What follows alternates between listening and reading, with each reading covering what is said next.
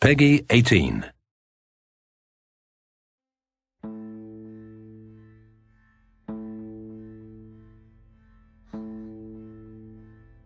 Hungry woods reaching high, snatch the light out from the sky. Leafy sighs, creaking bones, pray you don't get found alone. Crickly crack, the branches pop, it grows the night that never stops. The tree that leans with twisted grin, her limbs are thrown, her soul is sin. Underneath the crooked moon stalks the king on cloven hoof, in pale decay and empty gloom. He comes for you.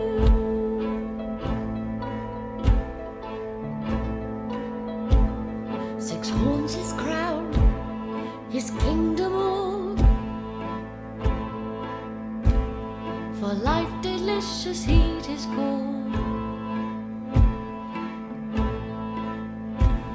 He carries six of sword and seal, once wayward souls the fallen kneel.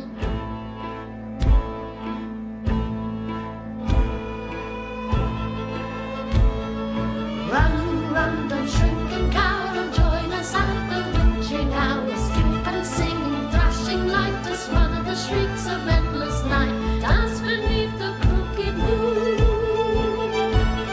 and rising rapture hand in hand, from pale decay and empty gloom.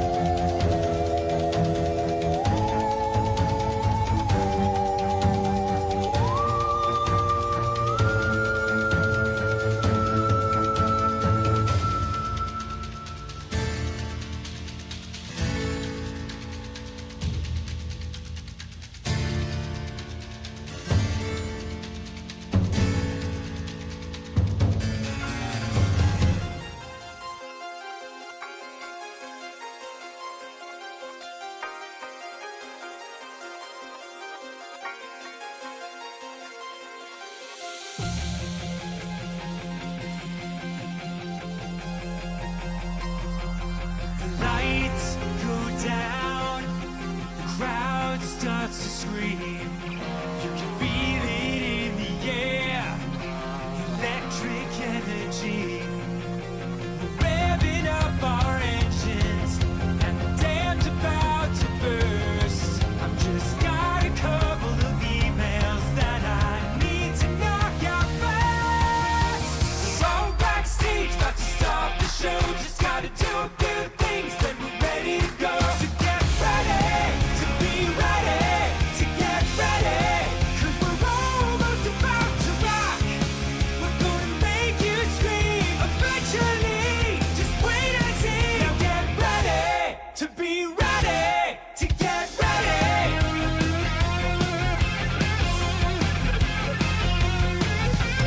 Be on stage in a second. Just a few things we gotta do. Gotta make the set list, wash the guitars, raid the entire crew. Gonna play with all my Legos, then we'll eat some snacks. Drop Ninja Brian off of his Brazilian wax. Drink some gas so we can play real fast. And then you better hold on to all of your ass. We're gonna crush this show, just a few more steps. Nothing says rock like meticulous prep. So get ready to be ready, to get ready, 'cause we're almost about to rock. We're gonna chill your spine, blow your mind, hold into time. Now get ready to be ready, to get ready.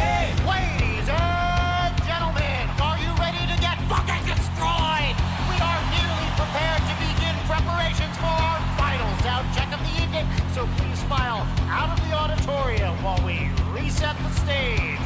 Thank you.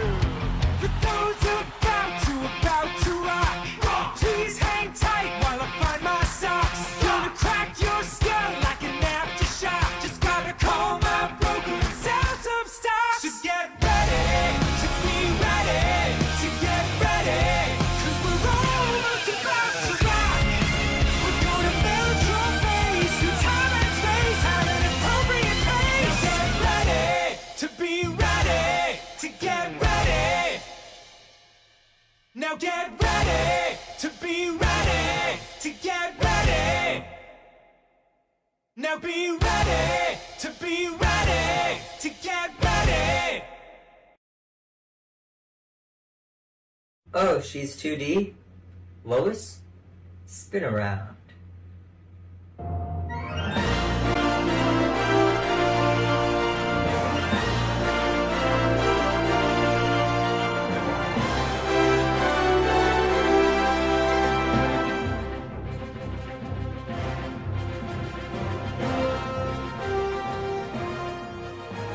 Ow, ow, ow!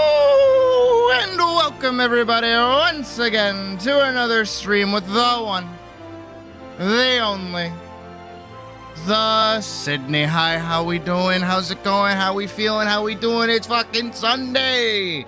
Sunday. This month is almost over. Almost done. Almost fucking over. I'm sick of it. I'm done with it. I'm tired of it. Let's go next. Next month is gonna be fucking rad. It's gonna be awesome. 1,000%. 1,000%. We are getting an Atlas update. We have to. Come on. You got it. You just got it. You just got to give it to me. Come on. We've waited long enough. Come on. Anyways, as most of you know, last night we managed to finish the film. The film is done. I did a little bit of extra editing to it last night after stream because I realized I fucked up a few places, but other than that, they're fine. So the film is ready to be uploaded at a moment's notice, but, or I should be saying but, we have to get the comic run up to snuff with the film, as that's how people will know, what the fuck is even happening in the film. So, yeah. That's what we're gonna do. That's today's plan, not tomorrow's plan. Today's plan. Tomorrow is presumably going to be more Terraria. Might very well be the end of our run, if I'm being honest. I feel like we're getting pretty close to just finishing things up a bit. which afterwards means that we're going to go back to Final Fantasy VII until Atlas gets updated at least, or something else comes along that I want to play. Actually, you know what? I forgot to look. There was one thing that I was really excited for that I did want to start working towards here on the channel. Game-wise. Let me look it up. No, not Blaz. It's Gran. This one. This one? Yeah. When does... July. Okay, so not until July 9th. Got it. So it's still a month away. Is Grand Blue Fantasy Relink's DLC. I actually really enjoyed playing Grand Blue Fantasy Relink all the way back in the day. This was before I started streaming, actually, so it was just like a fun game for me to play. But with the DLC coming out soon, Beatrix is going to be added as a character. She's one of my favorite characters in Grand Blue, so I really, really, really want to get her. So because of that, I was thinking about playing it on the channel for you guys, because I like Grand Blue, and it's not a it's not a gacha game for once. Isn't that something, right? Because Grand Blue started as a gacha game, then it turned into a fighting game, and now it's a beat 'em up game. It's actually really fun. I do enjoy it. It's got some Final Fantasy shit going on, which I do enjoy. So that's something I'll touch later, as well as all the way in October, I think it is. There's a new... we talked about it a while ago, but I haven't heard much of it recently. Here it is. Oh. What? Oh, never mind. I thought it was coming out in fucking October.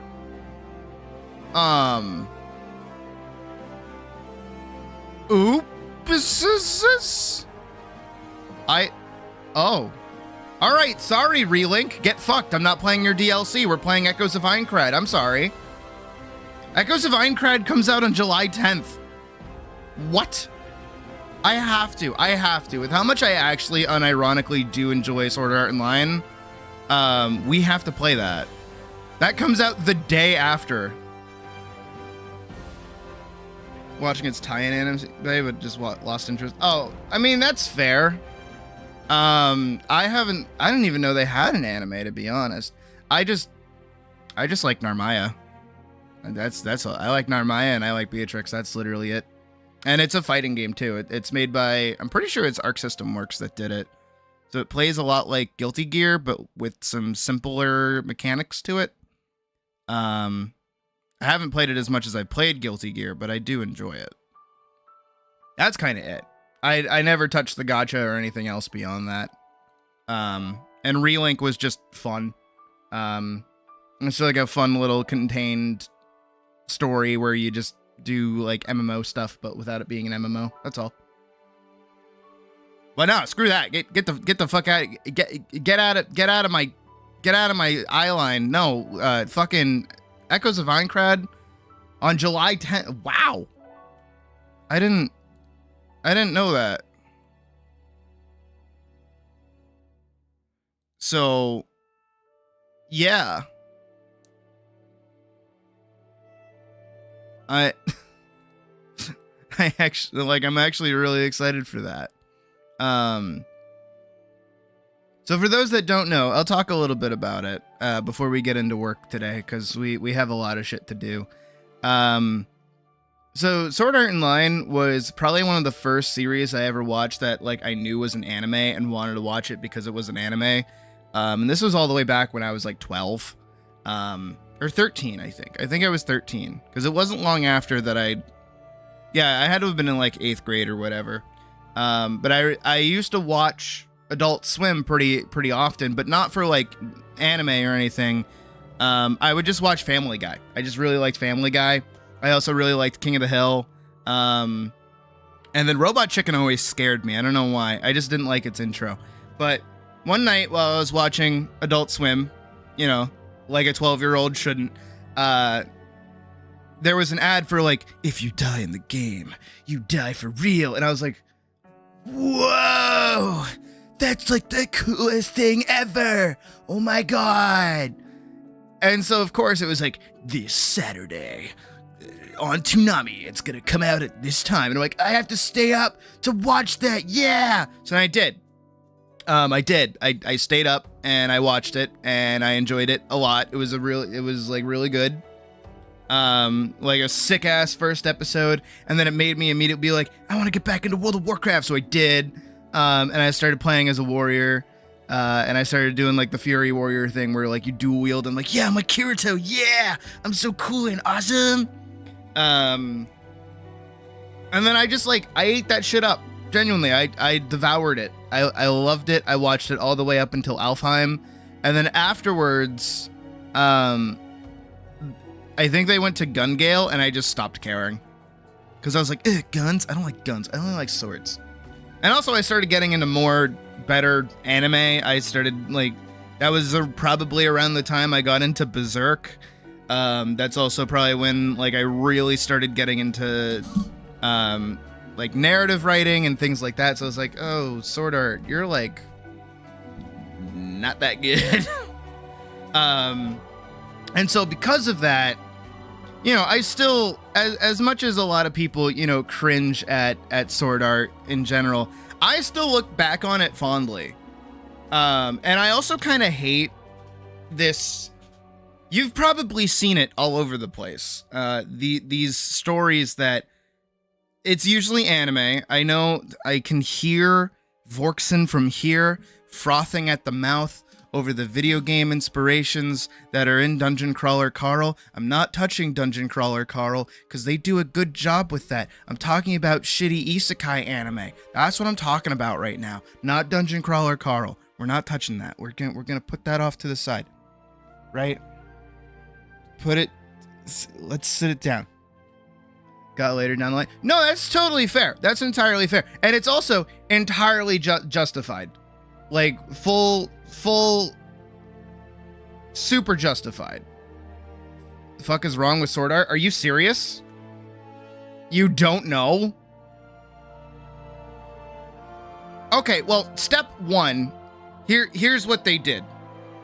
Because, like, again, I like Sword Art Online, but it's bad. And the reason it's bad is because they took what was, like, a pretty basic romance novel that, like, was dark and scary and fucked up and, like, introspective, made by a 16-year-old, which was already a red flag to begin with, and they turned it into a harem anime. And then it spawned the copy-paste, black-haired, average main character with video game powers who gets super overpowered all of the time. All of the women seem to love him for whatever reason. And, like, everything is just surface level to allow people to feel like playing video games makes them really cool in real life.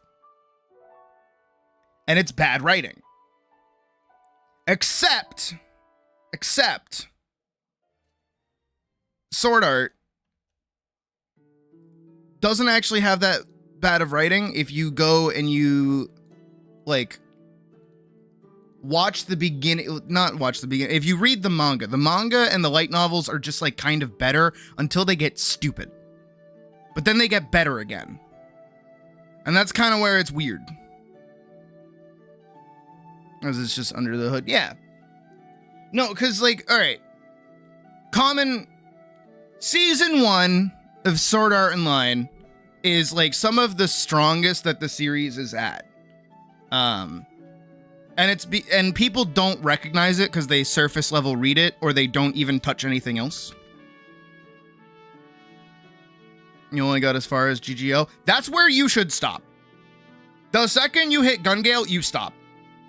Because it's bad. After Gun Gale, it gets bad. And then you go watch Ordinal Scale. And then you ignore all the side characters because they do. And then you just enjoy the main story because it's meant to be a fucking romance between Kirito and Asuna. That's it. That's the whole bit of Sword Art Online in general. Right? And that's the problem with the anime. Is that it's like, well, actually, we're going to make Kirito this ladies' man, and all these women are going to be into him. We've got the child one. We've got the blacksmithing one. We got the sexy one. We got the sad one, and we've got the actual one. And it's like, the actual one is the one that he's a loving husband. Kirito unironically is like a loving husband. That is his like defining character trait. And then when you actually like focus down and you like look at the story and what's going on, and then you read the manga where most of the fucking harem stuff doesn't even happen in the first place. Like, he doesn't go to Elizabeth isn't a character. Silica isn't a character. The black cats don't even get brought up until like way late into the story, because like the whole thing is about trauma. And they're using the video game world as this kind of like anchor point for it. In a world where being like a neat video game nerd allows you to make connections because it's suddenly turned into real life, what happens? Right? And that's like some of my favorite parts about Sword Art that unironically kind of get shat on a little bit, is like people get mad that it's like, well, you know, how come so many people died playing the game in like the first 2 months? Does nobody know how to play a video game? And it's like, no. It's like do you know how many people played World of Warcraft that had never played a video game before? Would the novels classify as a seinen? Not really. They are kind of shonen. They don't have as many battles in them though, so it's like right in the middle. I'm pretty sure it was Shonen Jump that produced it though. Let me find it. Where's my book? Where is it? I don't actually know where it is. I don't know where my copy is. I see like everything but it. Witcher, Last Wish, Count of Monte Cristo, Game of Thrones, a couple Brandon Sandersons, All You Need Is Kill, House of Leaves, Gulliver's Travels, Blackadder, that's a movie. I mean, that's a TV show, but it's like a disc. Where the fuck is it?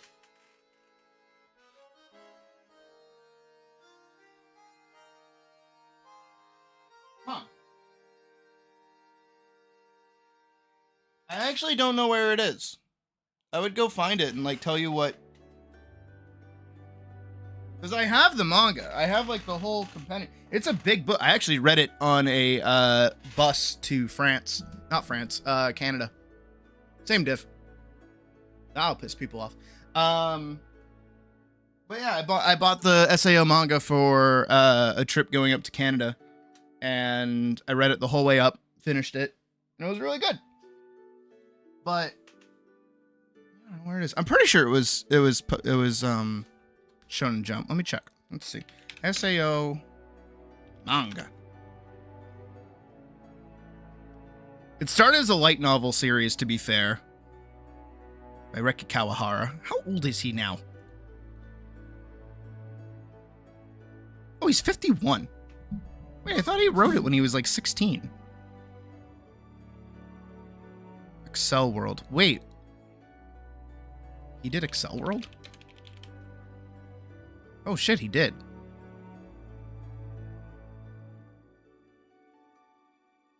Brain burst. No shit.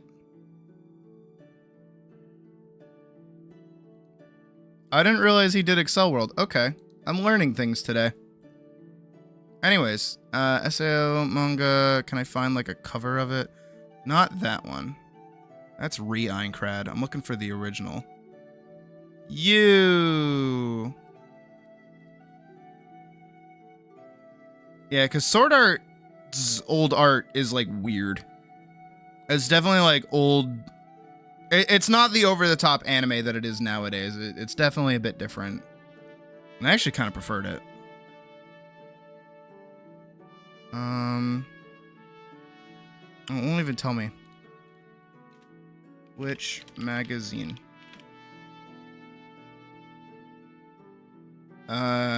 Instead is broken into multiple adaptations by different illustrators that were primarily serialized in ASC2 MediaWorks publications. Dengeki Bunko magazine, main home from Einkrad, Fairy Dance, Phantom Bullet, Mother Rosario, and Alicization magazine ceased print publication in 2020. Several of these later shifted to digital distribution via Comic Walker. Dengi's G magazine, Denki. Okay, so what is Denki? Dengeki. Got a new dog, but had to leave for something today. Oh, neat. What kind of dog is it? And Geki was a Japanese magazine published but yet sold monthly on the 13th that primarily contains information on Bishoujo games and also includes an entire section of anime based on Bishoujo games. The fuck is Bishoujo?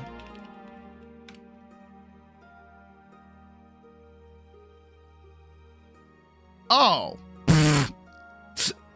Beautiful girl, a Japanese term for attractive young girls or women. It is a massive staple in Japanese pop culture, deeply embedded in manga, anime, and gaming.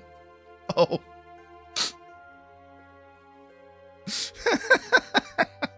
That makes so much more sense now. That's why it turned into a harem. And serializes manga and light novels based on such games. Okay, that makes more sense too. Okay.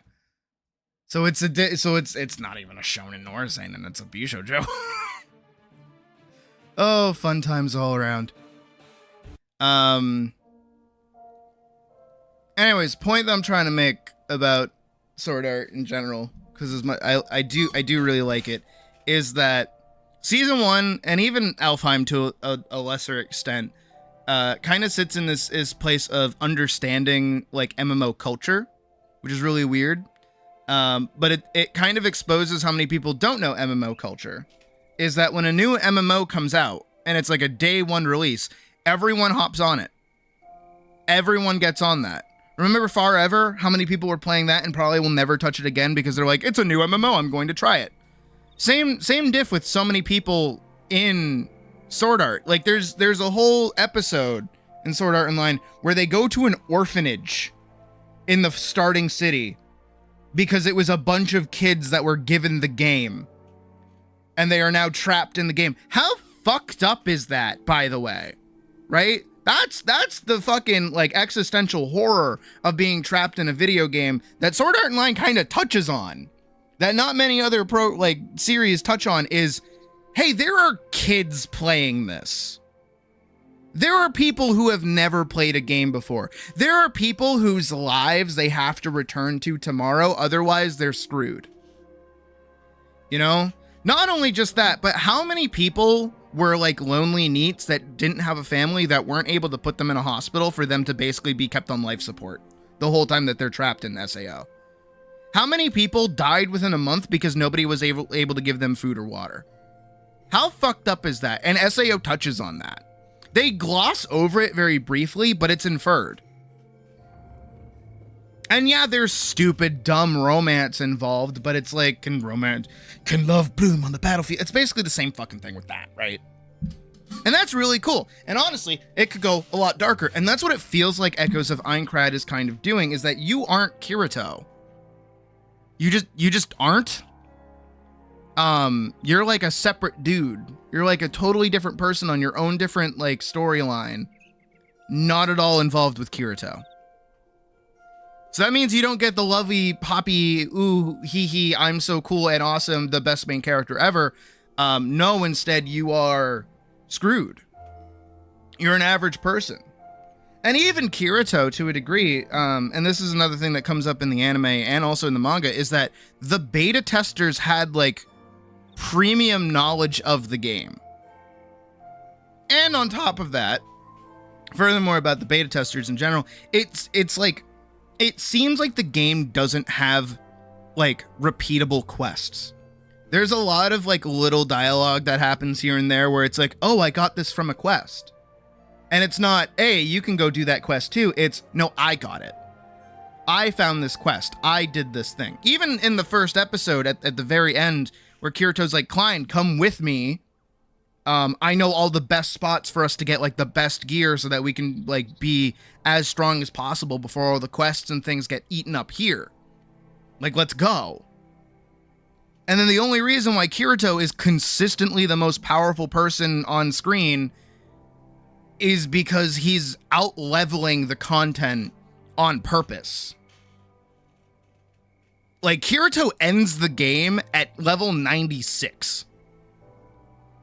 I'm pretty sure Kirito actually kills Gleam Eyes when he's level 96. The max level is 100 in the game. Boyo has been farming. He's got nothing better to do. And he's literally on his own doing his own shit. Everyone else parties up. Everyone else is trying to do whatever. They got fucking Zerg groups. They got like actual militaristic fucking, you know, units that do shit together. Kirito is out here being a one-man army with that high DPS. And they make it a point. And the sucky thing about that is that it's stupid. It's really dumb. It's really, really dumb. Because Kirito out here being like, I have 17,000 hit points and my health regens at 60%. You can't, I heal faster than you can deal damage. It's like, that's not cool. That isn't like cool. But they made it cool. He never has that moment. In fact, actually, he kind of gets done in by bullshit game mechanics. Like, the Kuradil thing where he almost gets assassinated. Totally a thing that happens in the anime. No, I mean manga. That's a thing that happens in the manga. That's like a real event that happens to him. Poor bucko. He gets paralyzed. Asuna has to come in and save his ass. But like when you look at what was added in the anime and what's like in the actual manga, there's like two whole different things happening, and it recontextualizes a lot of scenes. I mean, even Kirito at the very end where he gets like this dark evil coat and he's like, I'm actually super bad and evil. This is a video game. It's like that was dumb. I don't even remember that really happening in the manga though. I can't remember, nor can I find the fucking thing, so I can't tell you for real. Where did it go? It's probably in a box. It's definitely in a box. I mean, I have the Hunger Games on my desk for God's sake. But then SAO gets really dumb because it starts hitting like Leafa shows up and she's like actually his cousin and she like falls madly in love with him, but that is like an entirely different situation because like what that was supposed to be was like the dangers of meeting people on the internet and not knowing who they are. And like getting attached to people through the internet, not realizing like who they are on the other side of things.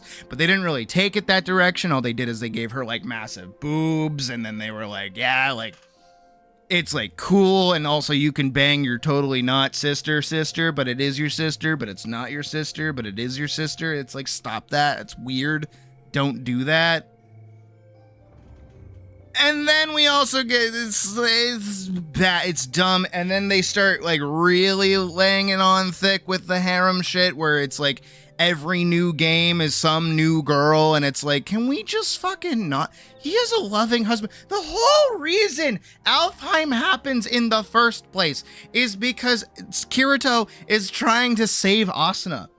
And she's like trapped in like a different video game. So that's like the whole reason he goes into Alfheim to begin with.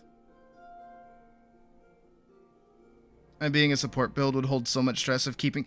Exactly! Again, that's the horror of the game. That like, it's a horror manga. It's not a harem manga, it's a horror manga.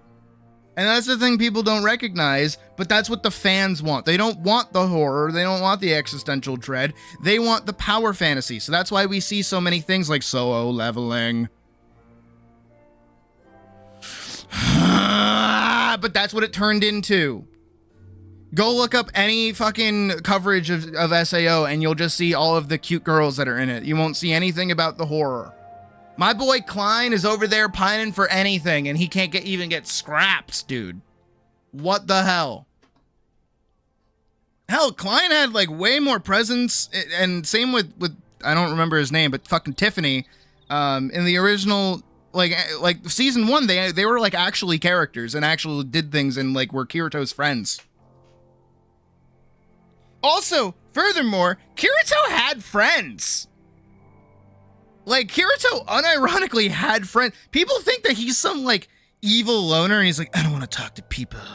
I'm gonna wear my trench coat and be like, don't talk to me, I'm a loner. I don't work with other people. But he's like, no, he had friends. He, like, made friends. like Tiffany was one of his best friends. I'm saying Tiff because I don't actually remember the character. Like Agiel or something like that. Klein was his buddy. Klein's whole little troop were his buddies just through osmosis. Asuna was like good buddies with him. There was that one fucking Irish guy. He wasn't Irish, but again, I'm just remembering from Abridged, who like, you know, was like super nice to Kirito, and Kirito's like, I don't hate you, but all right, you're like a role player, whatever, cool. And it's like, yeah, and also the Black Cats too. Can you imagine? This bothers me.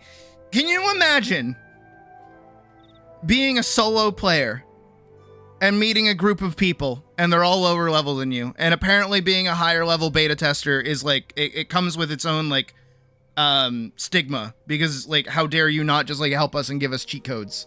Oh, you're just gonna screw us over because you're after power for yourself like all the other beta testers, right?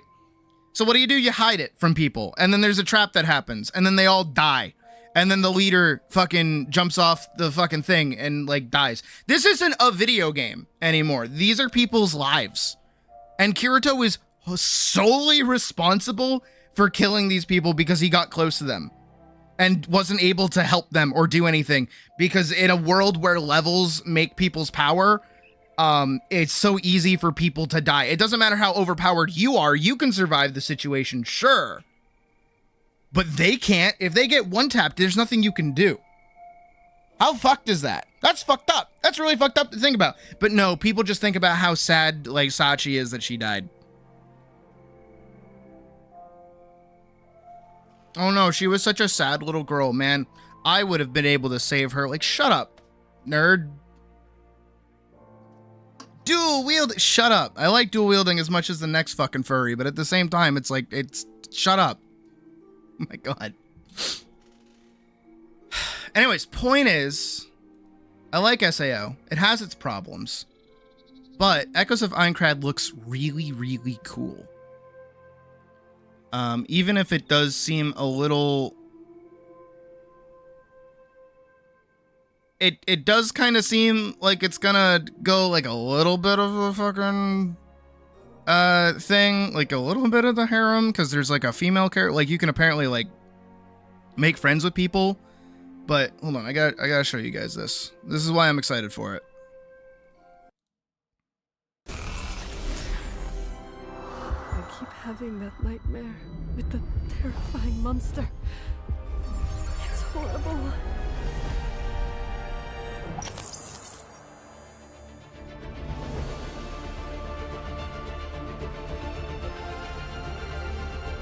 You'll need to level up and enhance your equipment if you want to get stronger. Ready? Ready? We all need to work together and help each other get out of this nightmare. Let's show them how well we work together.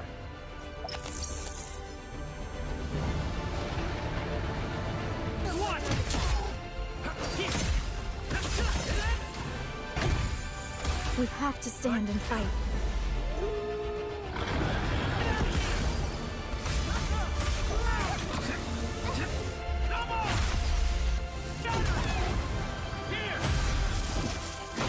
After all, stronger the enemy, greater the challenge!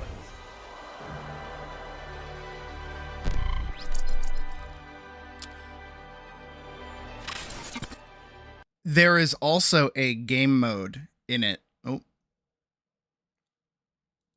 I was actually about to say that, champ. There's a game mode called Death Game, where the game gets harder, and if you die, the game ends. And so your save gets deleted. And that is exactly what I am going to do. I am going to play Death Game when that comes out. I want to do that. I'm going to do the hardcore challenge to beat the game first try. I'm going to do that. That's what I want to do. I want to do that so bad. I really want to. And it is a single player game, not a multiplayer game. Which is really cool. for like a weird reason, because I think if they turned it into an MMO, it'd be silly. But with it just being like a single player game, I want to do that. Hell yeah. That'd be really cool. So that's in like 2 months. Because we have to get through June and then we're in July. So let's hope that Atlas updates like sometime soon. Because if it updates sometime soon, that means we can get that out of our system and then we'll be open to play that. But also, like, all of the coverage around the game, I know that that gameplay trailer didn't really do it justice, but all of the gameplay, like, all of the, what is it, marketing for the game is talking about how they're really selling that this is Aincrad. This is the death game. This isn't, you know, Alfheim. This isn't, like, the lighter version of SAO. You know, like all the other games that they've made where it's basically just like a pseudo gacha game where you're just playing Kirito with a bunch of different outfits. This is, you make your own character, you are playing through Aincrad. You're doing a different story than the main story. I don't even know if you meet Asuna or Kirito. I don't see why you wouldn't, if technically you could be part of like the floor 1 party. I actually don't know how many floors are planned for the game. Let me look that up. Echoes of Aincrad. How many floors will there be? Focuses on the first 2 floors. Chose to create highly detailed, densely packed worlds rather than rushing through all 100 floors. Full 100 floor recreation would take roughly 10 years of development time, leaving open the possibility of future expansions or DLC. Okay.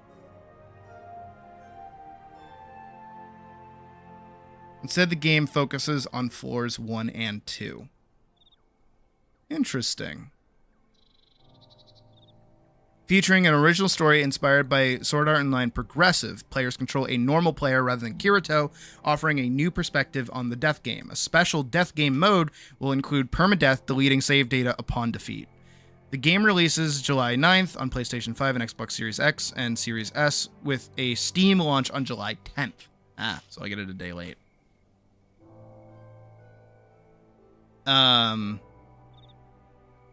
That's fine.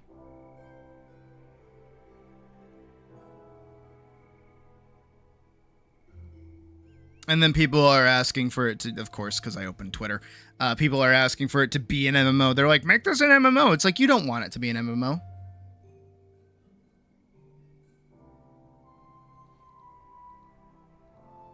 I don't...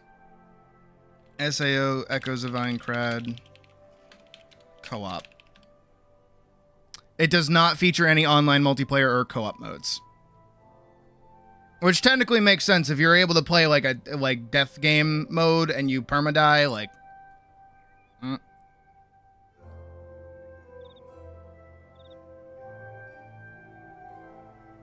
Well, understanding that having a large multiplayer events like Alicization, but I was hoping for some multiplayer akin to Fatal Bullet. It's a single-player game, which is the best I can play at my own pace and take it all in. Plus no online expenses. Honestly, I agree. I concur.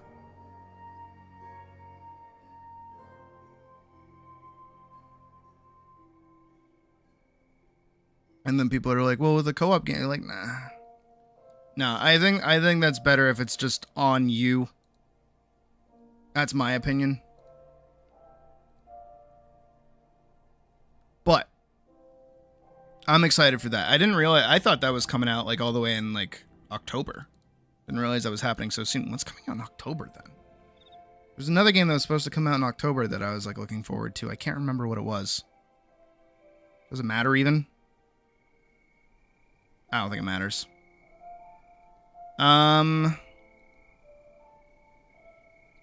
But that's a thing for 2 months from now. Not anything recent or anything close to us. And today we have comic work to get done. Ooh boy, so much art. Art. Gotta draw. We could co-op mod at some point, probably.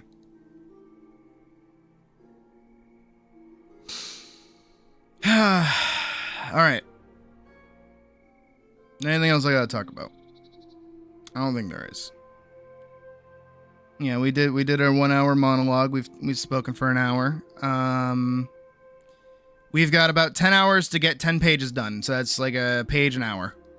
Do I think I'll be able to do that? Fuck no.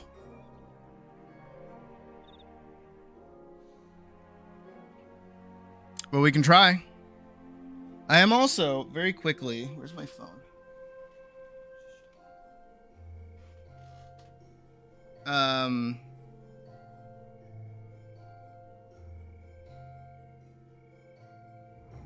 I need like drink.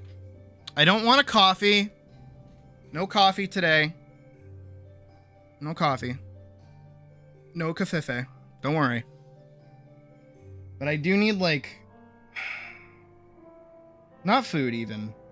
Just like something to keep my mouth tasting not like my mouth. What a weird way to put that. I'm sorry. Oh, also I totally forgot teacher. I'm going back to teacher because I put a lot of work into this and I want to wear it. So that's what we're going to do. All right. And I do have everything already pulled up. We're going from page 25 all the way up to 35, so that is in fact 10 pages. These are probably going to get rushed a little bit, but I think that's okay.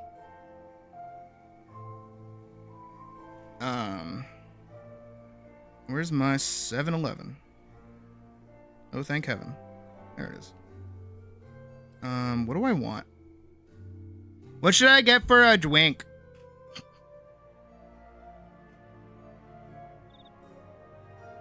Definitely not a monster. I don't want my heart to explode. I got potato chips. I would get an Arizona, but I swear those things make my tummy hurt.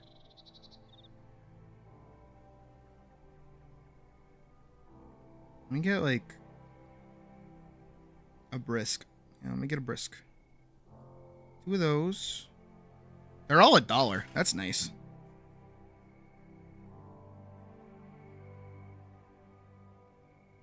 I will also get some waters. I can get 2 big fuck you waters for like $1.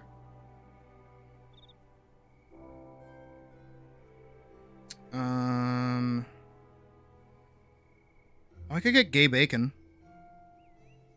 Apple juice. Or Coca-Cola. Weather rush to do all 10 today. Because I want this done with so I can upload the film. Regular Coke? I could just do a regular Coke. You are right. Should I do a bottled Coke? Or should I do a canned Coke? Or should I do a glass Coke?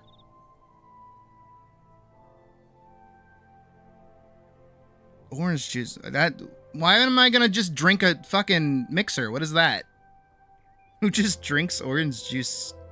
That goes in alcohol. What do you mean? What kind of Coke do I get? I have 3 options. The bottle one. What is even of that? I don't know what that is. Glass. I don't think I have a way to open it. Maybe I do.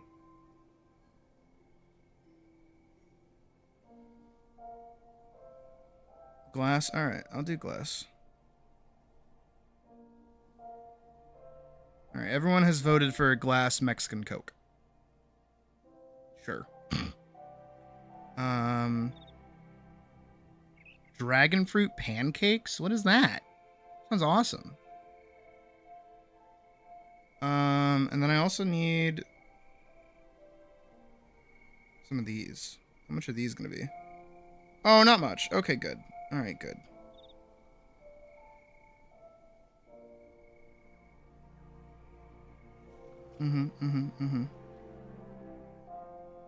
All right. I got 4 brisk iced teas, 2 waters, 1 Mexican Coke.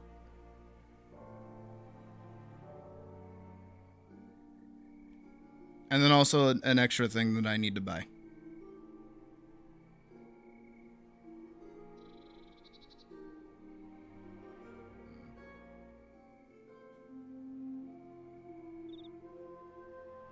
I thought I got more than that.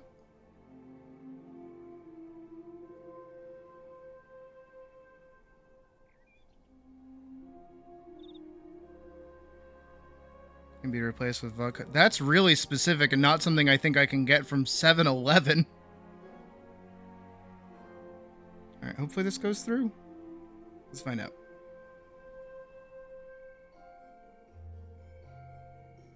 And that was paid for by Pocket. Thank you, Pocket.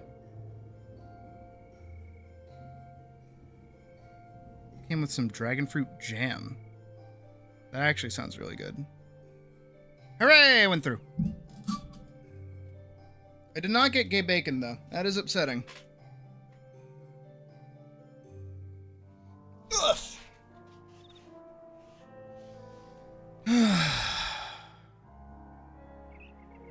Okay. Squeak.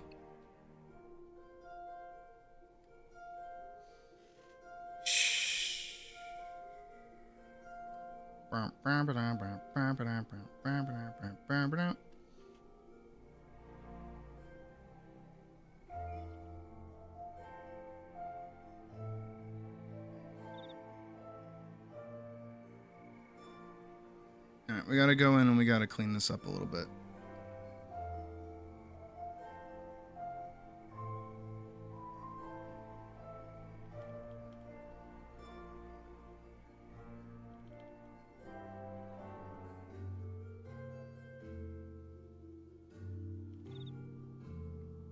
Have you guys never had rainbow airheads before?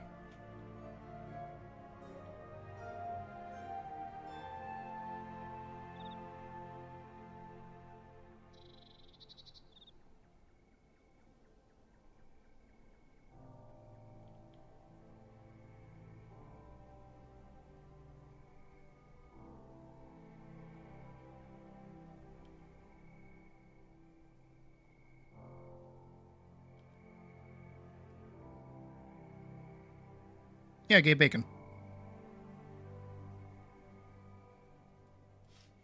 Alright, immediately.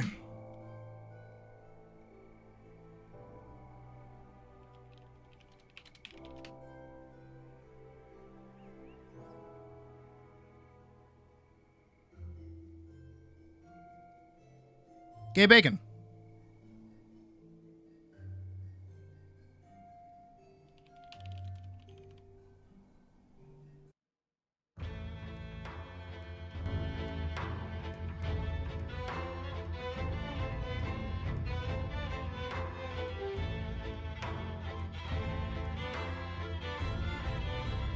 I've been calling it gay bacon for as long as I've been eating this.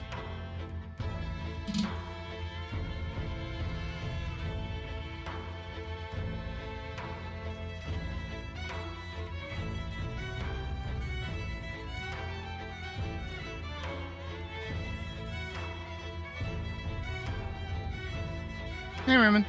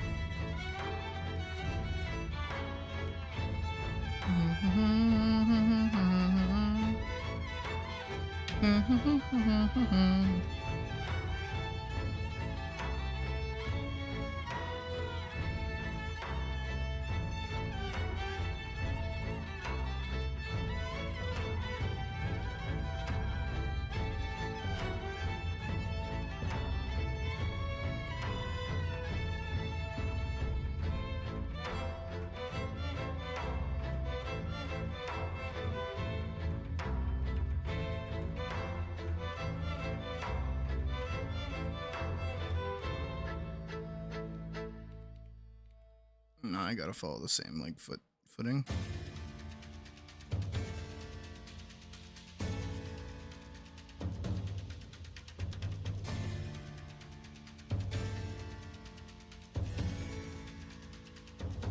Just gotta put her like here.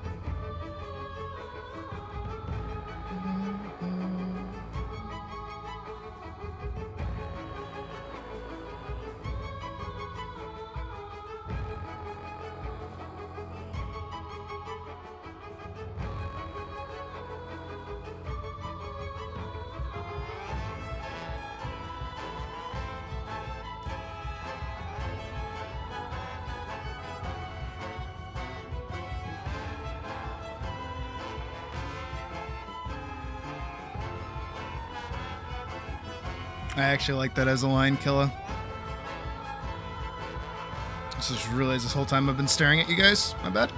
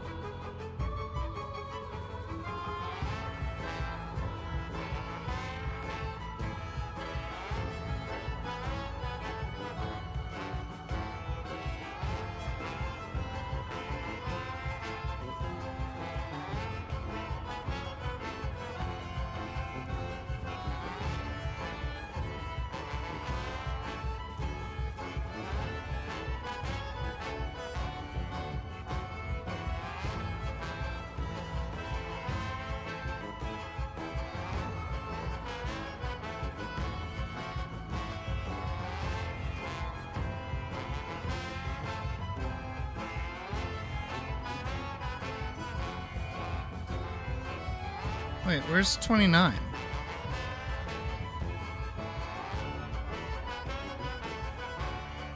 I skipped right over 29 when I was opening these, I guess.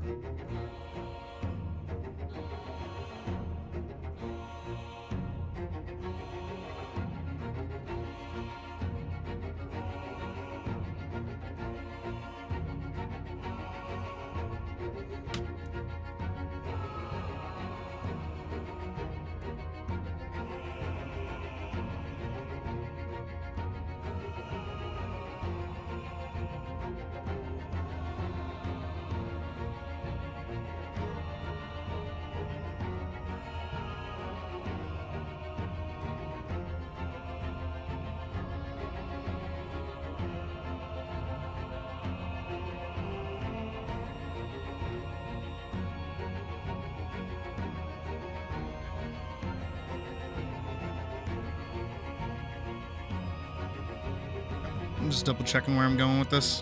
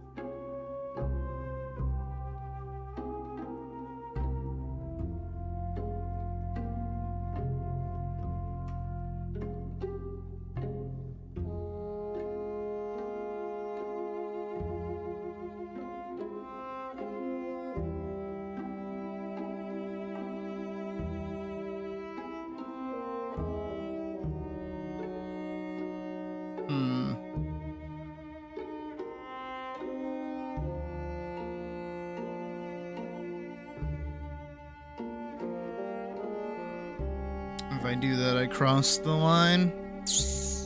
I don't want to do that.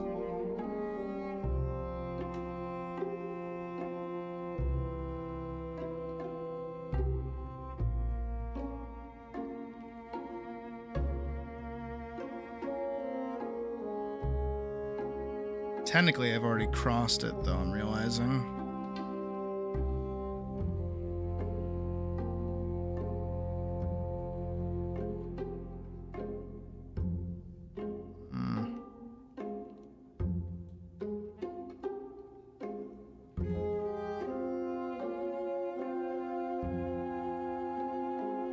Could just, like, grab these two and swap them around, I guess.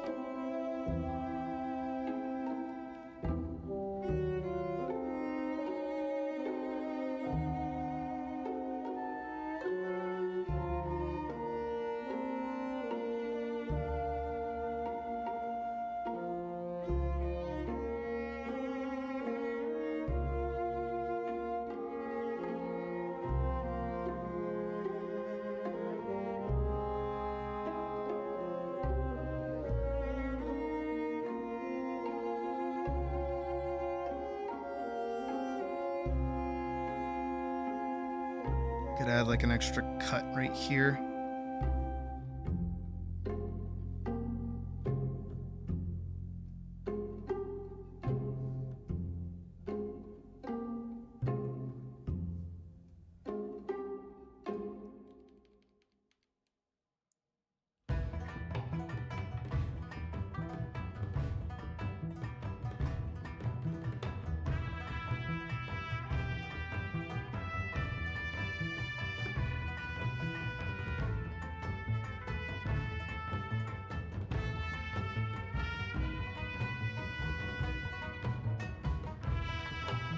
Oh, goody. My drinks are here. Give me 1 second. I'll be right back.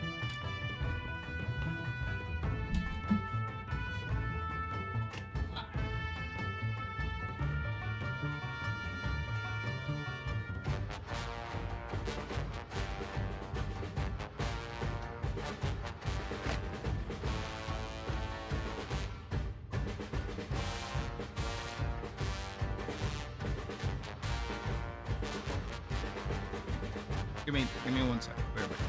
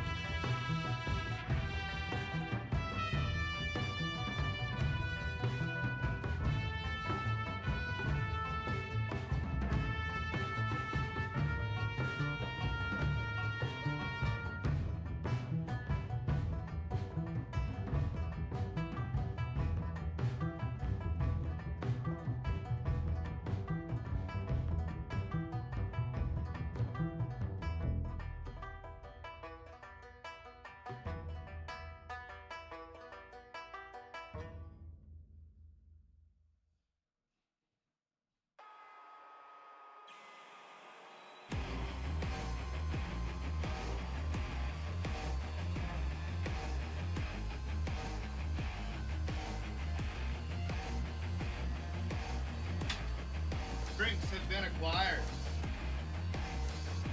Whoosh.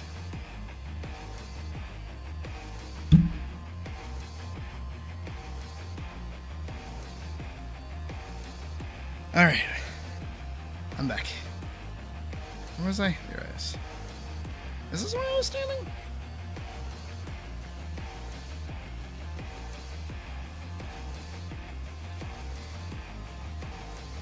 Whew. Alright.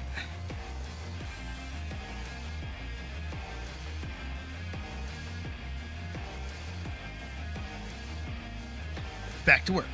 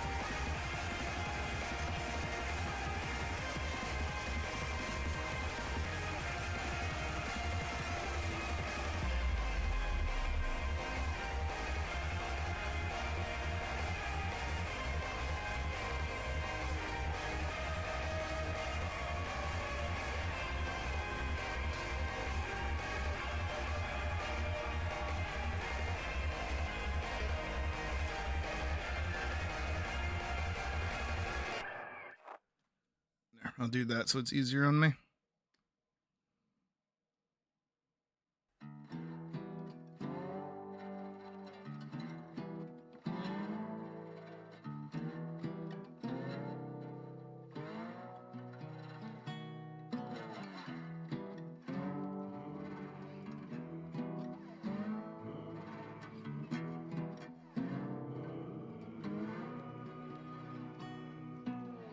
Two roads with no beginning cross where the water's low.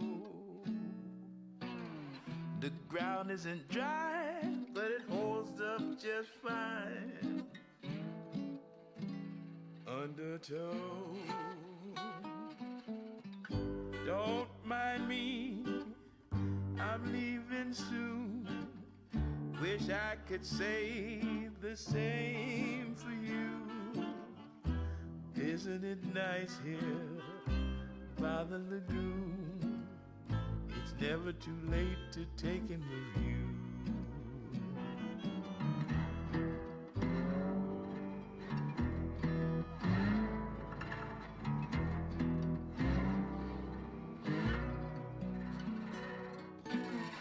Now what's that gliding in the water?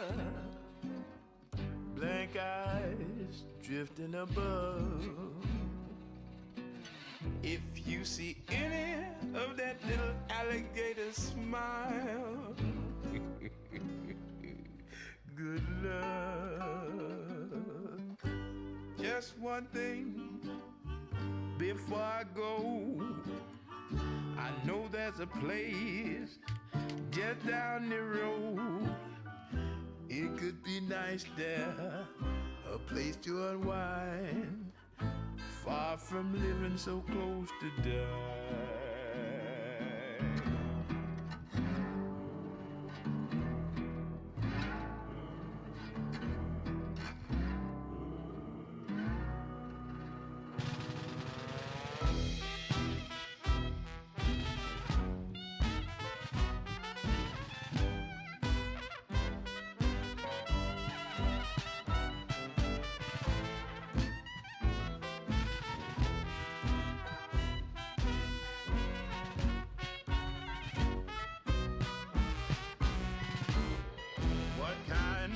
happiness?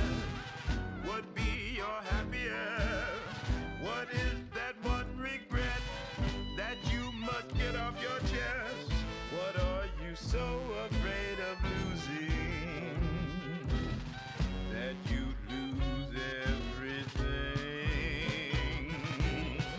Unless she is rolling by, steam blowing in gloomy light, just follow my lead and I will get you on board alive.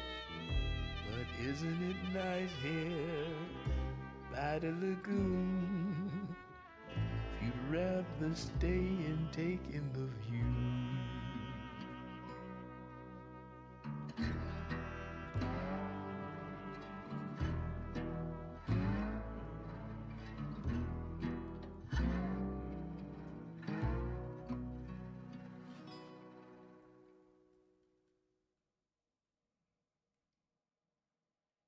This sinking ship, all rusted brown.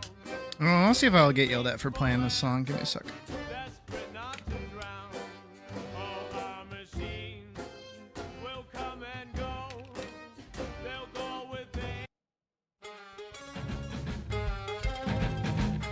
Let's find out.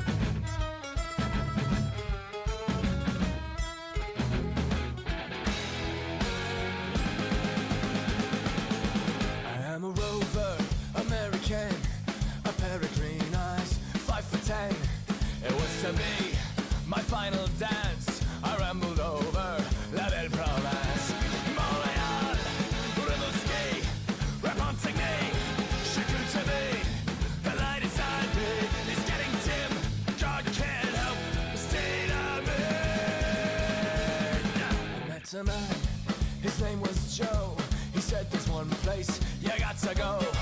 Along the mighty Saguenay, we ended up at Chez Bébé, Chez Bébé.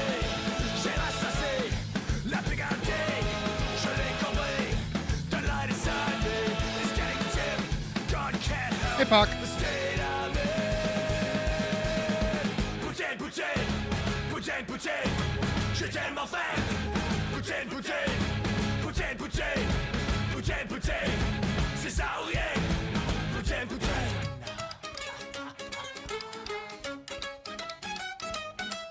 Morning sky, good morning sun. My prohibition has just begun.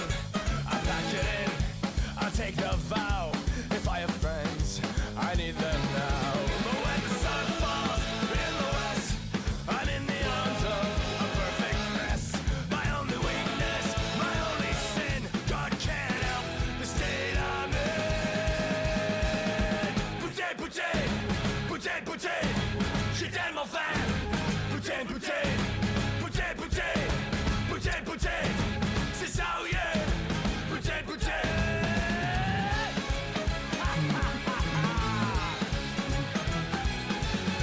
Yes.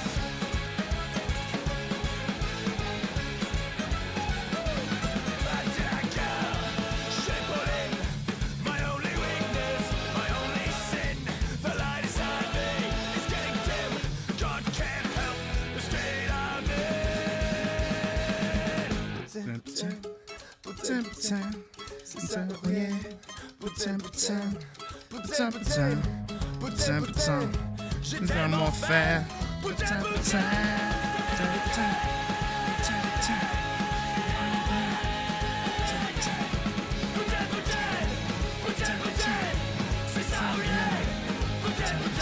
poutine. Oh, I definitely cannot play this song. Oh, if you want a song to draw routes to, I got you.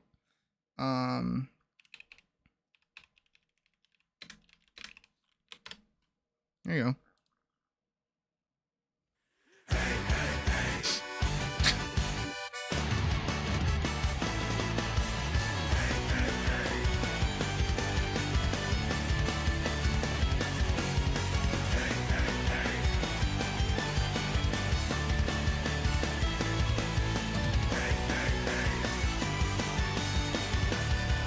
How did I do the hair again? When I first set myself on the road, Can't remember. Right. He does have the hair like tied up.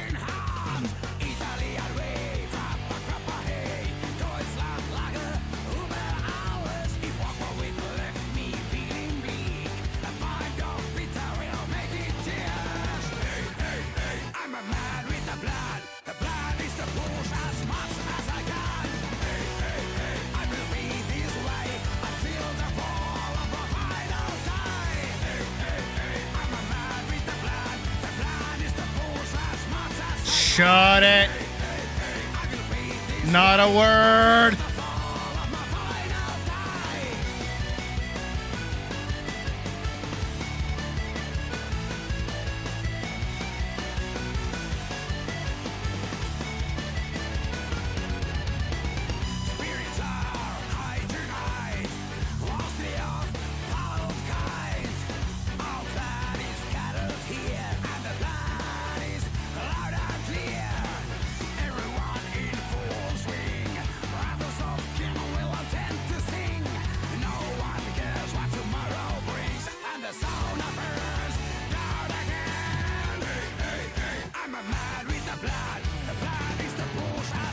Have to fill back up.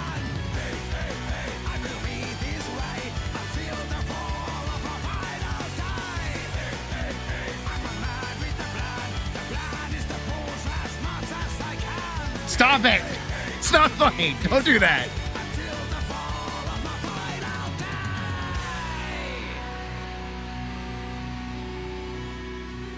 What do you think I have him get immediately off the horse?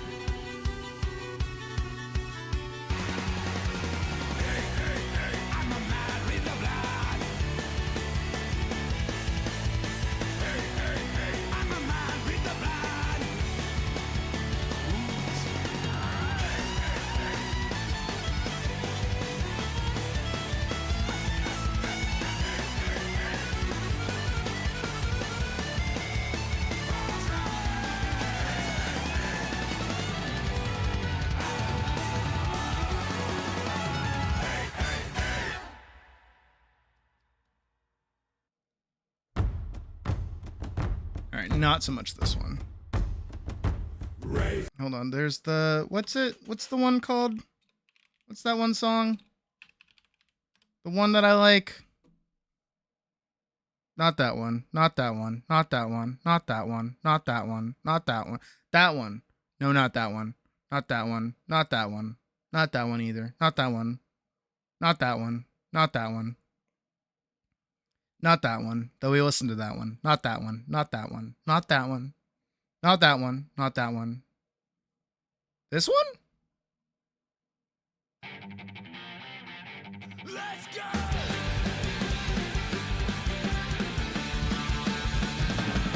This one. Top down, straight in, that's the way you want to win.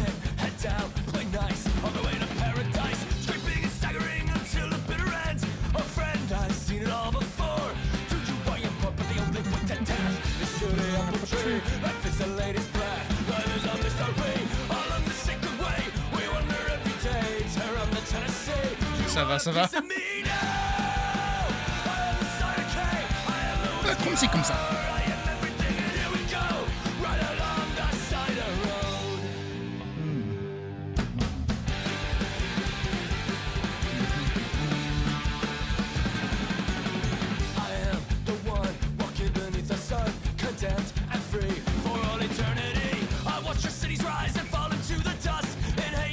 Larceny and lust.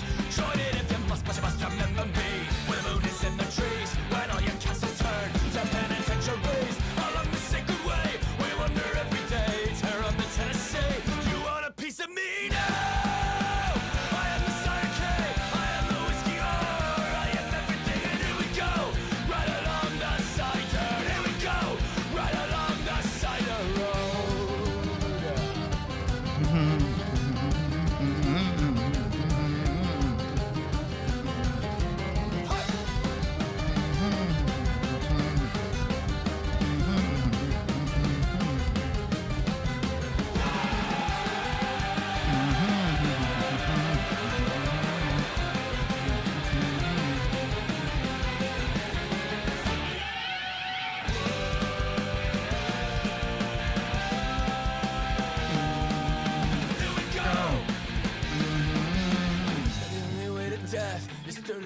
country. Life is a lady's breath. Life is a mystery. Not this one, too. A secret way. We wonder every day. Tear on the Tennessee.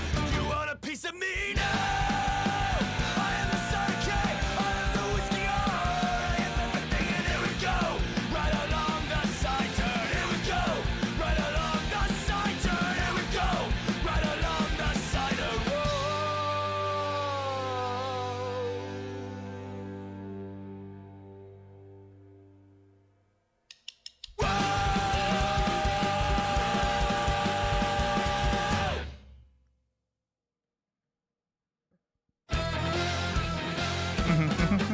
Hey. Your eyes were filled with stars, so you picked up a guitar, and how the people gave I love that. the attention that you I've been using this software forever, and I only just now realized that I could do that. That's awesome. But the world has watched you rise and fall 1,000 times before. Polka never dies. Hey!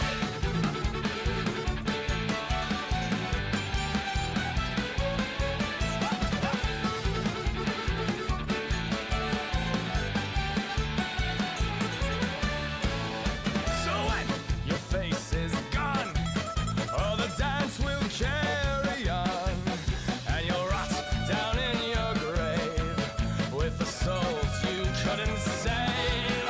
Tonight, the stage was yours. How they loved your moans and sighs, but the Reaper loved you more. Polka never dies.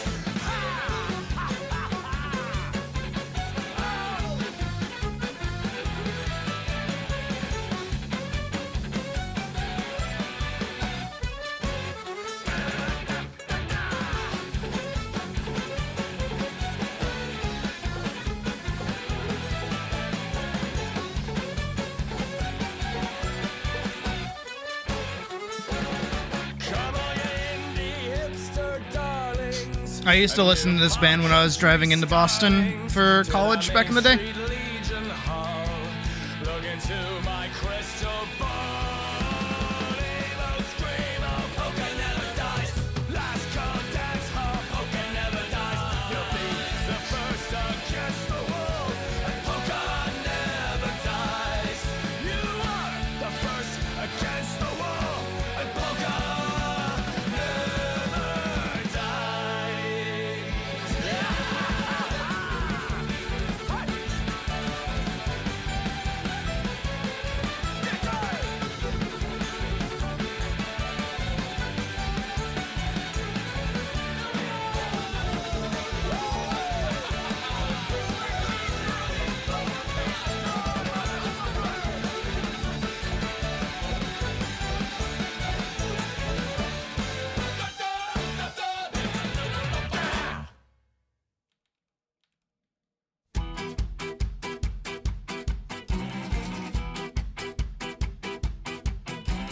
Picking up pieces of the day and casting them away.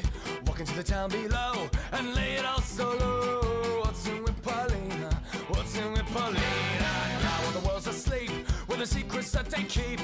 Climb till your legs are tired and your eyes are open wide. Polska Ukraina, Polska Ukraina now.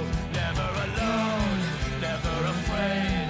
Slibovica under the shade.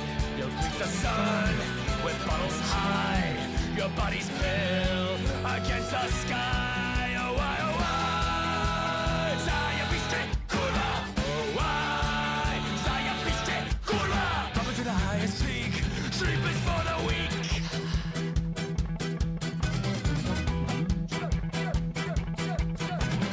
Fog is at your back. Your lead towards the black. Where the river's rising high, all along the countryside. Enter the hyenas, enter the hyenas. 1 for the 8 to the K, 2 for Ascension Day, 3 for the dusty ground, and 4 for the life you found. Polska Ukraina, Polska Ukraina now. Never alone, never afraid. Slibovica under the shade. You'll greet the sun with bottles high. Your body's pale against the sky. Oh, why, oh, why?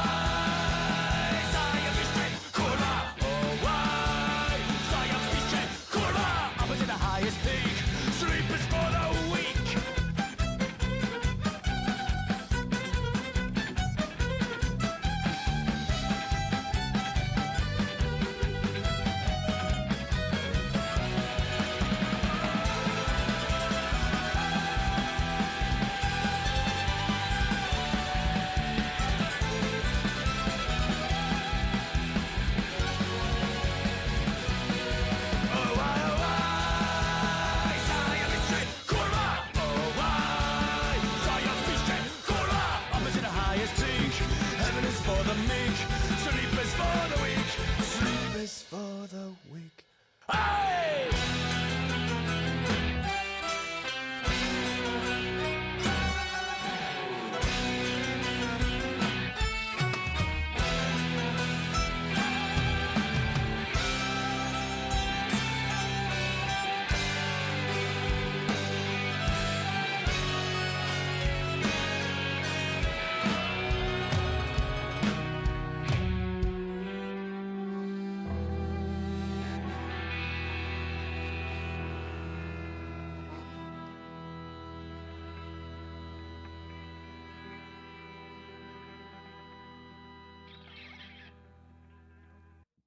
Oh, I bid farewell to the port and the land, and I paddle away from brave England's white sands to I'm just in a search sea for shanty my mood, I long guess. ago forgotten friends, to search for the place I hear all sailors end. As the souls of the dead fill the space of my mind, I'll search without sleeping till peace I can find.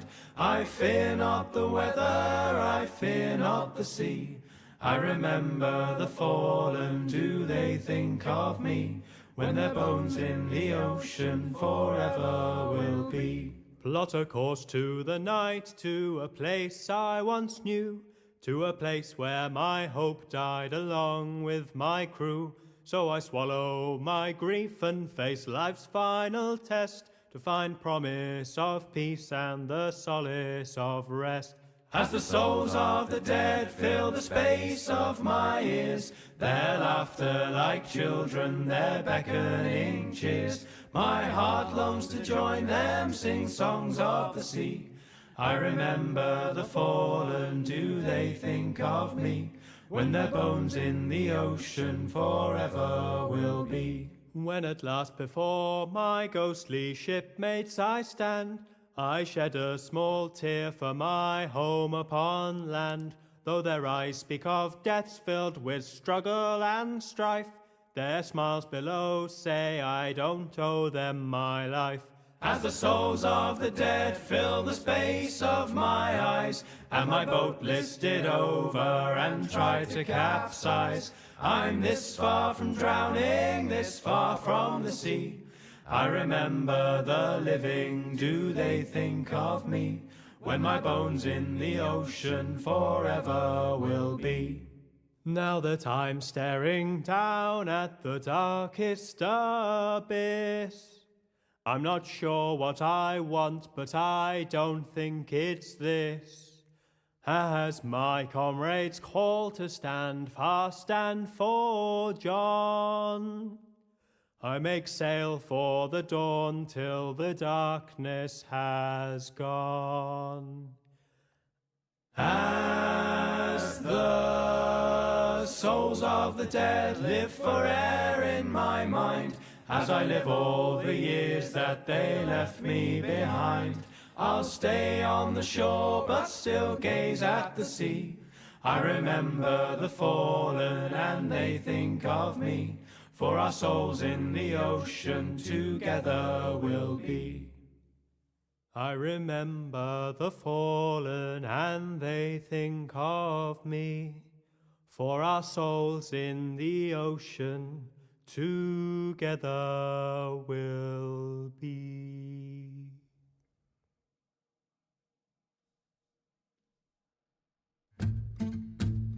I like this track too.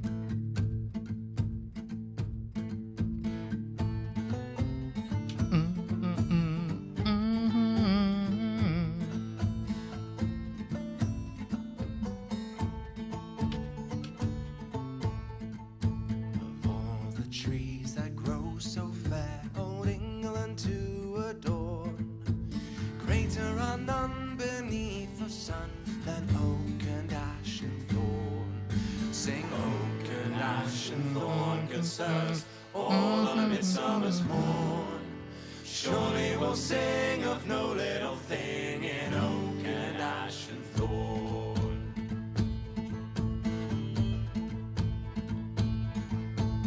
You that is old in churchyard mold, he breatheth a mighty bone. Boulder for shoes, do wise men choose, and beach for cups also. But when you have killed in your bowl, it is filled, and your shoes are clean outworn. Vacuum of speed for all that you need to oak and ash and thorn. Sing oak and ash and thorn, good sirs, all on a midsummer's morn. Surely we'll sing of no little thing in oak and ash and thorn. Sing oak and ash and thorn, good sirs, all on a midsummer's morn. Surely we'll sing of no little thing in oak and ash and thorn.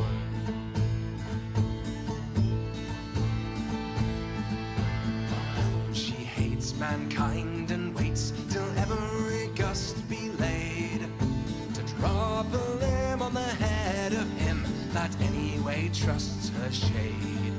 But whether a lad be sober or sad, or mellow with ale from the horn, he'll take no wrong when it lieth along neath oak and ash and thorn. Sing oak and ash and thorn, good sirs, all on a midsummer's morn. Surely we'll sing of no little thing in oak and ash and thorn. Sing oak and ash and thorn, good sirs, all on a midsummer's morn. Surely we'll sing of Really no quickly, little how far away is thing the in aquarium oak from and where I ash live? and thorn.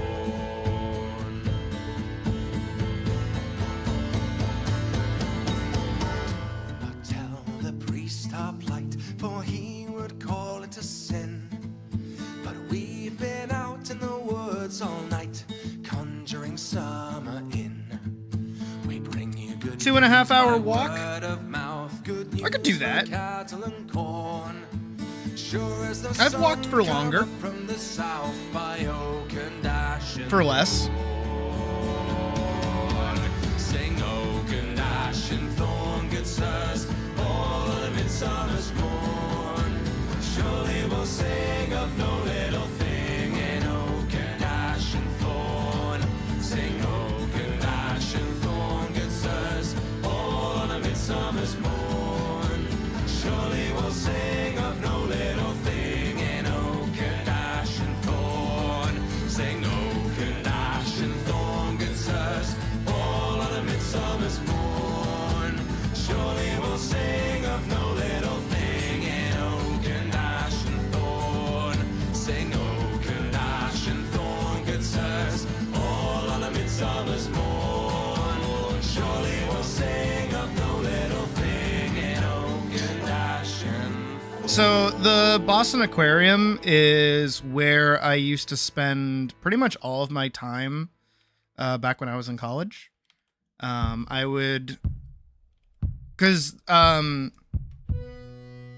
Mass Art, college I went to, is like right off of the green line. So you just hop on the green line, you go straight onto the blue, you transfer over to the blue line, then you get off at the stop of the aquarium. And I used to trying to fight with the music. I used to go to the aquarium because there's a literal stop called aquarium. I'd get off there and then I'd just walk around that area.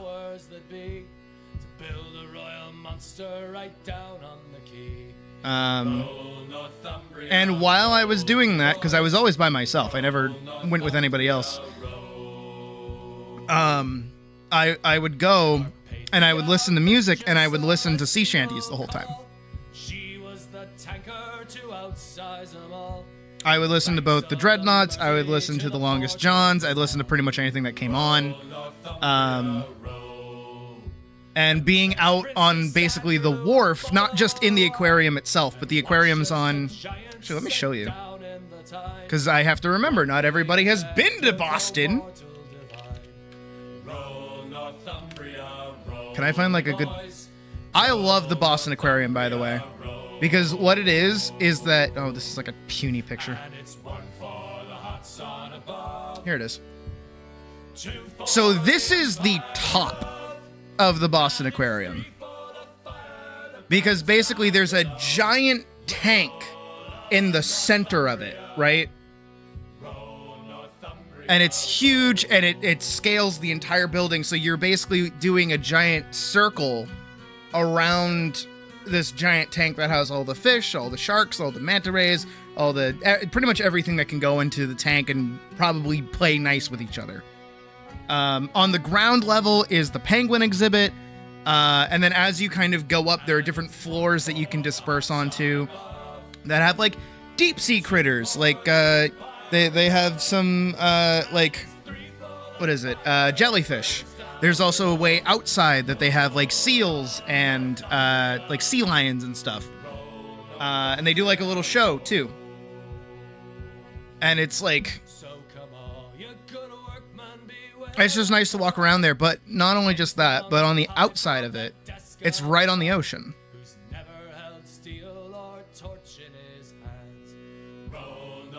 And I find like, it's literally called Seaport.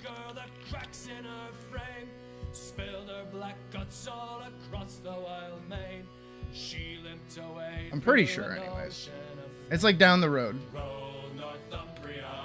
Boston Aquarium outside. Trying to find like a good example of what the outside actually looks like. Because it's not far from Faneuil Hall. Here it is.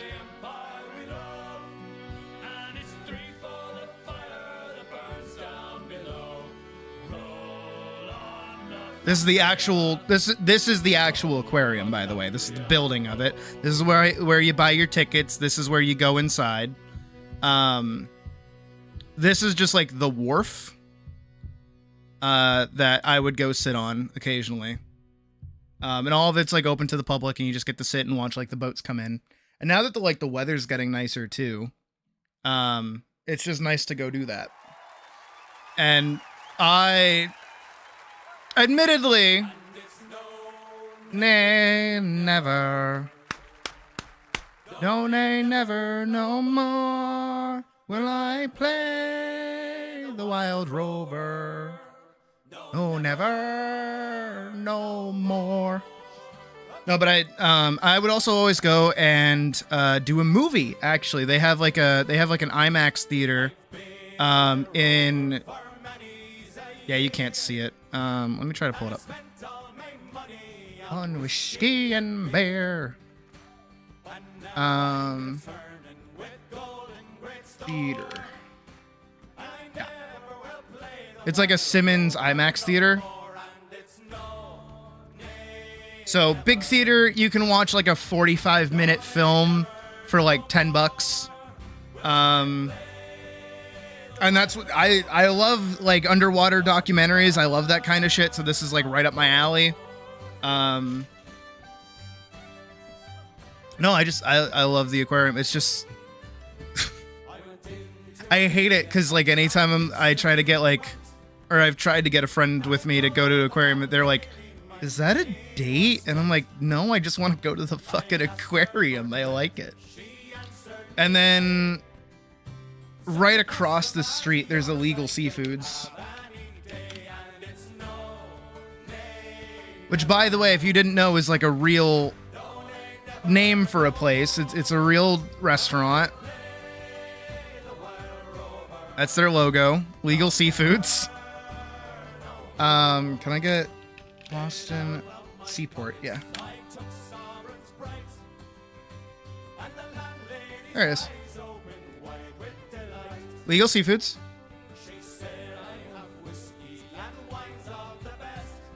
Love going there. I love seafood. No, exactly. No, I really like the ocean. I really like fish. I like eating fish. I like looking at fish. I like learning about fish. I like the deep sea. I love jellyfish. Yeah. Yeah, so you can see here on the map, they have like the bottom exhibits where they have all the penguins. And then as you go up, you can go to the top of the giant like tube. If I end up going, I'll take pictures and like share them with you guys. And on top of that, if anybody ever comes up here for a furry convention in the future, I'll take you to the aquarium. We'll go to the aquarium together.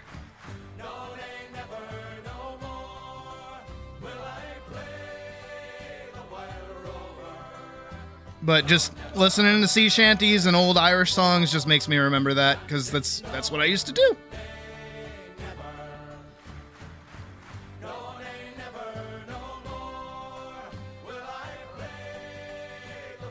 Is it bad to splinter off to do your own thing? Not at all. Well, okay, I think that some people don't like it when you do that, but I'm totally cool with doing that.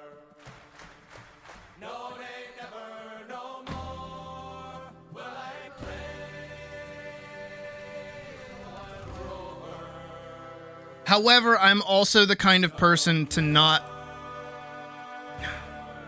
If you want to go do your own thing, right? Hold on, if I do this.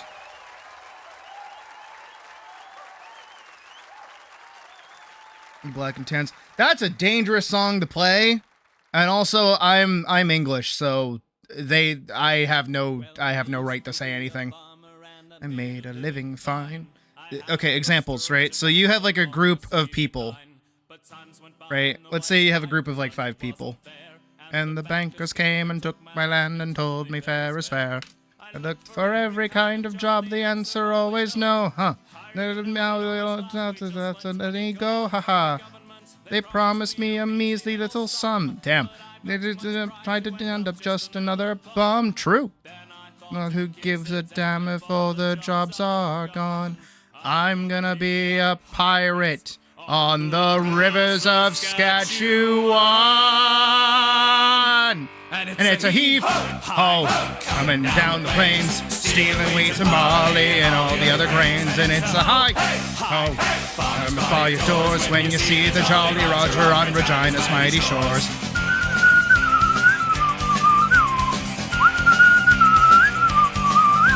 Okay, sorry. I got possessed there for a moment. My bad. Okay, social thing, right? Is if you're in a group setting and let's say you're at like the mall, right? And there's like Spencer's, and there's like Kohl's, and there's like an A&E or FYE, I think it was called. FYE, and then like a food. We'll say food, right? If, you know, the whole party wants to go into Spencer's and one person don't want to, I would then say, and then they like, this whole group goes in and leaves this person outside. That's bad. I don't like that. I don't like that in a social situation, right? I don't dig that. But if the whole group wants to go in and they're like, oh, we'll go into, you 3 go do something, and then we'll go into, and then you 3 go do something, that's good. I like that. That's nice. You know, the store's not going anywhere. You still want to go to there. You can just go to it later and still do something with this one friend that doesn't want to do it and not make them feel bad. Okay? And not ostracize them and make them wait around and do nothing. On the other hand, let's say that one person really wants to go into Spencer's and the rest of the group don't want to do that. That's also okay because the one person's like, hey, I'm going to go into Spencer's really quick. Presumably, they're not goofing off or doing anything. They're going in there specifically to get something, if you will, and then dipping. So it's like, all right, then all of us are going to go over to Kohl's. Just come find us afterwards, or we'll go do something else and let us know when you're coming back. That's also okay. If you're in a social group again, and like 2 of you want to go to FYE, 2 of you want to go to Kohl's, and 1 of you wants to go to Spencer's, you know, but you don't want to do any of those things like at the same time with each other for whatever reason, that's also fine. As long as you can all come back and like agree to meet up somewhere later down the line. I think that is also totally fine. And also, I've talked about it before in terms of my own social existence and how I deal with things, is I need like an anchor, right? I need like a person to be with at all times. Otherwise, I am a mess. Especially in a social situation like this where there's multiple people, I need someone that I can latch onto, right? Because regardless of what's going on in this conversation, I need this to be like my comfort. And slow, and your friends would leave you like 2 city blocks, but what the fuck? Okay, now, admittedly, Puck, I think walking with me would be downright miserable, because I like walking for the act of walking, which I know sounds like weird, but when it comes to like me going somewhere, I'm walking. I'm a wolf on a mission. I'm going straight ahead. I'm going wherever the fuck I need to go. My brother is the exact same way, which is why we really like walking with each other when he comes up to visit. Again, there was this one time, very recently, he came up to visit. It was like 2 times ago. We went to go get, like seafood, right? We went to go get seafood with each other, but the place didn't open until 4 p.m. and we got there at 3 p.m. So we're like, oh, we have an hour to kill. So you know what we did? Here's like the restaurant. There's like a block. We walked around the restaurant in a square for a straight hour. We didn't sit. We didn't do anything. We just went fucking pachoo the whole time. And we did this loop like 30 times.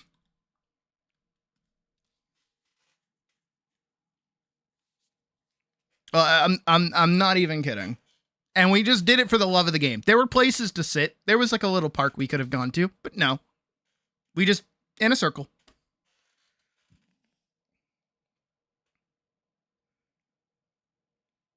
Should be an enjoyable experience for everyone there. Exactly. See, Hull gets it. But coming back to this, right, is that especially in my case, right, where I have my grand future plan. I'm gonna turn on music. It's weird having no music play. I'm so sorry for yesterday where we were just sound designing and there was no sound at all. Give me 1 second. I need.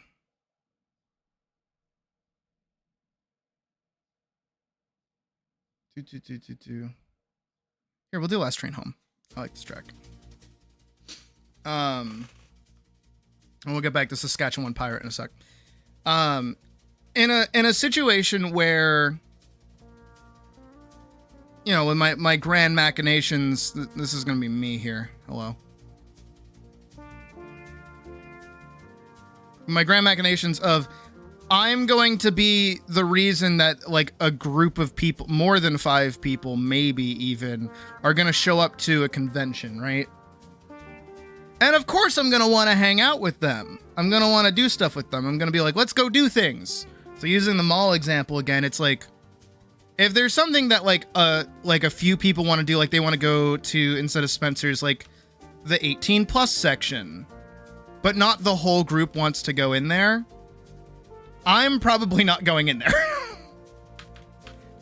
But I'll take the rest of the group to go, like, walk around the dealer's den. Right? And we cross this out. And we're going to call this, what is it? What is it? What are they called? Panels. Right? So these 3 goofballs can go into the 18 plus section together, do whatever the fuck they want. I don't care. But I'm going to take everybody else over to the dealer's den. I don't mind. And if everybody wants to go get food, but somebody isn't hungry yet, I'll be like, hey, you know what? Let's go get food as a group. Even if you're not hungry, let's go get food. I'll have to be the little ringleader over here. Be like, all right, guys, we're gonna go over here. We're gonna go over here. We're gonna go over here. We're gonna go over here. But for me, is I don't care what we're doing. We don't need to be doing anything, honestly. As long as I'm with people, I'm okay. As long as we're all having a good time together, we could be totally not doing anything important and be having a good time.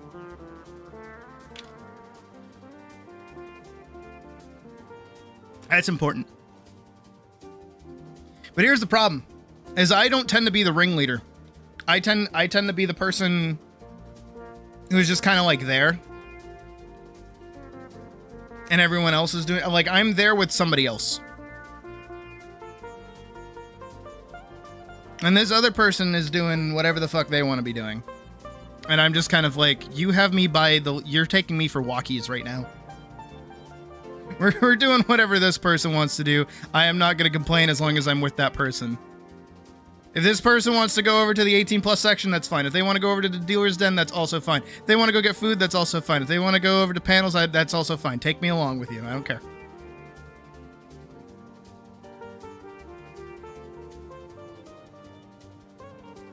But they need to understand that they have me by the leash. I know it's like a weird way to put it, but that's again, this is mostly for me. They need to recognize that they have, like, do I want someone to bring a Bluetooth speaker to play music? Depends on the music and the location. Just because some people are like annoying with it. As long as you're not annoying with it, I don't care.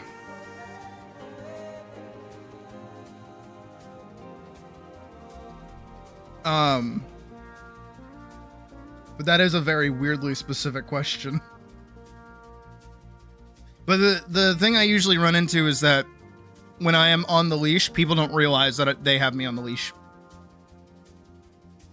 And they actually get kind of mad at me sometimes. They're like, why do you just keep following me? Is there anything you want to do? And I'm like, nah, I'm just hanging out. I'm having a good time just hanging out on the leash. Just take me for walkies. And they're like, that's weird. You should go do your own thing. And I'm like, I thought we were hanging out. Why do you want me to go do my own thing?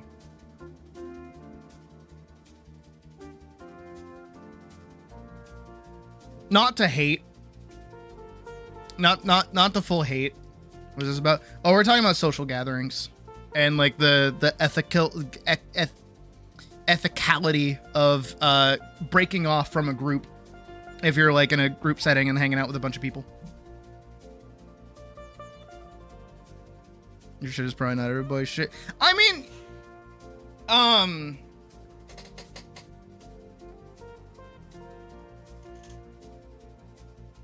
having one isn't bad, but just like having one while you're walking around, that's a little silly.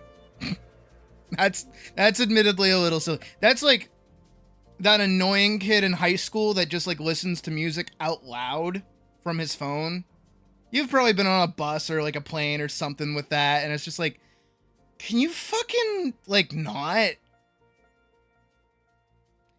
It's not the same, but it's almost like hearing somebody else on a phone call that's like really private, and you're just like, I'm gonna listen. I'm a little rat, and I'm gonna listen.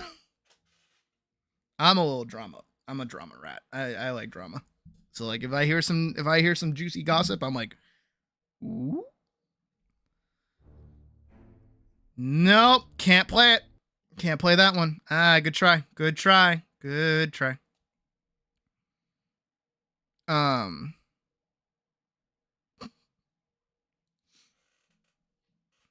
But no, and like in any kind of social situation, usually I think the most important thing, as everybody kind of knows, is communication. But within my own recent problems within communication, I think there's different kinds of communication, and it's I don't want to say it's exactly like it, but I'm going to use it kind of as an example, and people will probably understand where I'm coming from with this.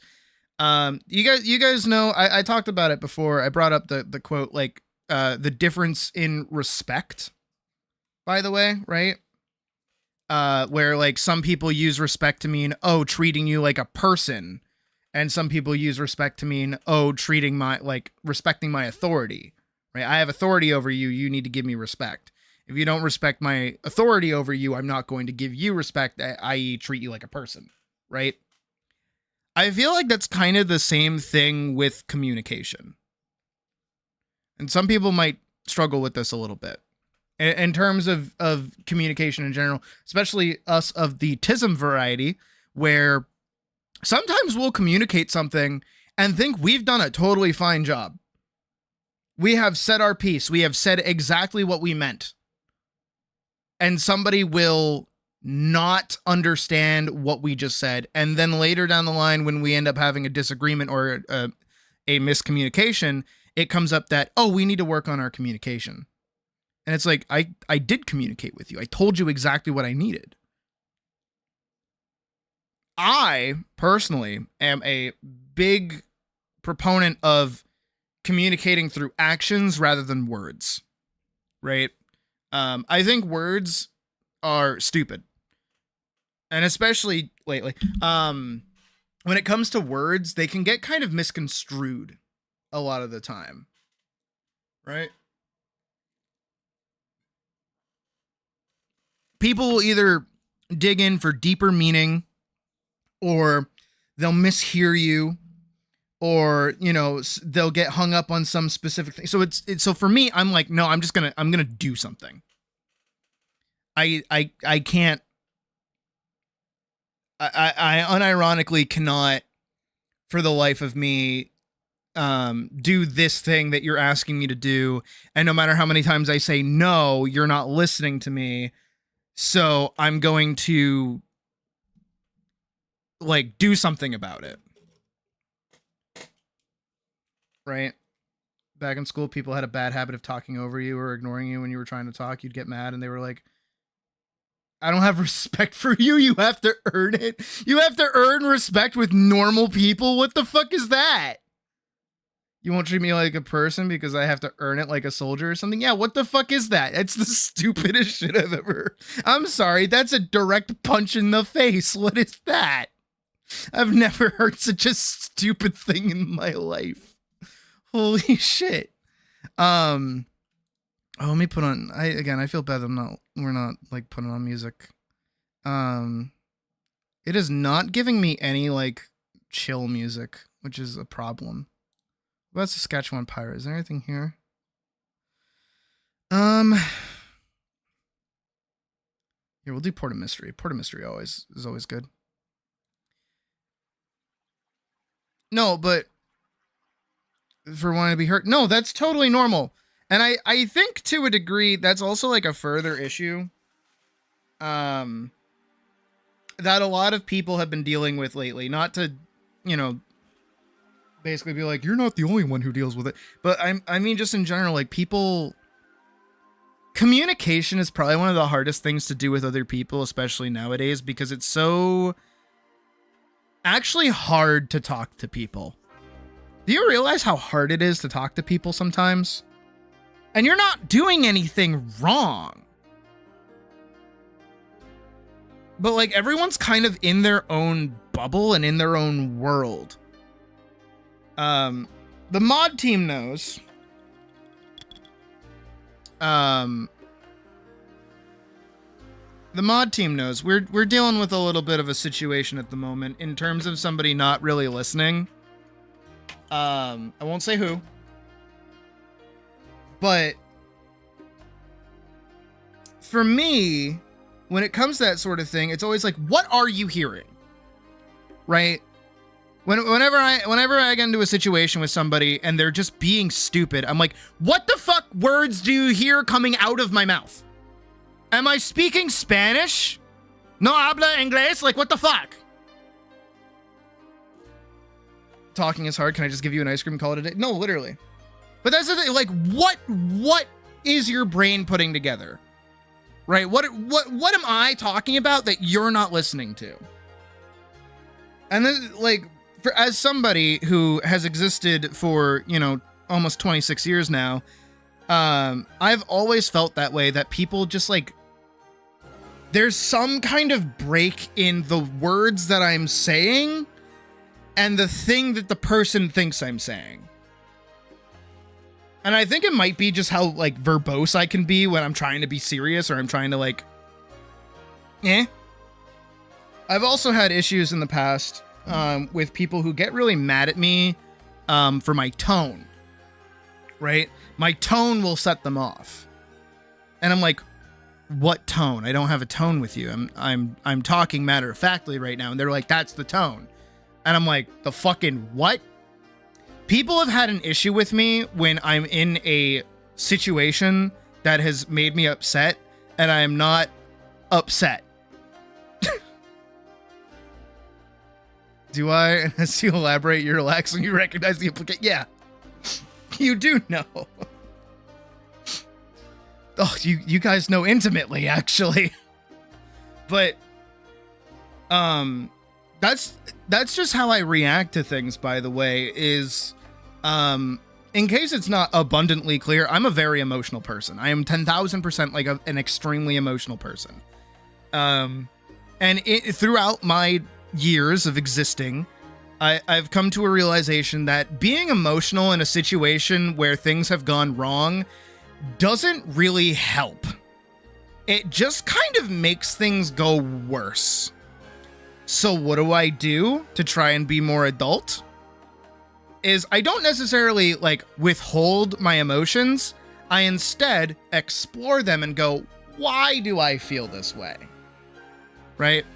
And I feel like a lot of people could like benefit from that just in general, is if you have like a knee-jerk reaction to something or a knee-jerk reaction to hearing something and it pisses you, like it just really boils your blood.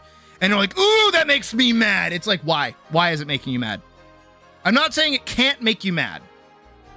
You have full right to be mad. You have full right to be sad. You have full right to be confused. You have full right to all of your emotions. Your emotions are totally yours, and how you feel is 1000% justified, but you need to go back and figure out why you feel that way. When you do that, it kind of helps you a little bit and puts you in a better mind space, right? This is also something that I've recognized about myself, especially as a streamer, is that there are times where people will try to start, not necessarily try to start arguments with me, but I'll have like a take or I'll say something, right? And somebody will go like, how dare you think that thing? That thing is wrong. How dare you? And I go, well, no, actually, this is why I feel this way. And the more I actually explain it, the more they're like, shit, wait, no, you like have that thought out and that makes sense now. Fuck. Some people just want to argue. Some people genuinely just want to fight. I'm going to put back on Port of Mystery. Like some people genuinely just want to argue with you. They want that emotional reaction. They want to see you be angry. They want that like emotional like knee-jerk reaction out of you. And if you don't give it to them, they get more upset over that than whatever upset them. Which really bugs me, because like I'm trying to be smart here and be like trying to be normal, trying to be cool with whatever is going on, but you're ruining it. Trying to think of like an example. I think there was one time with a friend of mine where we had plans to go do something. Right? We were gonna go somewhere. I can't remember where, but we were like, yeah, let's go here. And then we drove all the way there. We got there and the place was closed. And I was really looking forward to it. So I'm like really upset. And I'm like, man, I was really excited to do that thing. But I know in my little heart, right, that if I let that get me down, right, if I let that upset me, and I let the whole day get ruined because of that one thing happening,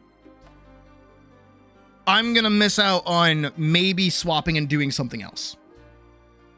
Right? I'm like, all right, I'll just do something else. Like, that's cool.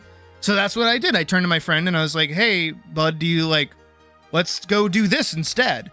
And he turns to me and he's like, what? No. Don't you care about this place being closed? And I'm like, not particularly.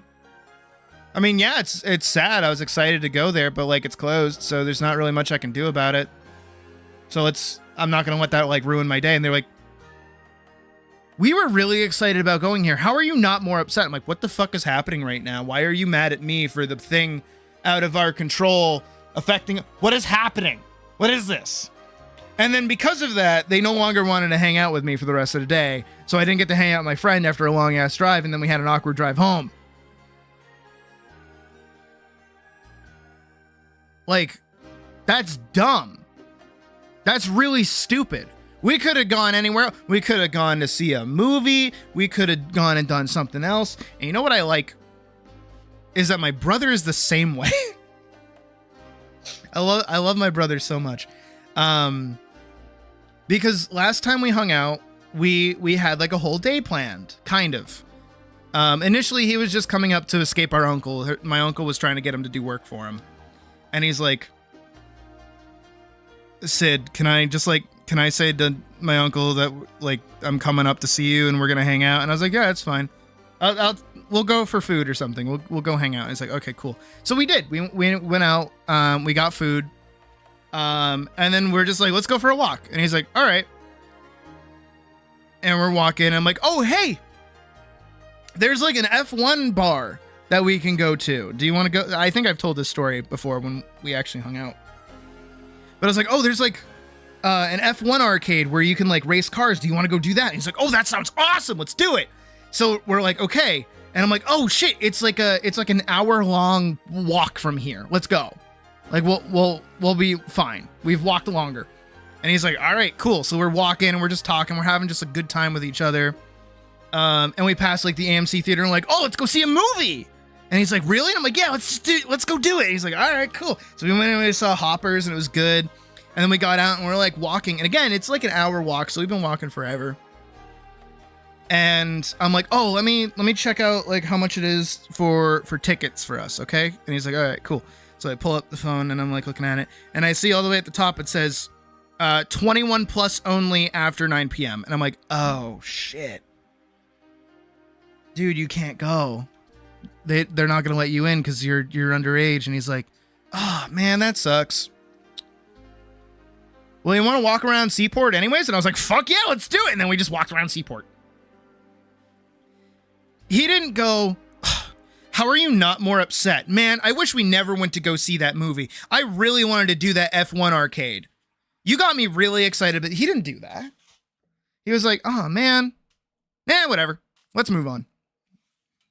And that's me and my brother for you, is we just kind of roll with the punches.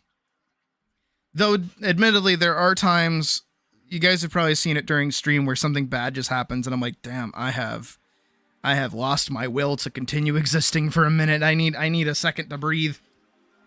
Because that happens to like a lot of people, you know? And I think the important thing when stuff like that happens is to just like, not necessarily take it on allow yourself to be upset, but at the same time, don't let being upset be the thing that like ruins the rest of your day. You know what I mean?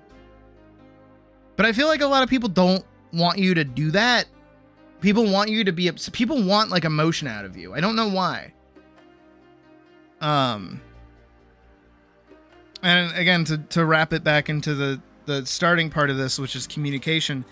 I feel like a lot of the time people don't really make concessions for each other. Right? It almost feels like you guys probably may feel this in terms of like talking to people, especially with PvP games, because you weren't going to win all the time. Oh, that's true. That's not, yeah. A little bit. I would say my outlook on life is a little bit influenced by games, of course. I mean, just look at any time I do like a game and I fail at a boss fight. I rarely get mad at boss fights. Unless it's 9 souls, that was bullshit. But I rarely get mad at boss fights where, like, if I die or we lose, I might be upset, sure. I mean, especially during Terraria, right? When, like, I'm dying constantly, or Badger's dying constantly, or Vorksen's dying constantly, like, when that's happening, yeah, it sucks. And, you know, like, oh, we're trying so hard. Oh, we barely made it like 2 seconds into that fight. Oh, you know, we can't like get through this one fight. It's like, no, we just go next. We try again. We do something different. We roll with it. We do something new. We try again. Keep going. Keep going. Keep going. Fail faster. Fail faster in all things. Genuinely, like from art to games to life, fail faster. Be comfortable failing. Don't get upset and don't get discouraged when you fuck up. Fucking up is like half the battle. If you did everything perfectly the first time, you wouldn't learn anything. You'd just be really good at everything and then nothing would be challenging.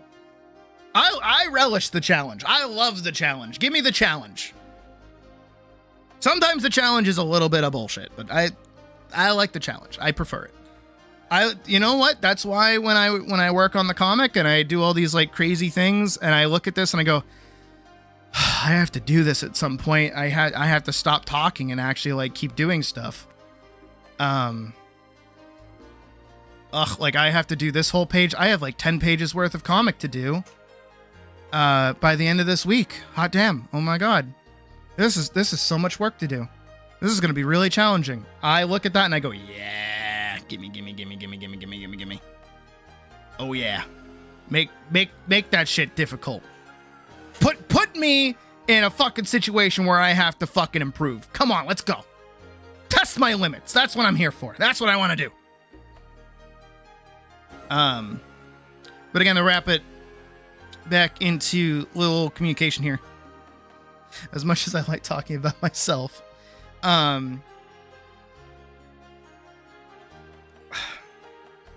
everyone's kind of like in their own little bubble at times, right?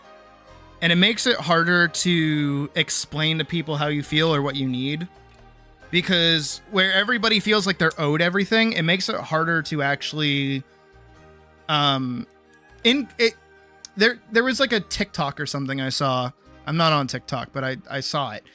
Where it's like this commentary on how nobody really wants to make sacrifices for each other anymore.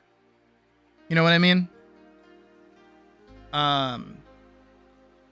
Like the reason to hang out with somebody is because you want them to pay for you. Right? Like, oh, I want to go to this restaurant. But I'm going to have like my friend pay for it cuz they'll take care of me. You may have seen like Reddit stories or something similar where it's like girls' friends and they're like, oh my God, let's go to like dinner together. And we always split the bill no matter who is ordering what. And then they get really pissed when you don't actually like make it cheaper for them. Everybody's out for something for themselves. Everyone's too selfish. And I get it. I understand it. Again, everyone's kind of in their bubble. Everyone's kind of struggling a little bit to survive on their own. But I don't know. I also think that there's like a movement-ish kind of nowadays. Most of you probably feel this way, is that you've probably made sacrifices for other people in your life. You definitely have.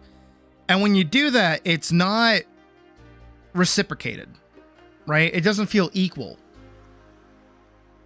You do something really, really nice for somebody else and they don't even like acknowledge it. To them, it's just expected. Or even it gets worse than that. And it's like, it's more than just expected. It's like required for them to even give you the time of day. Right?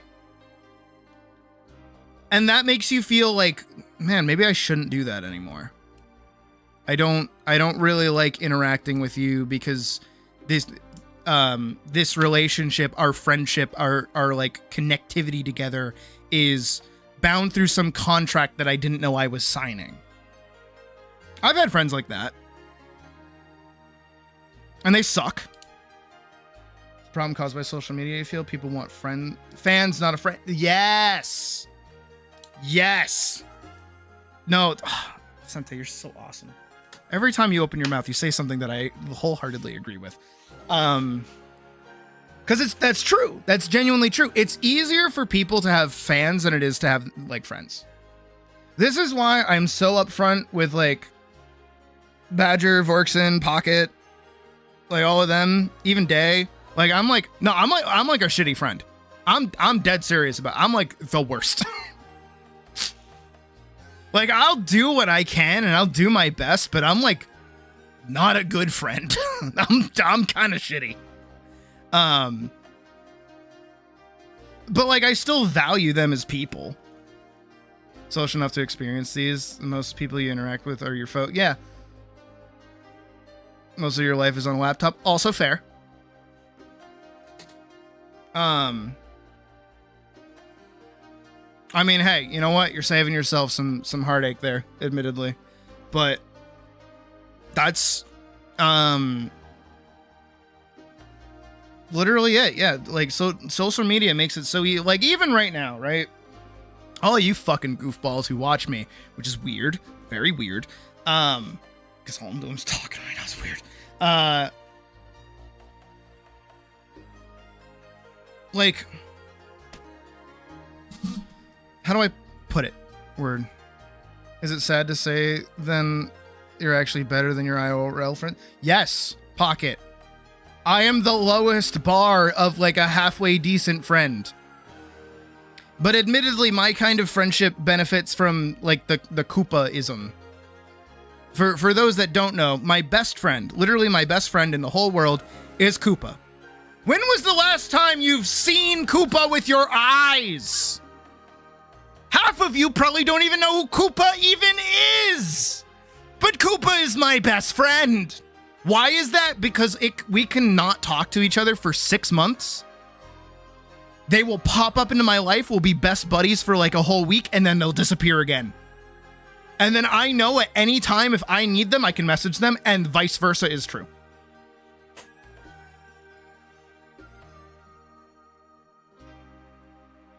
That's the kind of friendship I value. That's sort of the same relationship that I have with Logan too. Logan hasn't been here in like a while, but like if I asked Logan tomorrow, like, hey, do you want to come up and hang out? He'd probably be like, all right. And then we'd hang out. I mean, it might be a bit of a bitch because I'm like 2 hours away from him, but like I'd give him like a full day of awesome doing shit.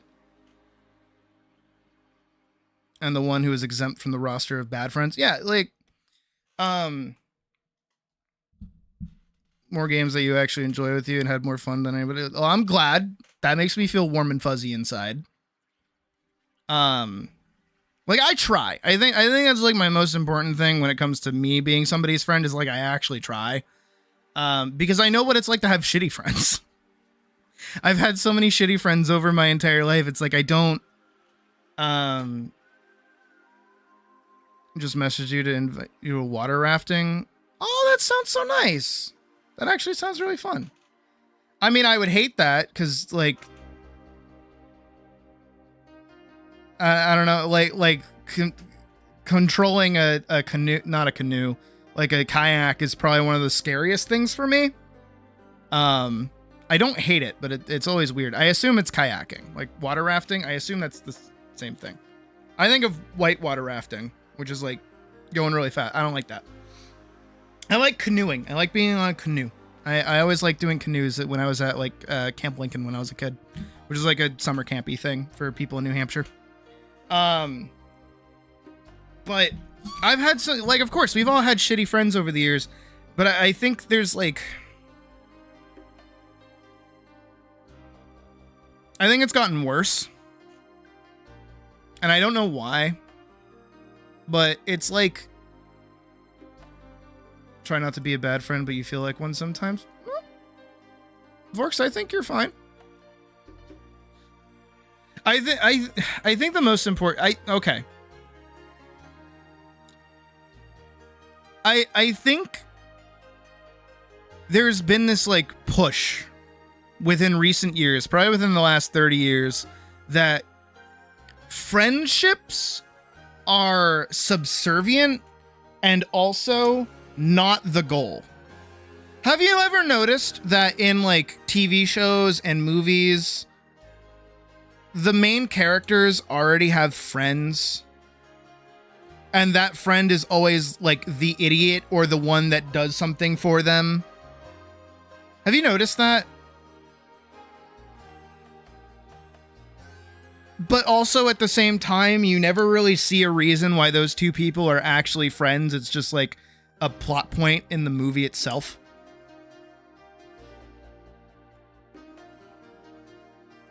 regardless of what movie it is. It could be like a romance, it could be like a friendship drama, it could be like a fantasy movie or anything like that.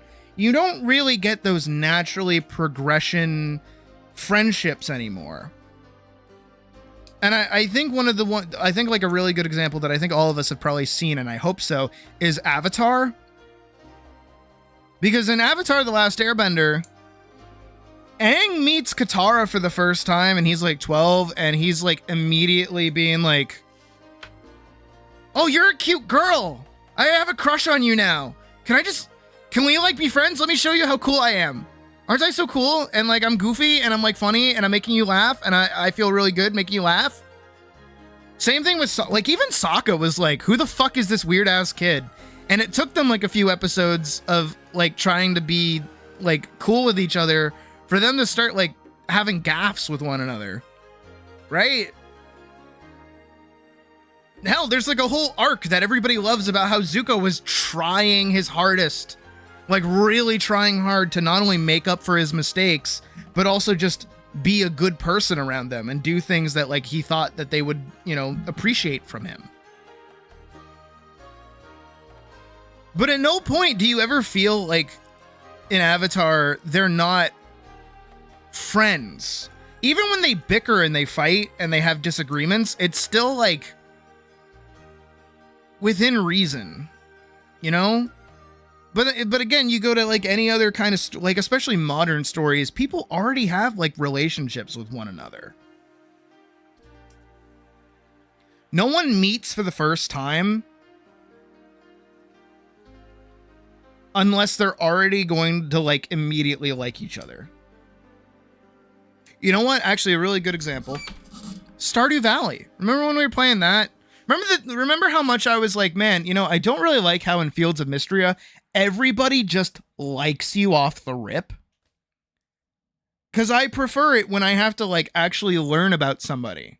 You know, getting those hard events in like Stardew it's deeply personal because you're having a moment with somebody that deepens your friendship, right?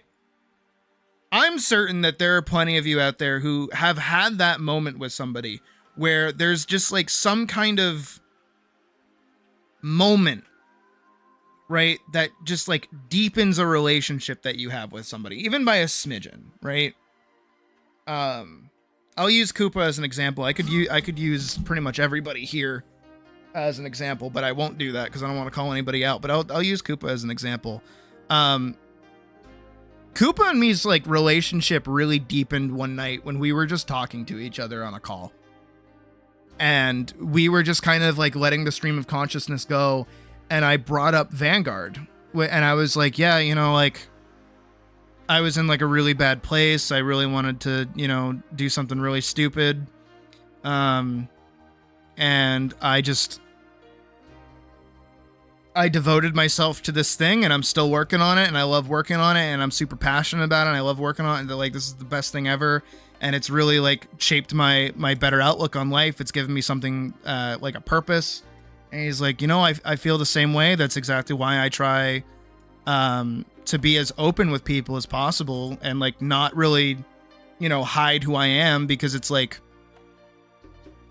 I don't care enough about making sure that other people like me for me to not be myself. And I'm like, damn, dude, I fuck with that like crazy. And we just like talked like that, like super deeply for like hours. Meanwhile, we had a third person in call who was just silently there hanging out with us. Poor bastard. Hope he's doing all right. But that, not only just that, but that like really shaped my outlook. Talking to Koopa after that, I was like, damn, you know, I really appreciate what they said because like that put into words how I felt. It's like I don't care about other people liking me because I am so my mom's kid that I'm just going to sit here and go, of course you're going to like me. I'm awesome. Fuck off. But because I shouldn't worry about other people liking me, I shouldn't try to put on a facade of something that I'm not to make people like me. And then I started doing that. Thank you, Koopa. Legendary. And I started doing that, and I like got a lot better. And obviously, I hope that you can see that through how I stream as well, where I am very opinionated and very uppity at times. I'm grabbing another drink. But that's just like the way of it, you know?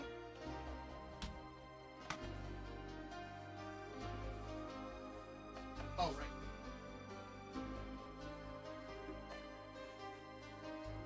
But of course, there's a healthy amount of doing the opposite too. Again, as the mods know in the current situation that we are dealing with, there is such a thing as being yourself, and there's also such a thing as realizing that yourself is kind of an asshole. And then also sometimes you got to put in the work to make that yourself not be as much of an asshole. Because not everybody wants to deal with an asshole.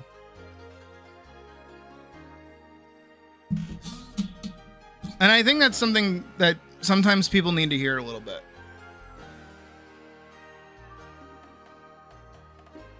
Again, for me personally, I'm opinionated through and through, right? But all of my opinions are like reasonably informed. I don't think I ever just go like, I hate something because I hate this thing. I'm usually like, well, I don't really like it because it does something that I'm not like too big of a fan of. And it's entirely like subjective or personal that I don't like this thing. And, you know, that's something that a lot of people kind of miss out on, is that they just kind of sidestepping the topic that was sidestepped like 3 hours ago. Have you guys noticed in youngerish generations, being yourself is important so somebody else can tell you yourself kind of sucks? Or yeah. Actually, yeah. Have you guys noticed how like the younger generation kind of does this, like, they're always acting as though they're either the angry video game nerd or nostalgia critic, where liking anything or being into anything is like stupid. Have you noticed that? Or like the whole, like somebody's entire personality or like ability to make like commentary is just to go, this thing sure sucks. This thing sure is stupid. You like that stuff? It's like that. And those people you fucking hate. I hate people like that. I can't stand people like that. Oh my God. People who just like don't like anything. It's like, what the fuck? How do you not like stuff?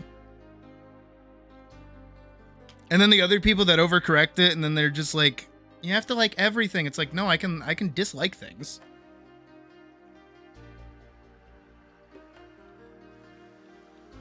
I'm allowed. I think everybody's like emotional regulation is like all over the place lately. I think that's our biggest problem. And I think it's not necessarily just social media that did it. Need an example since you try to find more positive content. I mean, that's fair. I mean, like, not even content, I guess. My brother does it. My youngest brother. He just really likes to make his personality disliking things. But then he can't like talk about why he dislikes the thing. I'm trying to think. There was like a moment that it happened.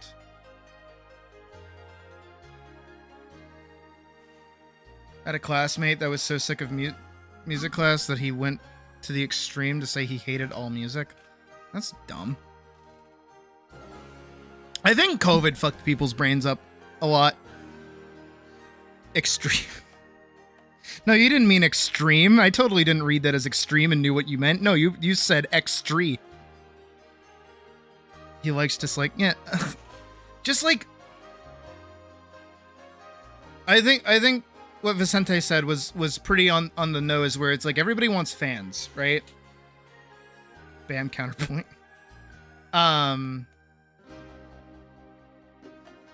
Where when everybody was put into COVID, right, and everybody was kind of like trapped inside for a little bit, everyone got more involved in like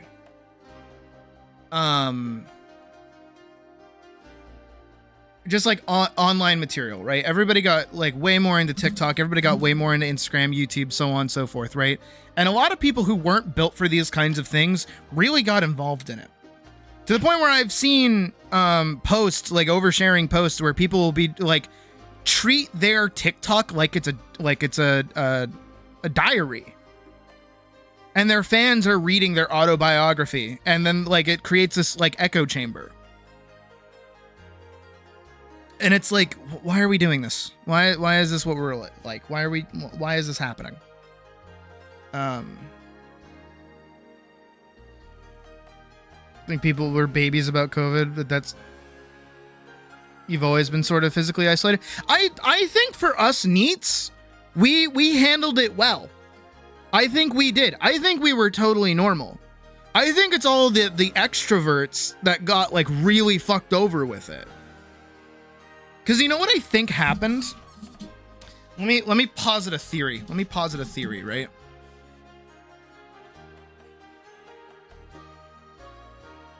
So us NEETs, right? We're already here. I'm gonna depict it as myself. There I am. Us NEETs, we already, we do MMOs, we sit on fucking Reddit. We do video games, movies, so on, right? And we're very comfortable just being alone with ourselves.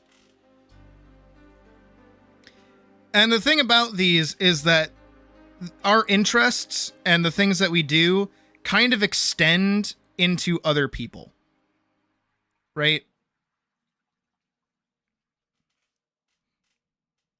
Because you worked in a pharmacy, played D&D with your friends, rode a pony. Yeah.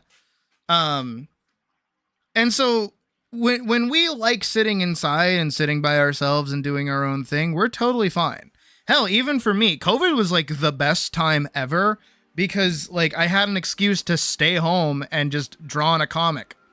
And like all of this content kept coming out that was like really good because other people who were better than me were able to just kind of full dive into content creation, right? Which was awesome. So, it kind of created this like back loop of, well, I get to interact with a bunch of cool people. People get to interact with me. Awesome. And the way that this works is that this is like a regular, like normal friendship. Right? This isn't contractual or anything. If I talk to somebody about a movie that I like, it's us talking about the movie. If I talk about a video game or I play a video game with one of my friends, we're playing a video game together because we like hanging out with each other. If I sit on Reddit and I argue with somebody, I'm still arguing with somebody, but at least it's like fine. Spearing peas with a fork. And MMOs too. MMOs have always been like a big part of my life. And that's where I make most of my friends to begin with, right? So because of that, nothing really changed for me, nor did I have any kind of... I've never had any expectations of being, like, extremely popular, right? I've never even really wanted my own community. I always wanted to be part of a community. Even me, like, being a streamer like I am right now, this is, like... was never really the goal. Goal was to just make good art, and that was kind of it. I kind of sat in with these things on my own. I didn't... Hell, even if you go back to who I was all the way back when I was posting on, like, Instagram or fucking DeviantArt, I wasn't really, like, trying to be popular. I was just making stuff for the sake of making stuff. And that's... I would assume most of us to a degree, right? Is that we all either want to make something or we like interacting with stuff. We're very passive consumers or active creators without grand aspirations.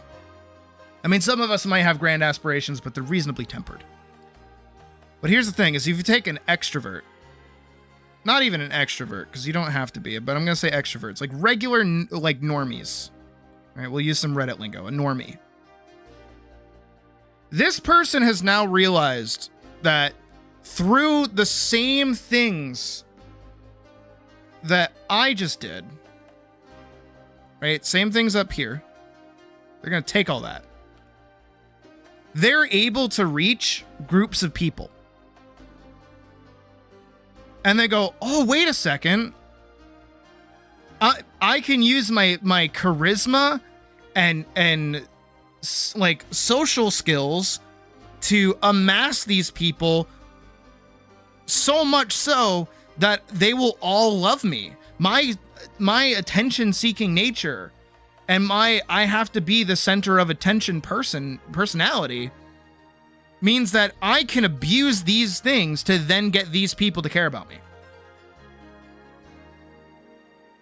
As Axel said, people want attention, not friends. These people are not friends. These people are fans of the extrovert.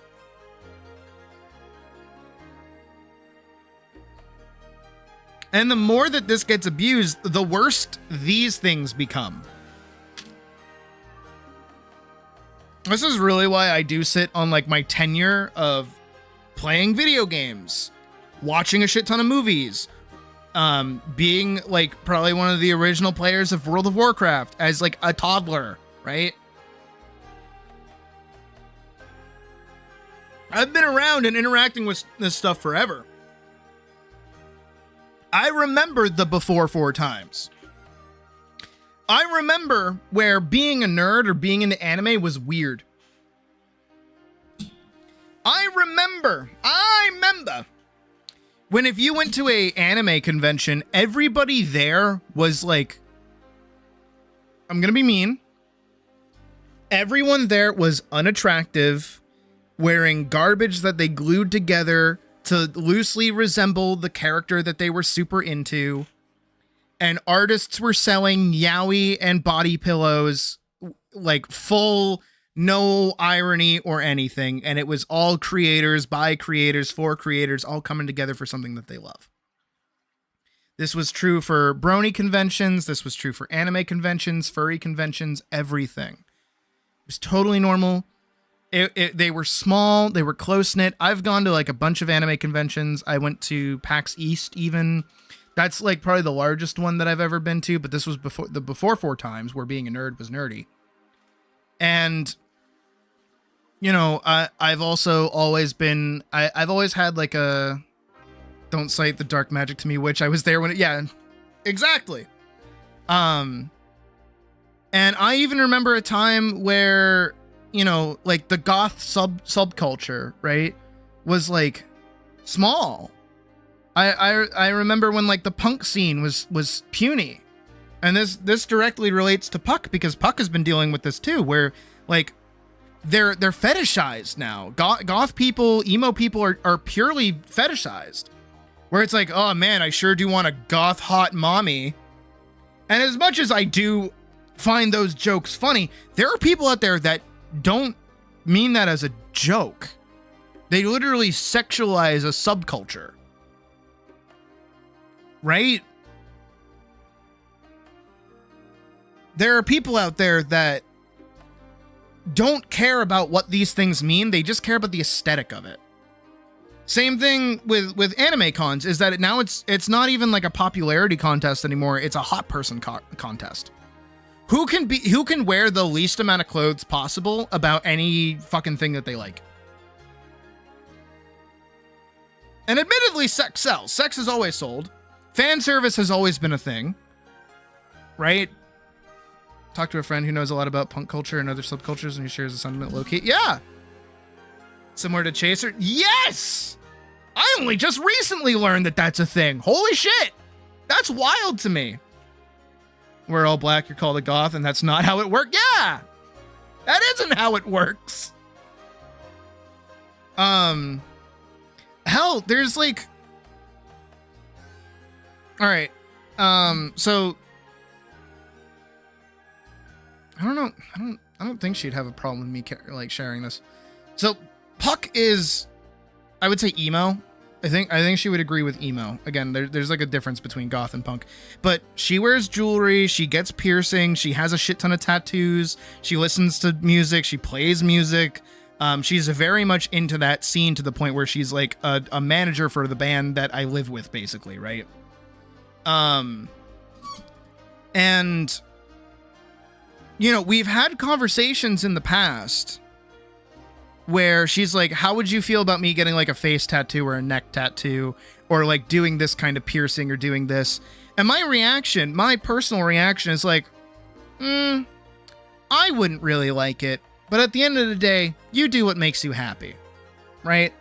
Totally normal thing to say, right? Like, oh, I'm not like the biggest fan of it, but go ahead, do whatever you want. I think she got like her eyebrow tattooed. Yeah, it was her eyebrow. She got that, and I just didn't like it. I didn't really think it was anything great.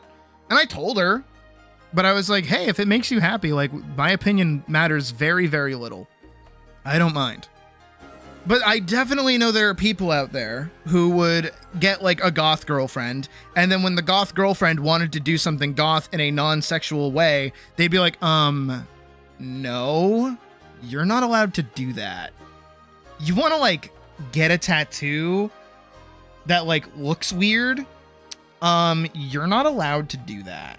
Oh, you want to get a piercing, like a massive septum piercing in your nose? No, I don't think you're allowed to do that. And it's this like weird, like controlling over like fetishization of these sorts of things. And it's like, I think it's weird where we kind of exist in this world where like, if you do sex work or you do anything sexual, right? Sexual, that's weird, that's gooner behavior, that's gross. But then it, like, in the same breath, almost,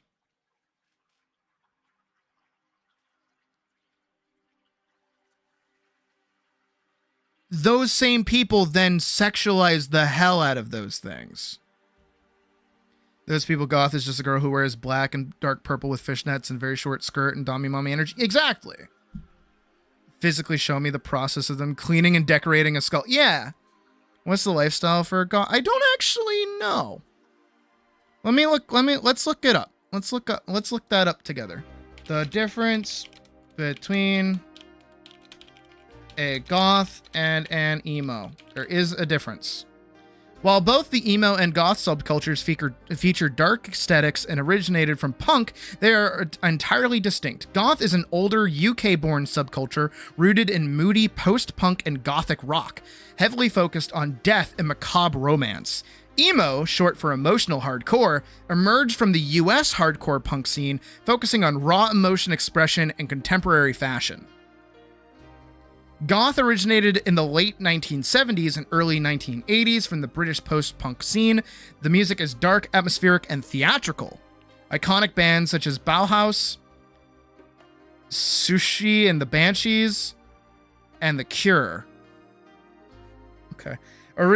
Emo originated in the mid-80s as emotional hardcore in Washington, D.C. The sound relies on intense, confessional lyrics over melodic or post-hardcore punk. So basically, if you've ever heard like a song where they're like, my dad hates my mom! Ah, I hate my wife! Wait. It's like, that's emo. But if you've ever heard, the raven consumes the moon and the wiggly wobbly does the bibbity boppity, like those, that's goth. There you go. Femboys are horrendously sexualized. Femboys and tomboys are like horrendously sexualized. This is yeah, yeah, exactly, yeah. But that's because all of the tomboys realize that, oh wait, I can like girls? Shit, now I'm just a lesbian. Hate my wife is just boomer humor, and it's true. I mean, hell, I remember on the Atlas video, somebody was like, that's furry gooner bait. And I'm like, what's the bait part? What is the bait part about this? What am I baiting you with? Like, you think I'm over here shaking my ass on screen as like bait for something? What am I trying to do? What am I baiting you with? Like the hell? I'm not baiting anyone. I'm being dead honest here. I even know what's worse is that there's people out there that are worse than me. I'm not over here doing like weird ASMR where I'm like trying to like lick your fucking ears or anything. Thank God, please don't ever ask me to do 20K flat. No build up for that. Is my Sona a wolf? Yep. Wolf, lion, rabbit, one of the three. We'll figure it out when we get there. Atlas, you already knew what's there. Yeah, exactly. It's all performative. It's a drag to get more attention by pretending to be part of a culture that you don't even have a... Dude, every time you open your mouth, like, I agree with you. Full stop. You could tell me the sky is green, and at this point, I just agree with you. Like, I think, too, because, all right, I'm gonna talk just like a little bit about me and Puck's like first relationship, right? Or when we first got together. Is I didn't go into the relationship being like, I want like a goth dommy mommy. Ooh woo. No, I said, hey grandma, can I like find a taller than me, mature, interesting person? I really emphasize the taller than me because pretty much every single one of my partners has been shorter than me. So I was like, I want to switch it up. I want someone who's mature. I want someone who's interesting. I want someone who's taller than me. And I want them to treat me good. That's what I want. I want to be treated well, all this other stuff. I didn't go, give me a goth dommy mommy. I was like, no, I want someone that treats me well. And it just so happened that who I ended up with was a blue-haired, makeup-wearing, like, absurd makeup. Not like, you know, a little bit of eyeliner, which I wish I could do. But that's who I ended up with. And that's who I was with for 4 years. And it just so happened that she was like a punk. She was emo, and I didn't hate her for it. I didn't, you know, I was actually kind of into most of the stuff that I don't mean like sexually into it. I mean just like actually into it. You know, I was like, oh yeah, like okay, we can go to a concert together. I mean, I didn't have a good time, but like I tried. I had a better time when we went to go see Michael Sarah Palin, and I also had a really good time when we went to go see NSP. And I was glad to have somebody with me who was like encouraging me to do that. That was really cool. But like, I never over-sexualized or expected anything out of like her subculture. I never wanted that out of her. And we were kind of that like, you know, the picture couple of like the golden retriever partner and then the like goth dommy mommy partner. Like we looked exactly like that, you know. I'm over there in like a shirt and like pants, like shirt pants and like semi long hair, and then she's over there like dressed to the nines with like chains and like spiky things and like over the top makeup, and I'm like, I don't mind. I'm just happy to be with somebody that makes me laugh. You know, just nice shit. It really sucks. Acted as a normal person. Yeah! You know, and also if you like look through my history of people that I've dated, I've never stereotyped any. I've never gotten with somebody for a stereotype. I've dated a redhead before. I wasn't like, ooh, a redhead. I was like, no, I just like you. You just happen to have red hair. Cool. You know, I dated like an e-girl before. Totally normal. I wasn't like, ooh, yeah, you're like an e-girl. I was like, no, you just like video games, so it's cool. Though, I will say, this is something that I've learned, by the way. And I'm very happy that this worked out with Puck. So it's good knowledge for later. Feel free to steal this information. Don't date somebody that has similar interests to you. Don't do it. Now, you might be looking at me and go, Sid, what the fuck are you talking about? I can't even get a date. No. The thing I realized is that if you date somebody that has similar interests to you, they're going to want to do those things with you. And depending on who they are or what kind of person they are, they will always want to do them with you. And you will never have a moment free of them. That's no good. That's no good. You need your own time. It might feel nice during that honeymoon period when you first get with somebody, right? This is somebody who's speaking as like a haver of several relationships over the past few years. I know some people haven't had one, some people haven't had a few, some may have had one and it might have ended very quickly or something, I don't know. But this is just generalish advice. Is that when you're in a honeymoon period, which is like the immediate part that you're like with somebody, right? And you're over the moon, you're like, they love me, like we just got together, oh my god, they're like, I can see my whole future with them, oh wow. When you're in that phase, you're going to be really, really, really, really, really, really excited to spend every single waking moment with that person. That phase will die. That's not a bad thing. But this is the thing that my mom has taught me. Arrow Ace, so you're unable to go with somebody. I mean, hey, that's totally fair. You know what? I should have included you as well. My bad. But that feeling will die and monotony will take over. The day-to-day will take over. And the problem is that sometimes you just want to be on your own. Especially for us NEETs, we just want to be on our own.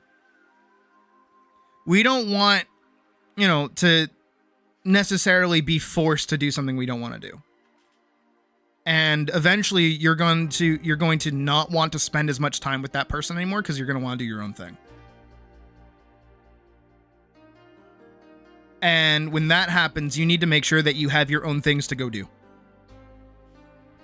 Like, I'm happy that Puck never got into Final Fantasy XIV, because that means that I never had to, like, make sure I was doing stuff with her. I'm kind of happy about that. I'm glad, even, that Puck had GTA for a while. It gave her something to do when she was, like, wasn't with me or I was doing my own thing, which gave me my own space.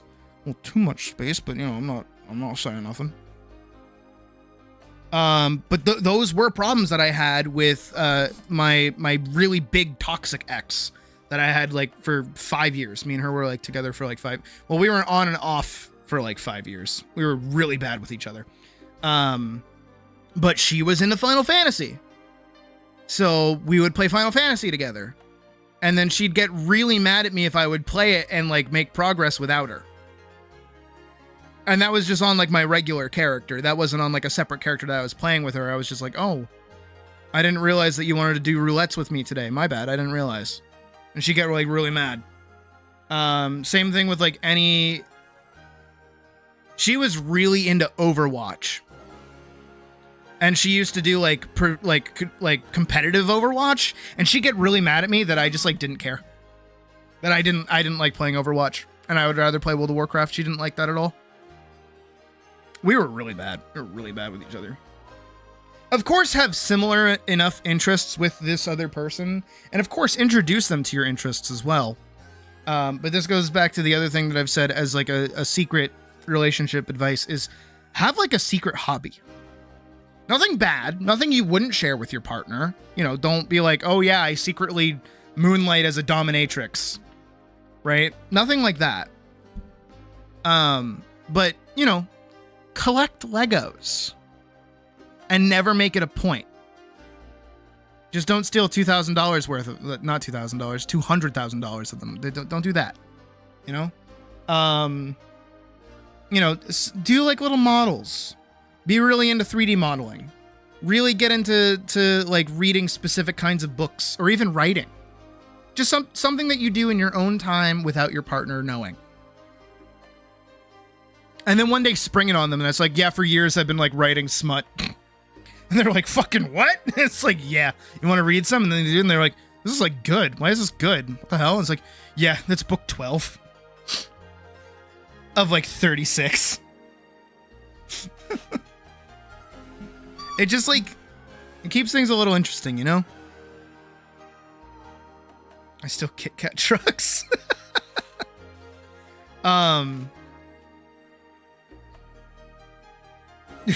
Goddamn, we've gotten so far off. I didn't even have coffee today. Goddamn. That's okay. I like talking to you guys. It's always fun. That's the other thing. All right, let's fluff my feathers now. Haha. Go back to talking about this, right? This shit. That's why I, as a little neat, actually really like streaming, is because it gives me the ability to do like a variety of different things and make everybody really, really like me. But here's the thing about me is that you don't have a reason to not like me.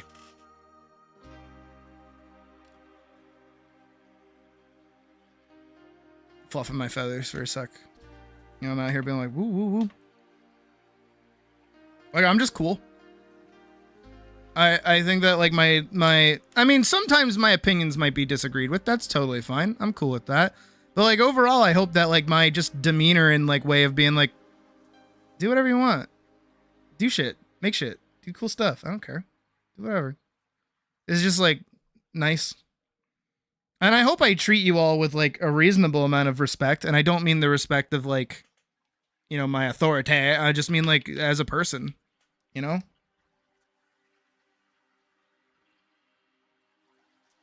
Like, I got nothing against you guys at all. And I hope that this, like, real, again, parasocial, this, like, pseudo relationship that we have here, right? Because obviously most of us probably wouldn't consider each other friends. Don't do that. But we hang out pretty frequently. Some people more than others. Some people chat more. Some people just lurk. It's fine either way. But, like, you know, I don't treat you guys like ones and zeros. I know that, like, you're people with lives and you, like, do things every day. And, like, when you're not here, you're, like, doing something else. Even when people show up and they're like, oh, sorry, I wasn't able to make it to stream. I was doing something really important, or I wasn't able to make it to stream because I'm, like, really sad. And I'm like, that's okay. Life takes precedent first. If something's going on, you deal with that first. I'll just always be here. But, like, you know, take your time. Do whatever you gotta do. I hold no expectations of anybody ever being here. Most of you are here by your own accord.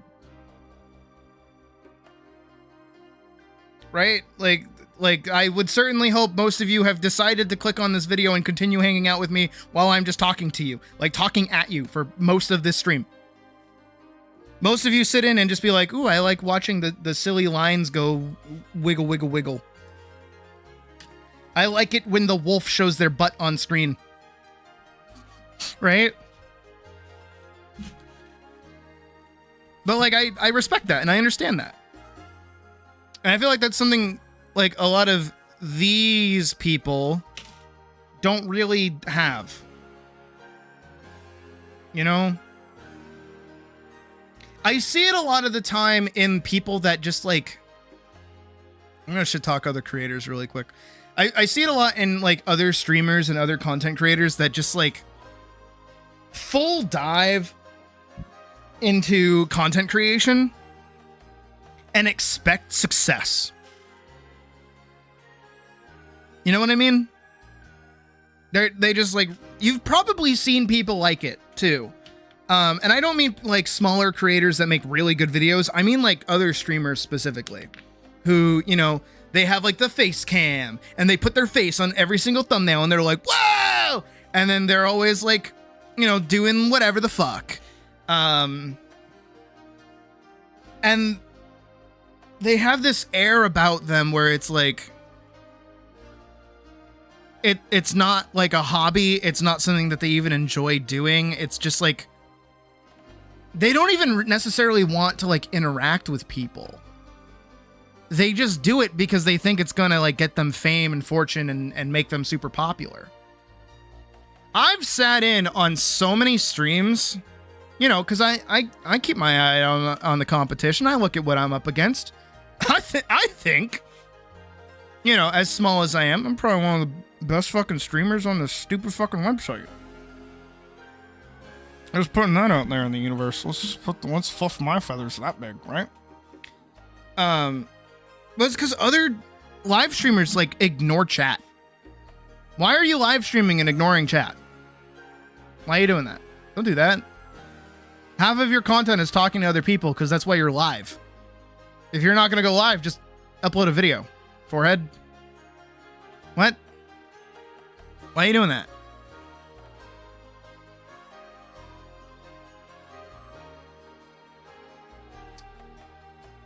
But I don't know. I see a lot of people do this.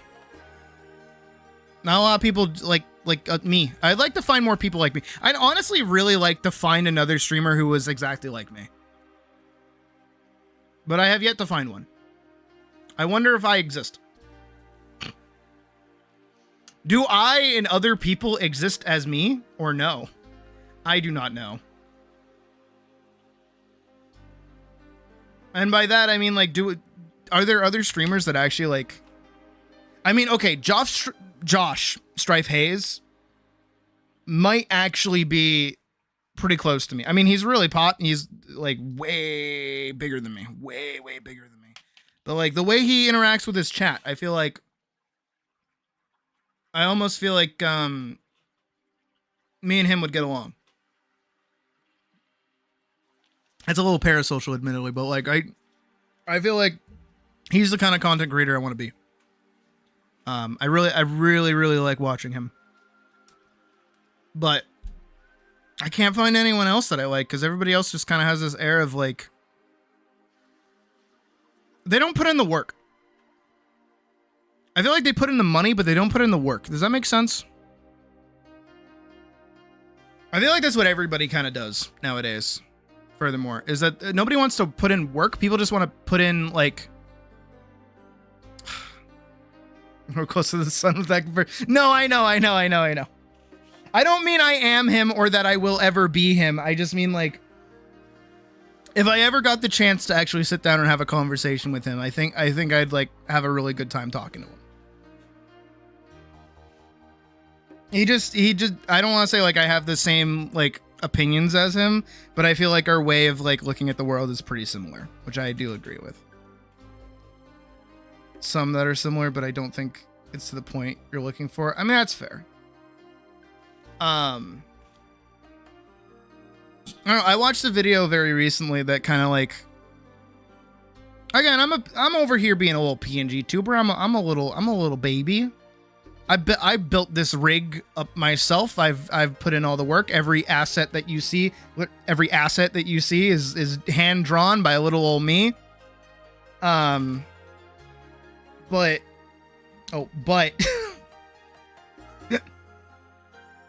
sometimes I forget. But not everybody does that. Some people just like spend like $14,000 on a model and then stream. I've even had it happen. I'm not talking about Pocket. I know I did Pocket a model, but I've made 2 models for people. Neither of them have like ever done more than 1 stream with it. And they spent like close to $200 on both. And it's like, really? You spent that much money and you're not taking it seriously? At that point, you should have just used like a 2-flap little image. You know, you like so many people like you could go right now, I bet, onto like Twitch or even on YouTube and look up like model debut. I'm going to do it off screen really quick. You like background work more? Background work is always a necessity. Let me do it right now. Let's see. VTuber model debut.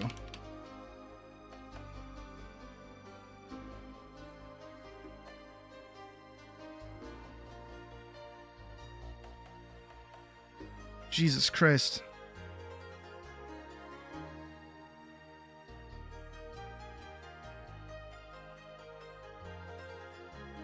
Yeah, some of these people have...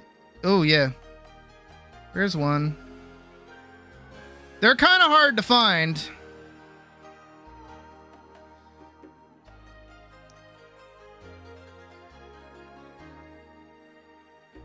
But, like, every day I feel like there's a new VTuber that, like... pops out, right? They just kind of show up and they're like, I'm debuting. To be fair, Pocket has a life and a job. Okay. Throwing stones at me. I see. I got it. No, I'm not giving shit to Pocket. Pocket's already talked to me a little bit about their like planned schedule. And I have no issue with that. And also because they have like what is it? They do like D&D. They do D&D like all the time. And I've already talked to her about it where she just plans to do it like when she's free. Which is also fine. I think that's great. But it's the other two people that were like, I want to get into streaming. And then they like stream one time for like an hour, get no viewers, and go, oh. And then they just never touch it again. Pocket is like used to stream back in the day from what I heard. And that's awesome. But like, oh, you see a lot of people out there that just like put so much effort into becoming like a content creator or streamer or something. And they don't put in the time or the effort or recognize how much work it takes to get to this point. Come growing from trees. Yeah. No, you're pretty fucking dead on with that, actually. Oh, Jesus.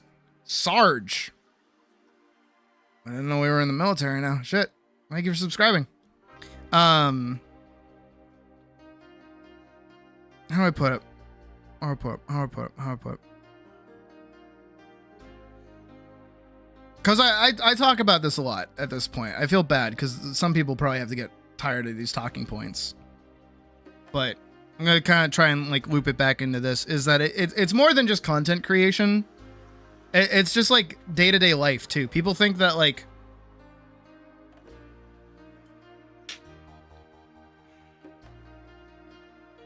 they deserve everything.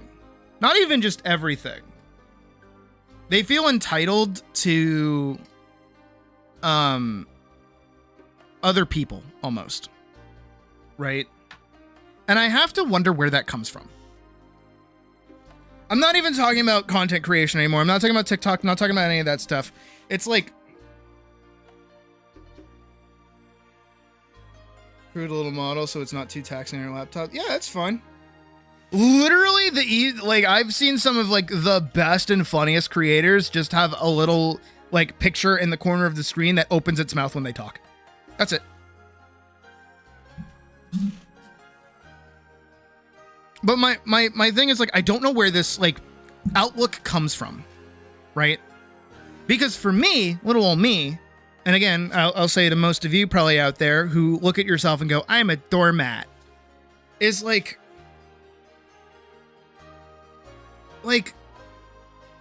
why do people treat us like that? Why does that happen? Why is our kindness taken for granted from people that mean well? You know what I mean? It's like, what in their brain says that they deserve me being nice to them?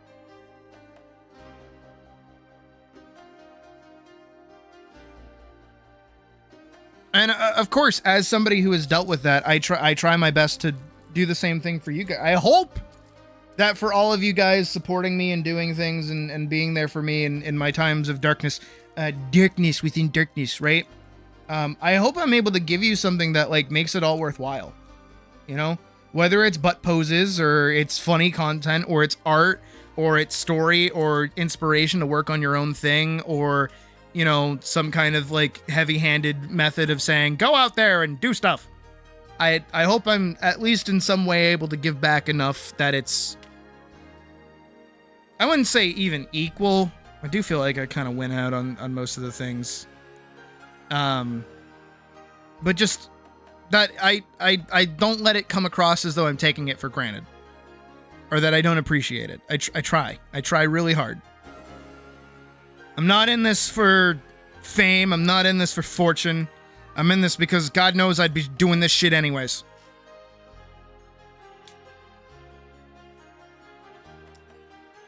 If I didn't have an audience right now listening to me talk, I'd be having like a shower argument with myself. I do those too much. How many people just like fucking pace around their room having like an imaginary argument with other people? I do that too often. I do that way too often. I have to stop. Want your apples? They feel like they deserve your apples, but these are my apples, and I give them to whoever I want to. You know what? I like that. I like that. That's a good little paragraph there. Good shit.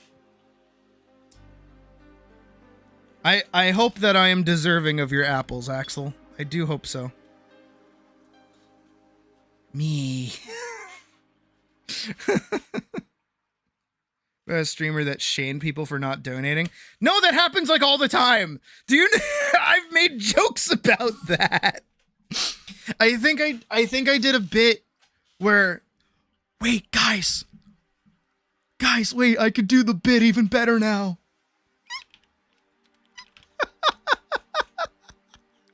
wait, guys, I could do it so much better. Wait. Hold on. Hang on. Yeah? Yes! Oh my god! Please. It's so funny. Please. Yes! Oh my god.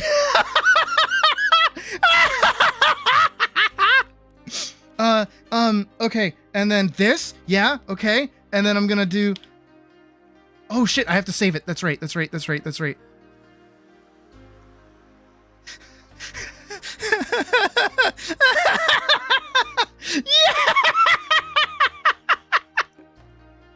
Oh my god, it's perfect! Holy shit! Oh my god! Yes! Okay. Wait.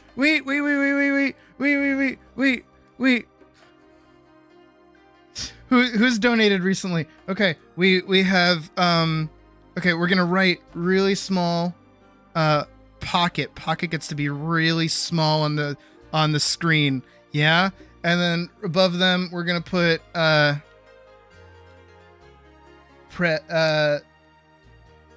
Prednosaurus. Right? Okay. And then really, really big. Yeah. Yeah. Oh yeah, my top donors. Yeah. And then here I am on the fucking Wait, can I grab it and like squish it as I move up and down? Yeah. It's very subtle, but it's there. Yeah. Yeah.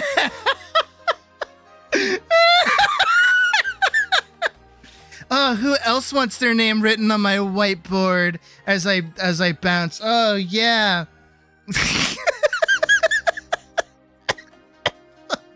Shit. Oh, this is so fucking funny.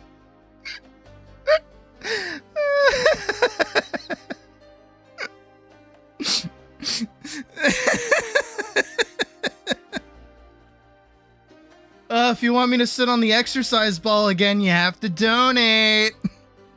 God, guys, like you can afford like $10 for like a coffee, but you can't like give me like $100. Like, what the fuck?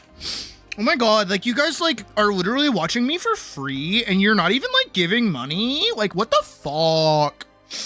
You guys should just like give me money for like nothing, and because like it's really irresponsible of you, because like right now you could be like working a job.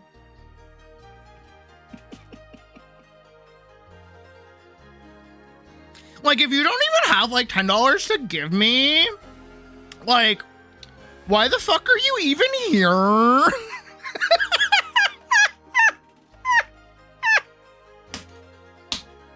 Shit.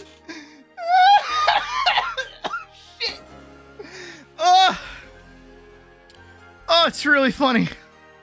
Oh, I'm so glad I'm not like that. Holy shit. Get out of here, exercise ball.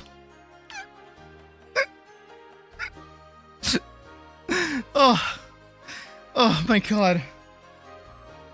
Oh, it's so funny. Holy shit. Oh, okay. I need to recover. I need to recover. No, I could never. Internet history right there. I could never make fun of people for not donating. If anything, I totally get it. And that is also why, like, in this time of struggle and strife, I try to make donating to me, like, as, what's the word? As, like, rewarding as possible. So it doesn't feel like it's just kind of like throwing money to the wind or just throwing money at me for the sake of throwing money at me. Like, obviously we have the raffle. I'm really happy that I added the raffle, actually. I'm very happy that I've had that. Why is that like up? What's that? Hello? Why is that up there? Hold on. You see that? I'm looking up at the raffle thing. It's like, oh, is it scrolled down slightly? Oh no, it's like zoomed out. Hold on, I got you. Is that better? There we go. Fixed it.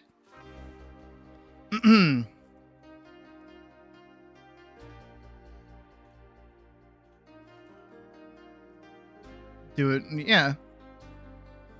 Like, I do try my best to not, like, you know, I mean, obviously every donation that I get is always put towards something, like, useful.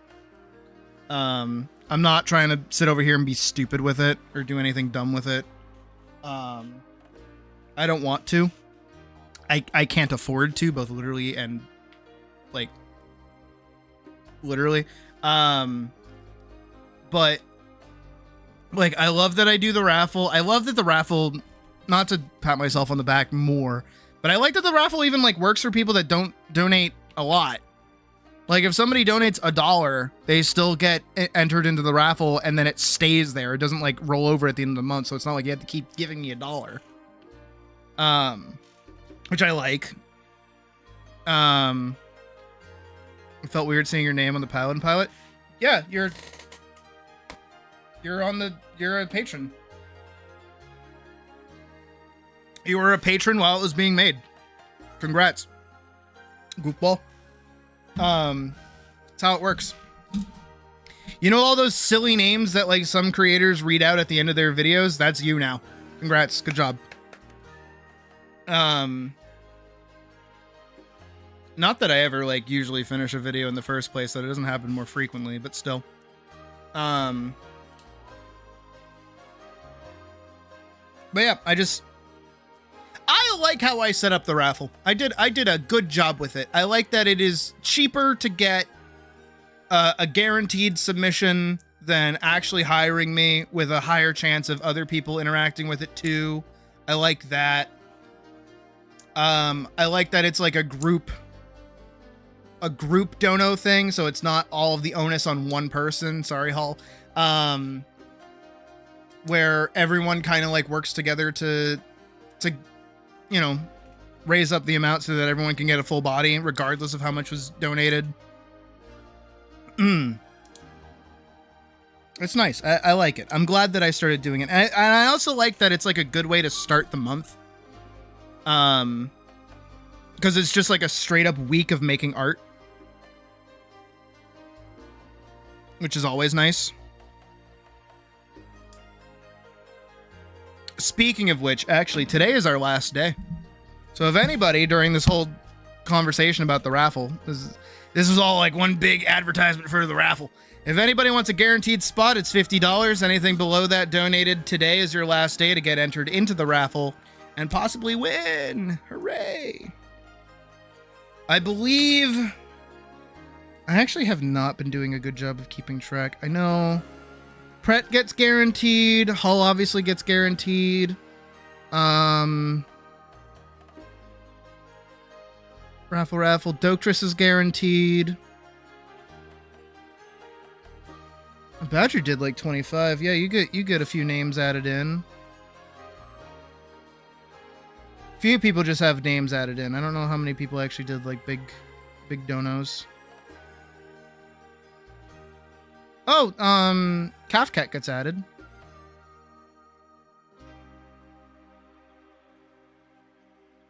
Oh, I think Pocket's actually at a guarantee now too.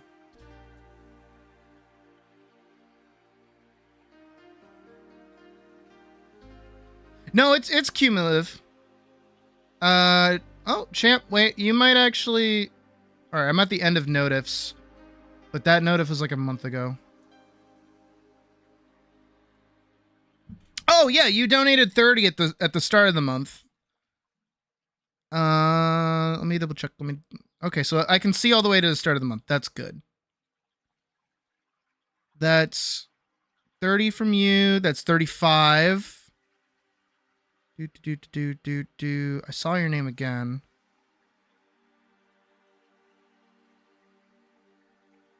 Okay, you're at 40.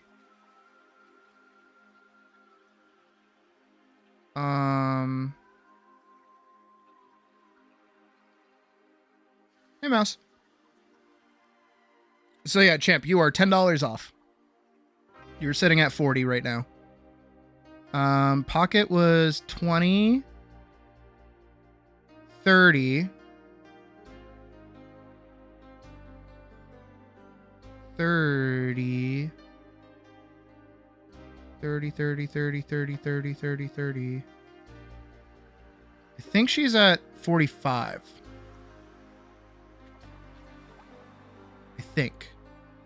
Yeah, 45. She's at 45. She gave me 15 earlier in the month. And 25. Anya's at... Also, I do round them up, too. Just because Anya's been doing, like, $4.99s. So I round them up to the nearest dollar. But if it's like... if it's like a single cent, that gets knocked down. That's not like 98 or 95. So 5, so that's 30. 30. How does that math work? 5, 30, 30, 31. Doing this in real time. 31, 36, 38?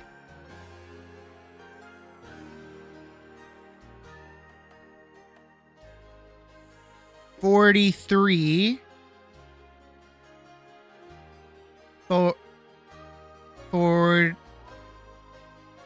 48.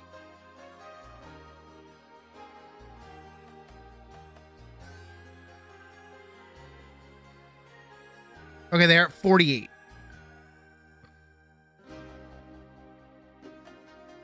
So you're curious? Hit me with it. What's up? That hurt my brain. That was a lot of math. That was a lot of math that I just had to do. Or do I have another job? I am unemployed. Yupperoonies. I have been trying to get a job for the past 5 months. Nothing has called me back. Well, I mean, a few things have called me back to tell me that they don't want me. Which kind of sucks. My biggest problem with it is that I moved away. I moved states at the start of the year.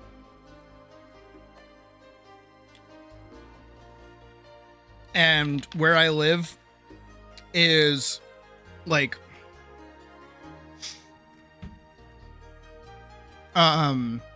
because it's one thing to get a job, right? It's another thing to get a job that actually like lets you pay your bills. So I need a place that like lets me pay my bills, and I'm not trying to go for like, oh, I don't need like a 6-figure salary. I just need something. But none of them are fucking hiring me, please. Somewhere. And I'm currently in the loo right now of, I'm trying to get unemployment. But because I moved states, and because I do not have any of the bills in my name, it is taking way longer to get it. So, I do mildly rely on donations to survive. So this is basically, I mean, I don't want to be that kind of person and be like, this is my job, this is what I do, because this is very fickle. I know it is. I entirely rely on all of your support. to continue surviving and making art and doing the things that I do, which is why I try really hard to like give back when that shit happens. Because the raffle thing that I was just talking about that people can sign up for like $50 or under dollars or more, send me more money, send me money, send me money, send me money. That was like out of like, what is it? So my previous job that I was working at in December, right? Because of us moving and because of certain like, what was it? Like, no pressure. Yeah, exactly. So I obviously had a job when I was living before and while I was streaming. And I did both. I would stream like 5 hours a day, sometimes 8 if it was like on the weekends. 12-hour streams are like brand new. But you know, I'd stream in tandem with it. And also, you know, I had my partner Puck. We're not together anymore. That was very recent. But, you know, when I was with her, sometimes I'd like stream very shortly for like 2 hours, maybe 3 before we'd go out and hang out. So, you know, I was doing normal shit. But what was happening was we were planning to move at the beginning of January, and I didn't really intend on anything crazy happening, but I was like, oh shit, I need like money for this move. Like, this move is getting more and more and more expensive. And not only is it getting more and more expensive, but when I move, I'm going to need to find a new job, because my other job was in person, not online, like Puck's job or my roommate's job. And my other roommate already worked in the state that we live in, so they were fine. And then also one of my other roommates basically just has like their parent support. So they've been fine as well. Meanwhile, I'm over here like, well, I need to get some, like, I will need to like build a little bit of savings so that I can survive during that time.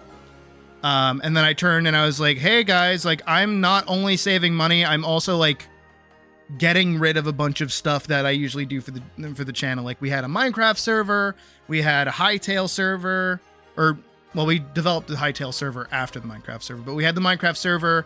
I had a bunch of subscriptions to a bunch of streaming platforms so we could do like movie nights and things, Deja Vu. And because of that, I was like, look, I have to save money. I can't be affording any of that stuff right now. I can't be stupid right now.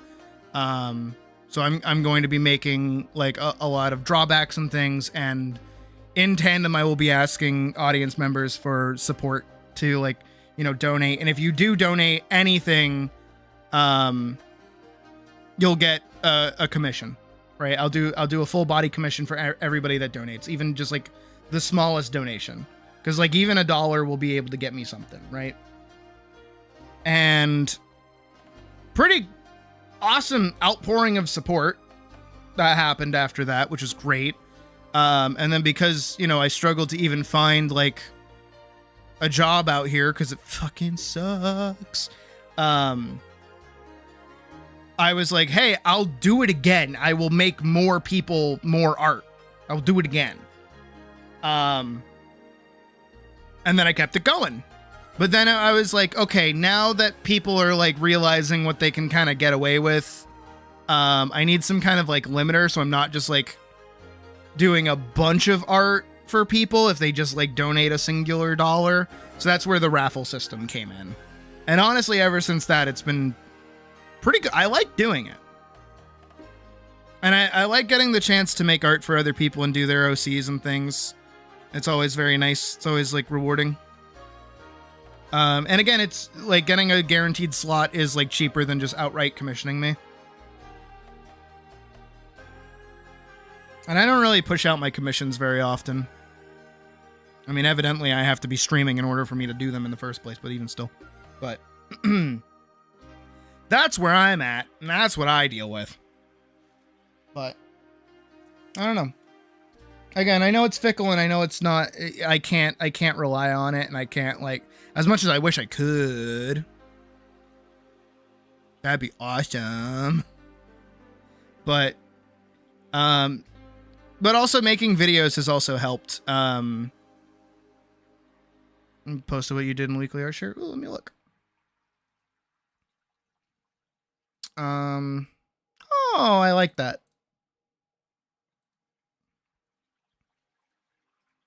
That's cute.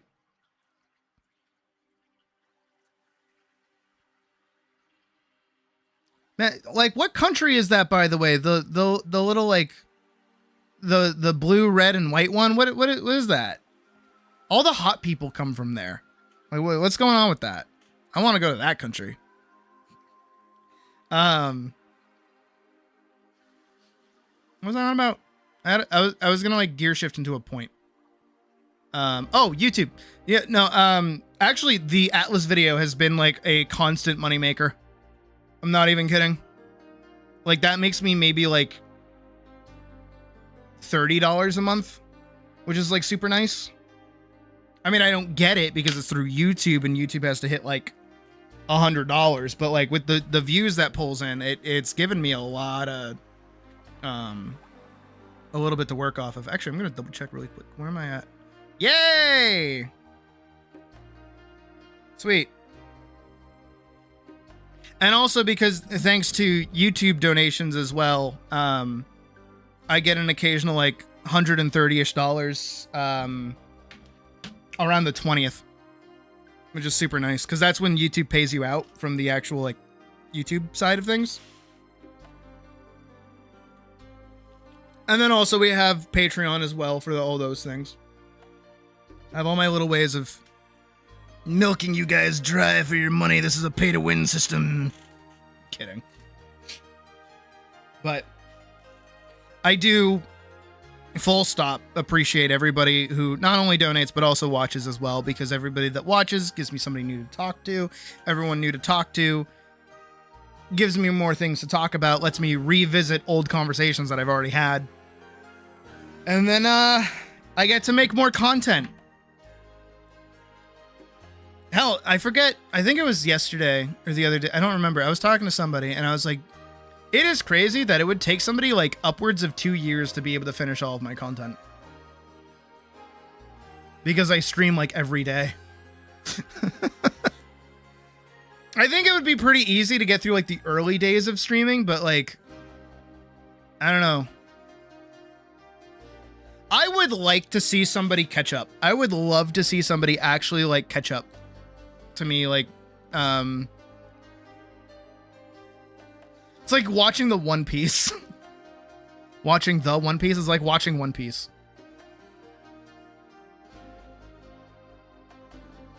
Yeah, because I have at current 656 videos.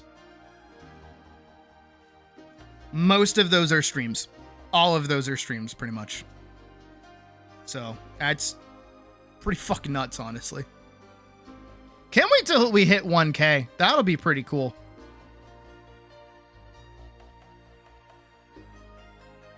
I do really hope that Paladin's film does really good as well. Like, I actually really hope that. Usually I post videos and then I throw them to the wind, but I do actually hope that like they become good. And I need to actually like make videos. I need to make a Forever video soon. Anyways. Back to what we're supposed to be doing.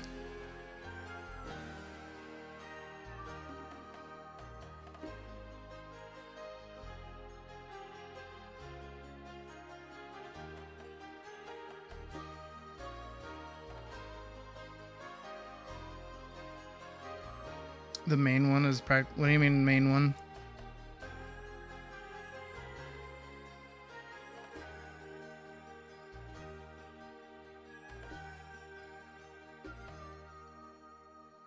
All right, let's do this. That was a good talk though. That was a good talk about social stuff and people and how we are. And then also turning it back in on like why I'm awesome and key.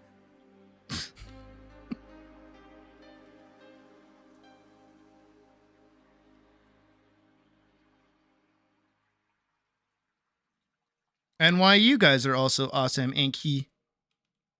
You guys are great. I want you to know that.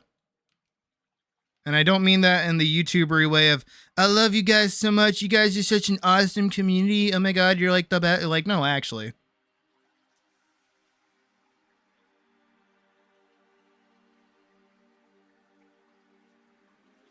Oh, yeah. Yeah.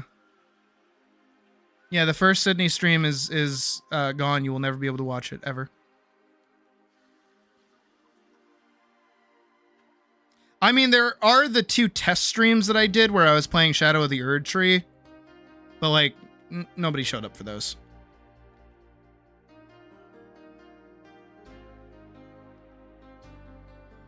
That is also weird to me, to remember there was, like, a time in my... Such a good stream. Day was here for it.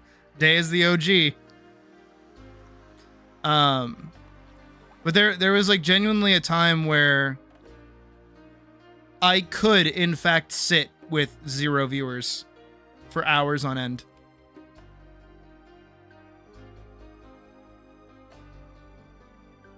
And most of my old streams maybe got 10 views. Maybe. And now I'm at a point where I can talk ad nauseum for like 2+ hours about random bullshit, and we get like 30 concurrent viewers. That's really weird. That's a great come up though. I mean, admittedly, I was like naked, so like I get it. But like, you know.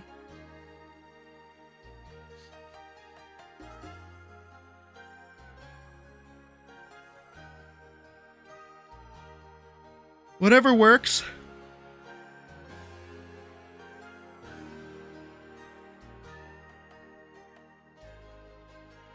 But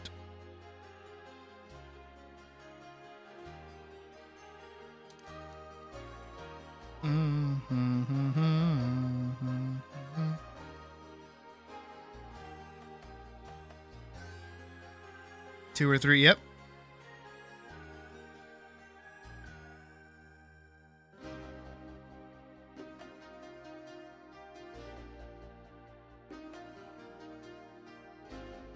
Like in the Oasis.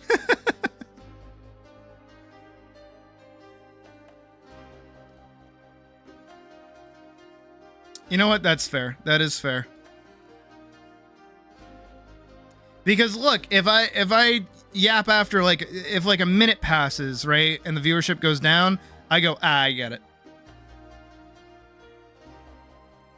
But the viewership didn't go down. So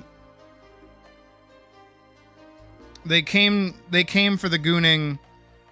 They stayed for the conversation or something. I don't know.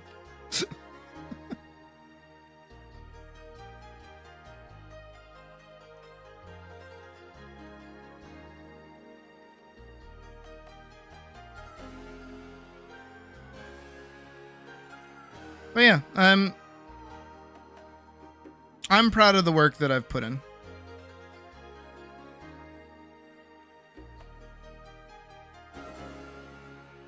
I don't think I could ever be upset with anything I've done. Give my stream to a friend. Oh, how'd that go?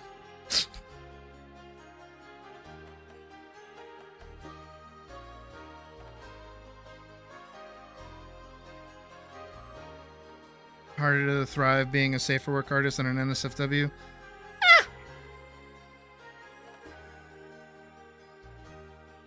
Because it was the intro to stream. Brother, like there's not a countdown.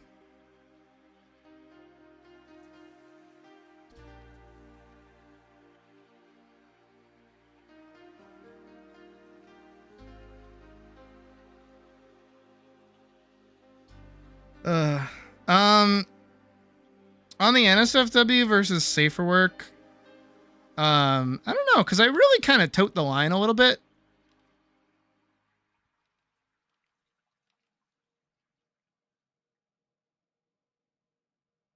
Is it? Oh, where I'm talking to everyone. Oh, okay. Oh, like the fucking goofball the other day that was like, are you going to play Terraria? And it's like, hi, welcome. How are you? Hope you're doing good. Close to the start of the KCD arc. Oh. Calling it an arc. No, we did play that pretty, like, a lot. We did play KCD, like, a lot.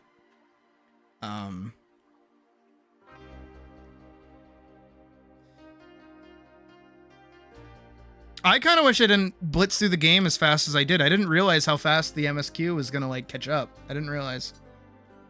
I really didn't know that the opening of the game was the ending of the game. I was like, yeah, I just want to get to, like, I just want to get to that part of the game. That's all.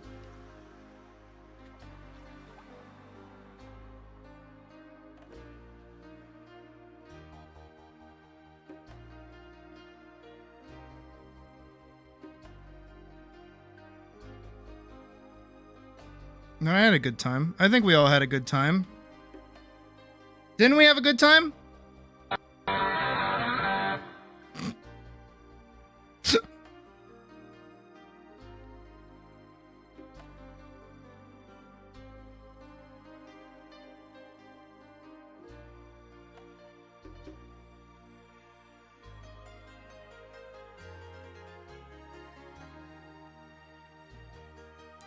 Oh, right. Furry, NSFW, yada yada. I think it's easier for people to get into, like, an NSFW artist's work because it's like, for lack of a, haven't I read? I have. I didn't realize that that's what the game was doing. Because it kept, like, making me think, like, oh, this is the start of the game.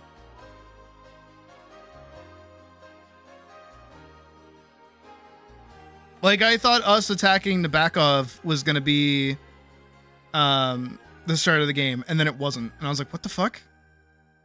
But no, I definitely should have, like, taken more time. I really should have done.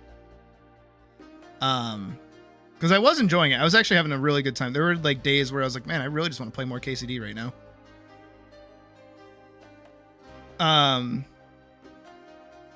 But oh, are you mad? YouTube's mad at me. This is copyright shit. YouTube's mad at me now. Oh no. I guess it's because I stopped talking for a minute there. Let's do let's do Stardew Valley music. How about that? That's our safe music. Anytime YouTube's, like, mad at me for something, I'm like, oop. Tee-hee. But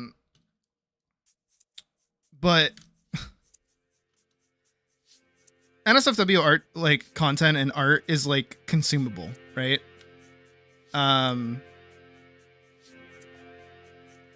Because you're going to look at it and go, ooh, and then you're gonna wiggle yourself a little bit. Right? You'll do some adult giggling. A little bit of a woo, right? And then you'll be happy, and then congratulations, you've now consumed that content. And also, because I've been subject to it too, where your brain, when, like, doing stuff, is stupid. Your brain gets dumb. Right? You get very, very dumb. And you start making dumb decisions. For the sake of, you know, adult wiggling, if you will. Trying to talk around it.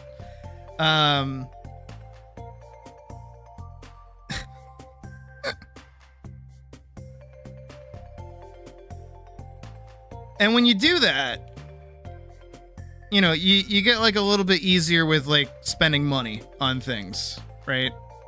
Which is where that kind of comes from a little bit in terms of, like, NSFW content, is, like,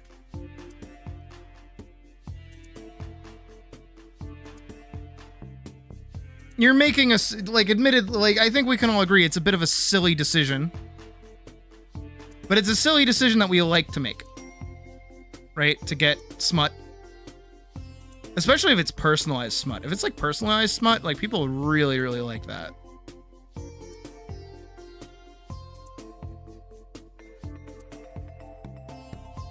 But for me, the reason, even in this state, I mean, you know, the agreement still stands. Donate $10,000 that you get 4 pieces of adult work commissioned by me. I do not mind. But even with that, right, I don't really want to be known as like an NSFW content creator in the first place. I mean, again, I can that, right? I got a little bit of this and I got a little bit of that, but like compared to other shit that I know people make, it's like not that crazy.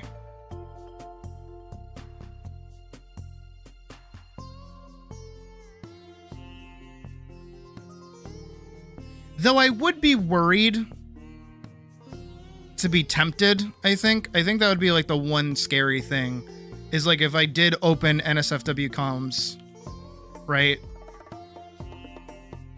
Like how that would even go.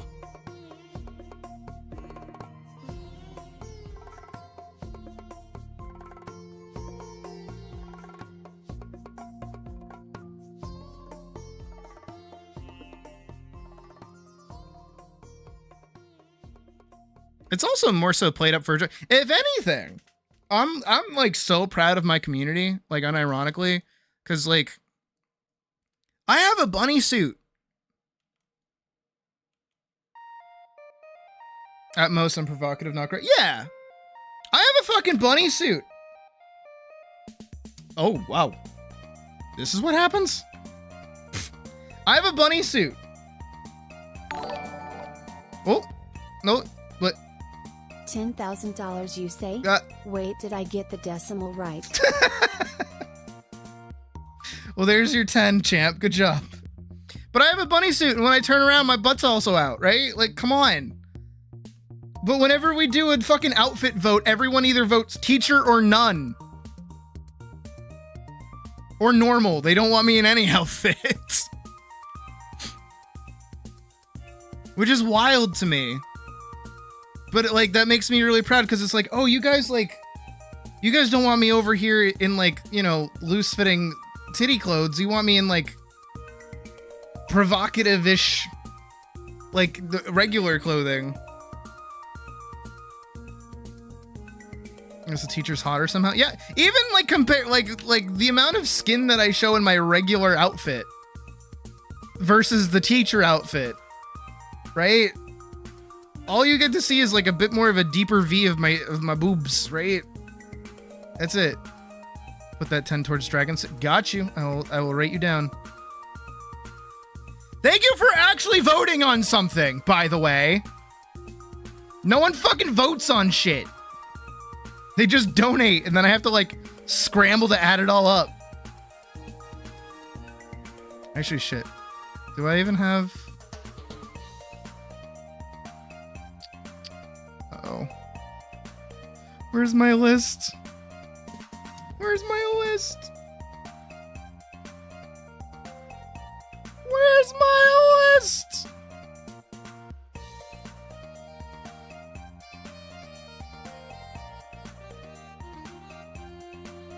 Got it. Okay, I found it. Found it. Whew. 10 for dragon. Okay. Whew. No. When people donate, when they donate, they can vote on an outfit.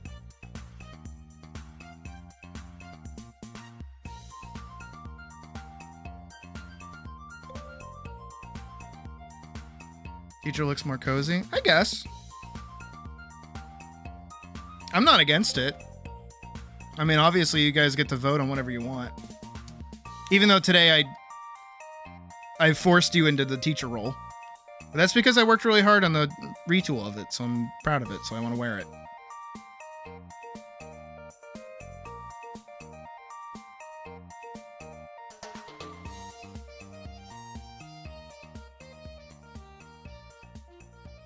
Also, the way it works for rollovers is whatever is winning gets the additional. So whatever has the most amount will get it. If nobody votes specifically.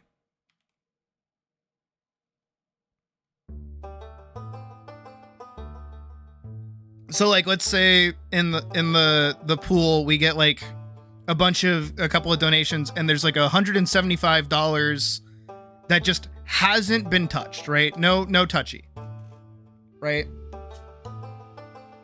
Now this might be the same amount as a hairstyle, but no one's voted for the hairstyle, so that's not going to go over here. This is instead going to go towards an outfit. And then let's say, we have Dragon Sid, we have Werewolf Sid, and we have, I don't know, like Knight. I'll put Elise. Elise makes sense. You guys know who that is, right? Let's say Elise has $70, Dragon has 10, Werewolf has 0, right? This means that 175 is going to get added to the Elise outfit. Now let's say that the dragon jumps up to like, I don't know, 110. Now it's instead going to get applied to the dragon. Now let's say the werewolf gets like $1,000 donated to it.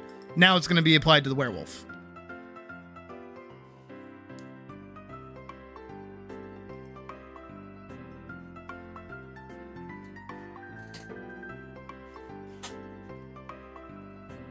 And also this amount of money is kind of like wiggly. So it can go like a little higher too. So let's say that like somebody donates specifically to Werewolf Sid. And let's say like the most amount of money here is going to be like 4,000, or like it's we're at 1,300. You need like one that like 1,500, right? Instead of 1,300. This 175 is just going to kind of roll in here and be like, you guys get it. You got close enough. I'm not gonna pester over that 25. I'm not gonna be that much of a stick. I'm not gonna be that much of a crusty, like a Mr. Krabs, right? But on the other hand, let's say somebody like bounced this shit and they're like, oh, yep, this is already paid for. This is done, without even a second to accumulate this or even take this into a consideration. I go, okay. That gets to be put somewhere else now.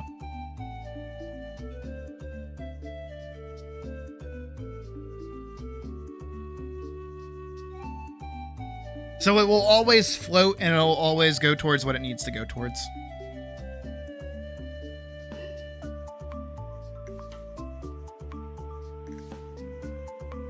And that's purely there for people that like show up like one time during stream, and then for whatever random reason they decide to donate. And it's like, oh, that's cool that you donated, but you also didn't vote, and also you never came back to vote, so I have to put that money somewhere, and I'm not just gonna, steal it. Not that a donation is stealing, but even still.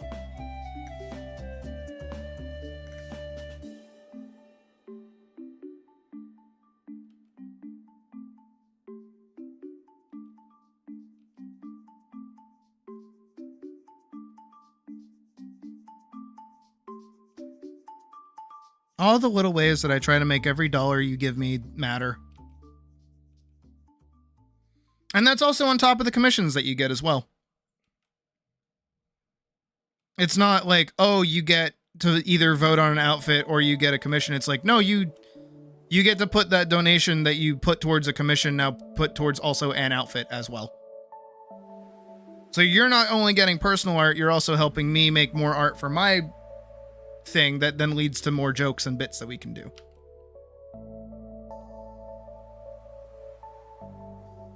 And much like in the way of the nun outfit as well, this one, right? Oh, my hair didn't go down. That was weird. Is it because I did this?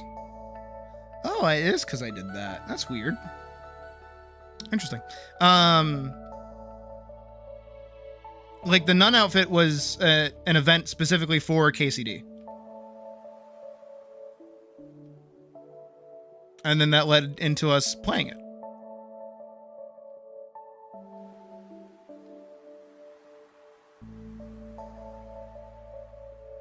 I do want to come up with another like event outfit though for people to work on.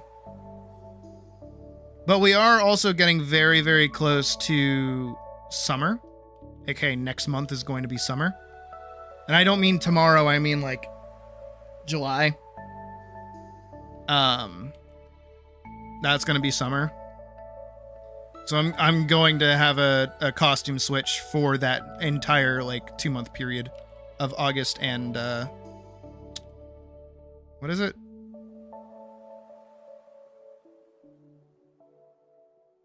Oh, July and August.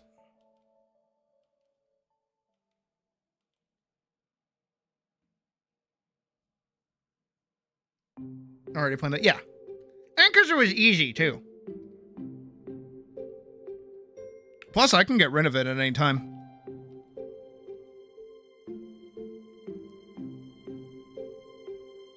It is kind of why I haven't really sat on making, like, other arm states for it. Even though I really should.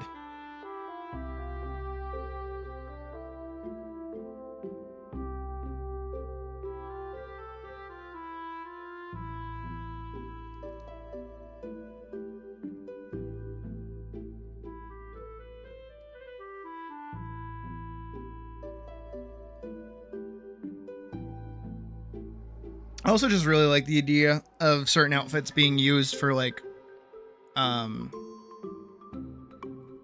expressions. I like that idea, too.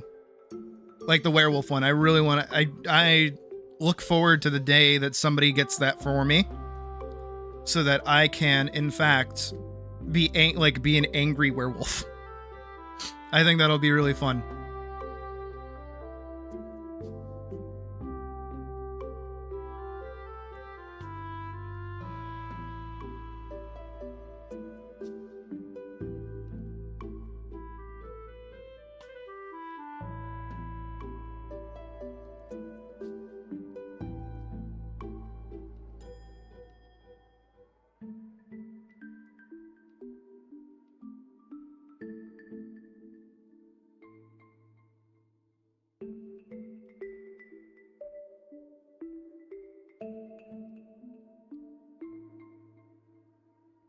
Spiky. Spiky.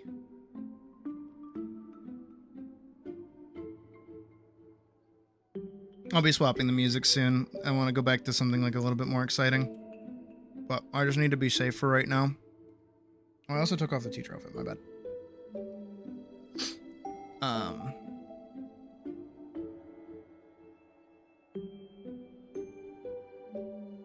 The money would be free.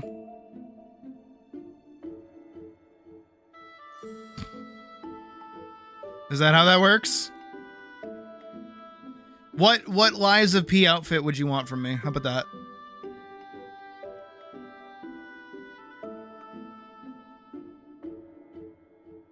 That would be an event to get me to play it again. And like actually sit through and play it rather than just like try it and be like,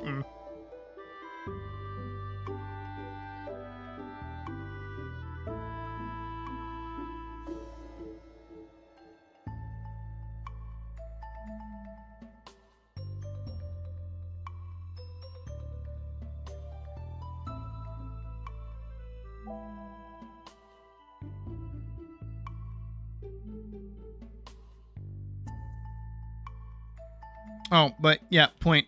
NSFW, safe for work. Me no consumable, so people no consume me. But me make appealing art anyway, and people still like. Select the grab images, okay.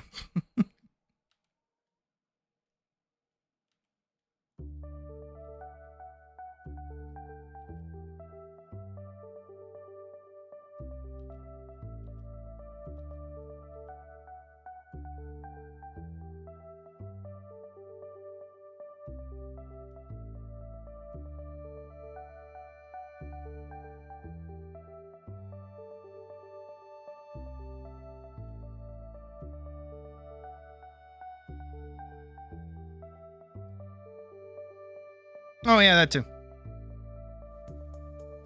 Those are the things that people have actually just come up with on top of things that I've come up with as well. Nothing is set in like Hearthstone. Though it does need my okay. That's the important thing. Is that you can't just like throw $1,500 at me and go, wear a bikini all the time forever. I'll be like, no. I'm not even doing that for the summer event, honestly.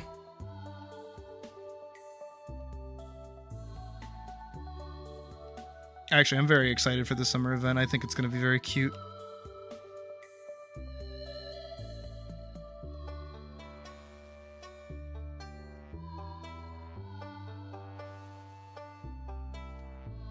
Though, I would also like to put Sid, Chef Sid on the list as well. That'd be really fun.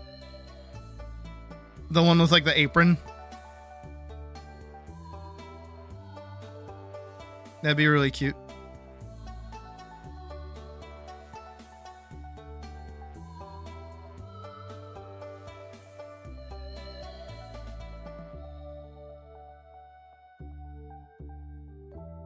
Oh yeah, we are playing Kingdom Hearts 2. Oh, right, we are playing Kingdom Hearts 2.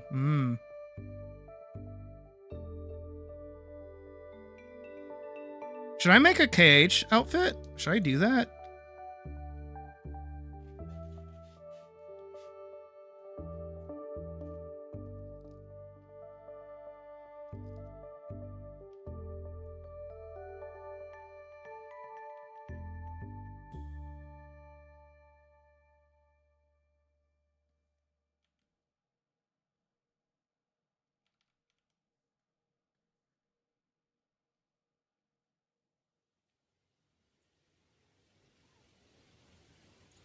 I don't know.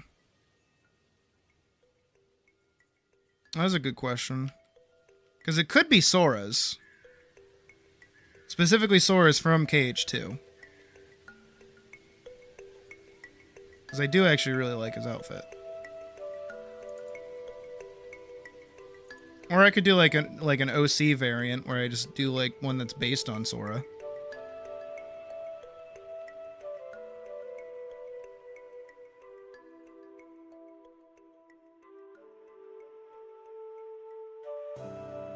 I could also do the, yeah, the Cloak of Darkness. I could do those. It's very Roxas.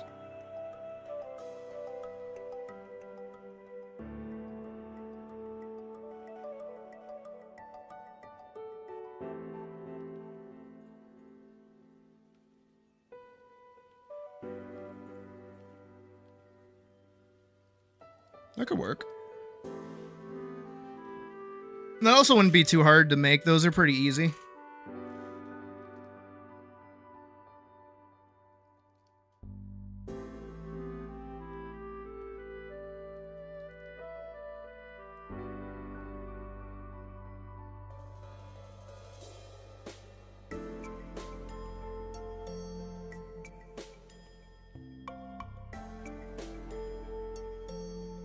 But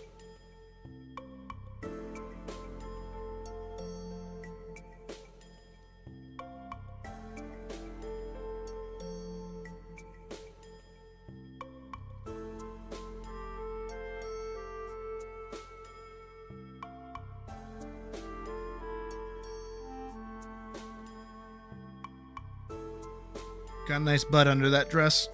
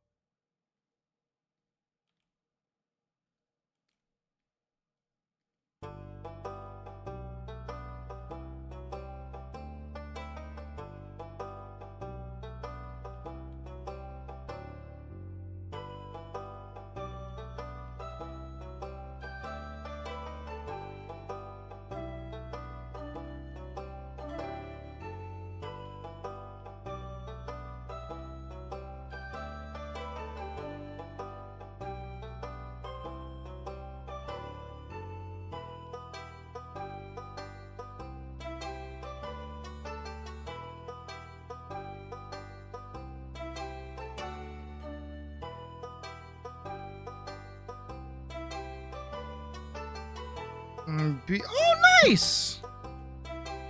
On the piece of cake.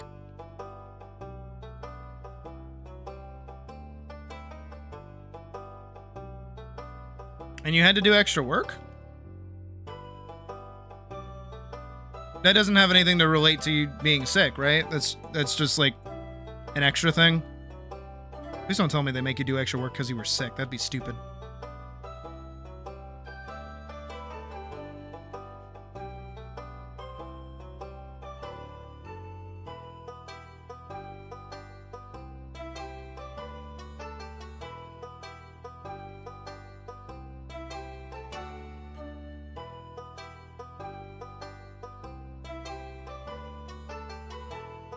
I can't do cheesecake. I mean, I had a tres leches the other day.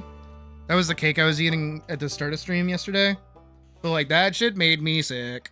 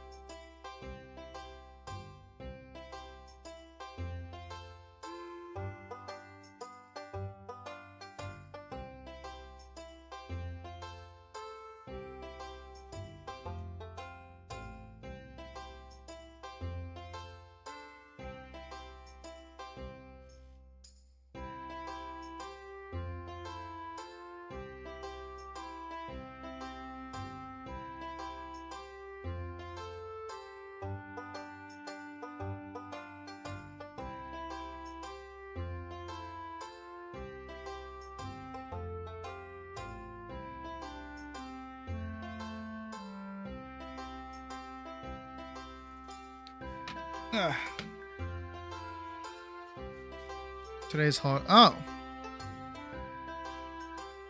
Focus on labeling your blocks of cheese. Can cutting cheese for the government, whatever the fuck it is you do.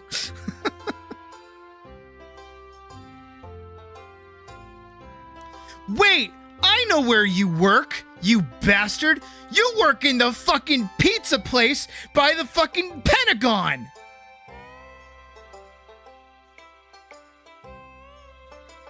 Made apple cobbler. Oh, that sounds awesome. No, I like apple crumble. I like any dessert with apple in it. My mom used to make these like apple pastry things, and my dad used to make this like apple crepe. Fucking love them. And for my birthday, instead of getting like a cake, because I don't actually like cake too much, we always get apple pie. And my grandmother would always get it from a very specific local orchard that she would go to. It was really, really good.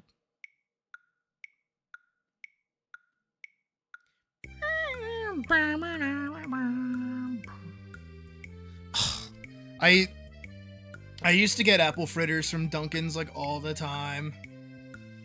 Like, man.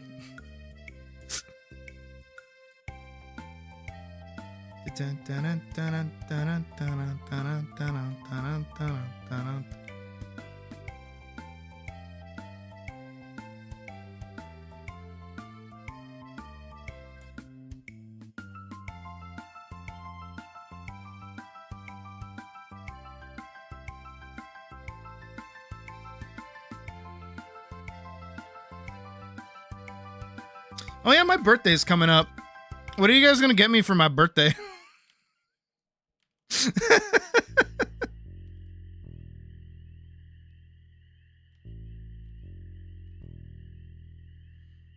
My birthday cake for my birthday on my birthday?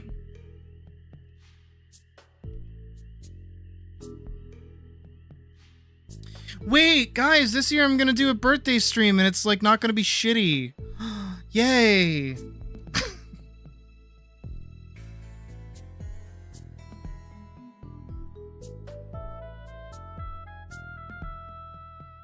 What do I want? I don't know. To rule the world. Love and adoration. The moon. The moon would be cool. Can I get you guys to steal the moon for me? Can that be my birthday gift? Can you guys get me the moon? Can we Despicable Me this shit?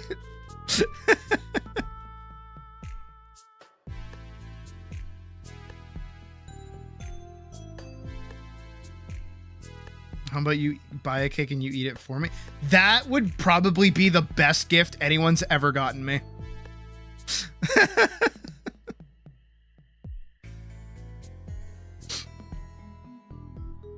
Oh my god, I'd be literally over the moon.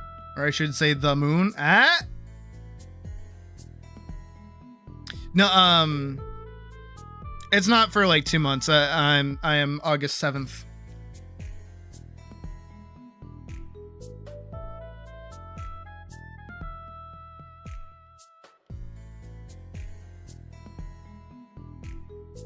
But it's coming up. It's gonna happen.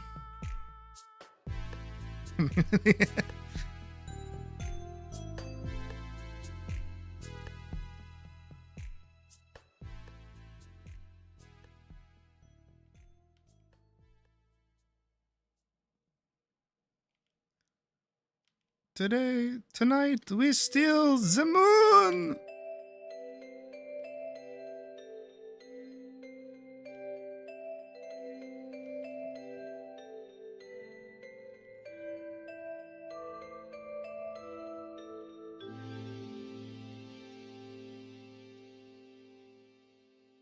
But yeah, I remember like my first birthday stream. I think I played Destiny with Day, I'm pretty sure.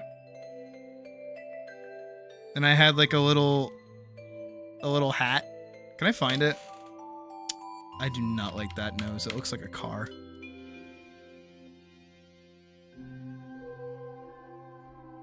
I'm gonna draw me stealing the moon. That'd be hype, actually. That'd be fucking hype. Hold on, let's pull it up.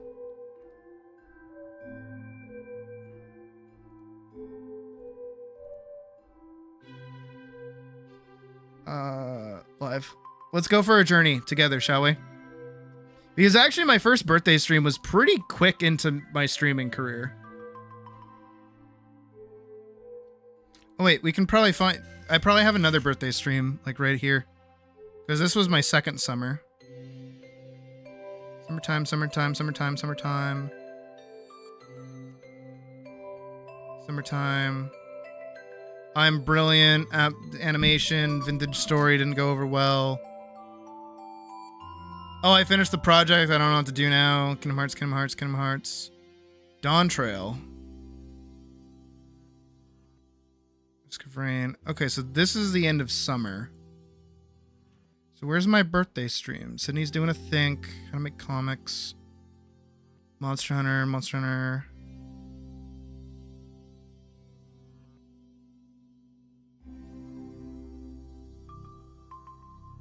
Oh. Wait, where's my birthday stream?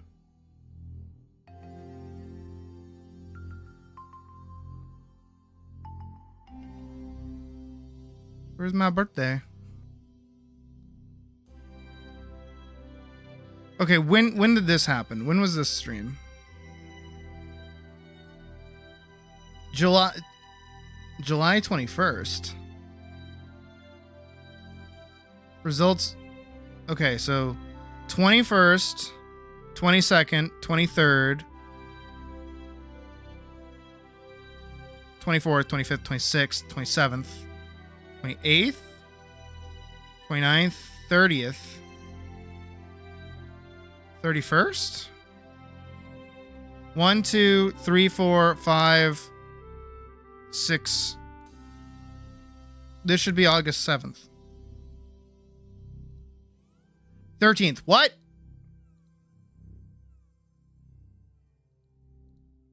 When was this?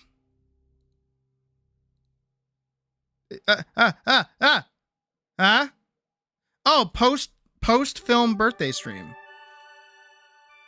It said it right in front of my face. Helpful, but it... Yeah, 96 views. That was my last birthday stream. And if we go even further back to the before 4 times. Where is it? I should immediately recognize it. Because I had a dumb little hat on. Oh, nope, we went too far back. Here it is. Sydney's birthday bash stream. Oh, I played Warframe. 52 views.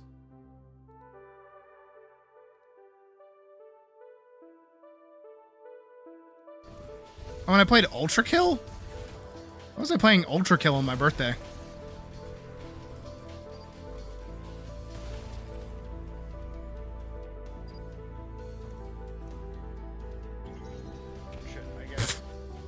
Oh yeah, old crunchy microphone.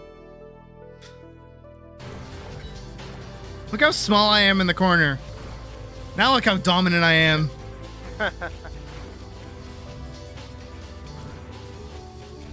I take up so much more space. Remember that thing that I said about platforming not being my thing? Yeah. Yeah, it's still true.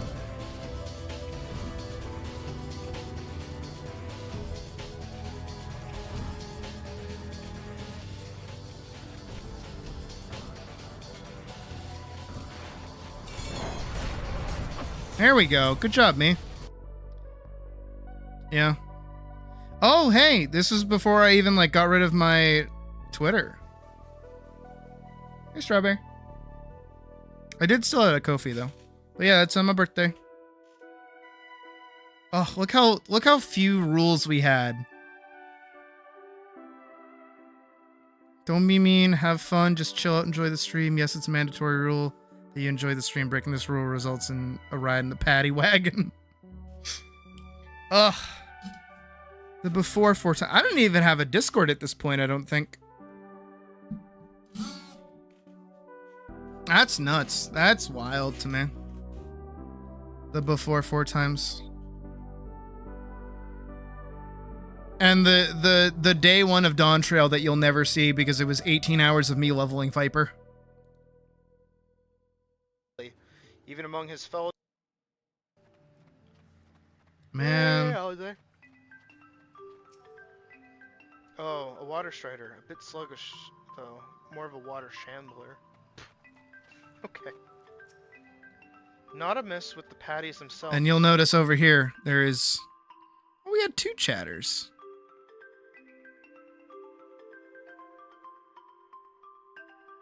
But it's mostly day.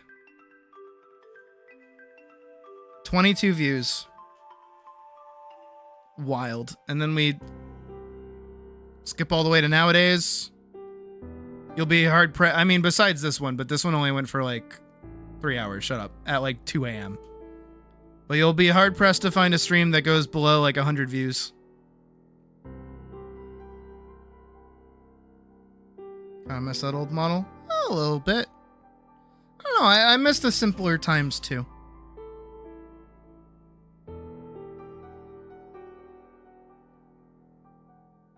Oh yeah. Our pious streams. Those did very well.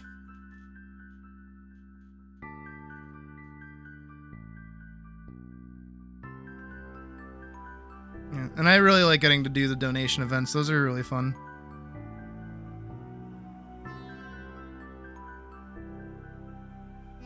Oh yeah, the hardest thing to do when it comes to streaming is to get through your your 0 viewer phase.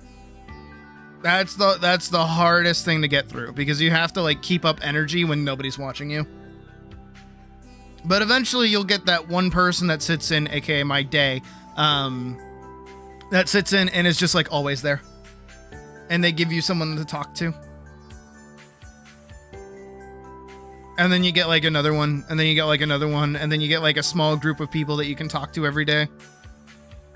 And then you get like another one, and then you get like another one, and you get like a whole bunch, and then like a few leave, but then like more replace them. And you just keep going.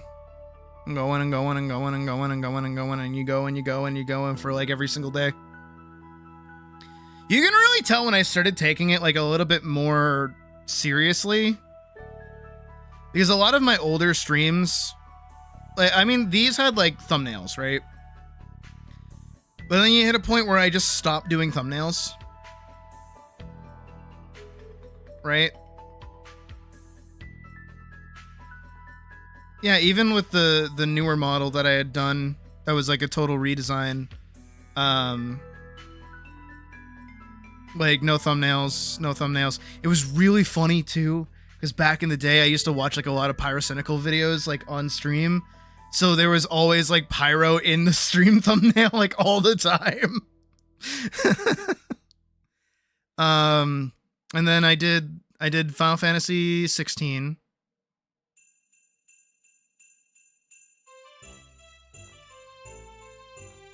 Oh, I didn't put part 3 there for some reason. Part 5. And then right here is when I actually start doing like proper thumbnails, right? And then of course we move over into Halloween. And then I kind of lose it with the thumbnails a little bit. And then I do another one. Well, because this is like another specialty stream. I'm like playing Valheim with Wick. All of those don't have thumbnails. And then we did Atlas, and that had thumbnails. And we did Christmas, that had no thumbnails. When did I start doing actual like thumbnails? Wick. Stream. Final Fantasy stream. Hanging out with Wick. Final Fantasy stream. Then this is when I started getting the, I started doing more thumbnails. And I used this picture a lot. And then we started working on the new model, which is the 3.0 model. This is technically the 4.0 model. And then it gave me a lot more, like, positions to work with when I was, like, making thumbnails. So I started doing those more and more. And then I also noticed something is that when you mark something as live, you actually don't get as many views. And the reason for that is because after you finish streaming, YouTube kind of does this thing where it'll upload it like a regular video. Like obviously VODs are viewable, like to specifically go find them, but they do show up in recommendeds. So they do take on a life of their own once you're done. So when I was marking them as live and people were seeing that they were live videos, they're like, oh, I don't want to watch that anymore because it's not live anymore. So eventually I got rid of it. You know, it happened during the summer, happened during Expedition 33. I mean, Atlas is different though, because saying that it's live actually gets people to show up. And I worked really hard on getting that font to work. Live. And then, yeah, with Terraria, I stopped doing the live bit. Live. Live Baldur's Gate. And then Monster Hunter. Live. Blue Protocol is apparently eating shit right now, which is really funny. Game actually became, like, pay to play. And not in the way of like, oh, you pay like a single thing. Like, no, you have to actually pay money to even get to play the game. And not as in like a way of buying it. Live. Making a comic. Oh, right here is where we kind of stopped doing the lives. And then this is when I made the big shift into, oh, we're doing stuff.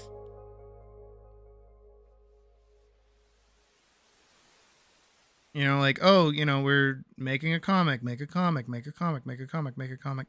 Play Monster Hunter. Animation. Atlas, live. See, I kept those for those. And then we're in Christmas.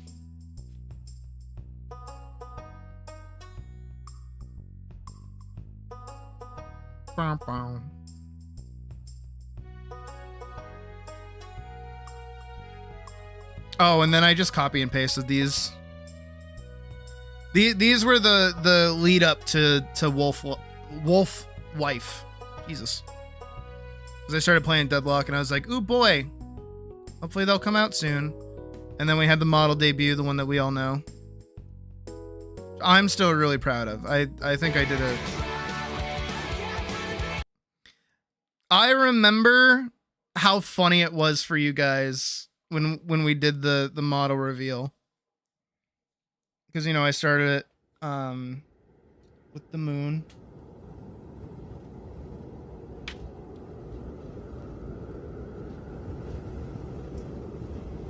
The moon. the moon!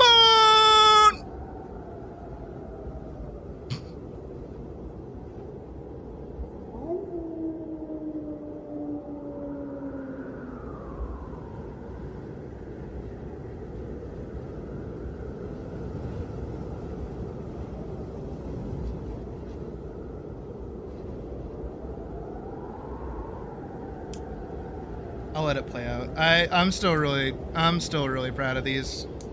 But the images, I did see those.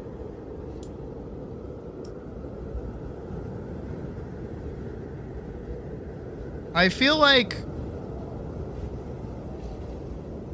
I could pull this one off. I'll mark it with hearts.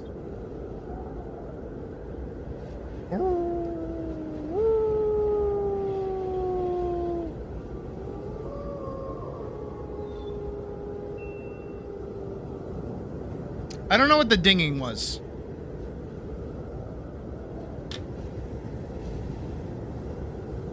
Peggy 16. Oh yeah, here you guys are. That still gets me, honestly. The Peggy 16 still actually scares me. I put in so much work into this, playing like a fucking DJ. I'm not kidding, by the way. Because I had the live pause and like lower the audio of both the wind and the music to time it with the stream,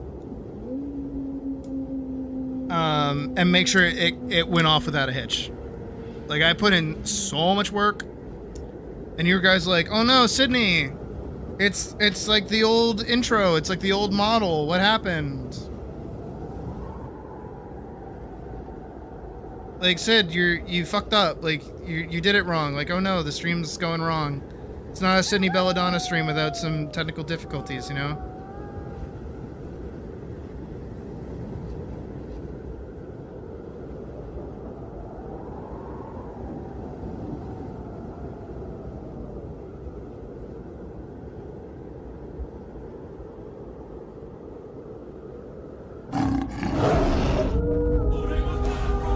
I just thought it was cool! I thought it was a cool idea! I thought it was hype. And then also, yes, it does whenever it goes up. Give it a sec. When it goes up, you can briefly see it.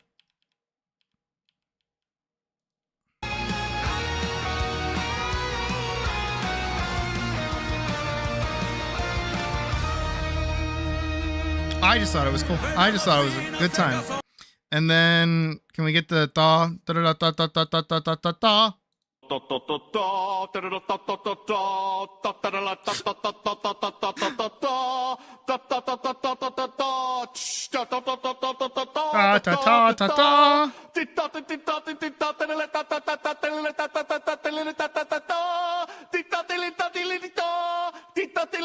Damn, it's got like good frame rate.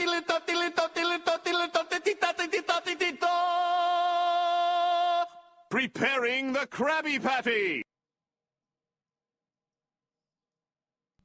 And now there are people who have never not seen The Wolf. Isn't that weird? Isn't that weird? They don't know about pushed-in nose cat. I mean, most people have actually seen the Atlas video, though. So most people do know the other model. Oh, this one. Mechanics, all neatly wrapped up in PS2 inspired graphics. You've got 3 unique. And then only Lou's got 3. Yeah, I remember that. Yeah, this right here is why I need another front facing, so I can make more talkie videos. I think I'll have to work on that for the what is it? The Forever video. Monsters to beat, bosses to fight, and a world to explore. Eating baby rabbits like she usually. Oh, okay. I gotta keep the. Okay, well, you know what? You're doing God's work over there. Good job. A horrible thing, but good job. Lord, need I say more? Atlas released in early access on Steam about a year ago today, and before. Not today. Tomorrow's the 1 year anniversary. I had freshly gotten my grubby little paws on Bold's Get 10 Wolf Belt. Was first video? I mean, it's everybody's first video, pretty much. It's like the gateway drug into my content. I mean, 36,000 people agree with you. And it's even about to crack like another 400 views. That's pretty great. 2.4K. This is like my best performing video also.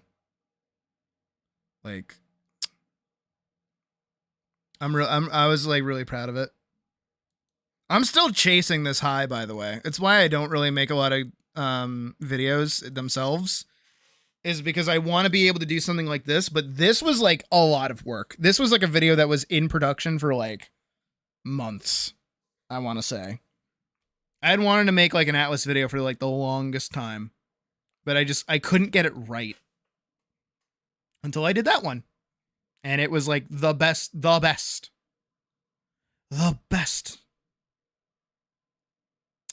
Comic. Anyways, enough gushing over my past and how cool I am. Let's like actually do art. Yeah, let's do Evantress music again.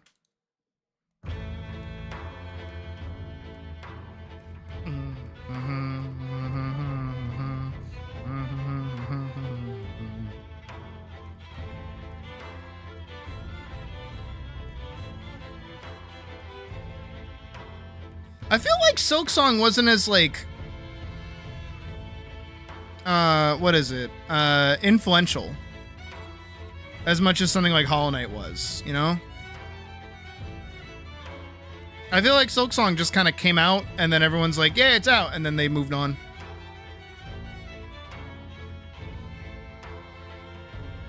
Oh, well, happy birthday! Jump him!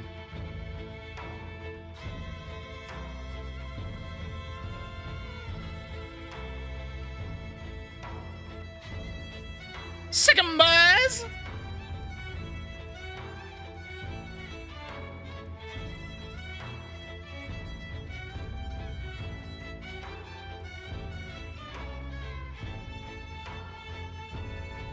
Wasn't doing anything revolutionary. Yeah. I feel like it's also one of those things that like everybody had like hyped it to so much hell that they just like played it and then moved on.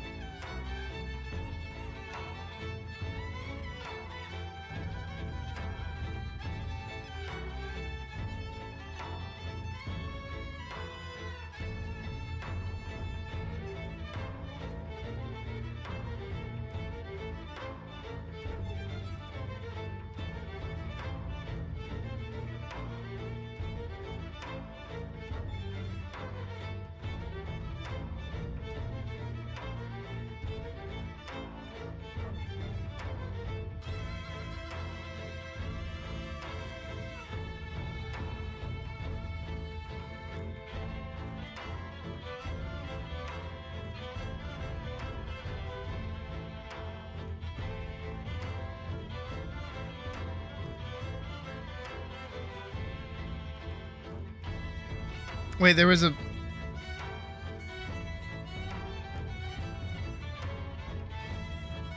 There was a Borderlands 4?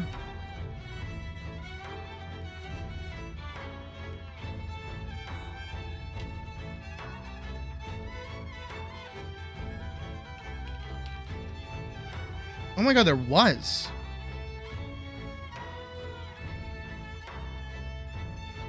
Why didn't I care?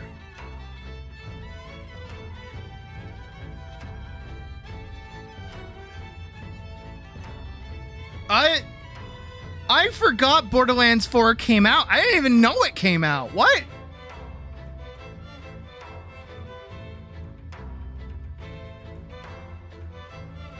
I was unironically about to correct you and say, don't you mean 3? Also, that came out like years ago.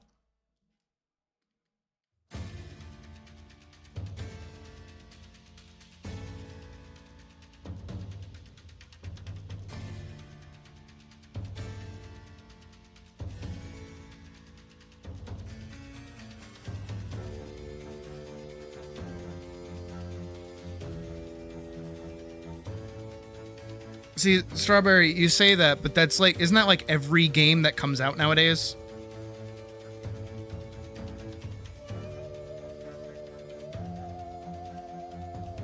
even that's not really that special.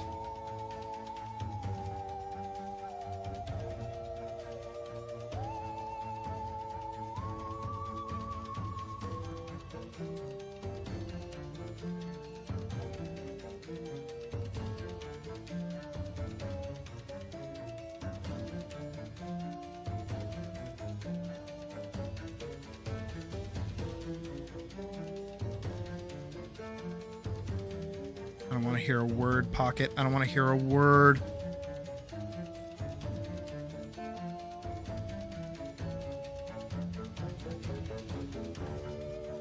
This is going to get covered by so many effects. It's okay.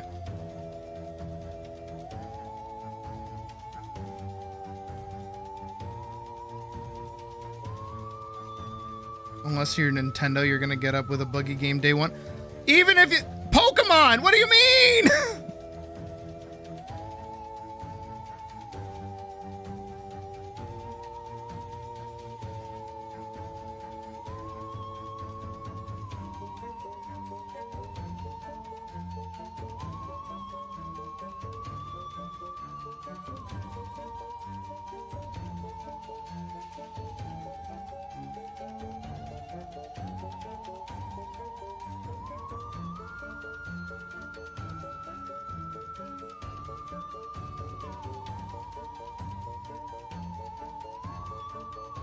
That's Game Freak, not Nintendo.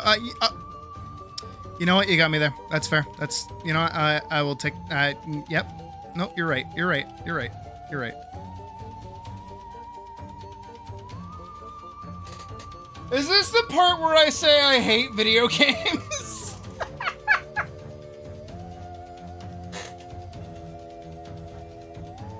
Responded to it. Oh, yeah, I do remember that.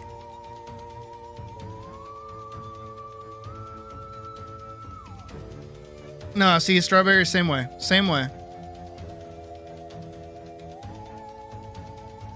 Also, again, we're not going to acknowledge this because I'm going to cover it with so much blood it doesn't matter.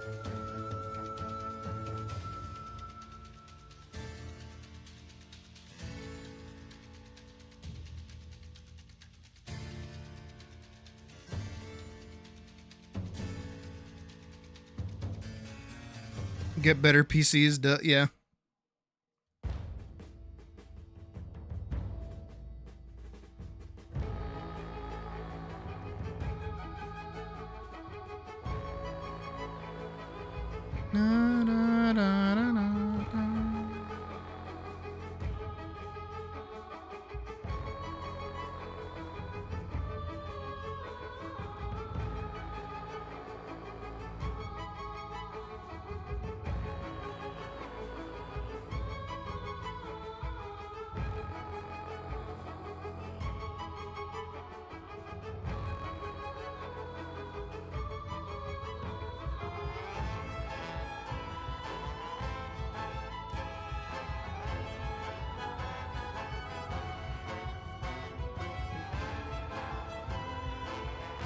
I'm just glad that my hobby is art.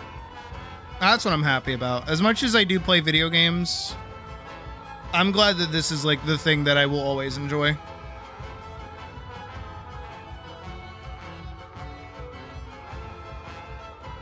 I can just make my own fun.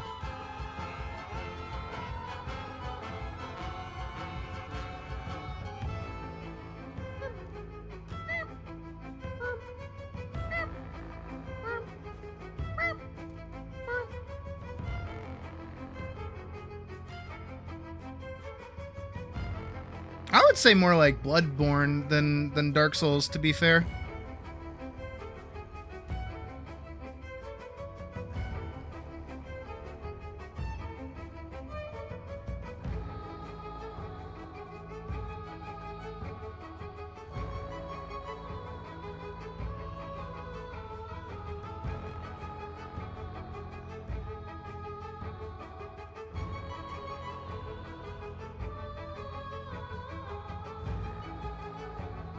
Is this also the part where I say I just didn't care for Hollow Knight? Is that the part where people like rip my head off?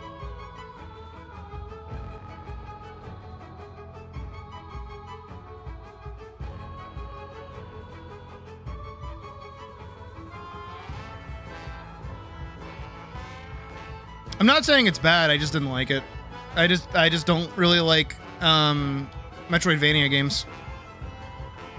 They kind of sit in the same boat as like roguelike games for me, honestly. Town has a dog cafe. Oh, hell yeah.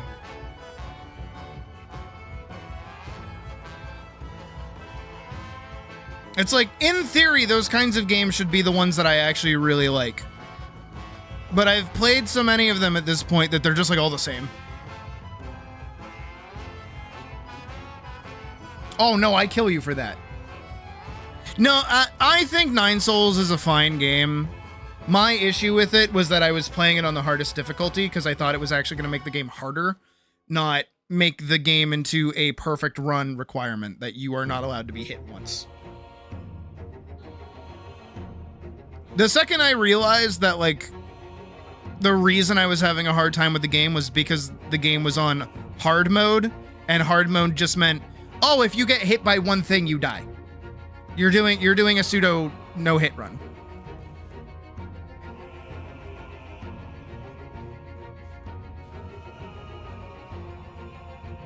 The second I learned that and how much frustration I was going through in the game, I was like, oh, so you mean normal enemies shouldn't, like, one-tap me?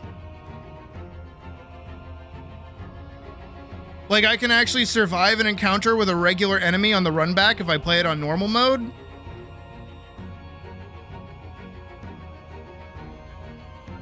And the amount of work that I've put into, like, playing this whole time has been, like, totally normal. Time of year where upstairs is a sauna because of the warm weather. It's raining outside for me today, so I'm happy. It's not hot in Topeka for me. Kicking the Metroid Prime 4 and you can't bring yourself to pick it back up. Yeah, like...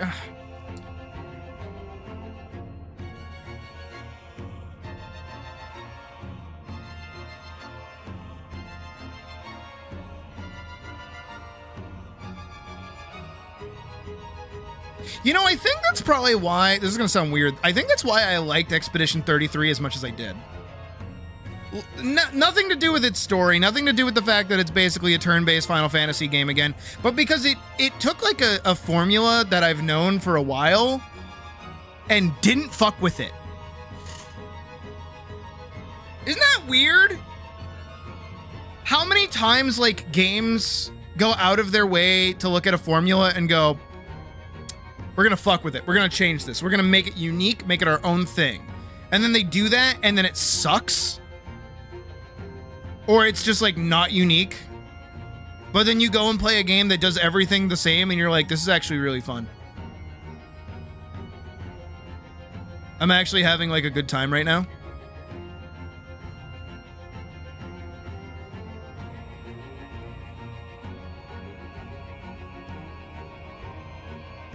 Because all Expedition 33 did for its like, turn-based combat was add a parry mechanic and a dodge mechanic.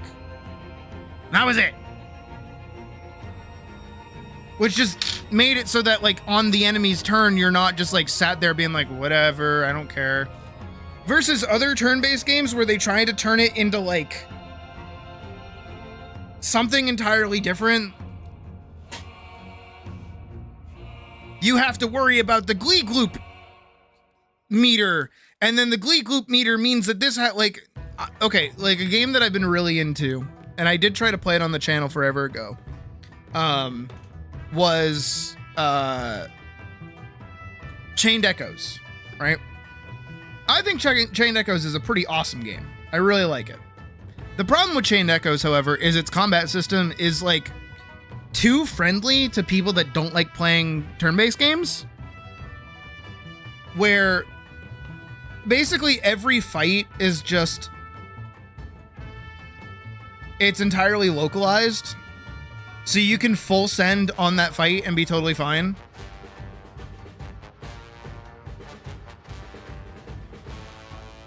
And I kind of didn't like that because it meant, like,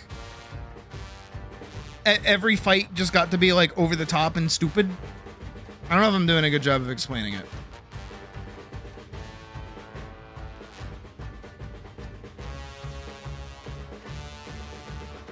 I don't know. I'm just like I'm a very simple person when it comes to games in general.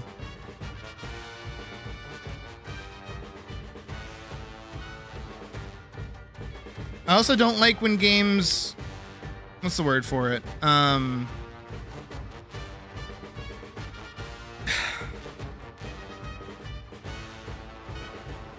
There's a thing. There's a thing I specifically don't like when games do. There's a lot of things I don't like that games do. Can't think of it. Oh my god. The word escapes me.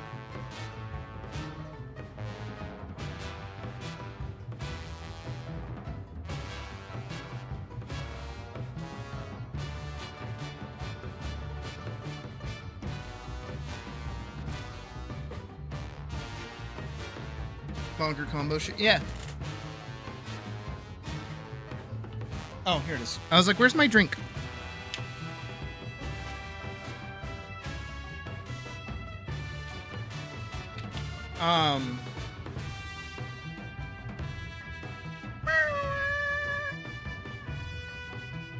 I don't know, I just hate modern gaming in general, I think. There are good modern games that come out, but I feel like more often than not, it's just like miserable experience after miserable experience. Or same copy-paste bullshit after same copy-paste bullshit.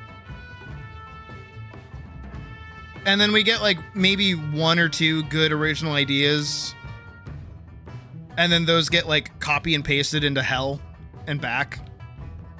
And it kind of ruins whatever like specialty there was for it.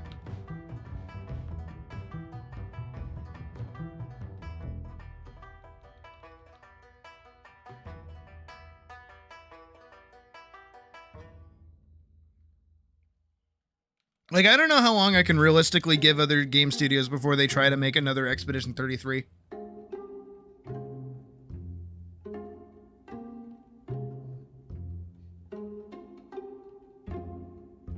We made a turn-based game with parry mechanics in it. It's like, okay. What else did you do?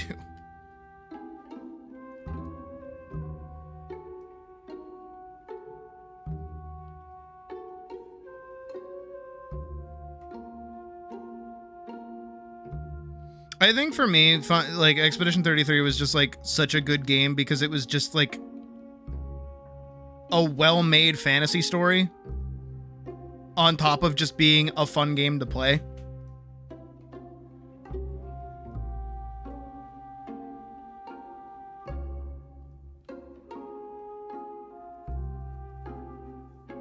And I think that's something that like a lot of people are beginning to notice in terms of like game companies and otherwise, is that like they don't really care about making their games fun. They just care about making games people are going to buy,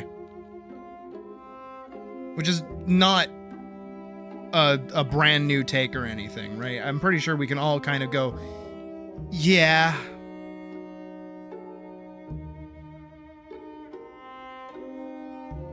But I genuinely feel like it's gotten worse from our conversation that we had earlier about fucking COVID and shit.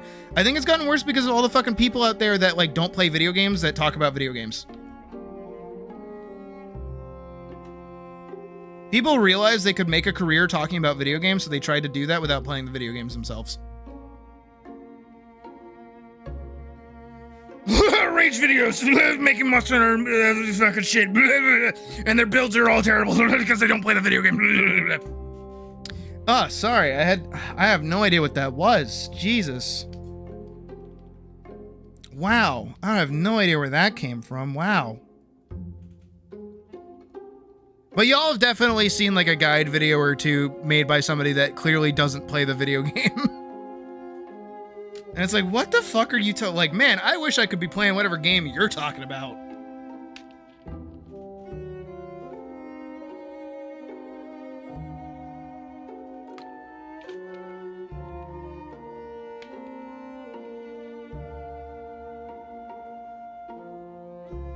Yeah, this build does like crazy, insane damage on a standing still enemy. Don't try using it for a hunt though. You will die immediately.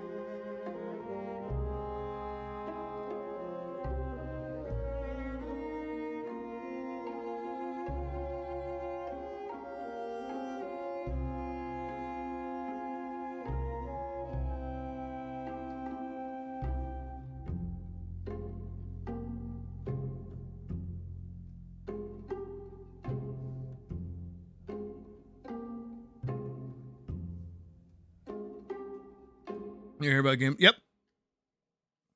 That's why all the game journalists liked mixtape.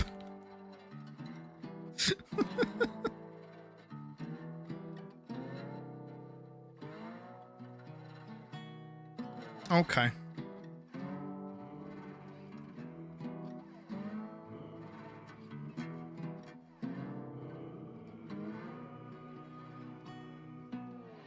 Two roads with no beginning, cross where the water's low. Endgame. Yes. Oh my god. I fucking hate those. I don't remember what game it was, but I was looking up a tutorial and how to beat like a specific encounter. And they're like, yeah, so like after you beat the game, when you come back to this zone, it's like, after I beat the fucking what? Wish I could say the same for you. Yeah, this item just like makes this boss like super easy. You can get it when you beat the boss. It's like, what the fuck? Huh? It's never too late to take in the view.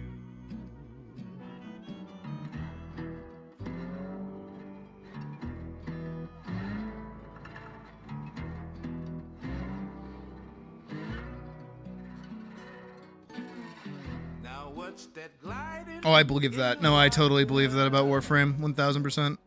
Blank eyes drifting above. Yeah, so if you want to like farm out this Warframe, first you want to like equip the Warframe, and then go to this planet and farm out the Warframe that you already have. Good luck. Just one thing before I go. Every time I read or watched a video from a journalist, you could tell they were being hard carried. It could be nice there. Sounds about right. A place to unwind, far from living so close to die.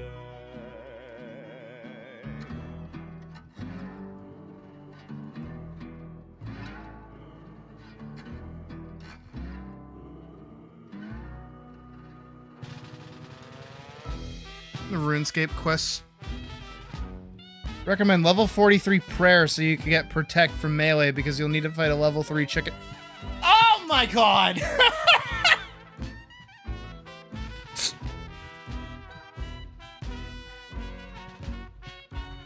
No, it's so true. It's like, that's unironically so fucking true. Kind of happiness would be your happier. What is that one regret that you must get off your chest? What are you so afraid of losing that you lose everything? Unless she is rolling by, steam blowing in gloomy light. Just follow my lead and I will get you on board alive. But isn't it nice? No, I can't. I can't. I can't. Because you know why?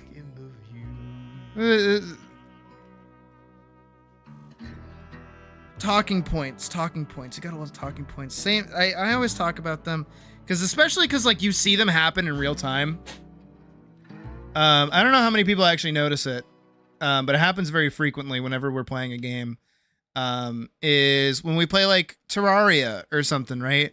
We always get people that join in and they're like, I'm here to help you. You don't know what you're doing, so I'm gonna help you. Today my goal is to help you. And it's like, I don't need your help or want your help. I'm playing the game myself. I'm playing the game the way I want to play it. They're like, no. You need to play the game the right way. You're not playing it the right way right now. You need to play the game the right way. It's like, I don't want to do that. I'm playing it my way. I'm having a good time. I was having a fun time. I was enjoying myself. You're ruining my time by telling me that I'm playing wrong. I'm doing just fine. I'm fine. I think how you play the game is wrong.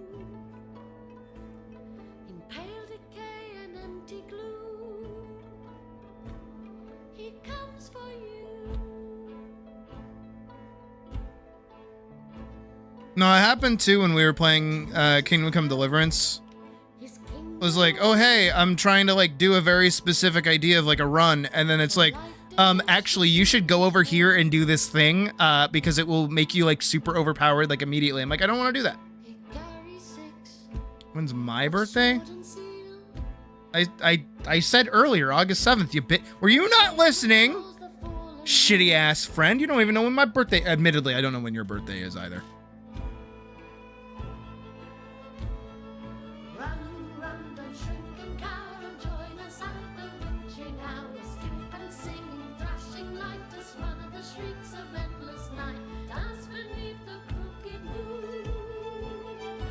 Dictate how you should keep. Yeah. Oh my god. Okay. Here's. All right. Separate issue. I'm gonna lower the. You've hit the Minecraft button. You didn't even realize. June 20th. Got it. Rochelle art will be made on the 20th. Got it. Somebody remind me. Hall, you have to remind me. Hall will 1000% remind me. Minecraft is a poorly made game. Welcome to the Minecraft take. Minecraft is a shitty game, in fact. Minecraft is a horrible, horrible game.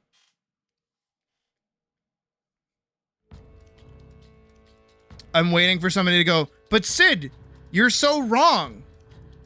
But Sid, it's like one of the most popular games ever. Yeah, because it used to be well designed. Now it's not anymore. They ruined it. They ruined the game. Minecraft is bad. Minecraft is fundamentally a bad game.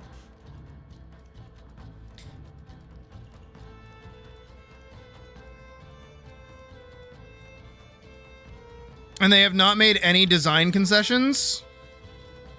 Partly disagree. You will until I explain my reasoning. That's okay.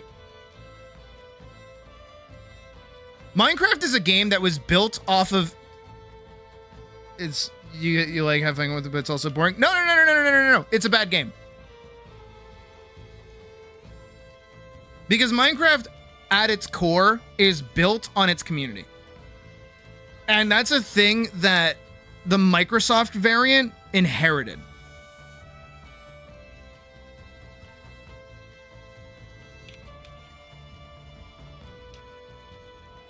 Because here's the thing, if you go back, I'm being dead serious. If you go back and you play pre-Hunger Bar, specifically pre-Hunger Bar Minecraft, it is such a better game. Like, even from its simplicity, it is probably one of the best, like, survival games you can possibly play. But it is entirely driven by you, the player, deciding to play it. I also don't know how to do this little thing, so we're just gonna ignore it. I'm just gonna like wrap it under them, and we're not gonna bring it up. Right? This is why you have like your 2-week Minecraft phase and so on, right? Is because there's only so much that you can work towards at the end of the game, that where you become like the most powerful.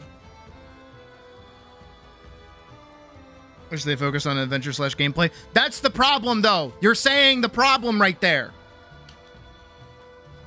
All right, ready? Here we go. We're gonna go over here. So here's how old Minecraft used to work, right? You spawn. You're like, "Hello, world." Yay! And now the world is your fucking oyster. You can go wherever the fuck you want, right? But guess what? The world is not, in fact, your oyster. Because you are going to fucking die. Oh no, you're gonna die. Why are you gonna die? Because at nighttime, it gets dark, monsters come out, and they're gonna kill you. And guess what? There's no sprint.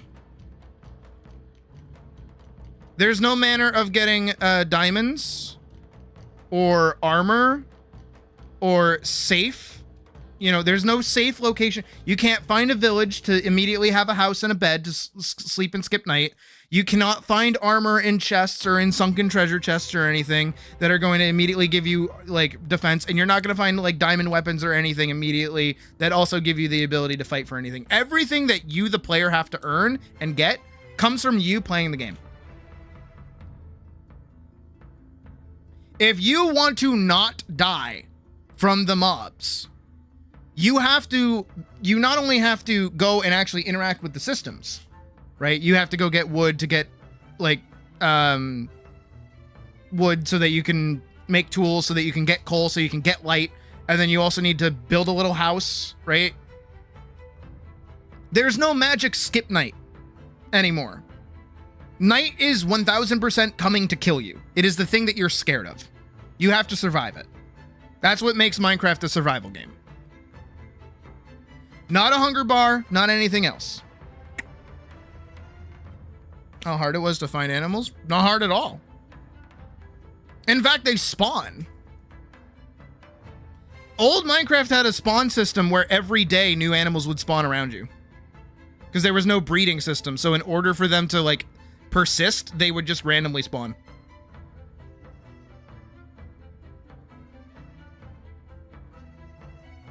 Wait. Right? Not only just this, but before the hunger bar, which is probably one of the worst systems I've ever experienced in a video game, by the way. Literally the worst system I've ever experienced. I've played some damn ass bad games, but the hunger bar is like the worst. Because this isn't a fun mechanic, this is a nuisance. Guess what? Back in the day, food used to recover your health. You didn't have nat regen. Not only just that, but food wasn't stackable, right? So if you needed pork chops, if you were going on like a little adventure or something, and you needed food to heal yourself in the event that you got hurt, you needed to make inventory space for those pork chops to be in your inventory so that you could heal an appropriate amount of health. No longer can you just have 64 pork chops that feed 4 fucking hunger bars immediately, just constantly sitting in your inventory with no next to no issues. You needed to make a decision on how much of your inventory you wanted to commit to healing items, and also make calculated risks such as dropping a little bit, right? Even just falling like 3 blocks would cost you 2 hearts. That's half a pork chop. That's not coming back. That's not regenning. That's not for free. And the lack of sprinting as well meant that all monsters were a threat. Every single monster was a threat. Just hide, sheep just drop wool. Exactly. It was simple. Each animal also had its purpose. Only the pig gave food. Yeah. And farming. You had to farm too.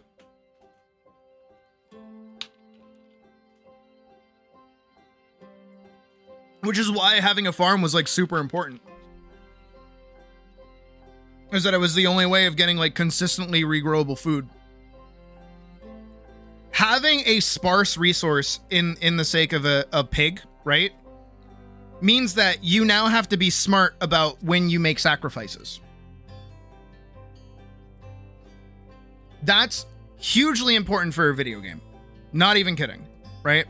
If you have to make a decision about making a risk, like making a risky play, right? And you're like, okay, what resources am I going to weigh in even just losing, again, as simple as 2 hearts, dropping like an extra distance? That's a way different perspective than, oh, I just have like free regen and I have so much food, I don't care.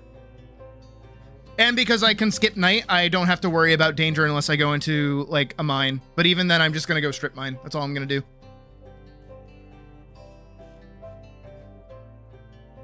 Here's furthermore, old Minecraft, again, you had no sprint. You had no swimming. Going through water made you really slow.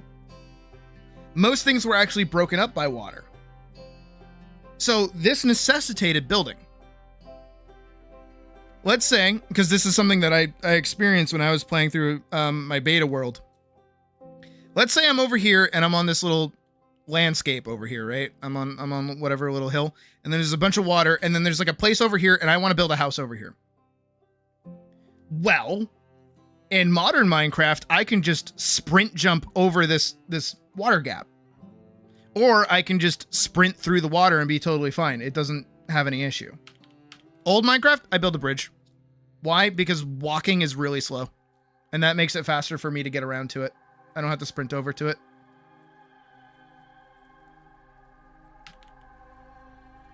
If I want to go up this hill, I'm going to make a staircase. Instead of jumping and jumping and jumping all the way up. Now, again, you might say in modern Minecraft, you might do the exact same thing, but there's no benefit to this. There's no benefit for this either. You can entirely skip these. It's purely choice. That's the difference of old Minecraft and new Minecraft that I feel like people don't really recognize, is that old Minecraft is you have to. New Minecraft is you have the choice. In old Minecraft, if you wanted to heal, you needed a pork chop or you needed bread. You needed one of the two. So you either farmed, and farming was slow and also very like difficult to do. Not like fucking vintage story level difficult, by the way, but I just mean like you ran the risk of mobs like stepping on your crops. You ran the risk of like it taking too long. It was a renewable resource, but it was difficult to get. And then also with pork chops, they healed the most, but the scarcity of piggies, right, made it so that pork chop meant a lot more to you than anything else. But now in Minecraft, in modern Minecraft, it's just, well, now you can farm. You can also, again, skip night so that you can just have like a permanent amount of bread. Getting seeds is super fucking easy. Not only just that, but you can immediately set up like a little farm of pigs. If anything, that's kind of what you want to do, is that you want to turn your farming into a pig farm, and then you just always have meat. You can have 64 of both again. You have the ability to once again skip night, so there's never any risk. This is bad. This is good, but this is friction.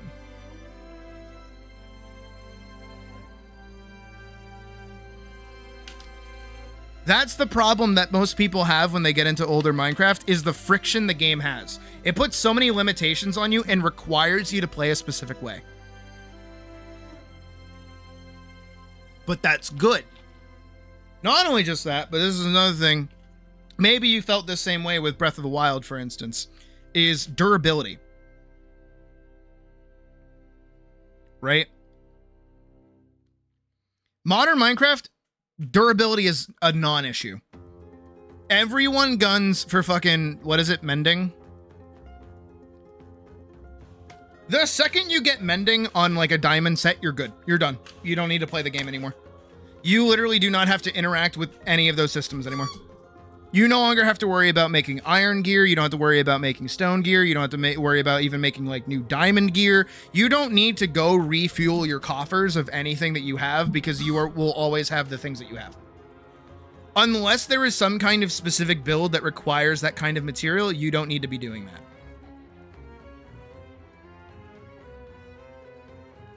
Mending makes modern Minecraft a bad game, because everything modern Minecraft has is some kind of response to some kind of friction the older game had. But they can't take out that older friction, so they just say fuck you.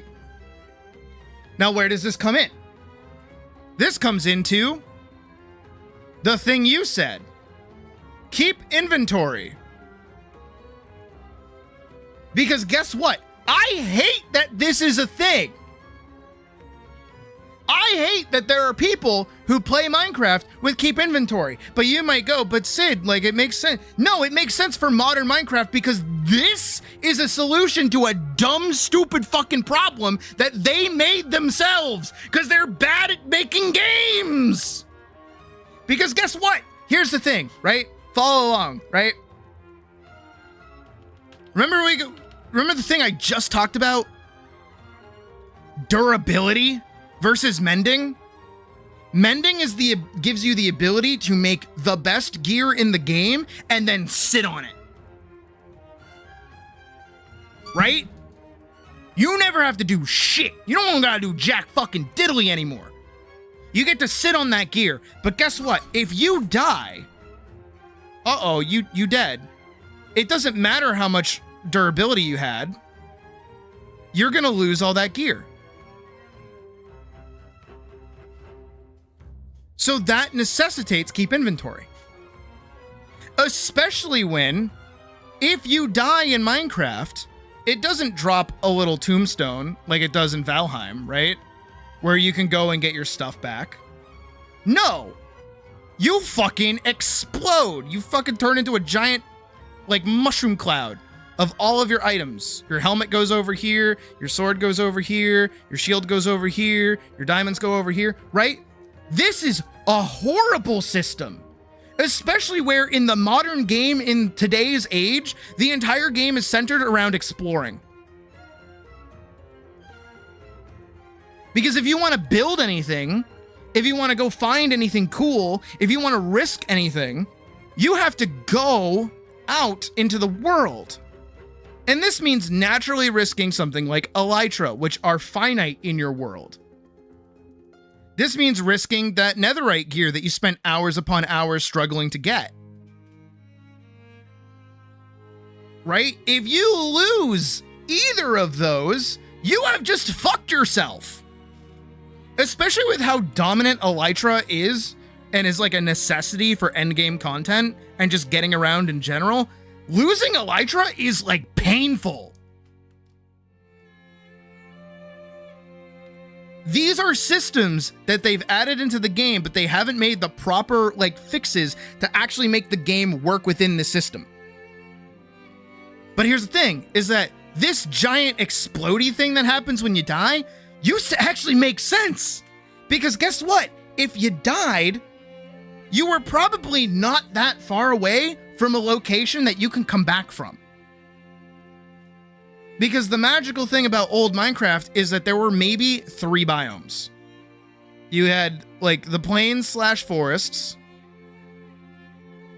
deserts, and like the snow biomes, right? But actually, if you want to go even further back, you didn't have either of these. You just had plains and forests where you had sand next to water, and sometimes you could get a snow biome. Like genuinely get like a whole, not even a biome, like a snow world, right? And the only thing that would change about the location that you were in was what elevation you had as a world. That was it. So really, you yourself wouldn't have a reason to go explore or look around or go adventuring or go find like locations and things, right? The whole world was like your oyster to do whatever the fuck you wanted with. That made the game make sense because now that you're not off in like fucking Timbuktu, not the fucking band, but if you're not like in a distant location anymore, if you explode all of your stuff, the likelihood of you being able to go back and get it skyrockets.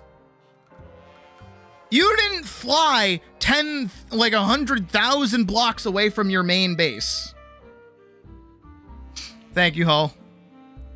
I mean, I made it. I'm like almost done with this one.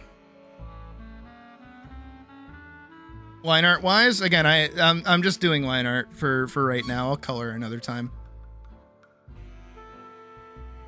But if you fly away 10,000 blocks and you die, you are never getting that gear back. Never fucking ever. So yeah, keep inventory is awesome. use that shit because that makes that problem make more sense. But here's the problem with that is that this problem even exists in the first place.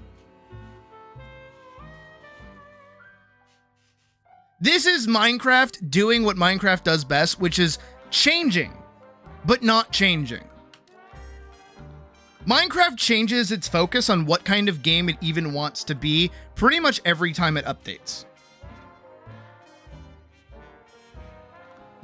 And that's why Minecraft is a horrible game, like genuinely badly designed, is because it is combining its older generation game to the thing that they think you want. And 9 times out of 10, what people are going to do, what people are genuinely going to do is they're going to mod and fix the game.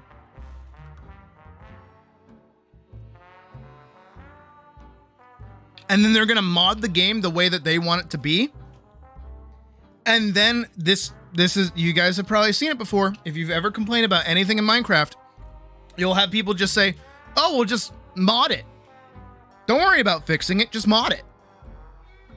Keep inventory is a mod that fixes a problem with Minecraft. And because that exists, they will never touch that system. Ever. Again, when your stuff was like impermanent, right? If you die in beta Minecraft, right? Even with the best gear, right? If you die with like a diamond helmet and a diamond sword, guess what? You probably have like a shit ton more diamonds at home that you can just replace it with and be totally fine. No RNG, like, you know, enchanting system required. No exploring required. You can just go back home and be like, ah, man, I lost all my diamond shit. Guess I'll keep going. Ah, man, sucks that I lost like 36 diamonds worth of stuff, but that's okay. I'll go get more. Which also actually feeds into the loop of like old Minecraft, by the way. Right? Old Minecraft is you have an idea for a project. So you go and you gather resources. You then make the thing. The thing then costs resources. And then you get another idea to work on a new thing. The problem is this idea in modern requires your input. In, I'm going to say classic, this idea is based out of surviving. That's the difference. If you at any point stop putting an input to this idea, you're not gonna engage with the loop at all. Not only just that, but gathering resources, if not required, stops becoming a problem. So you're gonna skip over this. And then because of that, you never gathered resources, so it doesn't cost resources. So now you just go from idea to make thing.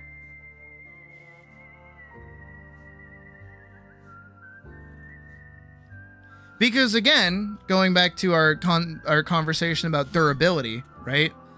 Every single tool in the game, the only change to it is that it gives you better durability. Hell, there's a reason why you prefer actually using stone tools over iron tools. Because iron is used in more crafting recipes than stone is. So it's a cheaper resource to make stuff out of, and then you get to keep your iron. That's a choice. That's a conscious choice that you're making there. And then when you get diamonds, your diamond pickaxe takes forever. But, again, in older Minecraft, let's say you had a diamond pickaxe.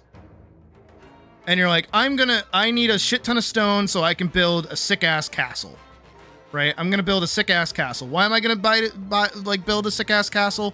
Well, because it'll be a really large amount of space that lets me like move around safely and keep all my stuff safe. Right? That's why I'm going to build a sick-ass castle. So I need a lot of stone. So I'm going to use my diamond pickaxe. Oh no, your diamond pickaxe breaks. YouTube. Hold on. It's yelling at me. Back to Stardew.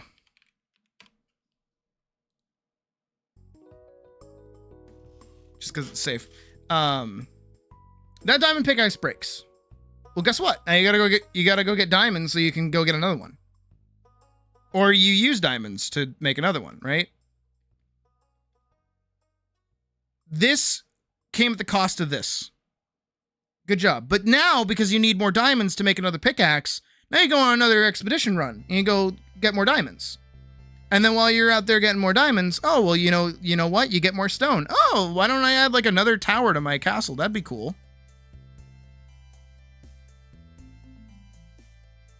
And then you're like, you know what? I want some houses around here.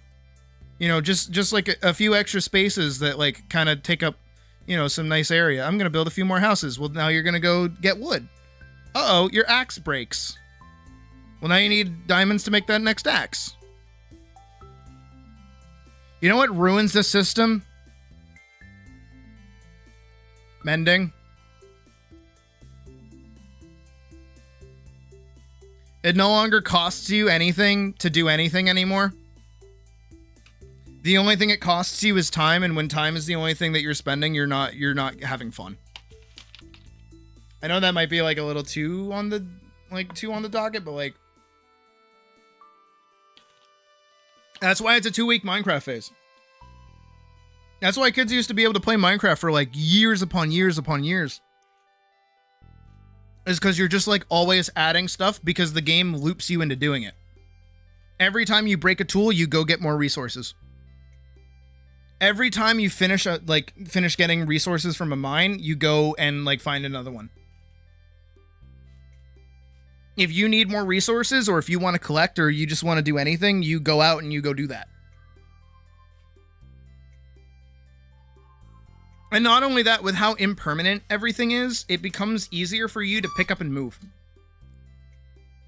Modern Minecraft, it's harder to pick up and move because you need to make very specific things for things to work. Especially with all of the stuff that you'll probably have in your inventory. It's harder and harder and harder. I mean, just look, they added bundles specifically as a response because of like how many stone pieces you get in your inventory that aren't just fucking stone. They keep adding different biomes with new building blocks and nothing else in them because that's the only thing that's keeping the game alive. Is, ooh boy, a new place for me to go find that has stuff that I can build with. And most of them are just recolors of things that have already existed.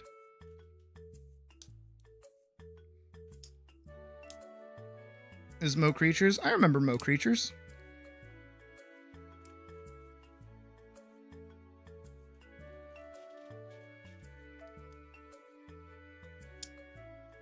Again, Minecraft used to be this very simple, very fun loop for kids. Not only just that, but there was an ever-present danger as well. Monsters were a problem. Because of that modder, we have horses in modern Minecraft, but the Minecraft horses are so... They are! No, they're bad. No, everything that gets added to Minecraft nowadays is just like lip service to make you happy.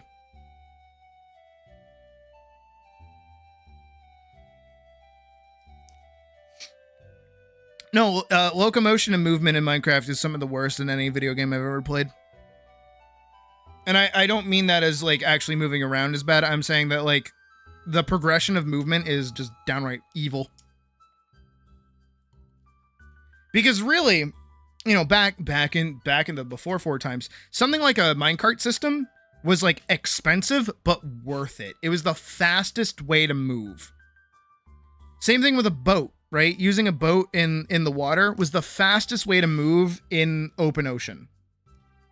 And then they added swimming. Now you just do that. Oh, well, you have elytra, so you can fly wherever you want.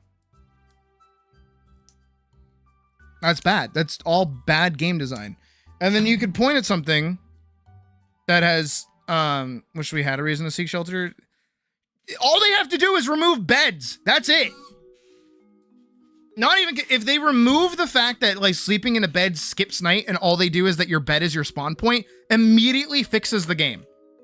But no, if anything, they actually went in reverse. You want to know why? They influence you to use a bed and sleep.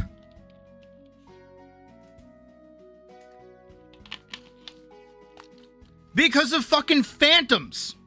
If you stay up for 3 days straight, the phantoms start spawning, and they are some of the most obnoxious fucking things to kill with one of the most useless items in the game. Because guess what? You can't even use them until you finish the game. You can't use phantom membranes until you finish the game. Until after you finish the game, even, because killing the Ender Dragon's the end of the game. Phantoms are one of the worst systems added to the game because it punishes you for staying up at night by making you fight like one of the worst designed mobs. All you need to do, remove phantoms. Just get rid of them. Take them out of the game. They don't add anything. Get rid of phantoms. It's fine. Get rid of enchanting. Take enchanting out of the game. Take it completely out of the game. And there's one more thing.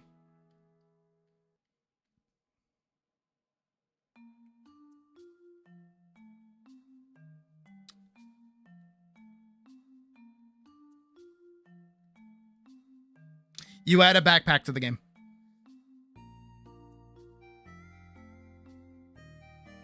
That's it. That's all you do. You just add a backpack. You know what the backpack does? Doesn't even increase your inventory space. You know what it does? It means when you die, you drop a block.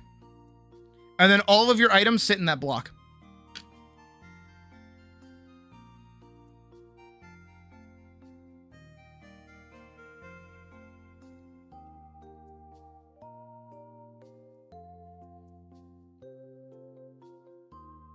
It does kind of look like a butt. No, you're right. I do look like a butt. I kind of got that like cheeked up look to it. Yeah, I see the resemblance. Backpacks I added to the bundle. No, the bundle's fucking useless. Bundle is unironically useless. No, all you do is you add an optional equipable resource eating block that when you die, it drops the block that has all your stuff in it. And then you know what you do next? Check this out. Ready? Check this out. This is the coolest part. So you got your backpack, right? You make this a dedicated equipment spot, right? So you have like your already existing equipment. You know, you got your head, you got your chest, you got your legs, you got your boots. And then you got like your offhand right here, right? You just add another one, and this is your back slot.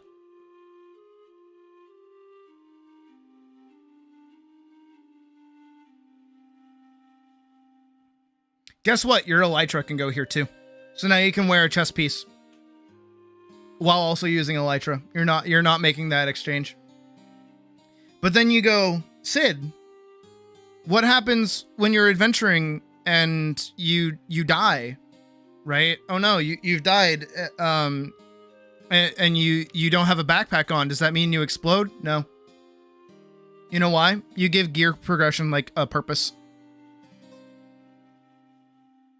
You add in the end zone a new set of gear. It's called Ender Pearl gear. What it does is it lets you keep all your items when you die.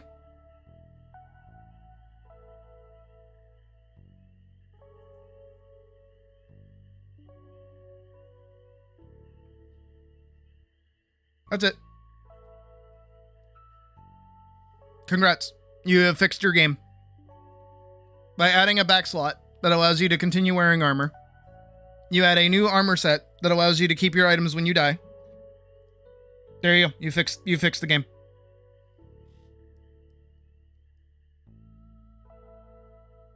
Classic. I remember devs wanted dragons in the game and something similar to Dwarf Fortress. No, they wanted more magic. That's why enchanting was like a system.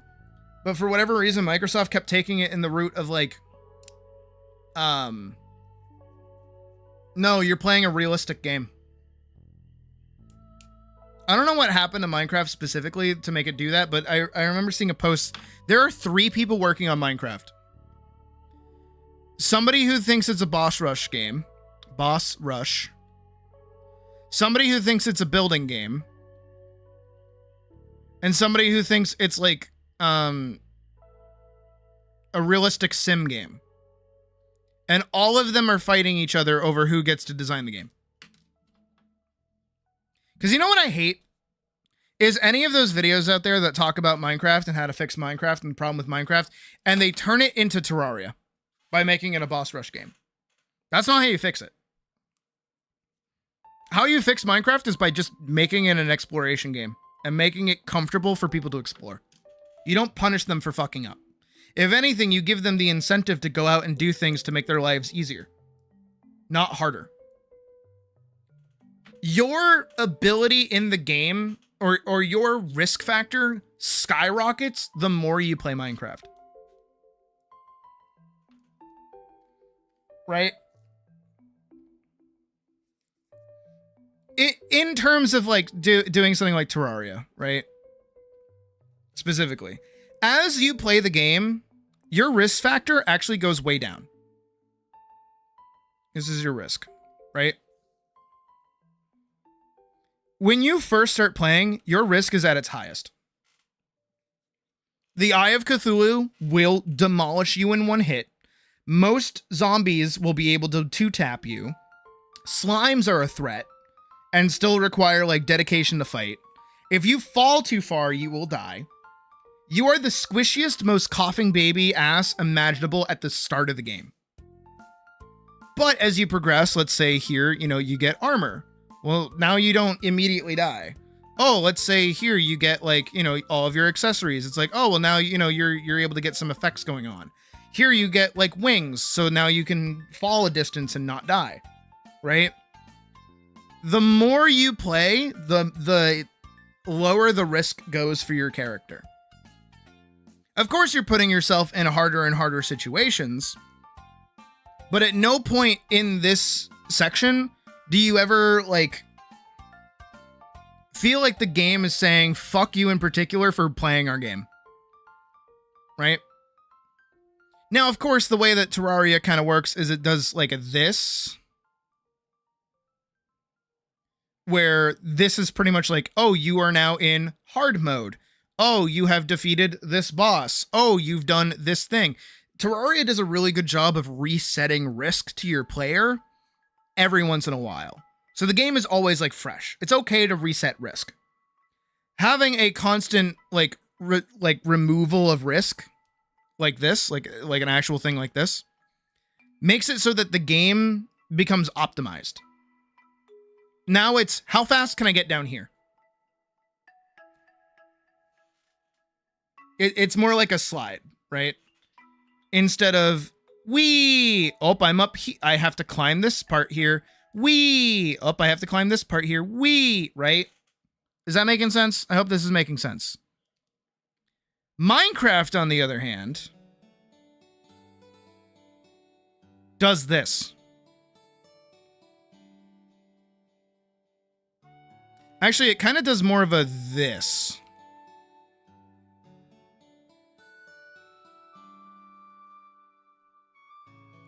Hitting here is hitting like diamonds. Hitting about here is when you hit enchanting.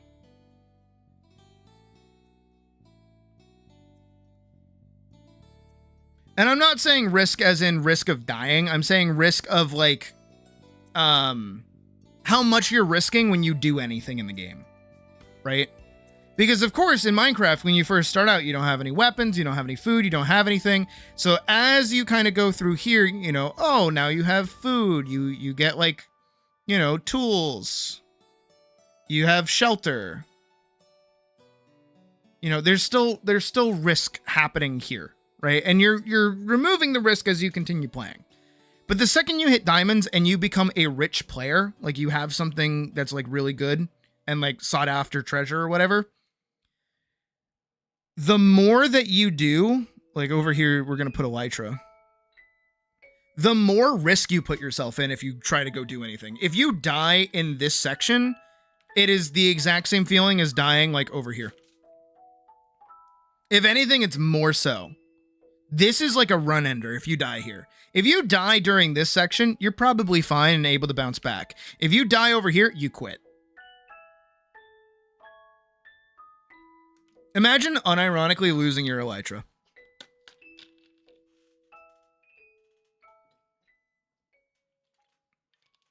Fun fact, I did.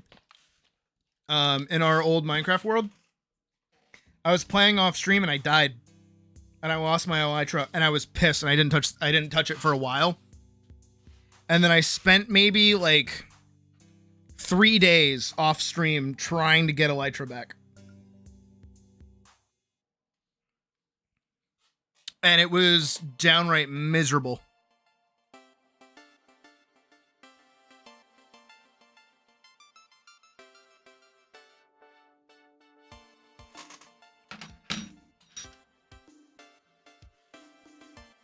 Terraria has a well-made system for its risk. Minecraft don't.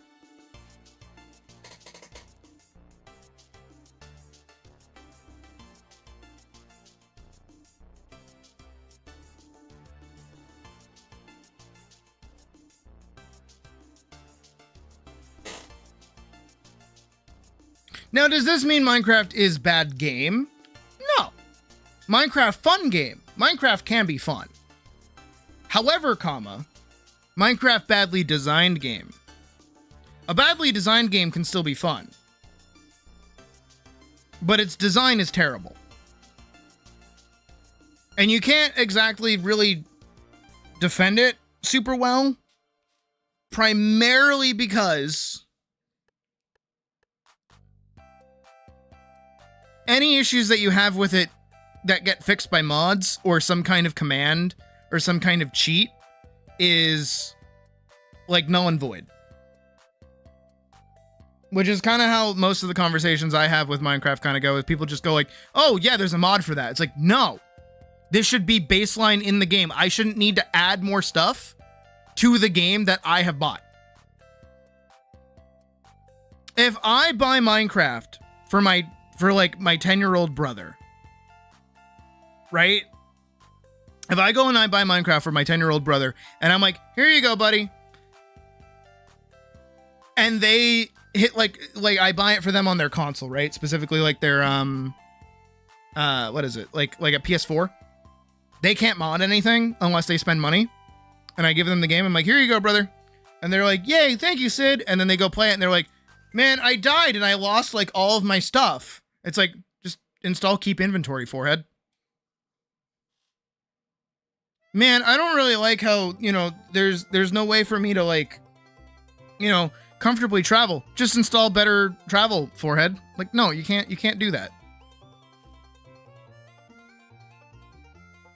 Hell, if you go back to like early Minecraft mods, most of them were just like bullshit. Fear a Nightfall mod pack? No. No, I have a firm foot against modding Minecraft. I actually hate mods in general. I don't like modding anything. Unless it's Skyrim, because I played Skyrim into hell and oblivion enough. If a base game is not good, I do not want to play it. The only time I find Minecraft fun is when I'm playing it with other people. Because then it stops being about progression and it starts being about like building a community, which is nice. But I cannot for the life of me play Minecraft on my own.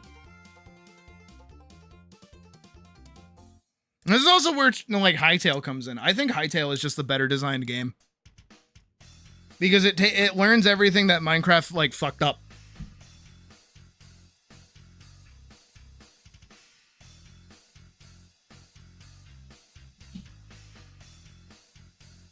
Because Hytale isn't built around like the day-night cycle.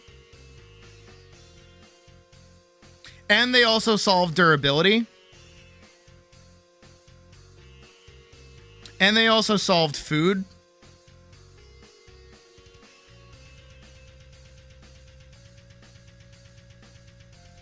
And they have like a reasonably decent like stamina system as well. These get affected by potions. This heals you. This has repairs, but lowers durability. Lowers max durability. Day-night cycle. Monsters spawn regardless.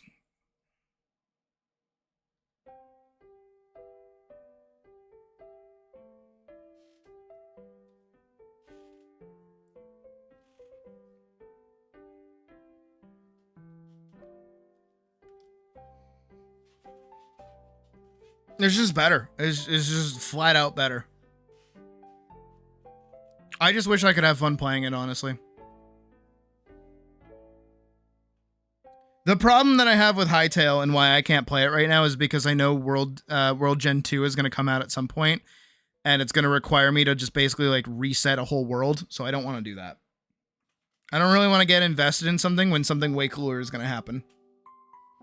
I do think that them even mentioning that they were working on like World Gen 2 was like the death sentence to the game. Because that's what basically what we're just like waiting for.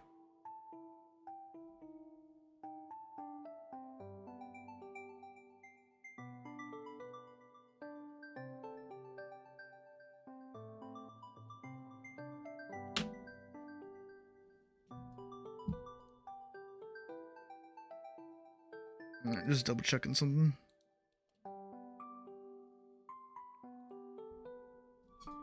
But and also Hytale just has like more things I'm looking forward to. They just need to give us World Gen V2 and I'll be fine. I'll start playing it again. Also, I'm gonna step away for like 2 seconds and I'll be right back. Just like 1 second.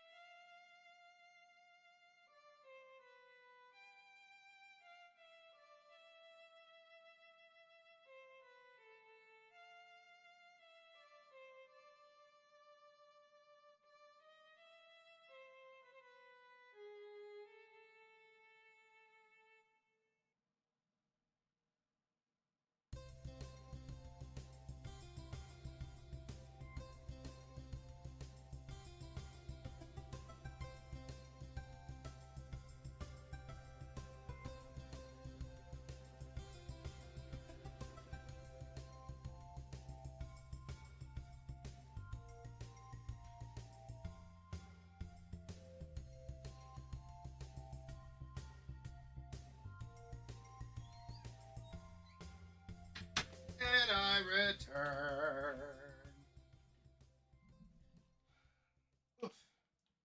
Also, to kind of put a little bit more,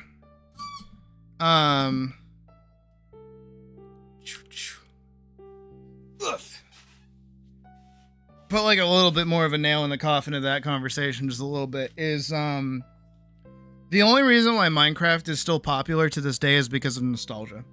And I don't mean that to say that like the game isn't good or have its own merits or whatever, but it's more so because if Minecraft released today as it did years ago, everyone would hate it. Really think about that. Genuinely think about it for a second, right? Think about when Minecraft first came out and when it really like tracked in popularity. Which from my perspective is like 2010, 2011 or so. I was like in 5th grade or so. Imagine if a game came out now where there's no bosses to fight. There's only basic enemies. There's no villages or trading or even necessarily farming. There's no animal husbandry. There's only a handful selection of blocks to build with. People would hate that game. People would outright despise it.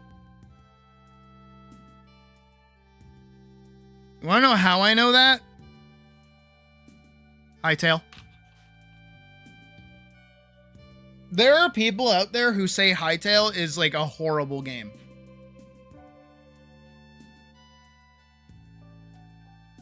And yet they sing the praises of Minecraft.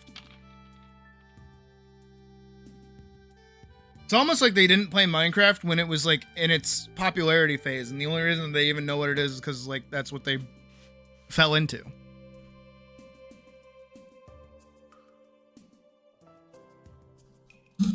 Isn't that weird?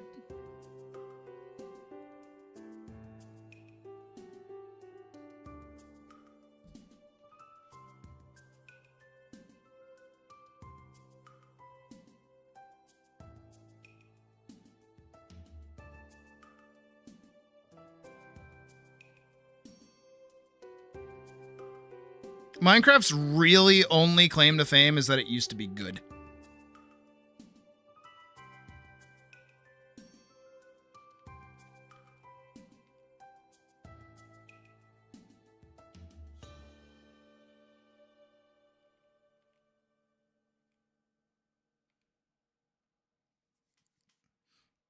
Minecraft was also like the anchor point for a lot of people's childhoods too. Pretty much every kid I've ever known from like my generation grew up with some form of like Minecraft content creator.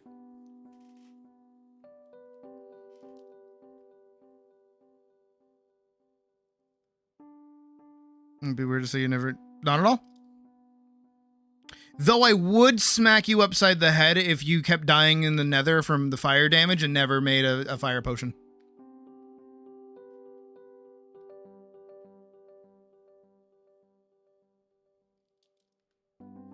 I don't know if Badger remembers, but back when we actually had a Minecraft server, we had a viewer, they were Badger's friend, who kept begging me to turn on keep inventory because they kept dying in the nether. And when I say that, I don't mean they were dying to like, you know, wither skeletons. I don't mean they were dying to, you know, pigmen or ghasts or falling far distances. No, they kept falling into fucking lava. And I was like, dude, just make a fucking potion. I don't know why I have to turn on keep inventory so that you can just like freely fall into lava whenever you want. Just stop being a fucking moron.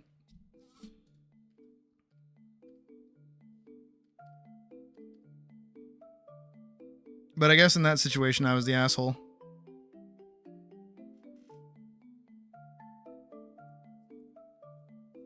Work for them? That's true. No, but to be fair, Minecraft's older updates used to act like genuinely change the game a little bit, but they were also very frequent.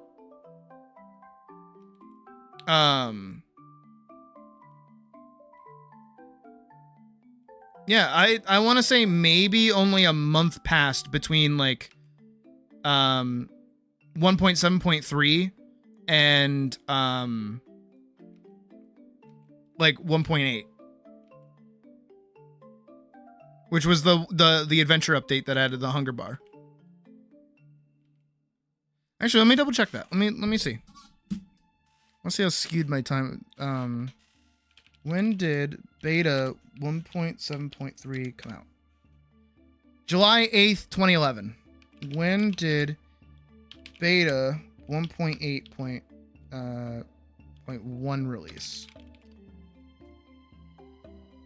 September. July, August, September. Yeah, so it was like a 3-month period.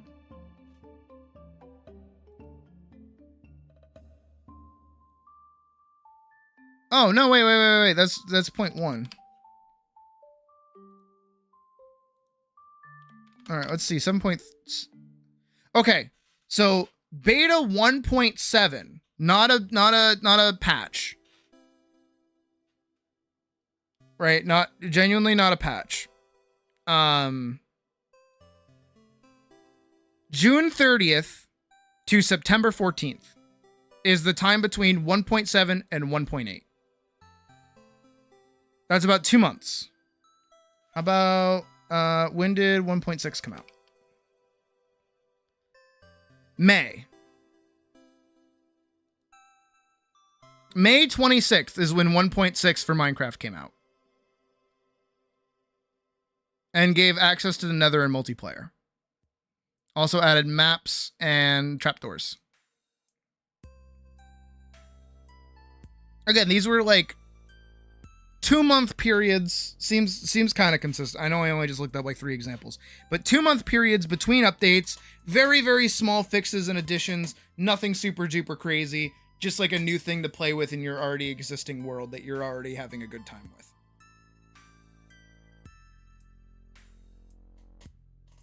Was there a cat in here? There's not. I felt something like pulling the back of my shirt. I thought it was a cat. Better not be a ghost! I'll slap you! I'll fucking do it! The actual ghost that's hanging out downstairs like, hey, I didn't do shit. What the fuck's your problem?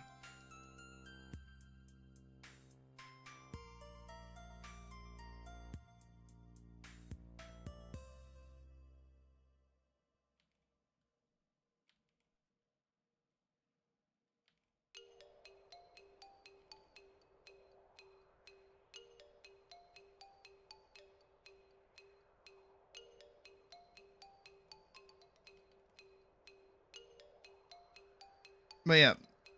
Meanwhile, what? We wait like... There was a ghost. We wait 6-ish months or so for us to get one new mob that like doesn't change anything or do anything. You know what I think the really big selling point for why like most modern Minecraft updates kind of suck ass? Watch the lives and like watch how they talk about the thing that they're adding. One, they always talk like they just found the cure for cancer. Every single time. They're like, we are so happy to bring you this new addition to Minecraft. It is going to really revolutionize how you play our video game. You cannot wait to look at this crazy new thing that we've added. One biome. And mob. Welcome to the Poo Sniffer. The Poo Sniffer lives in the Poo world. You must go to the Poo world that will generate new ungenerated chunks. And when you find the Poo Sniffer, they will sniff your poo.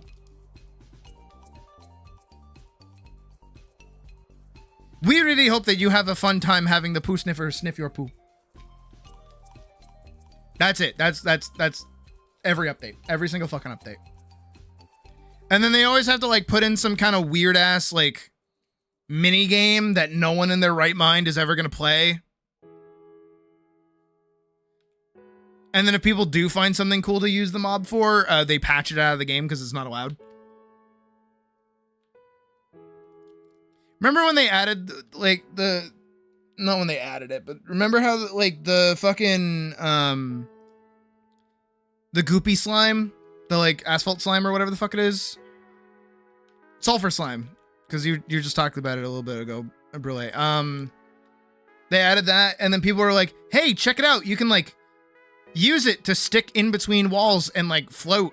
That's pretty cool." They're like, "Oh no, you're no, that wasn't intentional. You're not supposed to be able to do that. We're taking that back." And you're like, what? Fucking what? That was like the one cool thing that it was like actually useful for like a neat build. And they're like, no.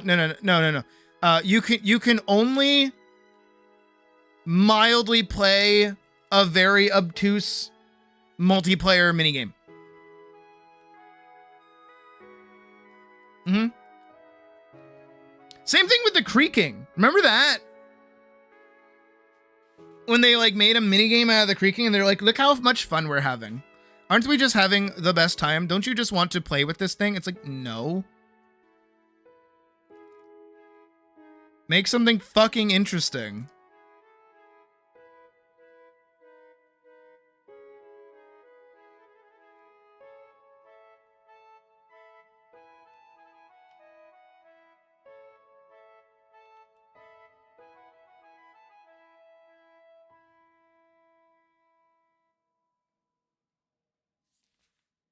My ear itches.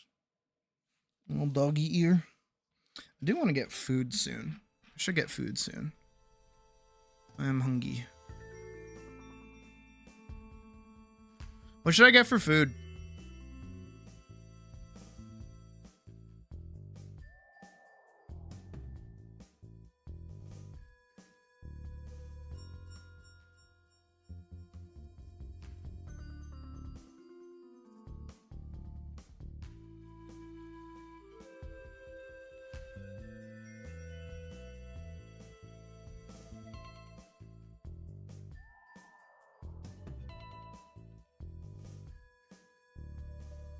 Brisket. Okay, you just want the pop-off clothes brisket again. I see.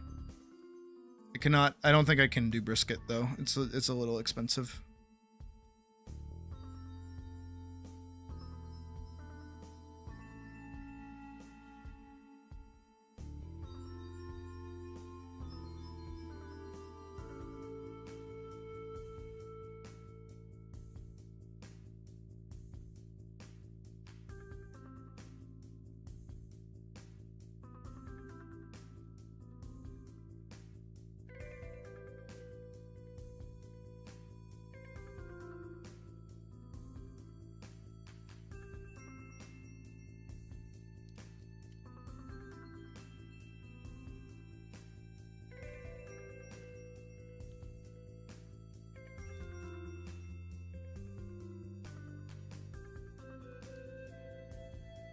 Where does Vader get all of his designer clothes?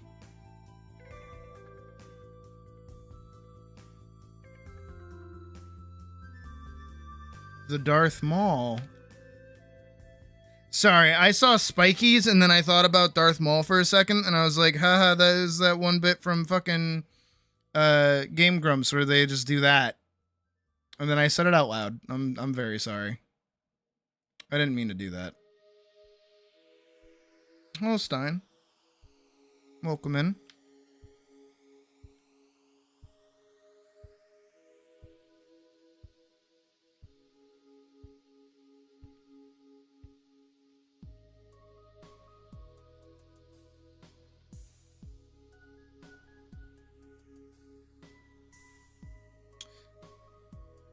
No, I'm gonna get rid of that. I like it kind of being open here so you can see his helmet.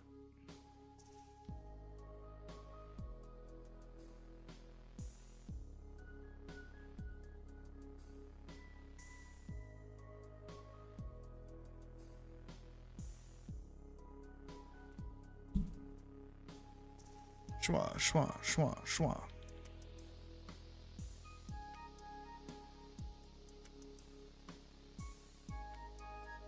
I don't want pizza. I will say that much. I don't want pizza.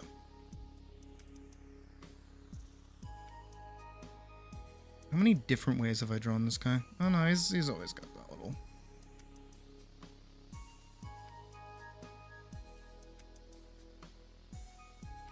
And I got chicken last night, so I don't think I want chicken again.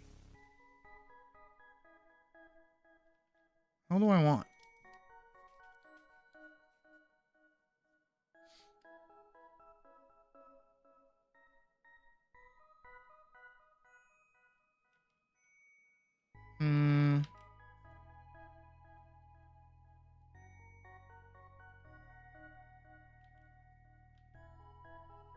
I should just get a burger.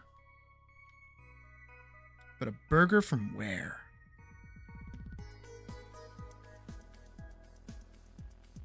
I admittedly have not been fucking with McDonald's lately. McDonald's used to be the move. It's just not the move anymore.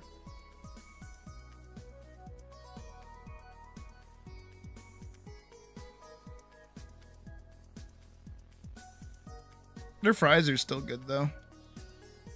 I don't know. I don't think they can really fuck that up.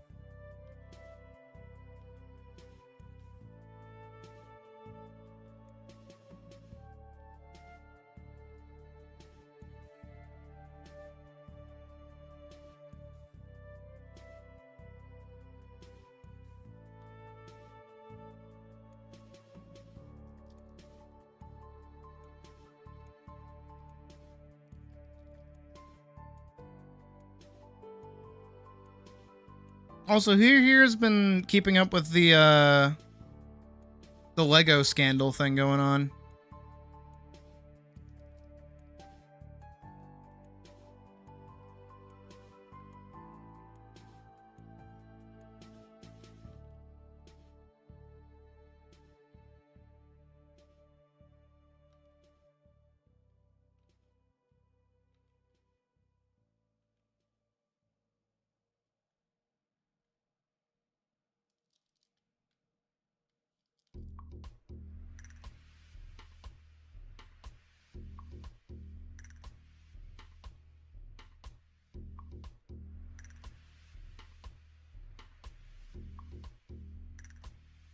For those who haven't, you so fucking should, actually. That shit is fucking wild.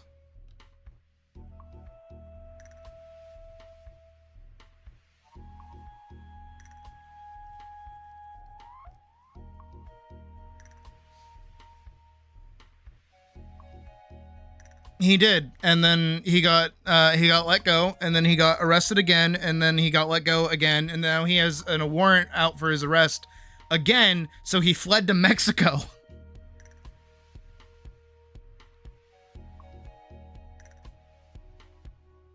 Purely because, not that he has done anything wrong, but just the way that the, what is this?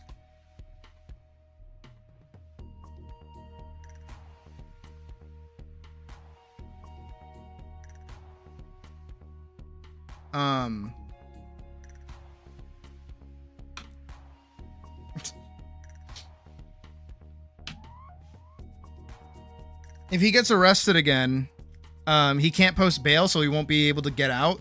So we won't be able to keep making coverage of the Lego bullshit. So then they kind of win. And then it costs money, and then they can actually put him in jail. Depending on how much litigation they actually put him through. Not Lego itself. So the way it works is that there's a company called Bricks and Minifigs, right? And what they do is that they're like a Lego store, no different than like a card store, right? Like a nerdy card store. And the way they work is like, hey, if you want to sell your collection, we will do that for you to drum up, like, you know, attention for our place. I think they might get like a commission cut, if I'm remembering right.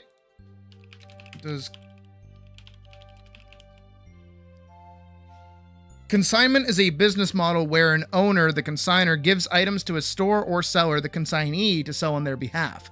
The store does not buy the items up front. Instead, it displays them and only pays the owner a percentage of the sale price if the items are purchased. Okay, so they do take a percentage off. That's what I figured it does, because that makes sense. So basically, Bricks and Minifigs does consignment, where it's like, hey, if you give us your collection, we will sell it and give you a percentage of that sell, like, back. Right? Or we'll take a percentage out. And there was this older man who was like, hey, I would like to sell my like $200,000 Lego collection of Lego Star Wars. And they're like, cool. All right, neat. Let's get that signed up. Let's do that. Here's our consignment. Here's our agreement. Awesome. Neat. And then the CEO of Bricks and Minifigs took over that location, kicked out the old owner, and then sat there. And then when the son of the older man basically went back to go like, hey, can I get those Legos back? Now that you've kicked out the old owner, who we had the agreement with, they're like, what Legos? We don't have anything for you. We go away.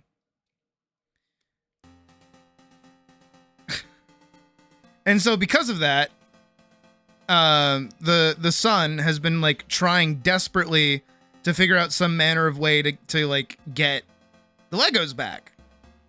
Cause the store doesn't own them. It's a consignment. So it's like, hey, you just like stole all of this money from like, you know, an older gentleman, and you're sitting on it. Give it back. And they're like, yeah. And so Ben, Reckless Ben, who's the YouTuber that's been covering this so far, is like, well, I'm gonna step in and try to do stuff. So the first thing he does is he goes there and he's like, hi, I think you have like Legos for my friend. I'm here to pick them up. And the manager there's like, no, leave, or I'm calling the police. And he's like, oh, I just want the Legos that you guys have. And they're like, nope, you either leave or I call the police. And then pretty much at every turn, the police have always showed up one way or another, and they're always taking the side of the company. Right? And it's like, that's weird. And they're really trying everything in their power to like arrest Ben, but they can't because he's doing everything above board, doing everything legally. And then, because Ben is doing everything legally at this point, he's pretty much done everything possible. He goes, hey, you know what we're gonna do? We're just gonna take him to small claims court. We're gonna take him to small claims court. We're gonna see what happens, and we're gonna divvy up the claim by, you know, having everybody basically buy into the main guy's like Lego collection, right? So he's like, all right, we're going to buy chunks and pieces of his Lego collection so that this content is now ours, or that those products are now ours. It is still by his right, because of consignment, able to give them permission to have those things. He's able to sell them. It's still his property. So because of that, they now all own product that is basically being held by that company. So they're like, all right, now we can all individually sue them. And then they do that. And then they win. They have won in small claims court. And what do? They close the store.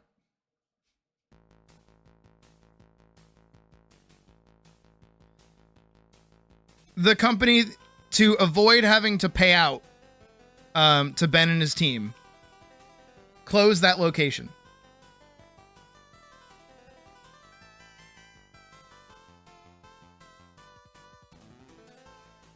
And so now, because Ben has like won a court case, he is genuinely, this is not like a joke or a bit or anything else. He has won the court case. They are legally supposed to pay him for the damage and content. Not even just give back the Legos, just give him the money for the Legos being taken. And so now he has to go and he has to like serve them. He has to take them to like actual court to dispute like the findings and like the reason that they haven't been able to give the money to them, right? To do that, they have to serve them court papers. And so today's most recent video was Ben trying to then give them court papers. And the police keep getting called. And the police get to a point where they're just like, we don't care that you're doing this legally. We're arresting you.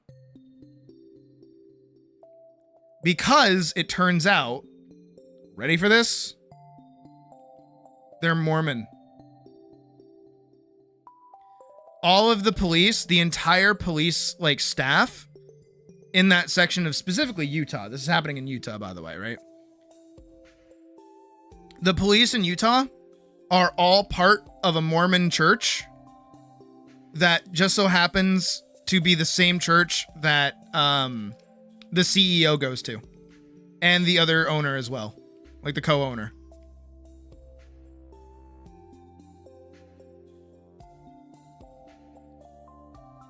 Every single police officer that shows up and fucks with Ben is part of that church.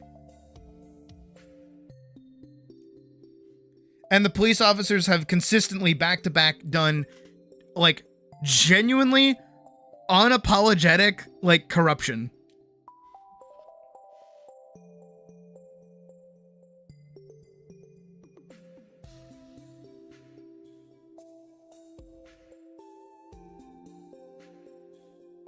Isn't that nuts?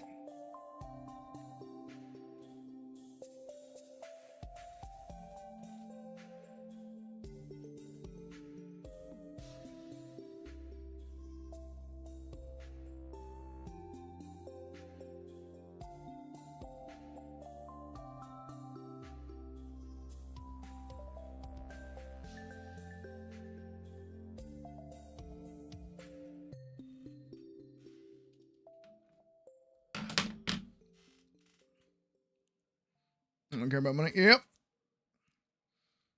But what's good though, you know, and all this news of horrible things, is that, well, that is in fact happening. It means that the company, because of how much coverage there is for it, is actually suffering immensely, and it's probably losing more money if they, with that than just like, I don't know, give them back the fucking Legos. All of this over Legos. Oh yeah, also Ben got swatted by them. Like they called the SWAT team in on them. So while they were like hanging out in their Airbnb, the SWAT team like broke in, arrested everybody, like their whole team. And then also searched the premises for the stolen Legos because they were told that they had them.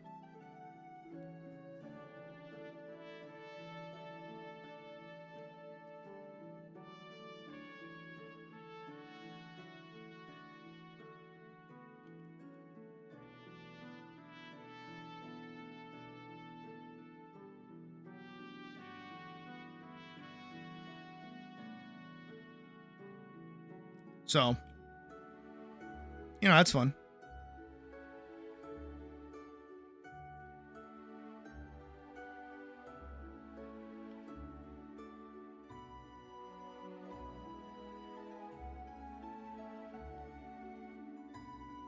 So now he's hanging out down in Mexico. And I guess there is a part 3 that we'll be getting sometime soon. Which is pretty fucking crazy.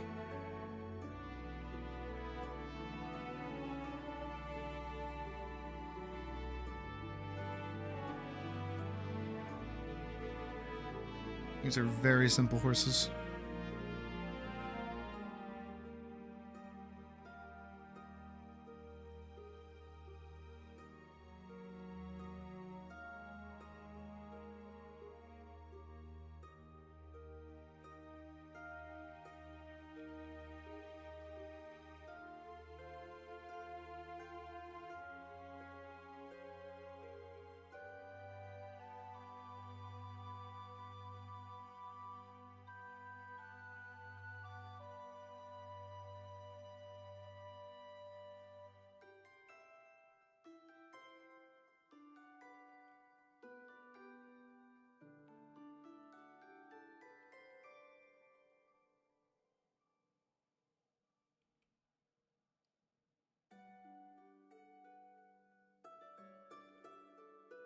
I do, however, very much recommend the video itself.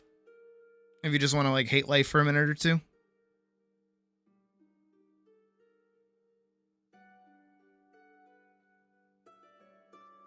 No, swatting is very fucked up.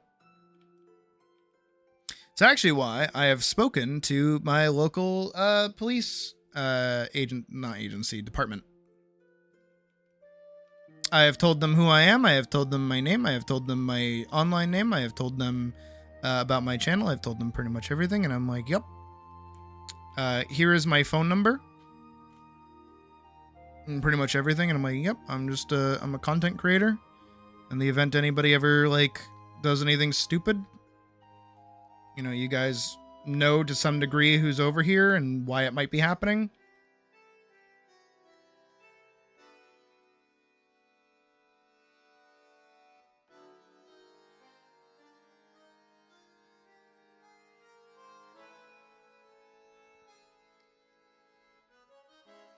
Honestly, true. And I think I honestly do think that's why someone like Reckless Ben is the one taking on, because that's what Ben does. I've been watching a lot of his other videos. He like deals with cults and like liars and fucked up people. That's what he does. So for him, this is just like an average Tuesday. But he has fully admitted that it's like, this has been like the most amount of trouble I think I've ever been in.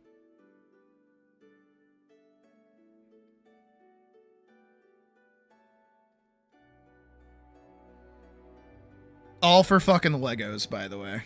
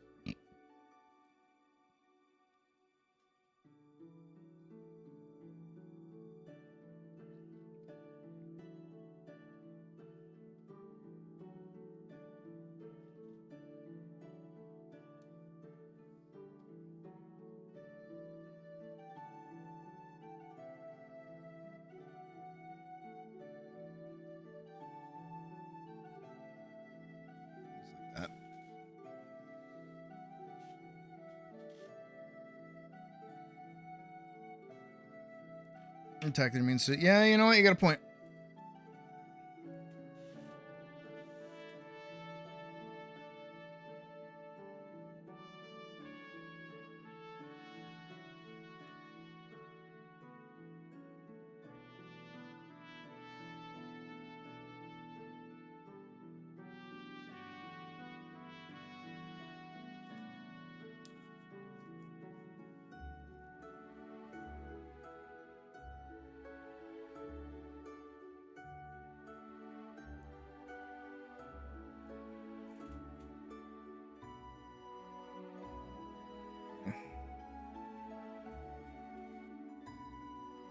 I'm gonna look at food really quick. I'm getting hungry.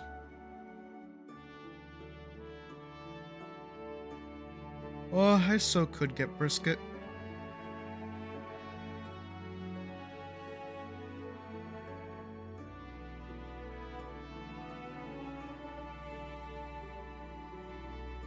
Actually,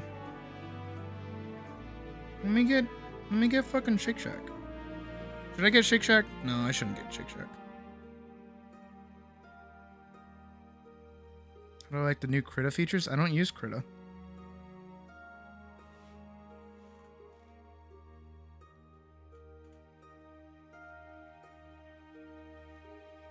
I don't think I've ever used Krita.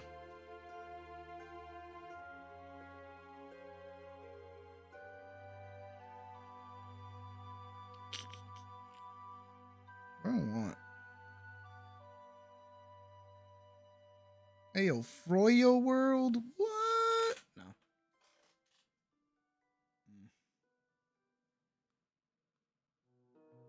It's a toss-up between hot chicken or McDonald's. Vote now on your phones. Hot chicken or McDonald's?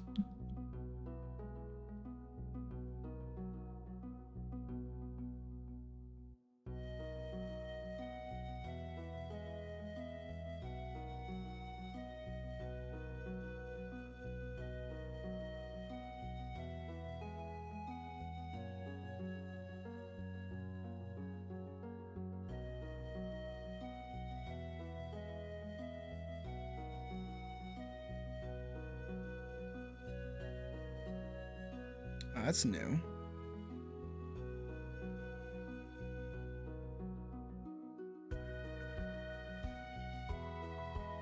Hold on.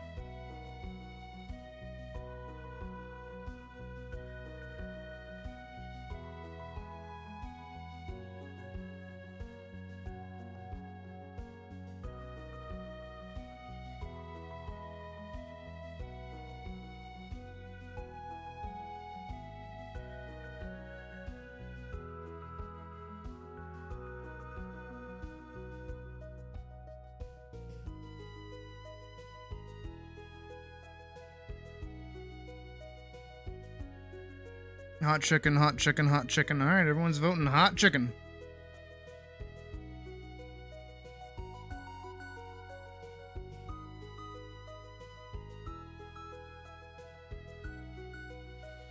Hot chicken it is.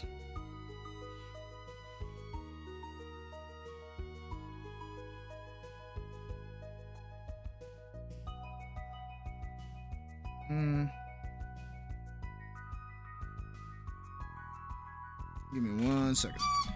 Squeak!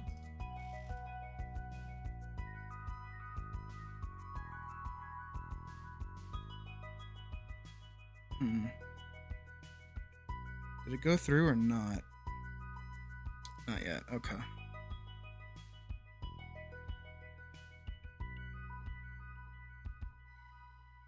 Wait, it did. No, it didn't. Okay. I haven't gotten the credit back. Gotcha. Alright, yeah, that works. Fine.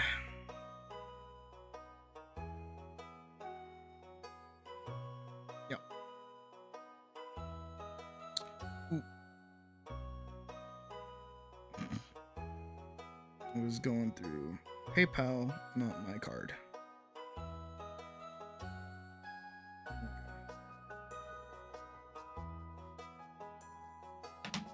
I still have money in my PayPal, but not what I want to pay with right now. Alright, so then when that gets here, we'll take a small break.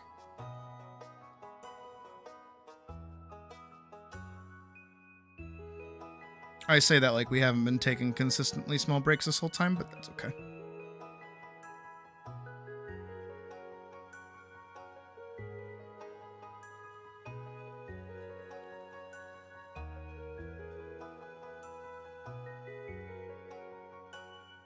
Like social media? I mean, I can try, but like, I don't know. I don't really use it very much. What do you want to know? How about that?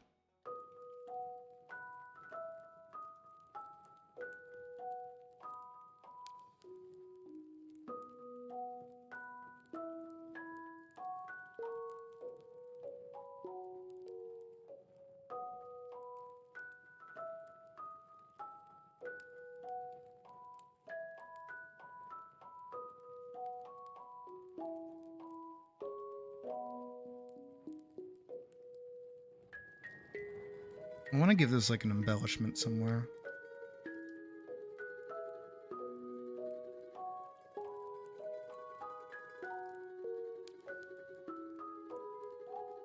You know what? Let me curve this.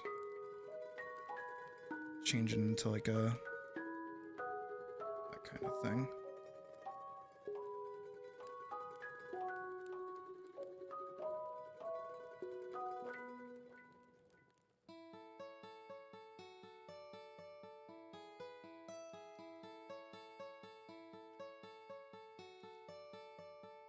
Combine both of those together. Boom, boom, boom, boom, boom.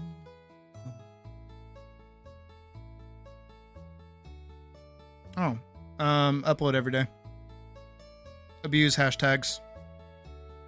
Upload at key points when people are like on their phones. Know what time of day that is for you?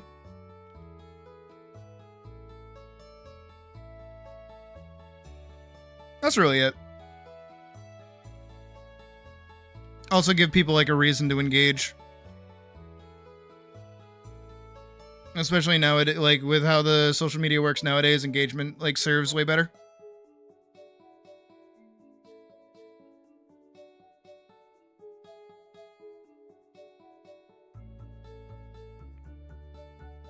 Oh, don't do that. Oh, don't actually do that. Never do that. Specifically like linking off in servers, don't do that.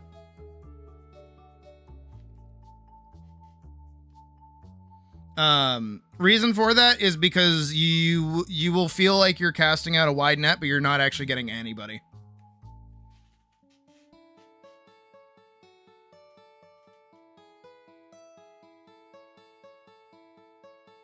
Because the best way to think about that is if you're doing it, everyone else is doing it. It's the Disney idea. I don't know I don't think you've ever been to, I don't know if you've ever been to Disney, but there's this concept, right? In pretty much planning any kind of event or doing anything, right? Where it's like, oh, there's like this specific day that everybody goes on, right? Like a weekend, right? If you say, oh, everybody goes to, I don't know, the bookstore, right? On a Saturday. So that means I'll go on the weekday to the bookstore. There won't be people there because everybody goes on the weekend, right? Well, there are people who had this idea too. And now there's multiple people who have the exact same idea as you going here. And then you all kind of piss each other off. What I mean by that is that in regards to, say, like a Discord, right? If you're in a Discord and all you're doing is just posting art. You just post your art and kind of sit by like a distance away. And you're just like, man, I sure do hope somebody like notices my art. Actually, I'm going to put you directly next to it. If you sit here and you're like standing by waiting for somebody to notice my art, there's somebody directly next to you doing the exact same thing.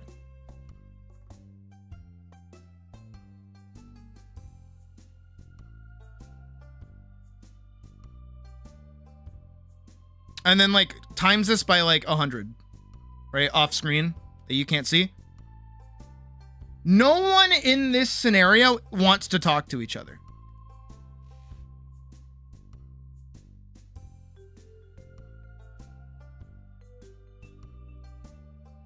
Right? No one in this scenario is interested in each other's work. All they want is, I want eyes on this. Well, I want eyes on this. If I go and talk to you about your thing, you're not going to turn around and talk to me about my thing.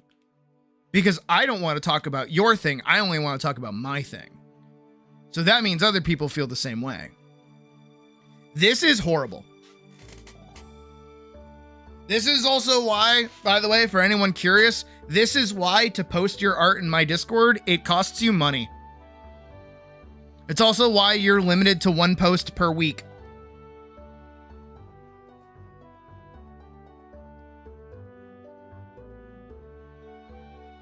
Because the way my Discord works is that we have a weekly art share.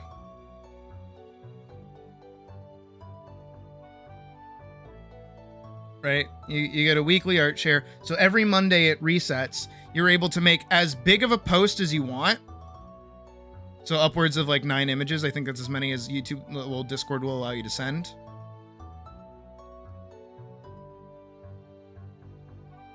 And because it's both weekly and paid for, requires you to give me money. It means that whatever you're posting here is within express purpose. Also on top of that, I always look at it. I use my big old peepers and I look at it.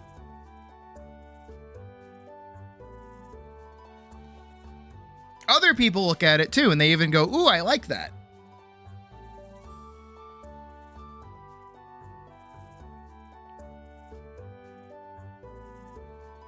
Right? But also on top of it, that same exact payment system right here, like this little dollar-y do, gives you access to critique as well. Which is also something that I look at, where I look at one picture that you did and I give you input on it. Good or bad. Give you both compliments and criticism. In both directions, I am interacting with your art one way or another. Work on one thing at a time instead of speedrun. Exactly. I've been part of many Discords that are art oriented, and it's always the same thing. Where, you know, if you're in the Discord, right? Discord. You've definitely experienced those artists that are able to finish a picture like every single day. So this is like smile guy, smile guy, smile guy, smile guy again. And then people that can only do like one drawing, maybe post it one time. But because of how much smile guy is posting, this either gets moved up or isn't as good because it's surrounded by their posts. Which not only demoralizes people because it makes them go, man, I'm not as good as they are. I don't want to share anything. It makes them feel like shit. And it even makes you feel slower. And it kind of makes you not want to make stuff anymore. But the way that we do it, once again, is that you get one dedicated giant post. And then you have an entire week to wait before you post again. That means somebody else can post maybe one picture. But this now has equal amount of space. And even people that post very frequently, if they're posting one after another, it's because we've gone 3 weeks without anybody else showing stuff.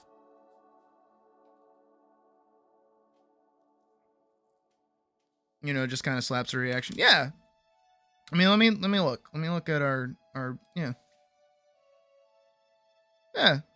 Axel posted a thing. Doak just posted a thing. Haka was posting stuff. Nature even posted a drawing. Badger's actually pretty good with it. They dump like a good stuff. Anya posted like 5 things. There was like a brief conversation about one of Badger's characters. Yeah, you guys do a good job. And you talk a lot about stuff too.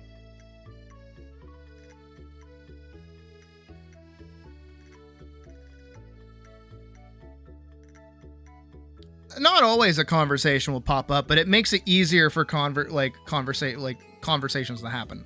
Struggle with that word. Oh, dude, they're doing amazing. Oh, I'm the opposite. I want them to know that they suck and they're horrible and I hate them.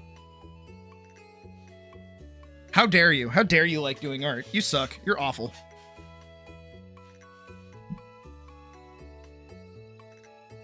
No, I'm kidding. But no, don't do that because everyone else is doing that.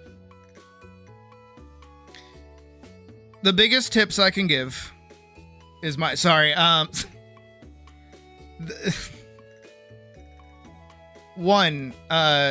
focus on interaction.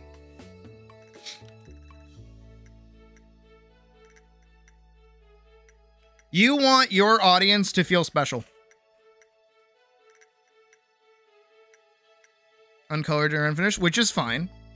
Again, the only thing I ever expect from like finished wise is like if you ask me for crit. That's all. So you're good, Jess. You're fine. Don't worry. Shut up. Shut your mouth.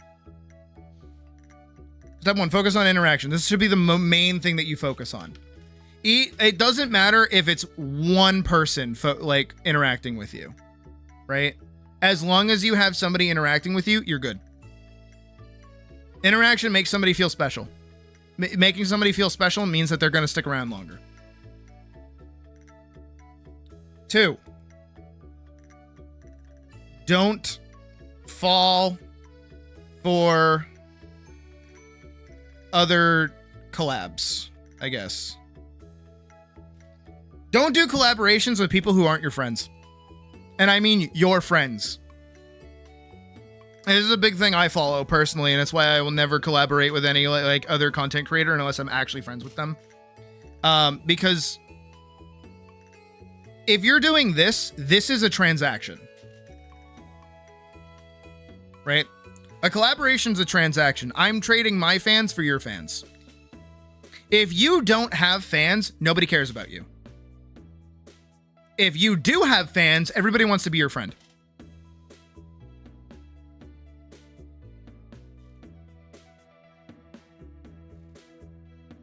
3,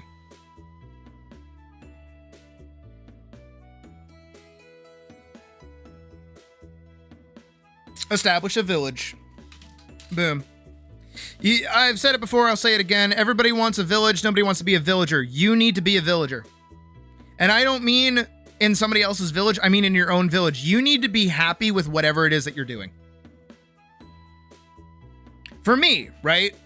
I interact with my Discord all the time. I'm always talking in it. Maybe not always in a public channel, but like I'm always talking in it. I'm trying to do stuff. I do movie nights. I do other things. I'm always updating people on what I'm doing or when I'm streaming or where I'm going or when I'm taking pictures of stuff. Even if I'm doing something as simple as cooking food, I will take a picture of my dog food and I will send it in chat. I do everything that I can to interact with people, even in times where they don't want to interact with me. Why? Because it gives them something to go, oh, hey, they're like around and like a person. I am very much an ant in the ant farm. Yeah, oh my god, I love seeing my ant farm work. But the most important thing about being an ant in the ant farm is that you need to build up the ant farm.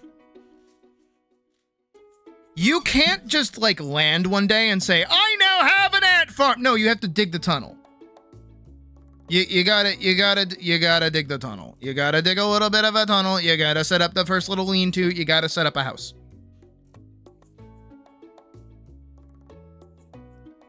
If you think about it, right? You're playing Terraria. If you want a new villager to move in, you have to build a house for that villager. They don't just show up and then you go, oh, I have to build a house. No. You got to build a house for them, then they show up. If you're not building houses for your villagers, nobody's going to move in. Right? If you're playing like, I don't know, fucking, not Civilization. If you're playing like City Skyliners or some shit, right? And you don't build houses for people to move into, and you don't give them like, you know, fire stations or police stations or, you know, like food or water. If you don't give them the things that they need to survive, you're not going to have your own village. You're not going to have people that want to live with you or deal with you or talk to you even. You know, if you don't give your sea monkeys food, they're going to die.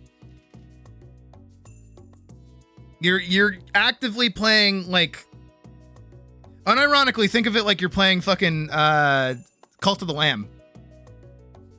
You gotta put in the work to get your followers. Make the anthill first before you put all the ants. Yeah.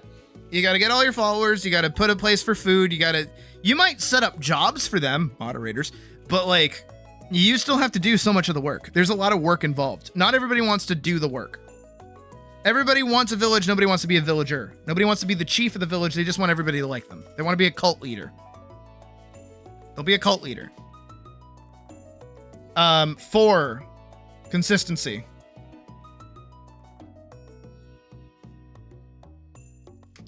There's another big one, right? If I take you over here, come with me on a wild journey of me fluffing my own feathers again, as I already have. And we go over to my live. I stream every day at the same time, unless I say otherwise, for hours upon end, every single day, except for Thursdays. I'm consistent with it. It becomes part of people's schedules. It becomes part of people's days. It becomes an expectation. It becomes something that they get to look forward to. It is why I set very, very hard schedules for myself, and I do everything in my power to stick to them. If I say I am going to upload comics on Mondays and Thursdays, I will upload comics on Mondays and Thursdays. If I say I'm going to stream every day except for Thursday, it means I'm going to stream every day except for Thursday. If I say I'm going to stream at 4:45 p.m. Eastern Standard Time every single fucking day, I'm going to stream at 4:45 p.m. Eastern Standard Time every fucking day. People get consistency with me, which makes it easy for them to plan their day around my existence. Whether that's to their detriment or to their benefit, is entirely up to them. So if you're going to be uploading art, you need to pick days on which you want to upload art. If you're going to be making a comic, you need to pick which days you're going to be uploading that comic. You are not fucking Corey Kenshin. You do not get to disappear for 6 months and then pop up and then everybody loves you. You don't get to do that.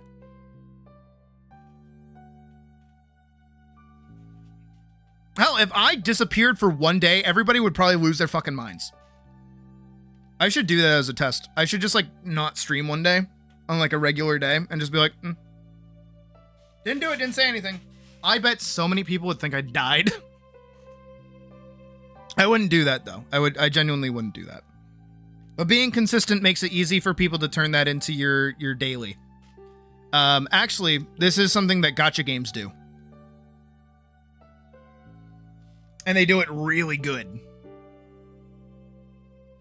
Because there's this thing that gacha games do where they say, all right, we will give you a reward if you log in and do one simple action. This is something like in Zenless Zone Zero. It's like you log in, you get a coffee, you scratch off the ticket at the dog booth, right? Those are so simple to do, and they reward you for doing it. They give you really big rewards, right? That's what hooks you into playing the game every single day. Is that it's easy to hop on for 1 second and double check it. That's why I got really into Uma Musume, actually, is because during a break, I could play through an entire, like, career in Uma during a break. And I would just have a good time with it. I would just have fun. And I got really into Uma because of that. Because logging in would just be, ooh, I wonder what's going on today. Ooh, I gotta get my daily login. So if you're consistent like a gacha game, people will care more about you. And that leads me into number 5. Passion. If you don't have passion for what you're doing, don't fucking do it. If you don't care about what you're doing, don't fucking do it. I'm being dead serious right now. If you don't like or love, if you don't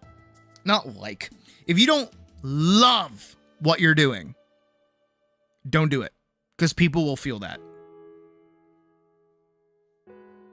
Passion is one of the most important things to run for, and passion goes way deeper than any of this other bullshit.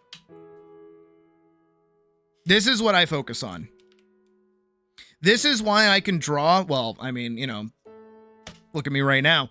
This is why I can draw for hours on end or work on a film for hours on end and not get tired. It's because I love what I do. I get excited about it. Yesterday, when I finished the film and I was popping the fuck off and I'm like, yeah, I did it. I did the film. The film is done. Woo! Right? Everyone was on board with that. Everybody was also like, yeah, they did it. Sydney did the film. The film is done. I can't wait to watch the film. Because I'm sharing my passion with you. I'm sharing how excited I am about the thing I was doing. Now let's swap that around. Imagine for a second, I finished the film and I'm like,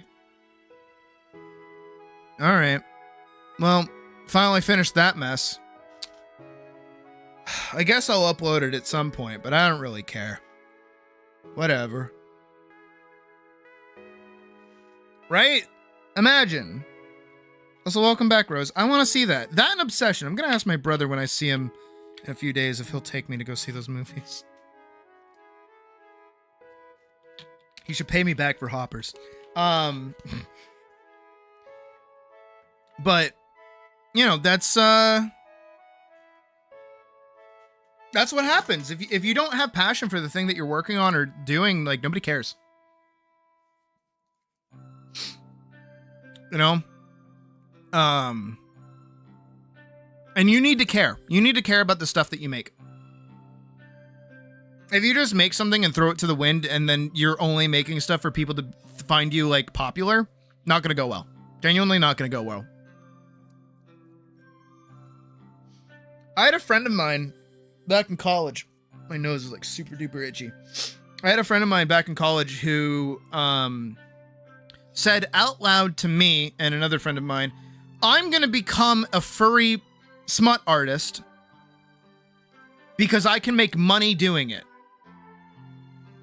And we both looked at each other and were like, okay. That's not going to go well. And they're like, why? You can make so much money from it. It's like, yeah, but you're not a furry. And they're like, so I can still make furry art. And we're like, not how that works, but all right, good luck. And then that's what they did. They went on. Again, my nose is like super duper itchy. They went on and they opened NSFW commissions for furry art. No one bought anything from them because they weren't a furry. They had like no furry content on their page at all. So nobody knew who they were, and their prices were so high, people were just like, "Oh, you're just in it for the money. You think it's like easy money." And so because of that, they failed miserably because they lacked the passion to actually make good-looking furry shit to begin with. It was not very good. So you need to be passionate. And the hardest thing about being passionate, right, is that passion doesn't either pay the bills and it doesn't get you attention. But it does pay the bills and it does get you attention. Sounds weird, right? Sounds kind of stupid. Sounds a little backwards. Just like a little bit backwards. It's because, again, if we go back to the before 4 times. To the before 4 times.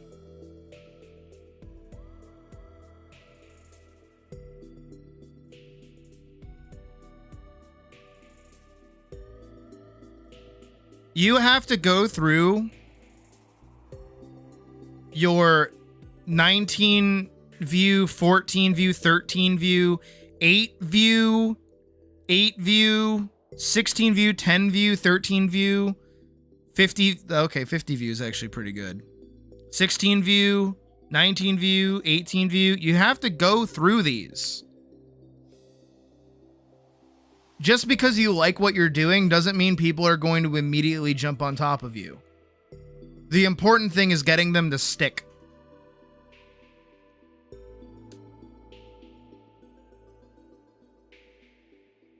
Basically, you have to be really, really excited and happy about whatever it is that you're doing, that other people go, oh, wow, I like this thing that you're doing too, because you clearly really enjoy it. So that means I'm going to enjoy it too.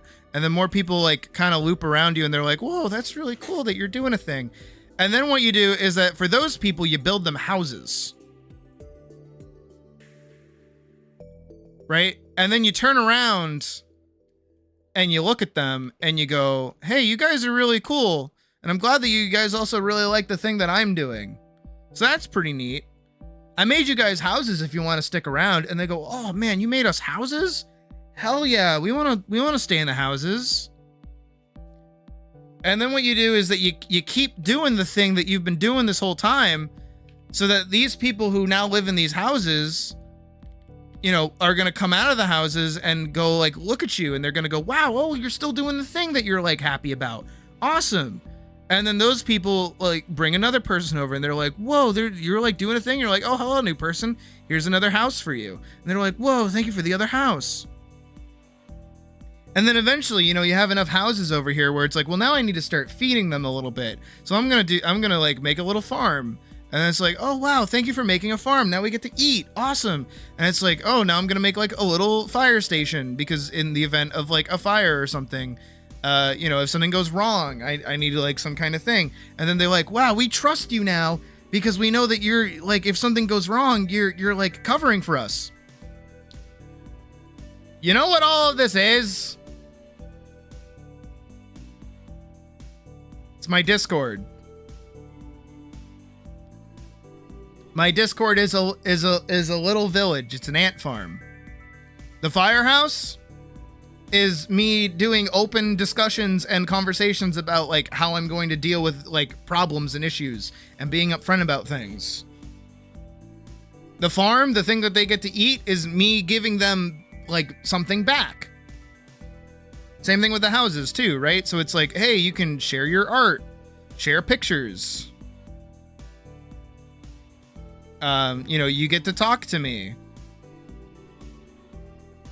You even get to play games with me too when we do like multiplayer games and stuff, like when we play Atlas together.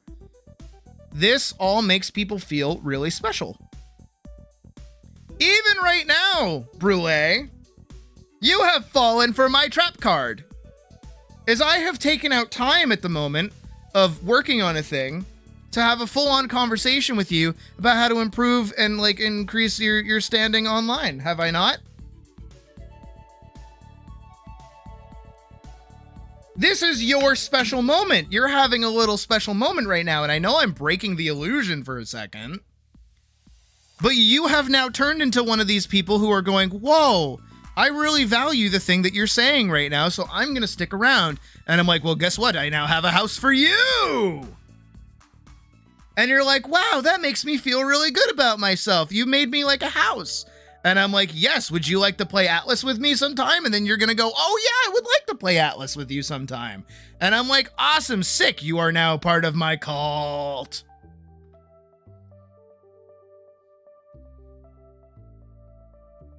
I have interacted with you. I have established the village that you are now part of. I am consistent enough that you have been here for a very consistent amount of streams, and obviously I show you a demonstrated amount of passion. Congratulations, you fell for every trap in the book.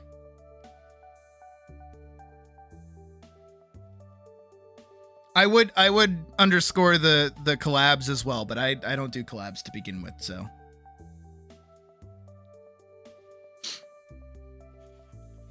And this goes for everyone, by the way. I know I'm kind of breaking the illusion, but here's the thing, is like, this is why I don't mind doing this. Can you imagine for a second with me, Brule, like in an alternate reality for like 5 seconds? If, you know, I'm over here and I'm like drawn. Take a picture of that, by the way, before it goes away. Boop. Oh. Boop. Let's say I'm over here and I'm like, I'm under my floorboards. Hell yeah.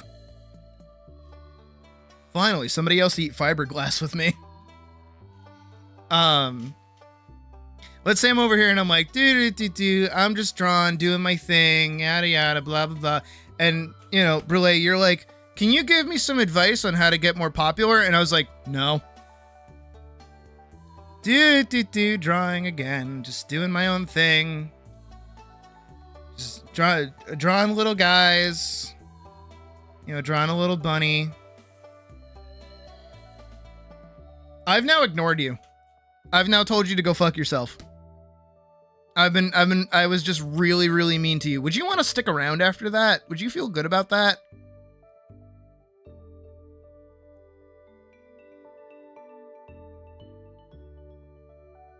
It's a creepy bunny. I don't like that bunny. Just give him a little smile. There we go. See, that's a better bunny. That other bunny was gonna take my fucking kidney or something. I don't know what was going on with that other bunny. But that one, that's a trustworthy bunny right there.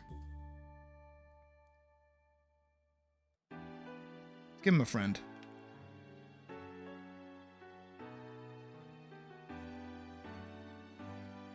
Exactly. Now, does this mean that I went on this whole fucking bit because in my secret little brain, I'm like, I'm gonna make you feel really special. And that way it's gonna make you want to stick around and give me money. Yes, because I am trying to manipulate you right now. No.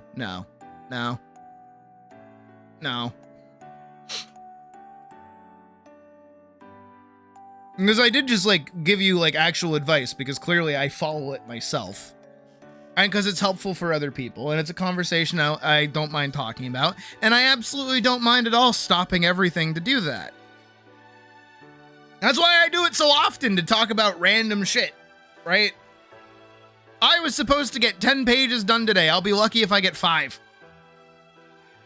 I keep checking on the status of my food.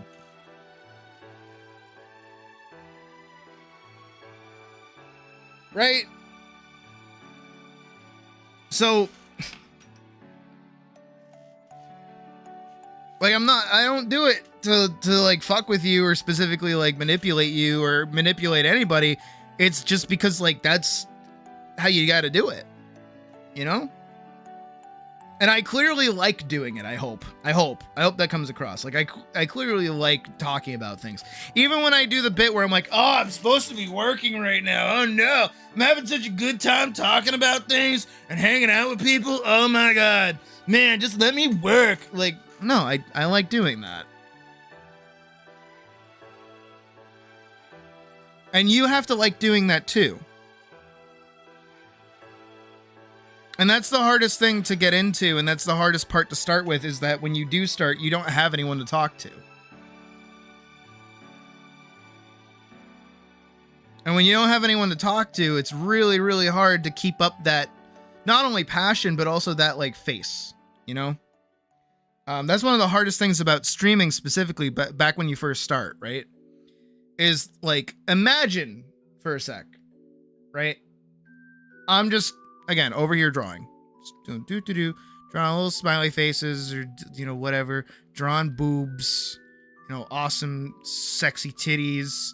Maybe some good old butts, you know, some sweet tookuses, right? I'm drawing all these things. I'm drawing some sweet ass tail, you know what I mean?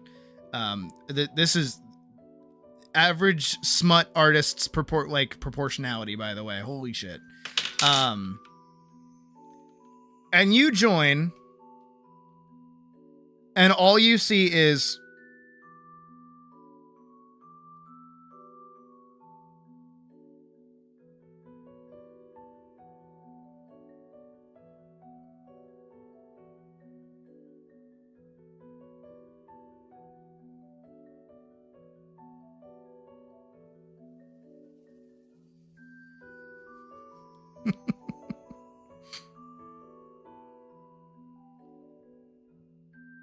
you're probably gonna like click off, right? You're probably not gonna stick around for very long watching that. I'm not saying anything. I'm not doing anything. I'm not making anything interesting. I'm not even like engaging with anyone, right? I'm definitely not doing anything that's like worthwhile sitting around. Same thing for chat too, right? When chat is like dead or I'm not talking about something, that's total time for people to like click off entirely, because it's boring. It is. So early on when I was streaming and I had 1 or 0 viewers if Day wasn't around, I would constantly be just talking to myself. Like, oh, I'm going to go over here and do this. Oh, I like this monster. Oh, I like this thing. Oh, I like doing this. Oh, I'm going to draw this. Oh, I'm going to try this. Oh, I'm going to do this. Because I had to assume. I had to assume that at any moment somebody could click on. So I had to keep my energy high. I had to be doing stuff. I had to be interesting at all times for that 1 microsecond that somebody could possibly click on a video. That is tiring. That is stressful. That is difficult. And also my food is here, so I'm going to step away for a sec. I like that I've started doing that, by the way. Just like walking off screen. I think it makes it make more sense. So I'll be right back. Give me a second to go grab.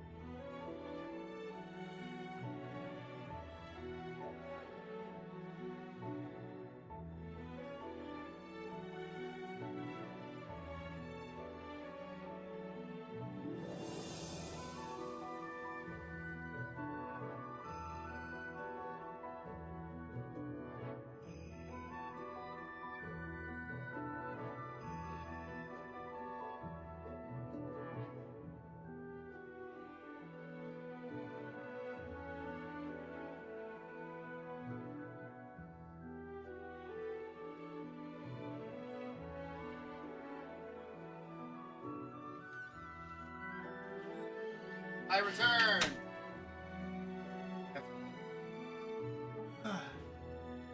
We post something in the weekly art share there with some yeah, of course.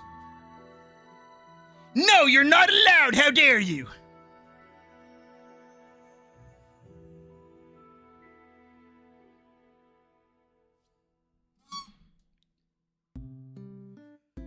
Ugh.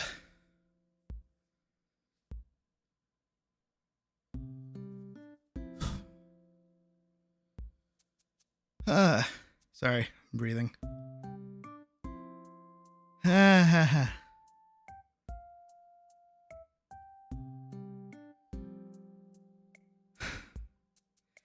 hate stairs.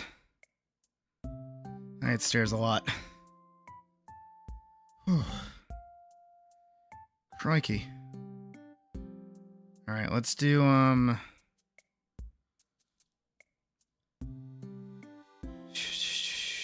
back. I'm winded. I always do that. There we go. Alright, let's go find a video to watch, shall we?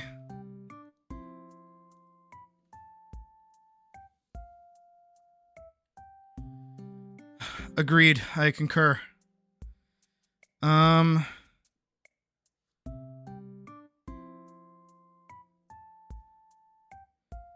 are naturally more attractive than women on average. That's why women need makeup. What? I mean, not wrong.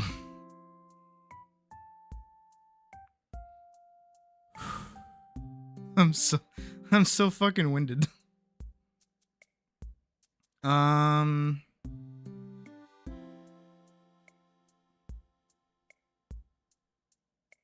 Let's see.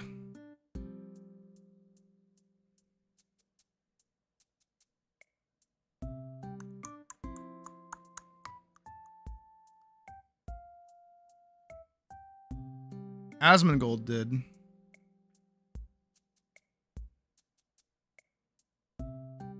So there you go.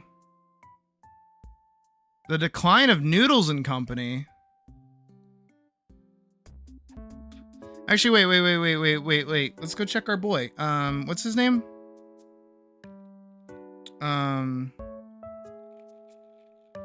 Xander. What's Xander been up to?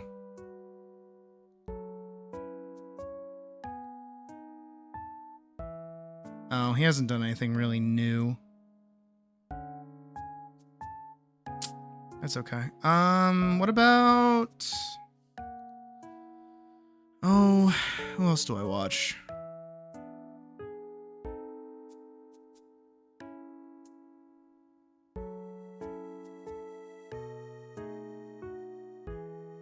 Oh, they suck? Okay, wait, now I do want to watch it. Hold on. No, bring that back. Hold on. Now I'm curious. Now I gotta know. Noodles & Company is a fast casual restaurant where you can order a wide variety of noodles prepared in unexpectedly different ways. There's really nothing else quite like it. The concept started with the stated goal of delivering fresh ingredients and flavors from around the world under one roof. I mean, they have dishes inspired by Asian, Mediterranean, Italian, American cuisine, which is mostly their macaroni. Oh, they treated me the good. ultimate American noodle dish. I think you'll agree that it is a unique concept. They proudly claim to be the only restaurant did I get the sliders instead? Noodles. Hold on. The first one opened in Denver, Colorado in Yeah, I got the mini sliders. Here Oh, I we are, forgot. over 30 years later, and no one else has even tried to do that on They give me like a large mini scale. fry though. This is There like might puny be a fries. reason for that. Puny ass Noodles & fries. Company has been declining for well Good pickles, over though. a decade now, which I will be addressing. Ouch. But things have been particularly eventful over the past 5 years. Just a few No concerning problem, it's what I figures do. would be the fact that they have been consistently reporting losses that continue to grow, while they have been falling deeper into many pickles. debt. As of the end of 2025, over $100 These things million are so tiny of and cute. long-term Oh my debt, God. with only $1.3 million They're like falling of apart cash too. on Oh God. hand can be a troubling situation. Oh, no. There have been multiple rounds of restaurant closings, resulting in dozens of them no longer in operation. Most recently, they announced that the plan is to close up to 35 of them in 2026. So it is not surprising that the value of this company has fallen by almost 90% over the past 5 years, leaving people to wonder if Noodles & Company can continue. In September of 2025, they hired an advisor to explore options for the company, including the potential sale of it. And then a couple months later, an activist investor who owns 6% of their stock started pushing them to sell over half of their company-owned restaurants. That way, they can use the money to bring their debt down to a much more manageable level, since it is becoming a concern. The sliders are Then really in good. Early 2026, I got they Dave's did a hot chicken. I got like the 1-for-8 little reverse stock split to avoid sliders. being They're really cute. delisted from the NASDAQ since their share price had fallen well under the $1 requirement. I should say that there have been some promising indicators like over all the this stuff past came few out of months, it. but overall, most of the news about this company has been very negative for a long time, and they have been struggling. So in this video, I want to talk about the unusual history of Noodles & Company. So I got fries, what I believe to be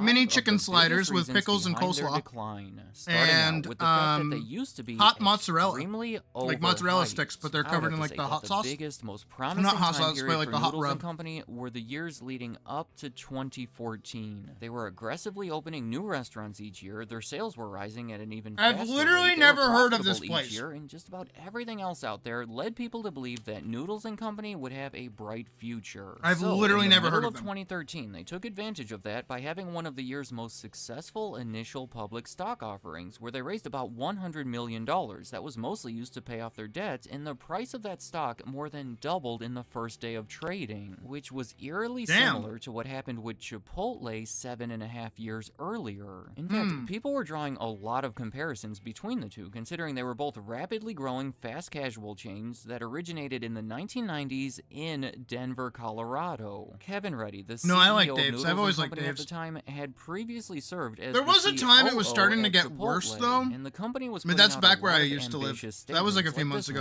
one, but saying, this "We area is believe pretty we are good. at an early stage of nationwide expansion, and that we can grow to 2,500 restaurants over the next 15 to 20 years across the United States." Yeah, there were high expectations to become that next national sensation that proved to be unrealistic. By the end of 2016, only a few years later, they were looking so much worse financially, causing most investors to lose faith in the company, which caused the stock price to lose most of its value. However, despite all of that, they continued opening a lot of new locations, surpassing 500 of them that year. This is really good, actually. Foolishly pushing through with their plan to become a national brand. And many of those new locations had no They're so business bite-sized, opening they're in the like first fun. place. They had lower profit margins I like fun as they food. struggled to attract customers in new markets, leading me to my next reason behind their decline: a confusing concept. What I mean by this is, traditionally, restaurants focus on food from a specific region, like Chipotle Mexican Grill, for example. Whereas Noodles & Company takes a specific food that is popular in multiple regions and just serves all of it, which I really do think is a cool concept, but it is so different from what we normally expect that they have had trouble getting people to wrap their mind around it. Most people in America associate noodles with either Asian or Italian food, so when That's they what I first was see the thinking. name Noodles & Company, they assume it specializes in neither one or the other, completely misjudging the concept. When you think about it, it serves as a barrier when entering new markets, potentially explaining some of their complications when trying to become a national brand. Their first location was in Colorado, and their second location was in Wisconsin, so they started out by expanding their reach from two separate parts of the country. So people from those areas are probably pretty familiar with the concept, seeing no them idea. all over the place and being introduced to them slowly over time. But it has been tricky to gain traction in other markets away from those areas, like New York, Florida, or Washington, for example, who currently have 1 or 2 locations, or Texas, who no longer has any locations. It has been an ongoing issue, so I would say most of their advertising again, I've has never been heard trying of them to until get that today. message out there. In 2013, they adopted the slogan "Your World Kitchen," and as of 2017, they were heavily considering changing the name of the restaurant to Noodles World Kitchen, which may not have been the worst idea. Ideally, they probably should have started with that in the first place, and today many of their signs try to convey that information, but it has continued to be a struggle. Before I move on, That I is just a wanna ask, for horrible anybody logo. unfamiliar Oh with my the God. restaurant going Are you into this serious? video, what was your assumption about them? Did you expect them to serve Asian food, or what did you think? My next reason behind their decline is providing their customers No, with hold on, hold on, hold on, hold on, hold on, hold on, hold on, hold on. Because this is something I've done for people, and this is something I've had to learn to do because, you know, I always do like titles and shit. That's downright horrible. You see how bad that is? That's your tagline, but it's just kind of like plastered on this like lower bar end, not even up here. So it like, this is a fine functional thing, but even just the ampersand, right? This being yellow, this is nice. This up here is nice. This is bad. This is very bad. As I understand because based off the video itself and what they're going for, is that they're like, oh, you know, We want to enunciate that this is like world cuisine, not just noodles. No. Noodles and Company does sound like a fucking millennial startup company for like Italian food. Even adding in like World Kitchen doesn't do much for you. And also putting it this far down is just like really, really bad. Like, my God. Try to convey that information, but it has continued to be a struggle. Before Nothing I but move on, noodles. I Yeah, I don't even know. ask, I don't even know what's there. What do they with the have? restaurant going into this video, what was your assumption about them? I thought Did you they were expect them to serve fucking Asian Italian or food. What did you think? My next reason behind their decline is providing their customers. You know with why? a- You know why? This logo. This logo is not how noodles are eaten like everywhere. This is how noodles are eaten specifically in Italy. With like a spoon, right? Well, not like a spoon, usually like a fork, which is already weird because it's usually in a fork.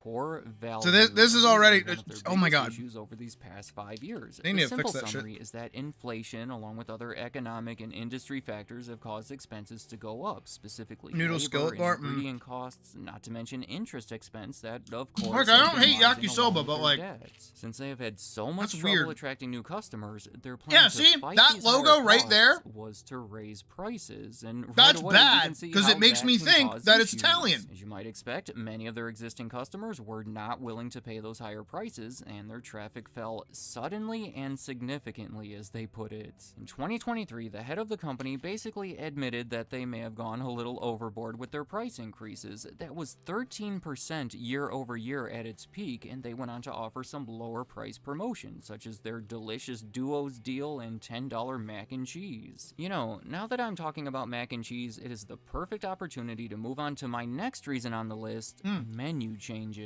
Oh, Because, here you oh go. my goodness, I would bet that Noodles & Company has had more publicized menu changes than any other restaurant over this past decade. Seriously, if you have not been there in a while, I can guarantee that the menu will be very different when you return, and probably different again the time after. Most of it stems from the fact that Noodles & Company has been perpetually in turnaround mode, and most of those turnaround efforts have been centered around their menu. They just keep messing with it. There is so much that could be said about this, but just a few of the highlights would be in 2015, they announced that they would be removing all artificial colors, flavors, preservatives, and sweeteners from their core menu items, which included all of the noodles and sauces. I mean, that In doesn't sound bad. 2016, once they started reporting losses, they determined that their menu had become too large and complicated, so to improve efficiency, they decided that they would no longer sell sandwiches, which helped them cut out 8 of their 26 menu items. Damn. In 2018, they introduced zucchini noodles called zoodles that was soon No. followed by cauliflower noodles that No. they called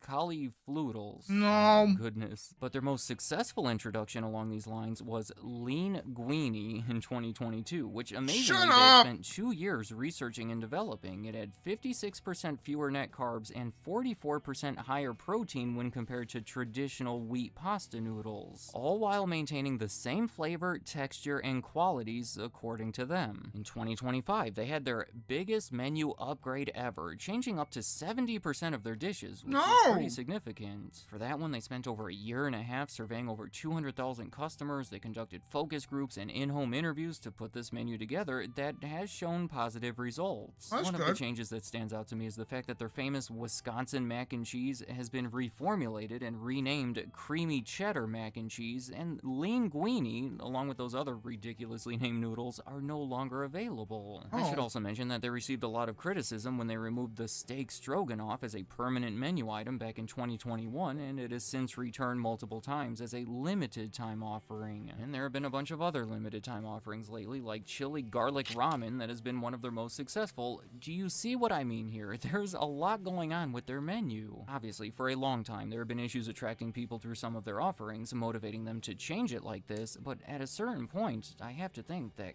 constant changes have to be hurting the brand, leading me right into the final reason behind their decline that I'm just going to call lacking identity. identity. Yeah. We've been seeing this throughout the video. Noodles & Company already struggles to convey who they are through their name and their signs and the appearance of their buildings. It is inherently a difficult brand to build that I would say is almost impossible to build with a decade of constant changes like this. I mean, it seems like nothing has been consistent enough to feel reliable or familiar. There's not even certainty that your local restaurant will continue to be there, considering how many they have been closing. The leadership of the company has been seeing a lot of changes, including 3 different CEOs over the past 3 years. That's not creating good. A situation where customers do not know None of what that to is good. expect when it comes to the menu, the prices, the portions, the environment, the marketing. Their latest slogan Even as the of 2025 logo. is "We know noodles." Do that you? replaced uncommon goodness, that replaced made different, that replaced your world kitchen, and potentially some others thrown in there. It is hard to keep track. They are always trying to find new ways to revive the company, and practically all of those efforts have failed, requiring new efforts. It is a bad cycle, and I really think that the Noodles & Company identity would greatly benefit from some consistency. The customers would like to know what to expect.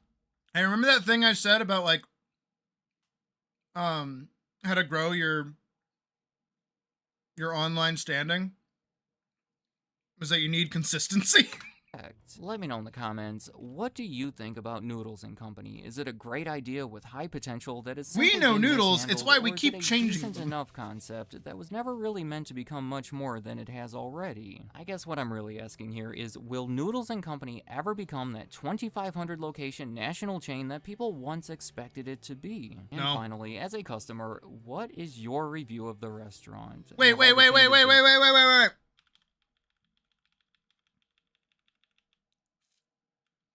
Asian World Kitchen, Mediterranean. I don't know what that says. Have all the changes Pick been one! upsetting, or have they been welcomed? And any other thoughts you have Pick about Noodles & one! Company, leave them in the comments. I'd like to hear what you have to say. All right, I want to Thank see you this for- guy's video. Everybody hates tourist trap restaurants. They have long lines, Yes. an overpriced menu, and Yes. food that somehow keeps getting worse. But Yes. here's the thing. A lot of these places weren't always considered tourist traps. At one point, they were spots only the locals knew about. So what happened? In this video, I'm visiting the most famous tourist trap restaurants in America to see if any of them still have a little bit of that local charm, or are they all just too far gone? I wonder if he'll go to Tuckaway Tavern. So I made it to New York, and behind me is a restaurant I'm sure everyone's heard of. Katz's Delicatessen was established in 1888 by Jewish immigrants. It's the city's oldest continuously operating deli, and also might be one of, if not, the most famous tourist trap restaurants ever. Believe it or not, despite how many times I've been to New York, for some reason, I've never actually been here before, so your boy is pretty excited. Let's go see what it's all about.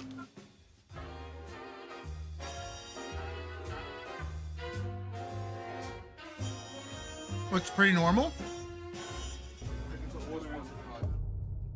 So despite being over 130 years old and feeding generations of New Yorkers, their reviews tell a different story, with people complaining about the long lines, overpriced sandwiches, and calling it nothing more than a waste of money. Okay, as expected, this place does look very cool. The walls are lined with photos of presidents and celebrities who've been here, memorabilia from throughout the decades, and even this sign which points out the exact table featured in the iconic scene from the movie When Harry Met Sally. Thankfully, it seems like I chose a decent time to arrive, because although it is busy, it's not like crazy packed in here. So the way Katz's functions isn't like your typical restaurants. There's no host, no waiter, and no table waiting for you. Instead, you're handed a paper ticket the second you walk in. I think I'm supposed to pick one of the lines and then wait my turn. That one hurt. Entirely That one hurt a lot, but I'll figure it out. my I'm also foot in my holding on to mouth. this ticket like my life depends on it, because apparently, if I were to lose it, I would have to pay a massive fee before I could leave. Can't lie, I am very overwhelmed right now, but at least I know what I'm getting. So every tourist trap on my list has an item that made them famous, the one locals fell in love with. Therefore, my only rule for this video is that I must order the dish that started it all to find out if it's still a banger or if they're just scams now. Hey, how's it going? Can I do a pastrami sandwich on rye with mustard? Yes, please. After placing my order, I handed this nice man my ticket so he can mark down exactly what I got. Thank you. Whoa. I got my food. Now the next challenge is to find somewhere to sit. This is gonna be difficult. Oh, found a spot. Okay, never mind. Get screwed. No, they're not. Okay, never mind. Hold up. This is perfect. Do you know if someone's sitting right there? I don't know. No? Oh, okay. Thank you. Appreciate it. Ladies and gents, we got a table. That was Oh my God. crazy. Here we have Katz's iconic pastrami sandwich served with rye bread, mustard, and a side of pickles. What's crazy to me is that this monstrous sandwich has been Katz's signature item for over a century. That's a long time. It's a According to simple what I could ass find sandwich. online, every piece of pastrami here is brined for 3 weeks. Rubbed Whoa. in a secret spice blend, Whoa. cooked for 3 days, Ah. for 3 hours, then it's hand carved right in Ah. front of you, which sounds like a fairly labor-intensive process. That sounds I don't awesome. eat pastrami sandwiches like ever. But That sounds in my opinion, this does phenomenal. look very tasty. The issue is, before I came here, I found a few New Yorkers on the street and asked all of them a very important question. Do you think Katz is a tourist trap? Do I think it's a tourist trap? Well, I went there many, many years ago, and yes, a lot of tourists go there. Allegedly, according to the people who do go there. It is a tourist trap. Yeah. Don't go. Katz is definitely a tourist trap. By most people's definition, a tourist trap cannot have good food, so that makes me a little worried, but I'll just have to see for myself. Yo, what are those New Yorkers talking about? This is good. Going into this, the biggest complaint I saw, besides the long lines and how expensive the sandwich is that the pastrami would be dry. I'm not sure if they're just having a really, really good day, but that is not the case right now. The pastrami I got is nice and tender, it's super juicy, it's got a nice peppery crust, which is essential for all good pastrami. I was a little worried the sandwich would be too rich since there are literally no other toppings, but the mustard really helps cut through the fattiness. Once I was done eating, I made my way to the cashier, thankfully still in possession of my ticket so I could pay. Lunch is complete, and first things first, I'm gonna give that pastrami sandwich a solid 3.8 out of 5. It was honestly a lot better than I thought it'd be. However, that price really knocks down the score a bit. Oh my lord, that was expensive. With that said, it is now time to answer a very important question. Does Katz still have that local charm, or is it just a tourist trap? Despite opinions from a few New Yorkers, for me personally, I think they still have a little bit of that sparkle. Yes, it was expensive. However, the clear difference is that everything from the chaotic ticketing system, the location, and the fact that they still cure their own pastrami shows that it hasn't changed entirely since tourists showed up. This is very nice to see because it does give me hope that maybe the other restaurants I'm visiting won't be so bad. Let's get out of here though. I got a plane to catch. Where are you going next? As I make my way to the airport, I just want to take a quick second to Come let up y'all to know New how much I Hampshire. appreciate all of the support. Go to Tuck Away Tavern. Give me a reason to hate it. The #1 live stream app where users can buy, sell, or auction off a wide variety of items for a huge giveaway worth over $1,000. I'm giving away a Nintendo Switch 2 with the brand new Pocopia game, AirPod 4s, plus whatever I'm able to shop for on Whatnot in the next 60 seconds. First things first, I want to get another Pokemon card for this giveaway because who doesn't love Pokemon cards? Here we go, and... Scalpers! Graded Charizard slab secured. Now let's see if I can win a card in one of the auctions. This is literally a pristine 10 Pikachu card. Okay, hold on. I need to bid on this. It says I'm winning. Come on, come on. Oh, got it. Got the For Pikachu card. $50? Literally has everything from sports cards. That's not toys, true. Legos, That's not Funko real. Pops, That thing's like shoes, gotta be coins, way there's even more. snacks and candy. Also, speaking of candy, let me try to win some for this giveaway too. All right, I'm not gonna lie. I have absolutely no idea what this is, but it looks good. Boom, candy secured. And you know what? I'm gonna bid for even more. Why Okay, are I think you I've got a pretty fucking good haul bidding this for giveaway. candy? So let me Just show go y'all how. buy All you some gotta do is for sign it. For Whatnot using my link or by scanning the QR code on What screen is that? and spend some or all of the free $15 credit you get just by downloading the app. You can also enter for free by commenting your Imagine Whatnot going to username in the eBay and comment being section like, of I'm this gonna video, bid to and get if some you do fucking both, you'll candy get today. 2 Again, make sure to scan the QR code on screen or click the link in the description and spend some or all of the free $15 you get, along with Also, of commenting course, your it's Whatnot free-dried username candy. That's like for the 2 worst. entries in this giveaway.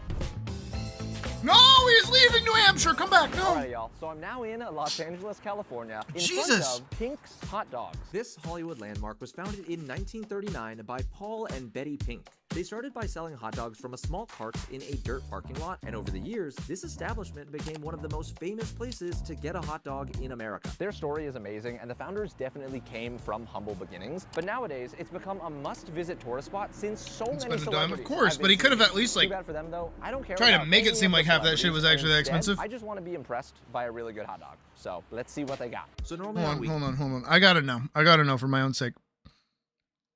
the auctions. This is literally What is that? It's an EX Crystal Pikachu. Hold on. EX Crystal Pikachu card.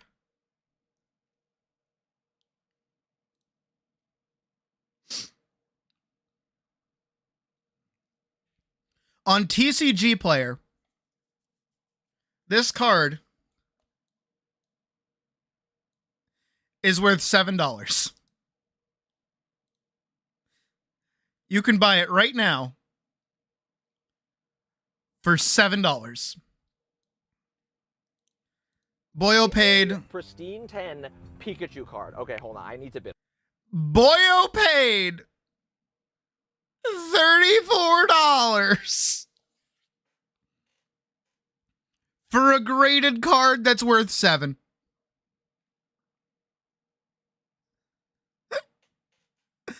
Why'd you do that? Why did you do that? Why did you spend money on that? You could buy it for $7. You wait, no, he didn't even. Says I'm winning. Come on, come on. Oh, got it.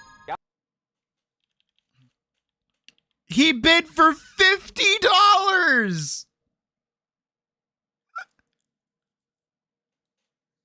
Got the Pikachu card. Whatnot literally has everything from sports cards, toys, Why'd you Legos, do Funko that? Pops, shoes, coins. There's even snacks and candy. Also, speaking of candy, let me try to win some for this giveaway too. All right, I'm not gonna lie, I have absolutely no idea Wait, hold on. is. $3. Freeze-dried sour bites. Hold on, those. I hate those too. Freeze-dried sour bites. Okay. Five Below has them for $5. That's all right. That's fair. All right. But it looks good. Boom. He bought them for $4. Candy secured. And you know what? I'm gonna bid for even more. Okay, I think I've got a pretty He good bought haul 2 of for this them. giveaway. So let me tell y'all how to enter. Wait, wait, oh yeah, he bought like a Mega Charizard, didn't he? Hold on. Partner with Whatnot for a AirPod. First things first, I want to get another Pokemon card for this giveaway because who doesn't love Pokemon cards? Here we go. Gem Mint 10 Mega Charizard X. Hold on.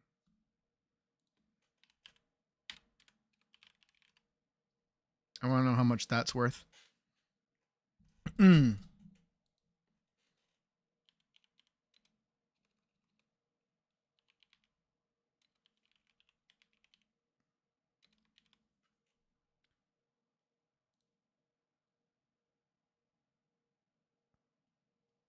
Not that one. There's another one. Mega Charizard. Charizard XEX. Oh.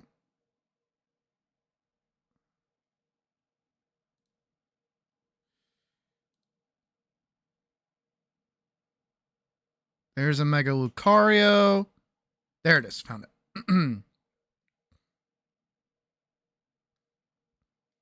Okay, this one goes for $34. That's a $34 card. Oh, and boom. Graded. That he just bought for $140. Charizard slab secured. Now let's see if I can win a card in one of the auctions. This is literally a pristine 10. Also, like most gradings, you'd probably be able to get a pretty well-graded card. Selling hot dogs from a small cart in a dirt parking lot, and over the years, this establishment. So he's spending like triple what you would just get from like ordering one online. Their story You're is definitely amazing, not playing with and the one of founders those. definitely came from humble beginnings, but nowadays it's become a must-visit tourist spot since so many celebrities have been seen here. Too bad for them though. I don't care about any of the celebrities, and instead, I just want to be impressed by a really good hot dog. So let's see what they got. I don't even like hot dogs. Weekends, the line for this place is ridiculous. But since I'm a hot dog, sorry. It wasn't bad at all. I literally hate waiting in lines more than anything, so this is perfect. The key is to go during non-peak times. And because it wasn't crowded, before ordering, I decided to check out their infamous celebrity wall just to prove how pointless it is. However, I quickly realized I may have been wrong about not caring who's been here, since right in front of my eyes, there was a signed picture from the one and only Miss Peggy! I cannot believe Miss Piggy's been here. Oh my god. This changes everything. Along with Miss Piggy, the And wall Kermit, also too. had photos of Michael Jackson, Guy Fieri, and even Kim Kardashian for some I wonder if he reason. actually ate the food that there. Celebrity wall was cooler than expected, but I'm not gonna let that sway my opinion. Time to order. So what can I get for you? I placed my order and the total came out to just over $26, which I do have some opinions on, but more on that in a second. First, I have to find my table.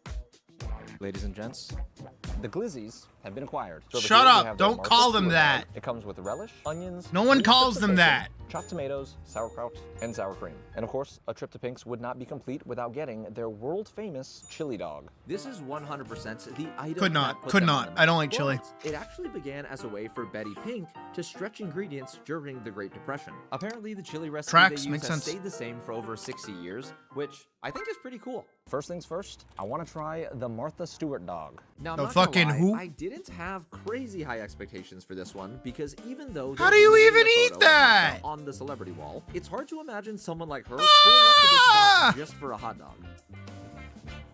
Okay, so there's definitely a lot going on in this one, and I'm not quite sure how I feel about it. Even though there are so many different toppings on this hot dog, the first word that came to mind when I tried it, unfortunately, was the word creamy, and that's not necessarily a word you want to associate with the hot dog. I mean, I wouldn't mind a creamy dog, sorry. The tomatoes and relish add a nice bit of acidity. You got the nice salty bacon, but I'm not sure I can get over the texture. With the weird hot dog out of the way, it's time to go back in the past and try the item that actually put this place on the map. It's chili dog time. From what I can tell, this is a very, very standard chili dog. It's got a hot dog, the chili, and some diced onions. Very simple, straight to the point. Cheers. Would Sonic be proud? Oh.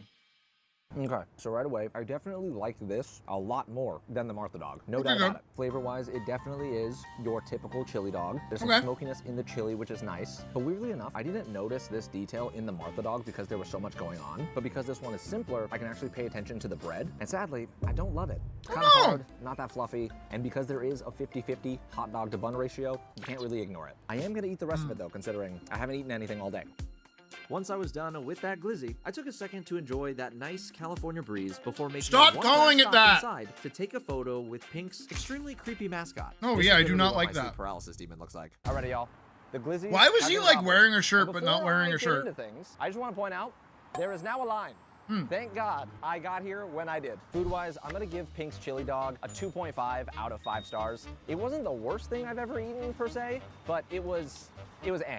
Now, as for the restaurant itself, look, the history What about the other is dog? fantastic. I love the founder's story. I think it's spectacular. However, after experiencing this place for myself, I'm gonna have to say, at this point in time, I think Pink's is really just a tourist trap. I think what really got me was the price, especially considering the food was nothing special. And now that I see a line, there's no way I would wait in that for what I just consumed. If there No, are any I Pink concur. stands in the comments, I apologize, but that is my final verdict. So let's hop on a plane and head to the next restaurant. That's no different than like when you go to like a theme park, right?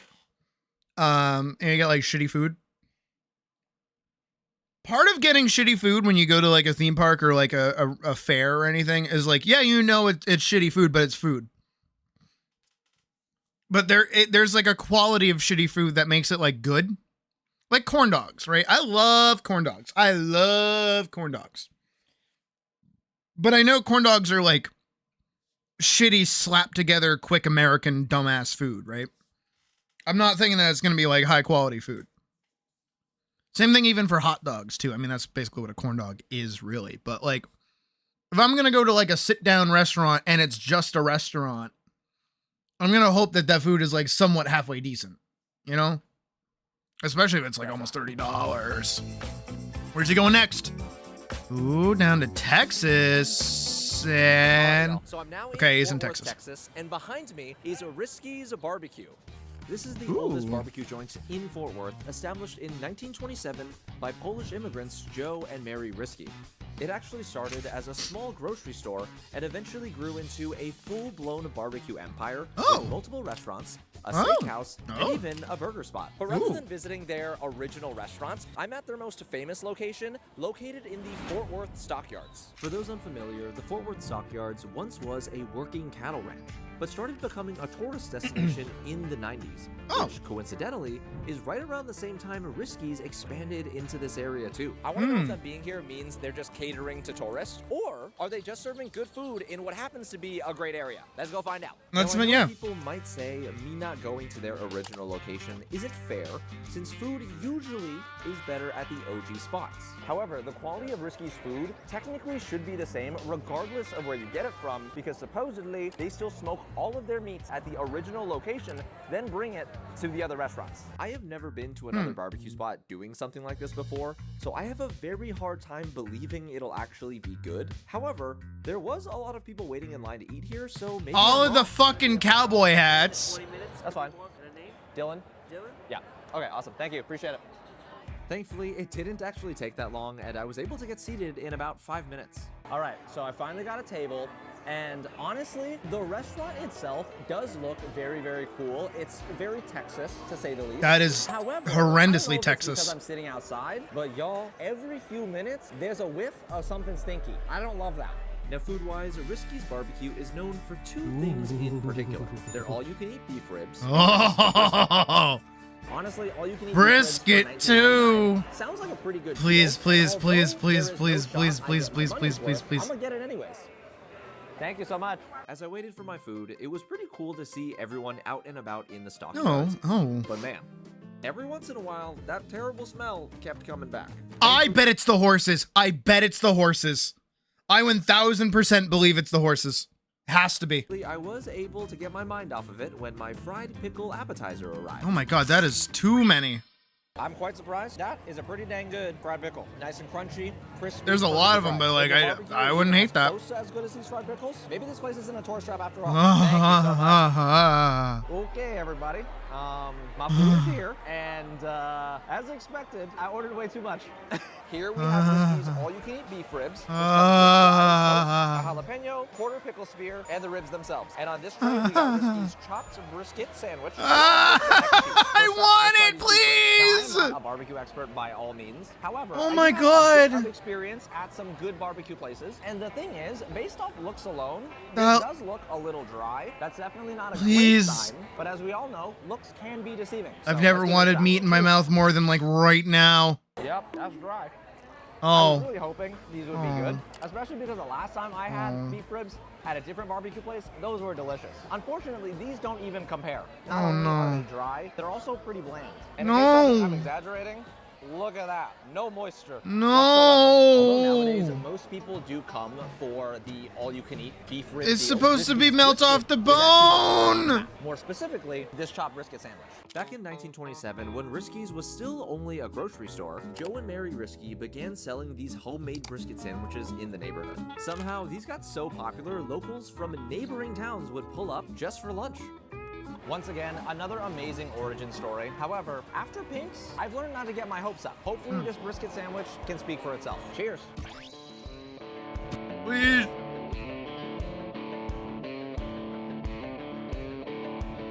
That's the face of a disappointed person. Yeah, I don't love that either. I promise I am not a barbecue snob.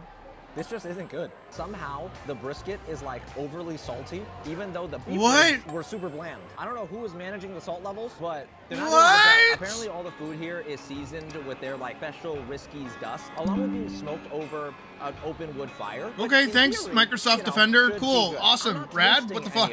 The one nice Thanks thing for the I will heart say attack. is that the brisket is fairly tender. It's definitely not as dry as the beef ribs. No. I guess that's good. And just in case y'all think I'm actually being a snob, I'm not actually eating alone. We got my girlfriend Carrie here and her best friend Maddie. They actually have a channel together where they read books. What did y'all think of the food? Well,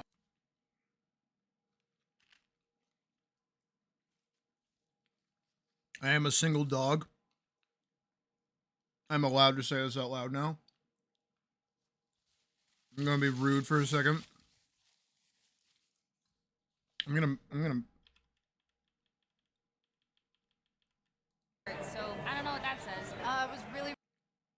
Okay, I can't get like a not goofy pose on them right here. As the beef ribs, I guess that's good. And just in case y'all think I'm actually being a snob, I'm not actually eating.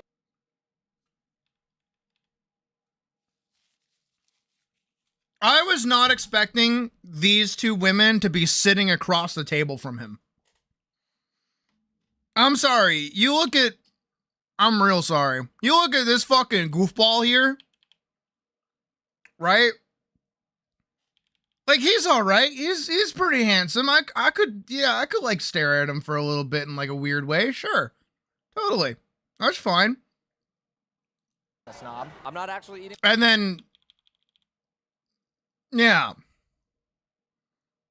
Eating alone. Brother. My girlfriend Carrie here and her best friend Maddie. They actually have a channel together where they read books. I was not ready for that.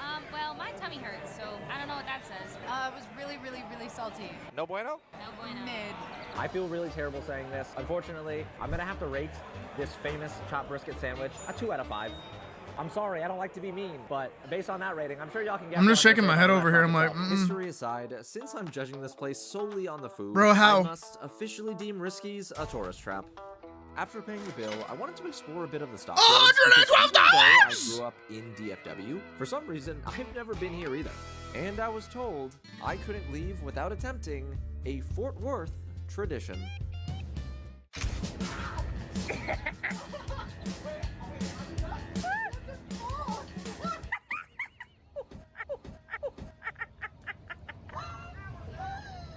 I'm never doing that again. On to the next restaurant. Can you believe I've flown to another city for this one video? This is crazy. For the first time ever, I'm in New Orleans, and beside me is the world-famous Cafe Du Monde. Arguably one of the most famous restaurants on the entire planet, Cafe Du Monde opened in 1862 as just a simple coffee stand in the French market. Cafe Du Monde is actually the first famous eatery I grew up knowing by name, because as a kid, whenever my mom would make Vietnamese coffee, the go-to coffee beans are from Cafe Du Monde. If you know, you know. I am like so excited to check this place out, while at the same time, also a little nervous because the reviews are somewhat mixed. I really... Shit. I'm sorry.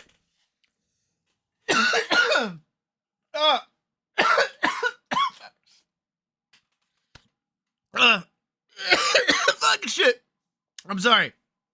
I was gonna make a point. I was gonna point something out. I just got punched in the back of the throat by Spice. I am so sorry.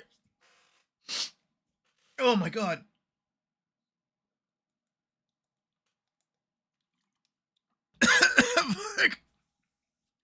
Holy shit. Background. Because of the shot. Whenever my mom would make Vietnamese coffee, the go-to coffee beans are from Cafe Du Monde. If Where you is know, he? you know. I am like so excited. This is one of those fake monks. If you've ever been somewhere that is like 1000% a tourist trap, you will meet these guys. They're like fake, like Tibetan monks.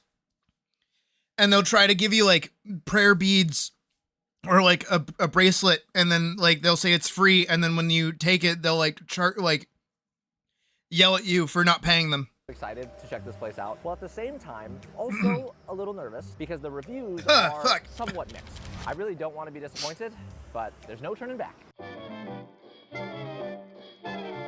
Oh my god. Now, rather than meeting with Saw my life flash before my eyes. Instead, they work on a first-come, first-served basis, which means you Very have to French. open table yourself and secure it before someone else does. The issue is I literally could not have chosen a crazier time to come here because I just found out that today is the beginning of something called French Quarter Festival. That means this place is going to be busier than it usually is. Is that a table? Nope. No, it's not.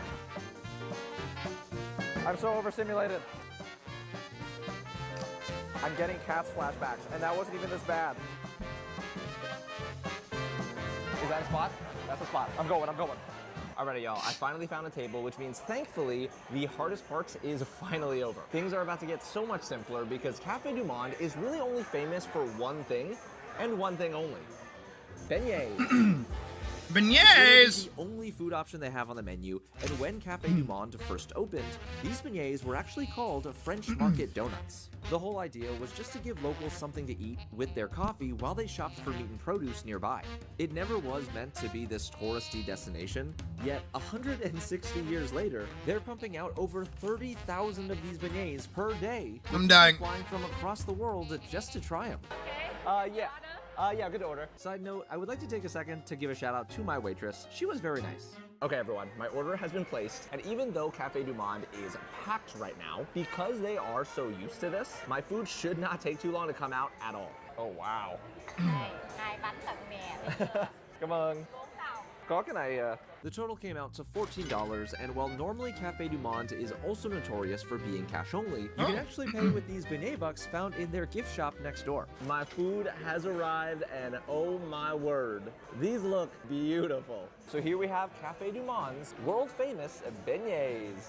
Also, because it's early in the morning, your boy had to get a nice cup of cafe au lait because this supposedly pairs perfectly with all of that. Based on first impressions, these look absolutely gorgeous. They are perfectly golden brown, piping hot, My mouth is and on fire. completely covered in powdered sugar. Y'all, I don't even know how to feel right now because as a kid, I always imagined eating beignets while drinking coffee here, and it's finally happening. Anyways, that's enough talking. I want to try these before they get cold, so without further ado,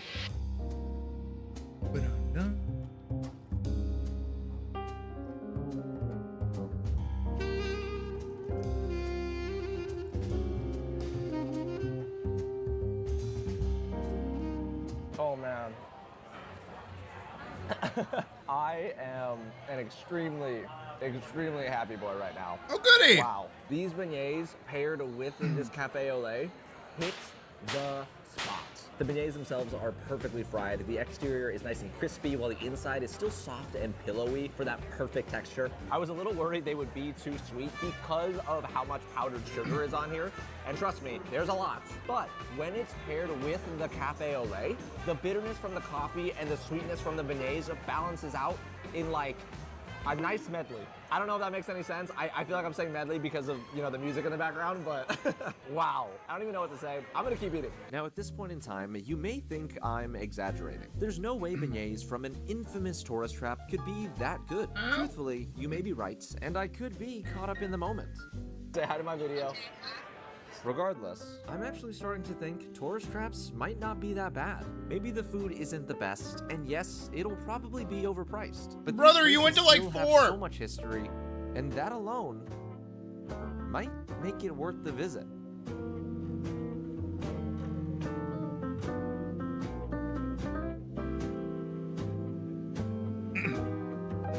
See you in a bit, Badge. Good luck.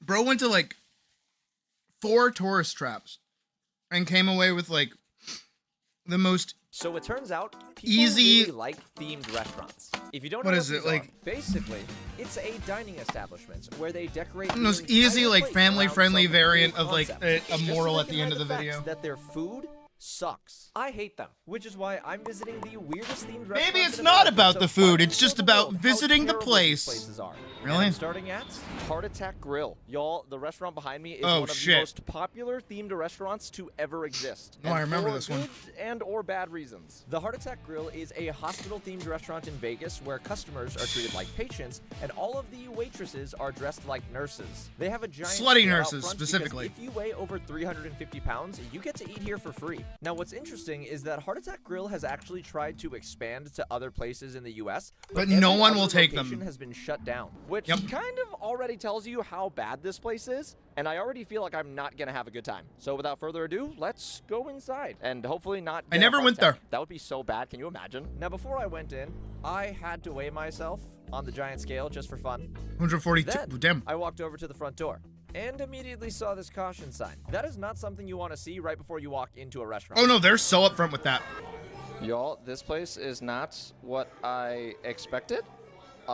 Yeah, so despite the theme, this Not place bad did and not scammy look and like a hospital overpriced, at yeah. all. Yes, there were nurses, but I'm pretty sure regular hospitals don't have giant pill bottle decor hanging from the ceiling. It's very intense.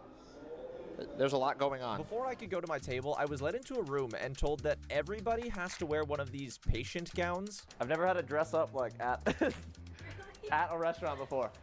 What the heck? So I just got seated. Oh, the sexy I'm nurses. in my hospital gown. This Hospital place gown. is definitely interesting. But I do want to point out that the waitresses and the host have been super nice so far, which is good because in order to expose how terrible these places are, I'm judging them on 3 things: the food, the service, and whether or not I'd come back. And I will admit, the service here has been pretty good.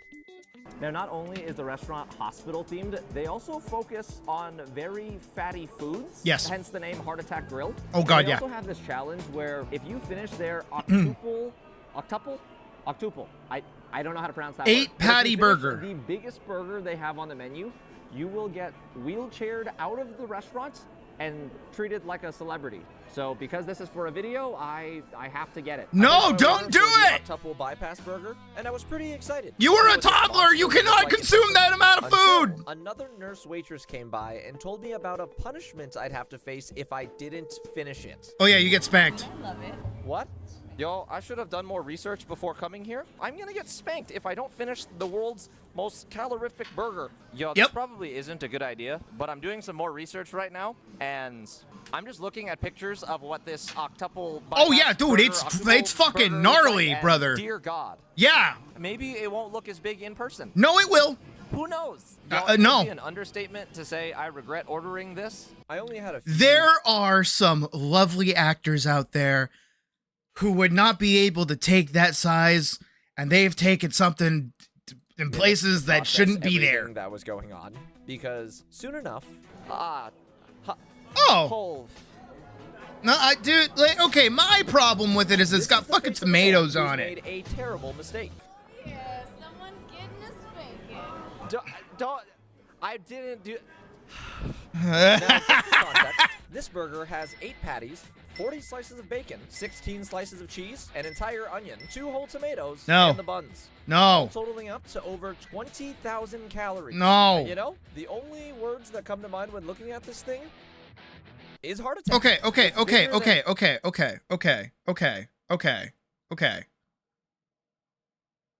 Here's the thing. On a good day, I could do this, but no tomatoes, no onion, get rid of that fucking cheese. Right? And I know that's like the whole thing, but 1, I don't like tomatoes. 2, I don't like how thick those onions are cut. That's gonna reek.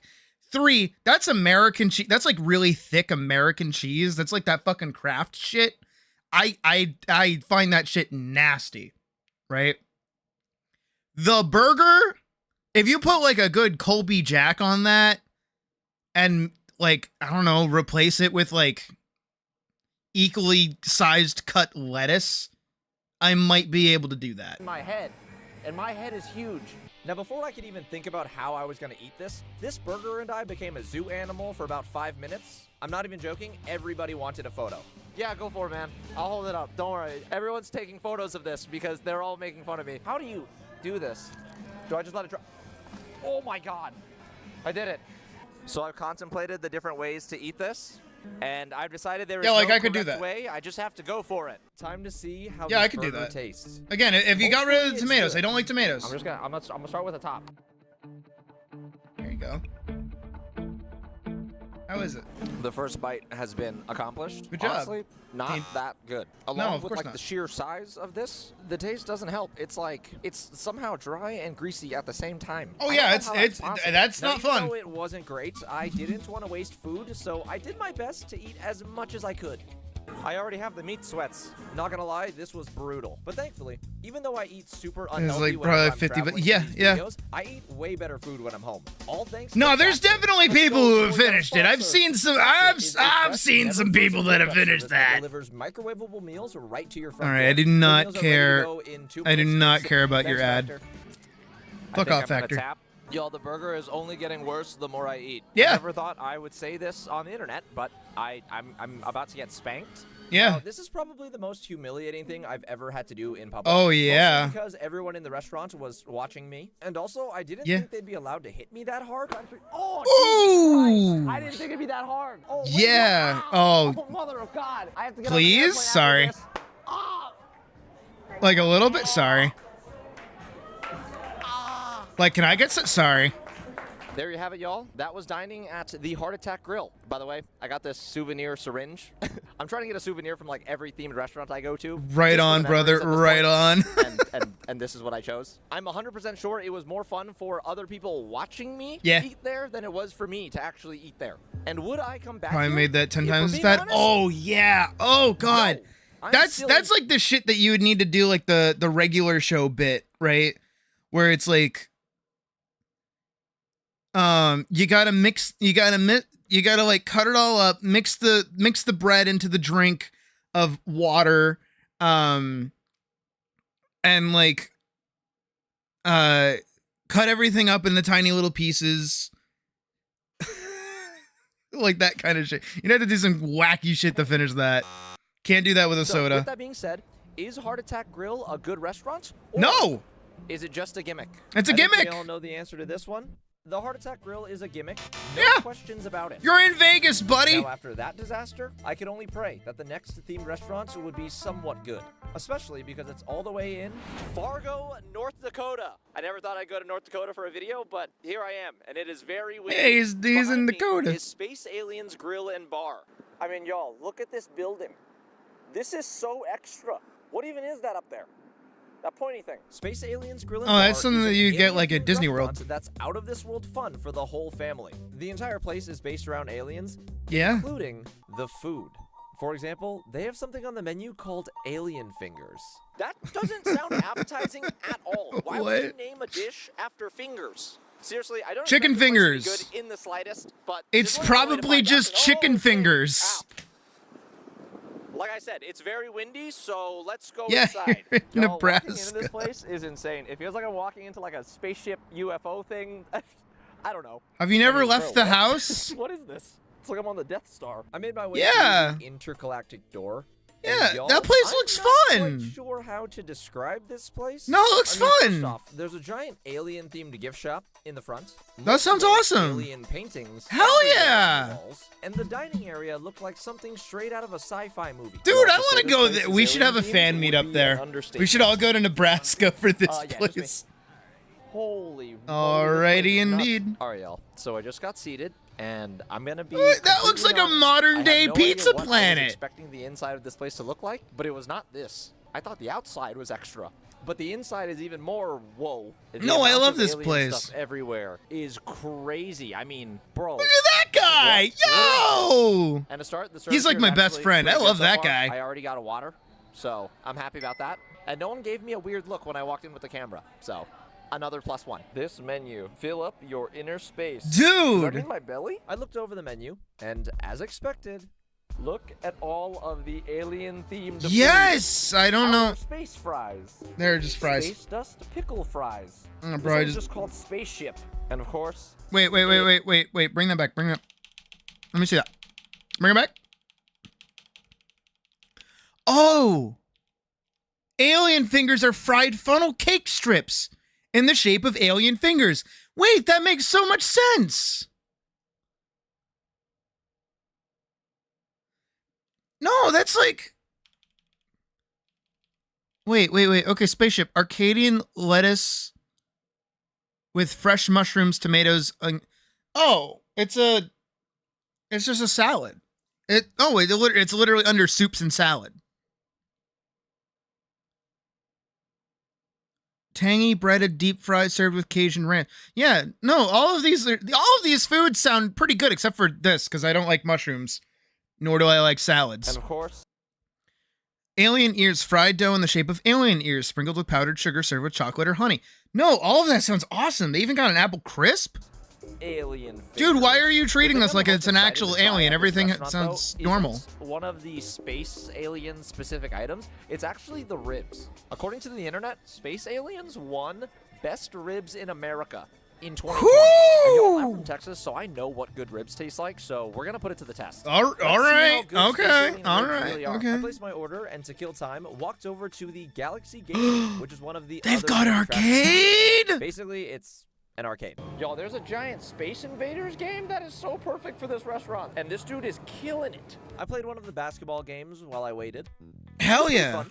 So my food has arrived, therefore I am done with the Galaxy Game Room. And y'all, I was hating on the ribs before. But now that they're in front of me, they actually look pretty good. Oh my god, dude, I love this How place. good can ribs from an alien-themed restaurant? Oh, those things are juicy. I can literally just like Fall pull this off right the If you bone. don't know ribs, that's a very good sign. Oh, I'm not yeah. expecting that. So far, I'm impressed. But how do they taste? Oh my god, it's actually really good. Oh no. What? I can't honestly say they're Oh, better than the ribs in wow. Texas. But they are better than ribs I've had anywhere else. Even the sides were good. I devoured everything. Oh Y'all, my there's still one God. more food item I have to try. And it just got brought out to me. Yes. The alien fingers. Oh. Still not a fan of the name, but they're a lot less intimidating than It's- I expected, so it's let's just give 'em a deep- try. yeah, Sorry, it's- I'm eating one of your fingers, dude. The alien fingers are just little mini churros, and they're dusted with powdered sugar, so it's like a churro state fair funnel cake combo thing we got going on. But here we go. I'm yelling at him in alien speak. Oh my god. So after trying all of the food, I can confirm, in a very unexpected way, the food here is fantastic. Yeah, it looks fucking awesome. Also, it's Nebraska. Like, Since I was Nebraska unable to has, like, pay the really bill, good I food. made my way over to the gift shop to purchase my intergalactic souvenir. Hell So I yeah. completed my alien adventure. Yeah! Souvenir alien cup and this headband. Oh my god, dude, I want to fucking go there so bad. What is that? I had a fantastic time. That Now, place is this restaurant awesome. good, or is it a gimmick? I can't believe I'm saying this, but Space Aliens is good. No, I want to go there so bad, please. Ladies and gents, it's now 1-1. Good and gimmick-themed restaurants. Let's see how good the next themed restaurant is going to be. I don't have very high hopes for this next one. Oh, what is literally this? impossible to guess what the theme of this place is. Wait, I'm what? now in College Station, Texas, and Okay. y'all, this town is famous for about two things: Texas A&M and the restaurant right behind me. This is Harvey Washbangers, a laundry. I'm sorry, his name is a restaurant what? Where not only can you eat, but you can also wash your stinky gym socks. That doesn't- sound sanitary. Yeah, I it have doesn't absolutely no sound- idea how someone came up with the idea to combine a restaurant and a laundromat. Honestly, it seems Why a does little brother look like unnecessary, that? but I do have a bag of dirty clothes since I've been traveling, so I guess I'm gonna do some laundry here while I eat lunch. Hopefully it's good. So, time to check it out. I walked inside, and as expected, it looks like a laundromat, but with a few slight differences. So this is the laundry area where I'll be cleaning my clothes. And then the restaurant part is actually through that door. So before I get food, I want to do my laundry first. That way I can eat while it washes. But I ran into a tiny issue. I brought the dirty clothes, but I did not bring any laundry detergent or any laundry cleaning supplies. I am not prepared. So I'm going to figure that out. I made my way over to the help desk and learned that you can actually buy everything here. Detergent, dryer sheets, hangers, literally all of it. This nice lady also told me I had to buy a laundry card if I want to wash my clothes. So I got one. Oh.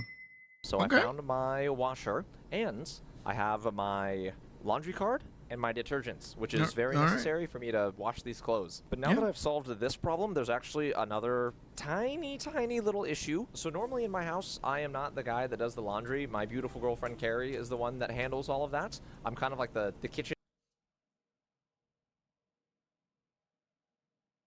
How am I single?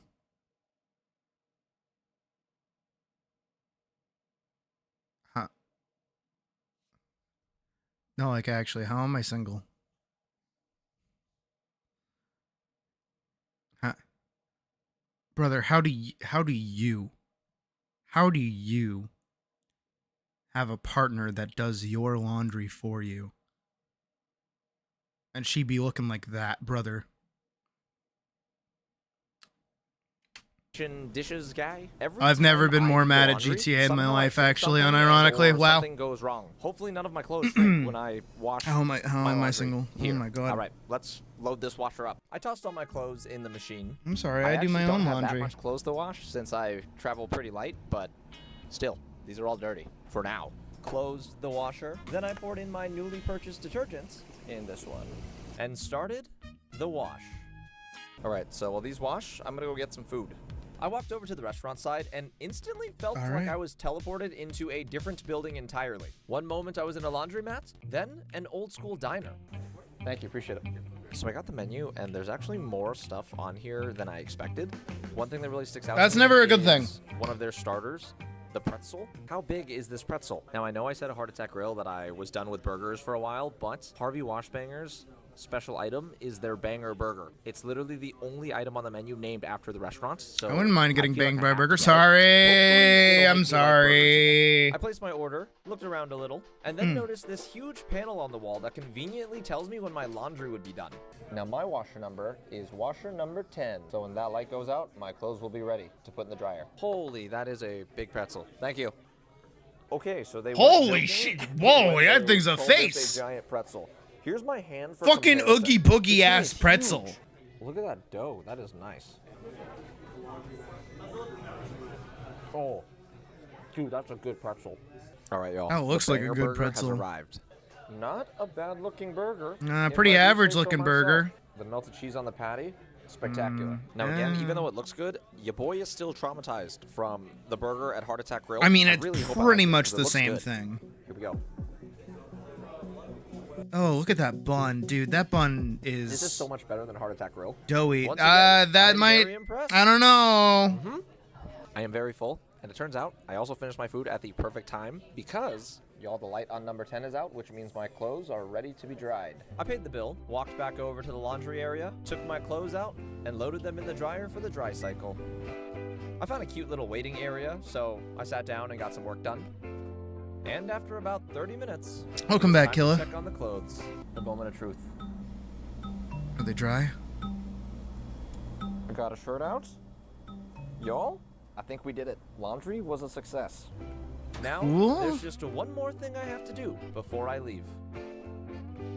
Have a good night, Pars. This might be the best shirt I've ever purchased in my entire life. Dude, Harvey nice Washbangers was a buns. lot I better need than that expected. shirt. The food was solid, and honestly, getting to do my laundry after days of traveling, very convenient. I'm glad my clothes are clean now. In the future, if there's Eat, another drink, restaurant for me to do visit in laundry. College Why? Station, and I need my clothes washed, I would definitely come to Harvey Washbangers.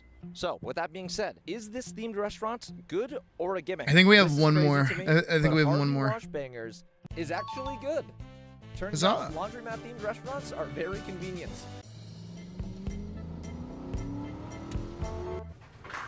Home? All right, y'all. So I'm back home Oh. because the next themed restaurant is actually in Dallas, Texas. And here's the thing. I know the last two restaurants were surprisingly better than I expected, but this next themed restaurant is very concerning. See, the thing is, I've actually been there before. Okay. Cheating. When I was 4. I Oh, don't remember cheating. having a good time. In fact, I'm pretty sure I hated it. Oh, Which, cheating. now that I think about it, could be the reason I don't like themed restaurants, but that's besides the point. The good Alright. news is, my girlfriend Carrie is coming along with me to this one, and we're actually going for my birthday, which is either going to be really good or traumatizing. So we're going to go get ready and go Man, I hate being single. there. We'll see.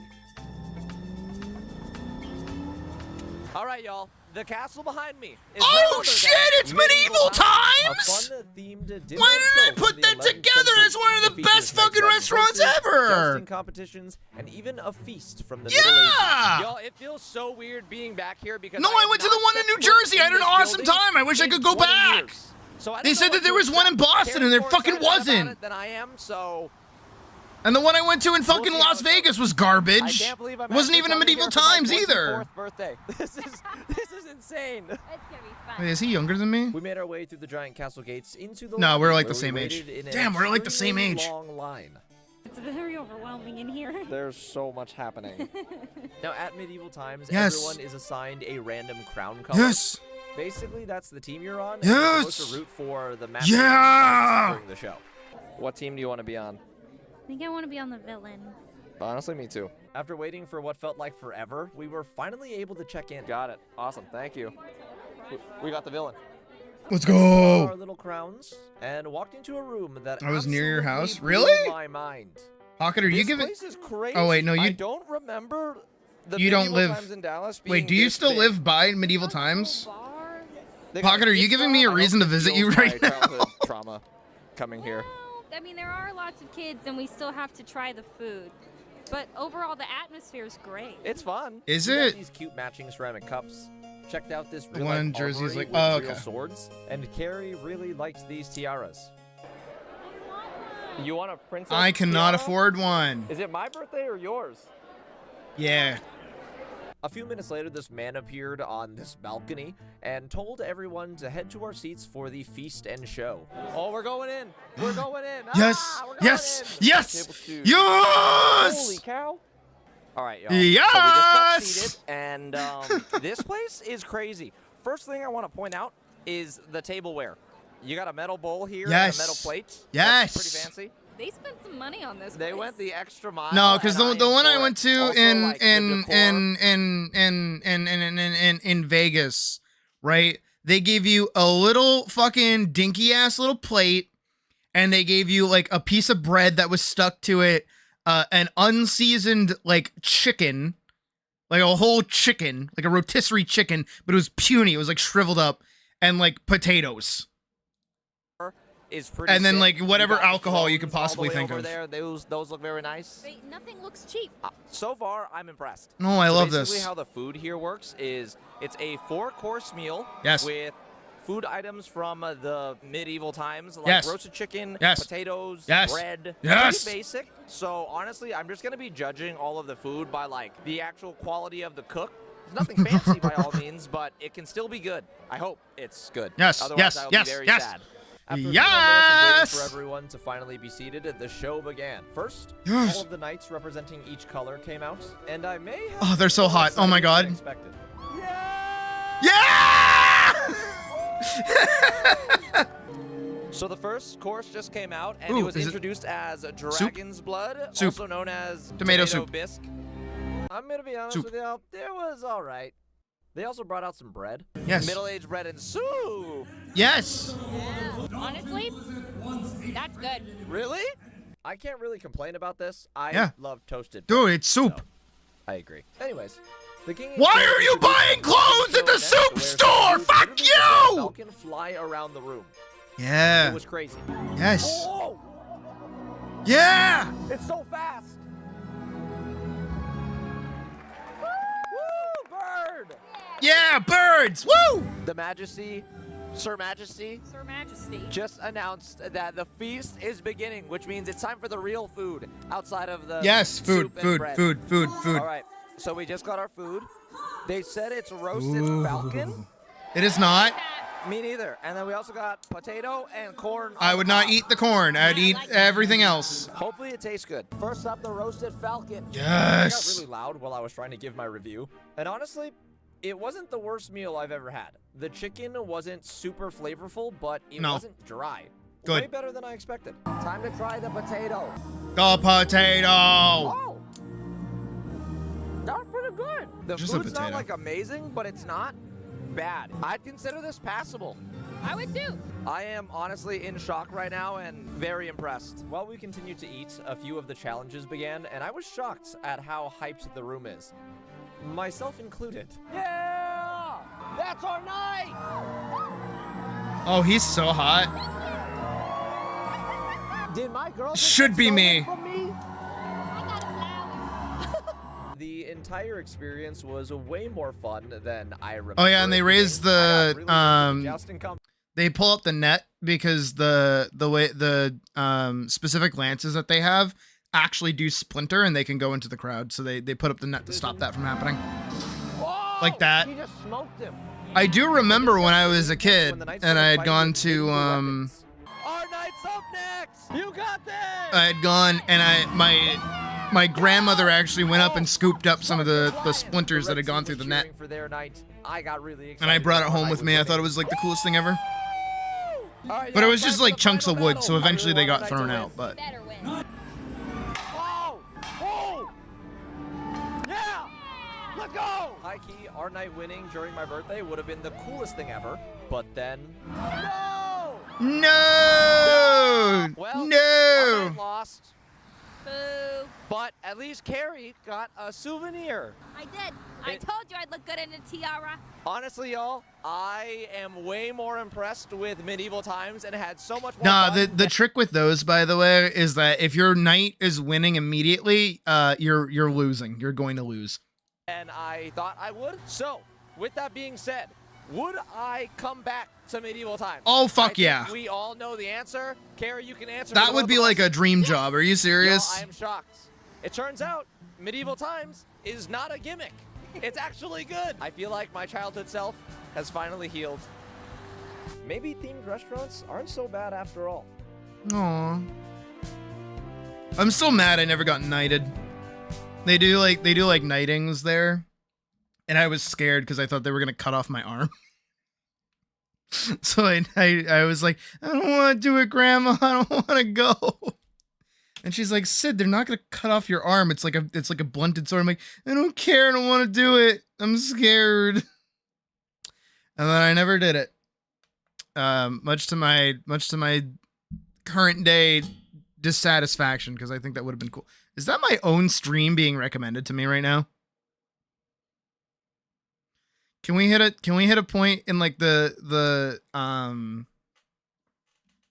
oh my god, we can. Holy shit. Can we hit like Streamception for like 5 seconds?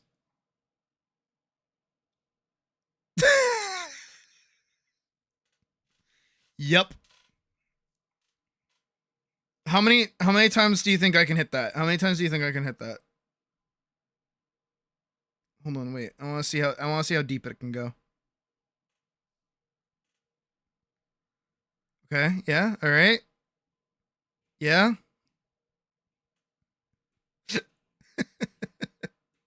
How many more can I do it? I can still see it. Oh, I just put down my arms. And click off.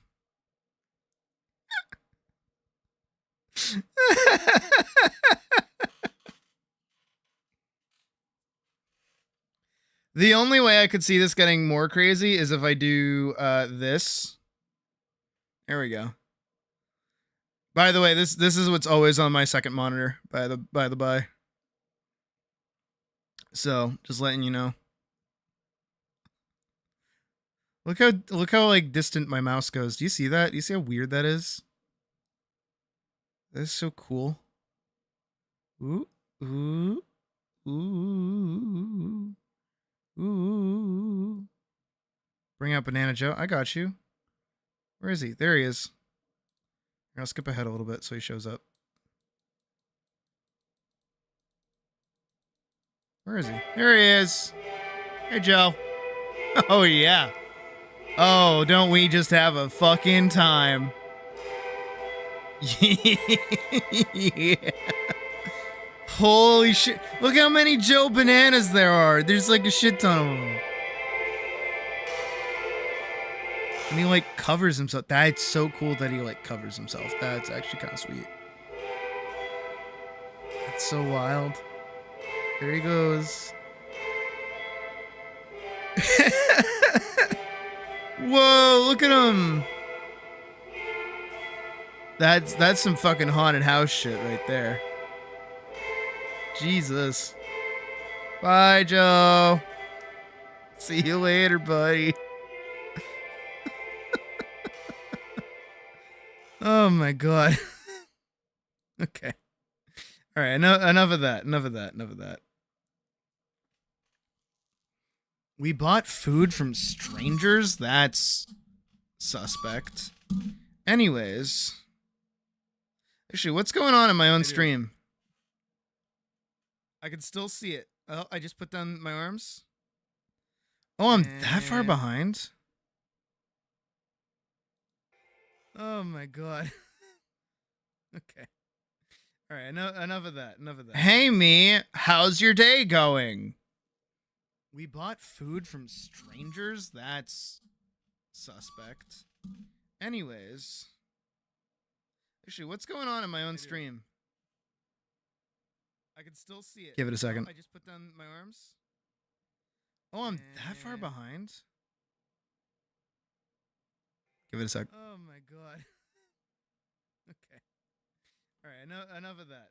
Hey, me, how's your day going? My day is going pretty good, me. How about you? Suspect. Anyways.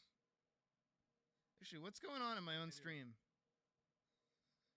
I can still see it. Give it a second. I just put down my... Oh, I'm that far behind? Give it a sec. Oh my god. Okay. All right, enough of that. Hey me, how's your day going? My day is going pretty good, me. How about you? Let's go!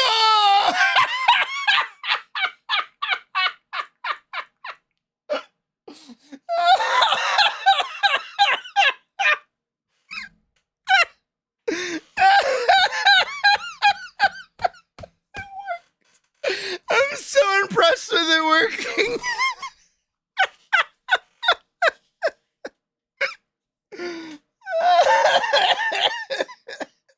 Fuck.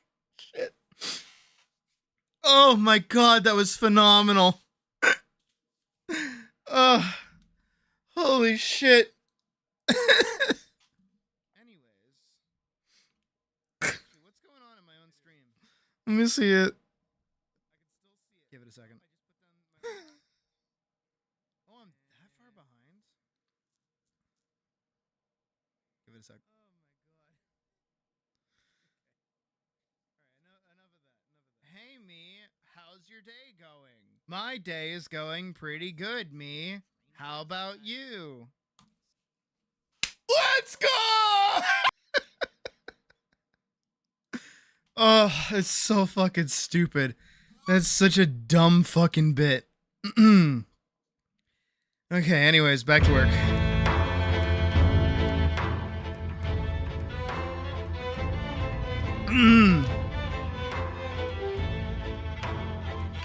Oh. I love when things just work out like that. It's always great.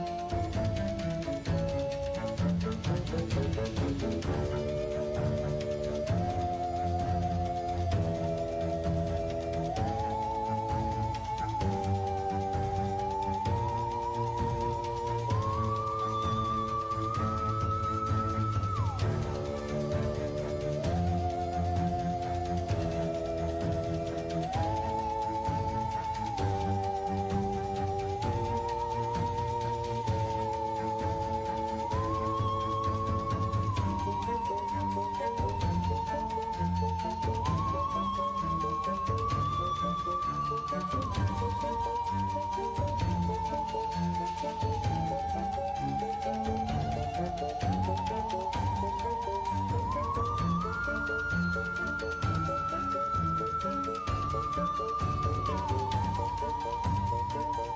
that's right. They have like a scarf.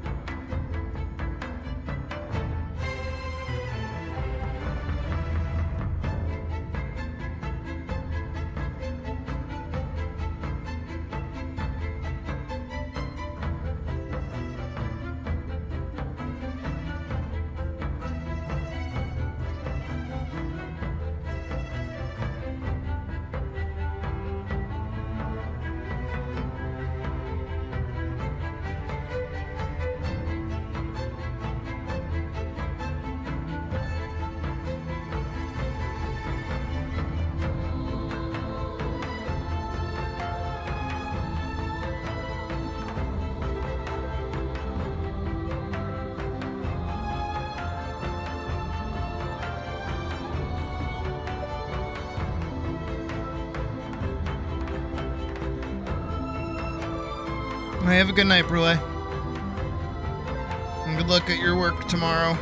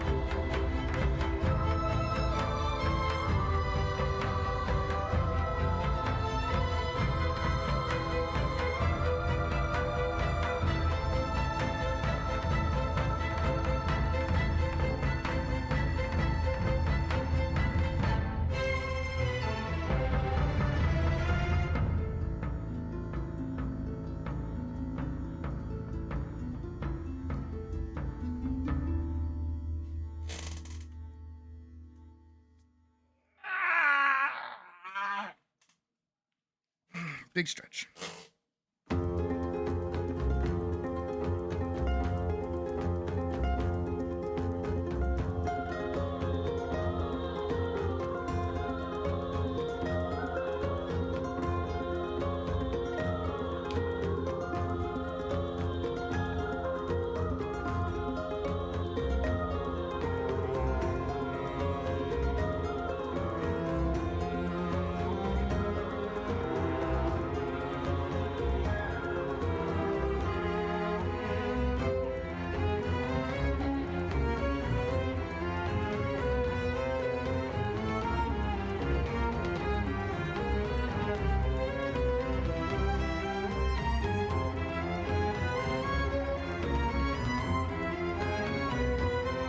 Or not entirely inaccurate.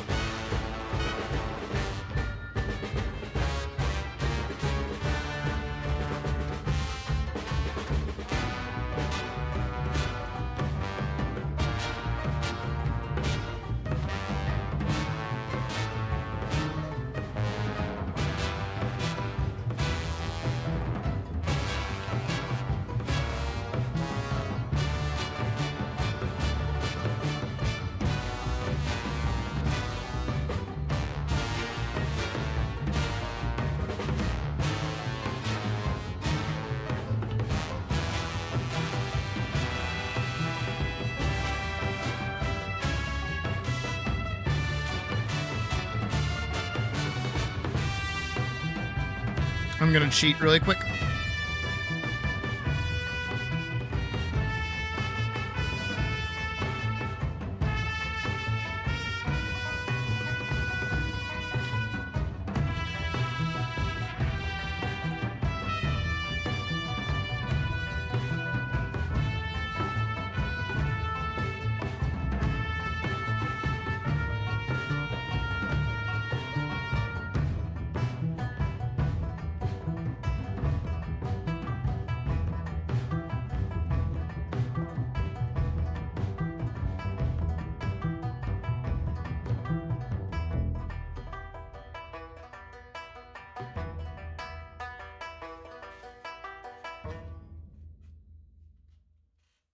I gotta shrink down his sword just like a little bit.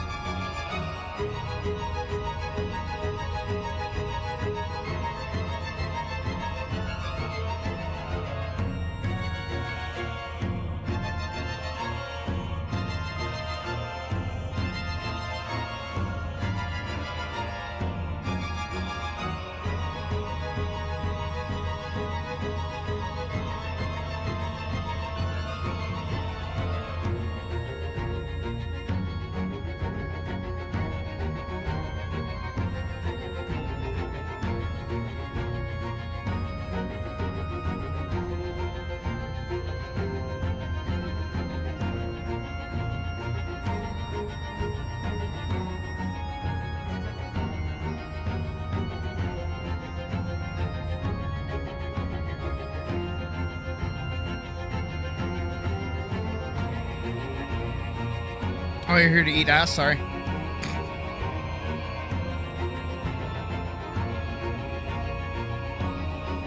Sorry. I had to.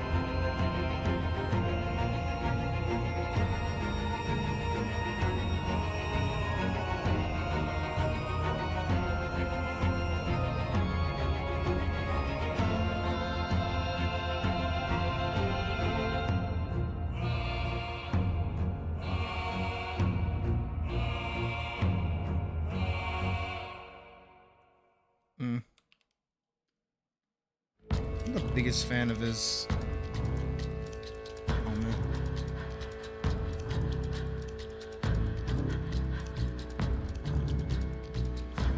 I'm like a little sorry, just like a little bit.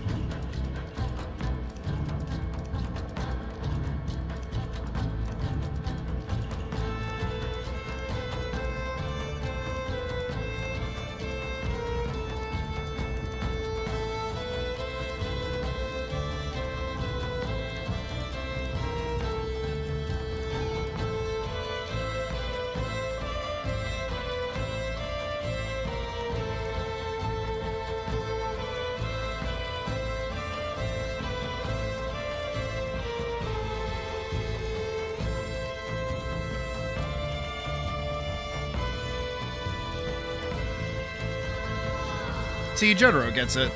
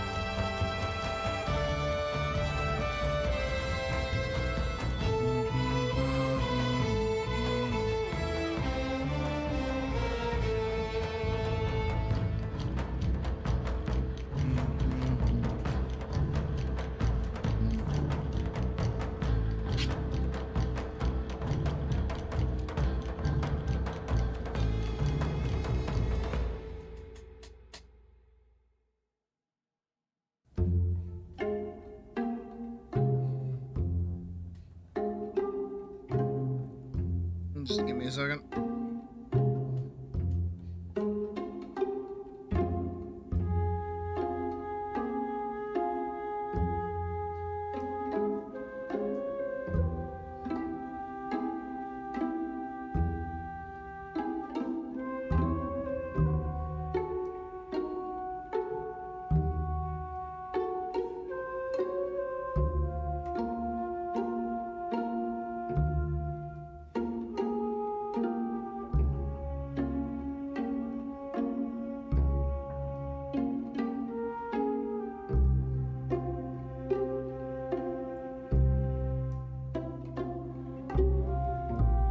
I'm just taking a second.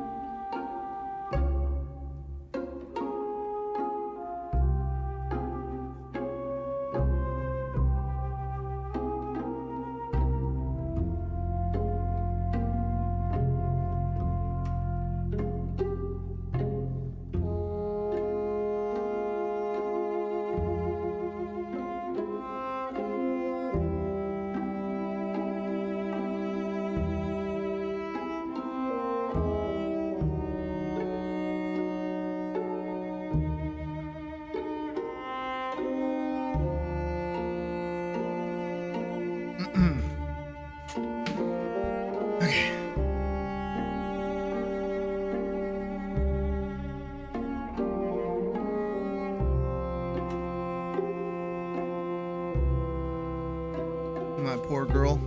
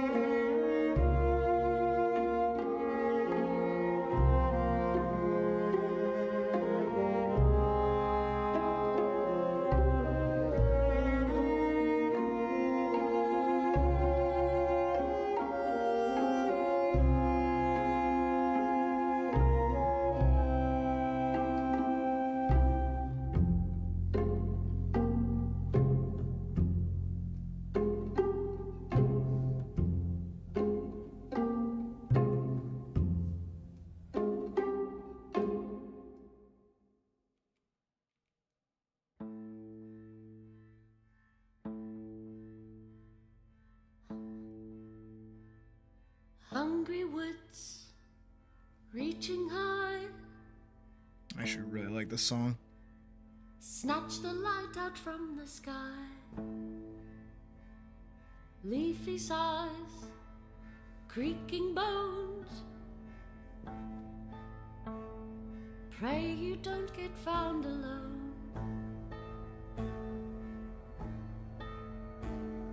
Crickly crack, the branches pop, it grows the night that never stops. The tree that leans with twisted grin, her limbs are thrown, her soul is sin. Underneath the crooked moon stalks the king on cloven hoof, in pale decay and empty gloom.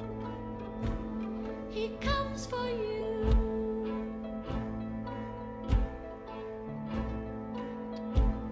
Six horns his crown, his kingdom all. For life delicious heat his call. He carries six of sword and seal.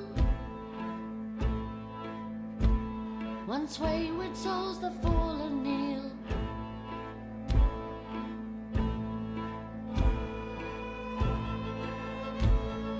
Run, run, don't shrink and cower, and join us at the witching hour. Skip and sing, thrashing light to smother the shrieks of endless night. Dance beneath the crooked moon, and rising rapture hand in hand. From pale decay and empty gloom, we'll comfort you. May our light embrace you too, and pierce the edge of midnight soon. The wakers blaze an ashen gloom. The crooked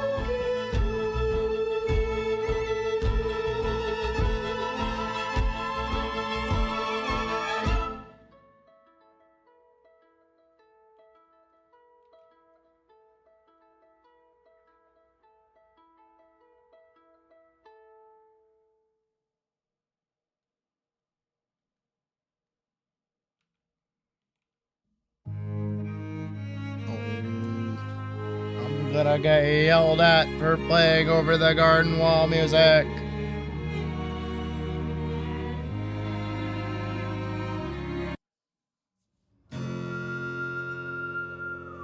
And we'll do Thrashing Light again.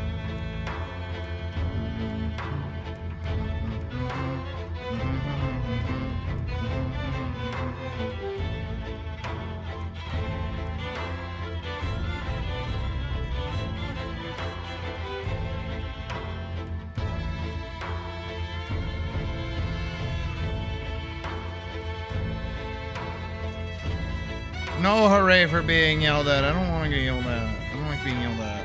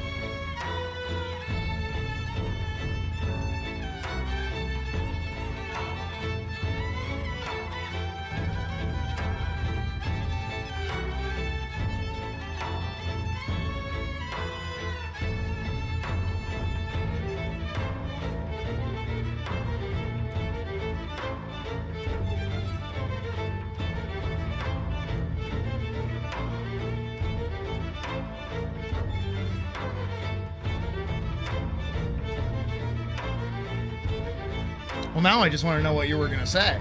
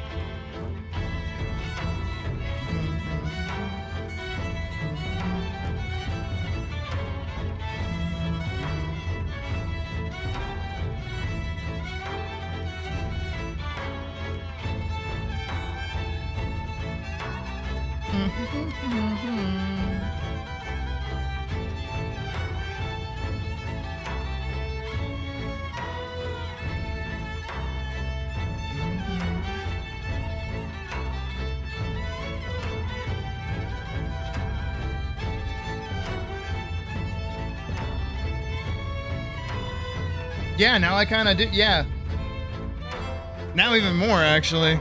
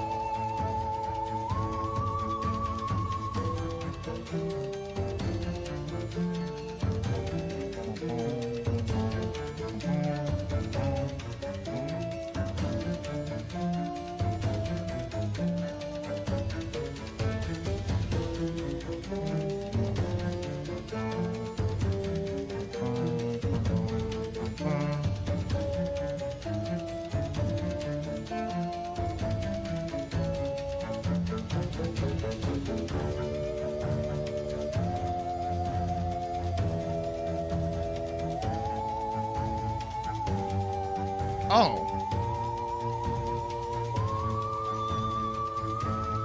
New month hath indeedeth begunneth. You are right, Vorks. It's calling me to yell it. I mean, you missed your window by approximately 2 minutes. It's Pride time. Wish I... You know what? I should have planned for this because I knew I was going to be like looping over into Pride Month. I should have been like, oh, it's Pride Month, and then like just burst into a rainbow or some shit.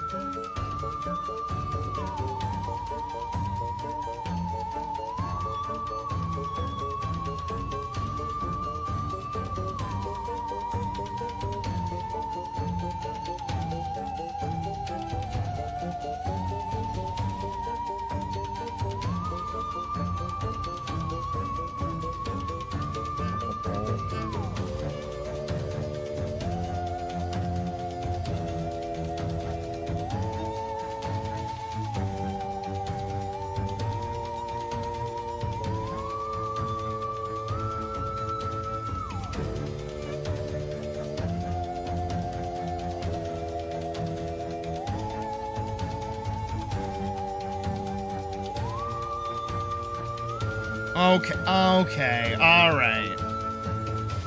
I see your little game that you're playing over there.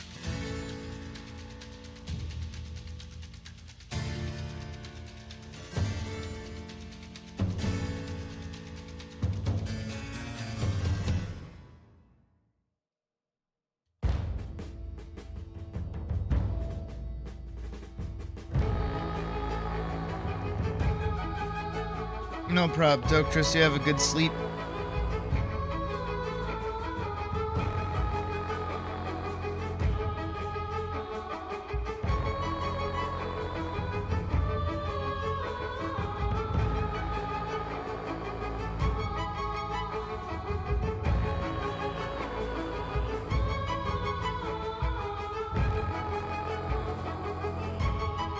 I agree. I think this month is going to be our month. I think this is going to be a good month.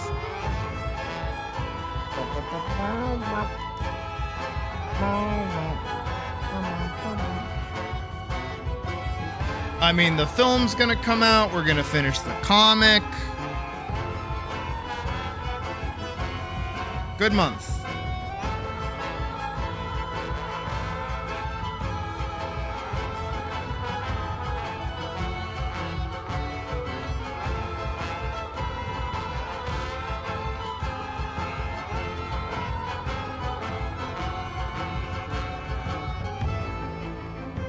Alright, so we've got a badger, a gremlin, a kobold, and a wolf walk into a bar.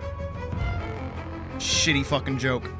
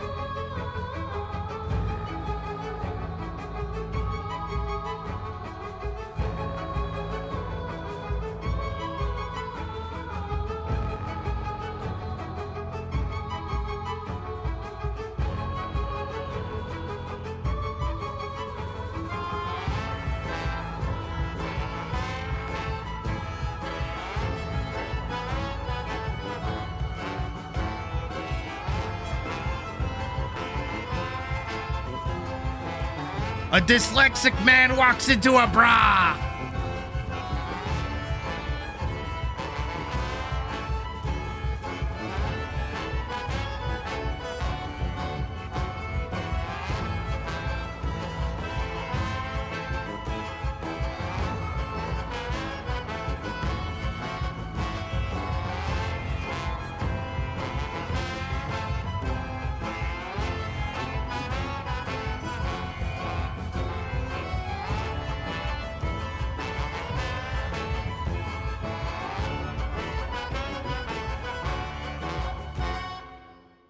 What do you call something that's brown and sticky?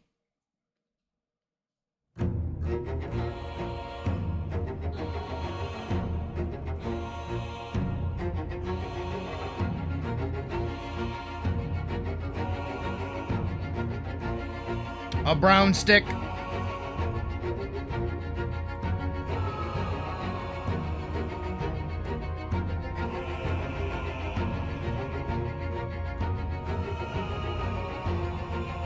What's white and sticky?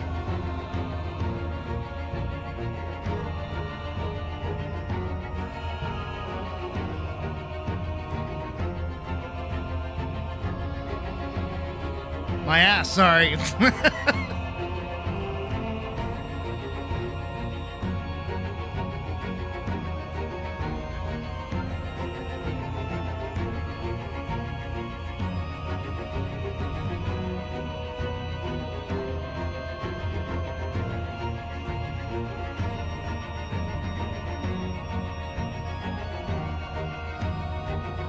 Don't encourage me.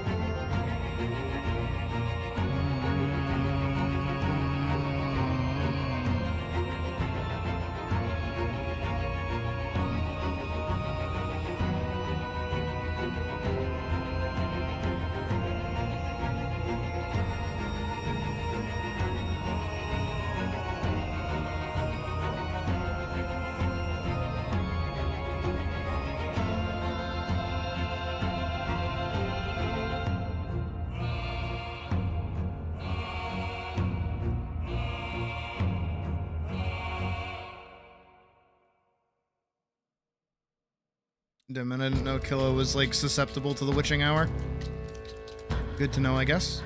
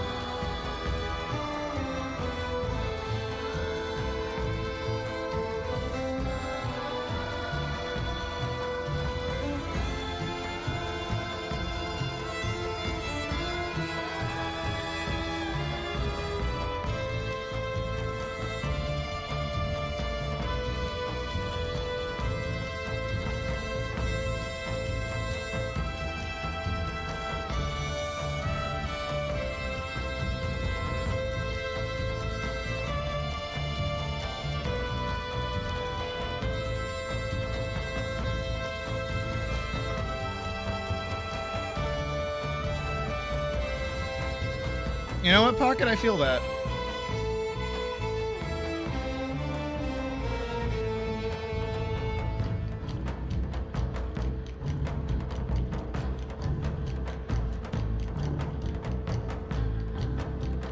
Oh, what do I care?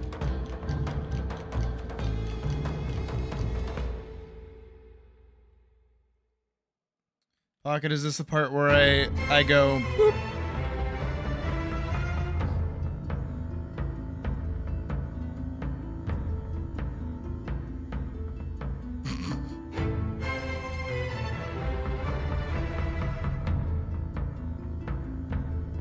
No compliments allowed for the Tracer.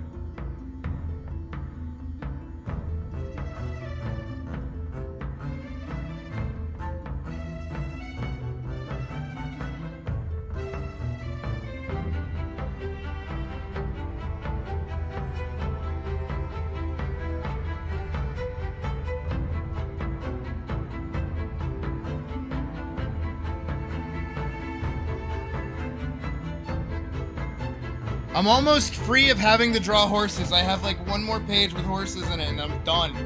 And I never have to do that shit again.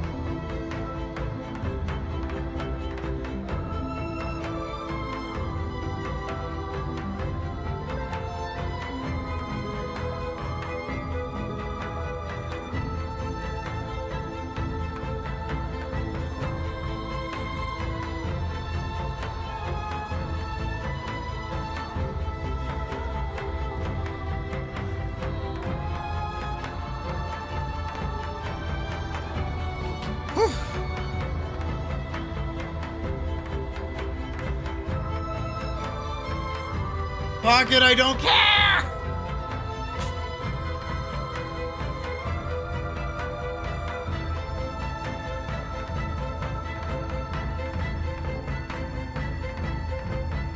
Fine, I'll wiggle them a little more forward. Is that gonna make you happy? Does that make you happy? Is this what you want? Huh? Is this what you want? You freak!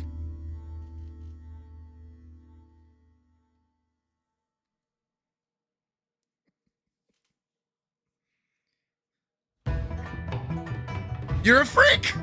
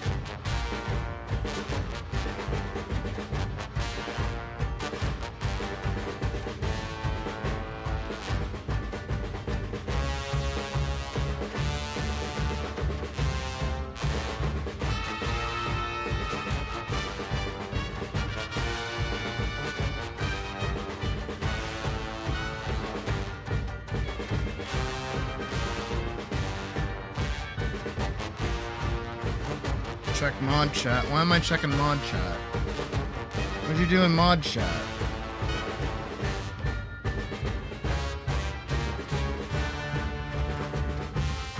Oh, I see.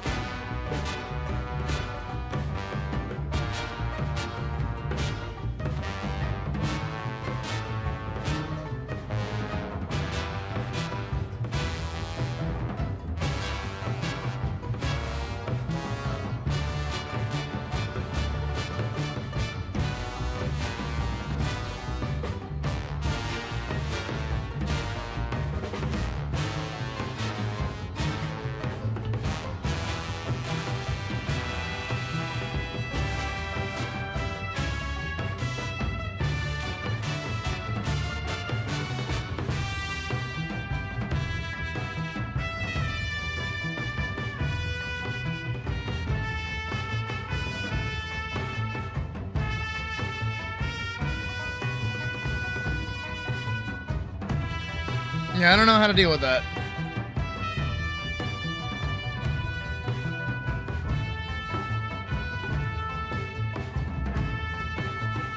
I would say Vorkson's approach is probably like what I would agree with.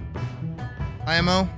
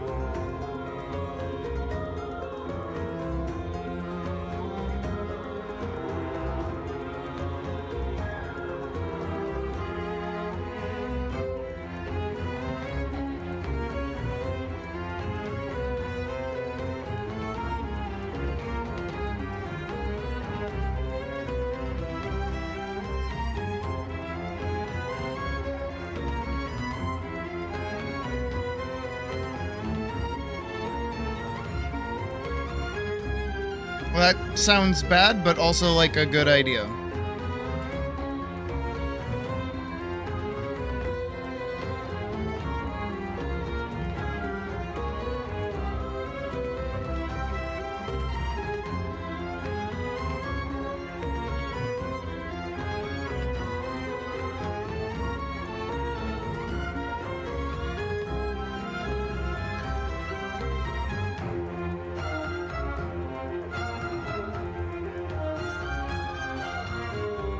Oh, yeah, that's not... Whatever that is not good.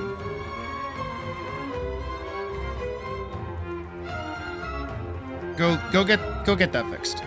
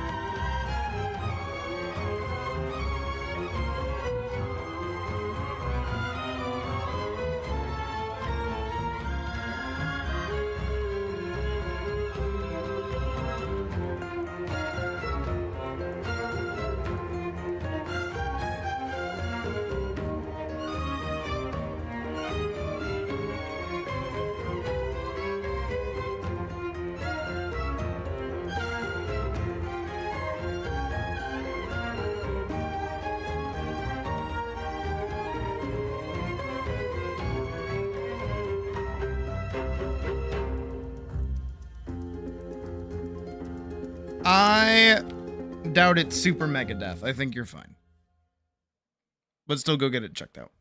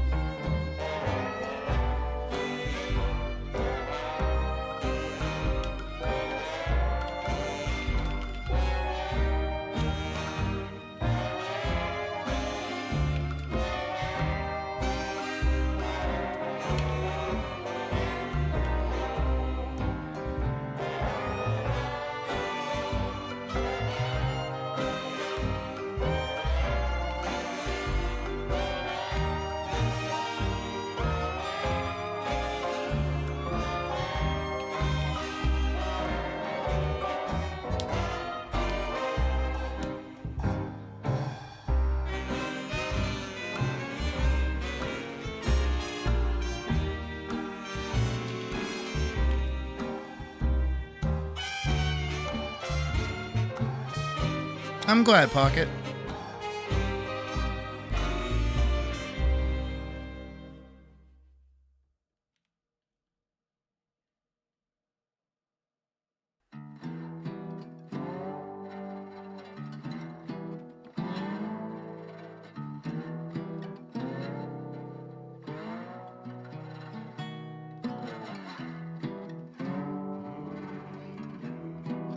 It's not bad. Again, it shows that she's like getting knocked off this cliffside. Tumble. Cross where the water's low. The ground isn't dry, but it holds up just fine. Undertow. Don't mind me, I'm leaving soon. Wish I could say the same for you. Isn't it nice here by the lagoon? It's never too late to take in the view.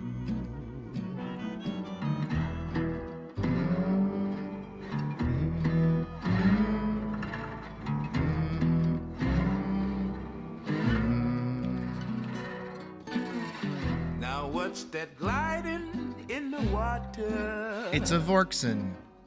Blank eyes drifting above. If you see any of that little alligator smile,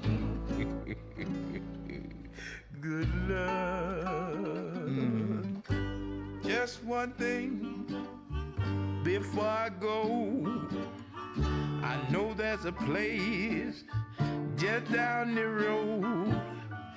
It could be nice there, a place to unwind, far from living so close to death. Squawk.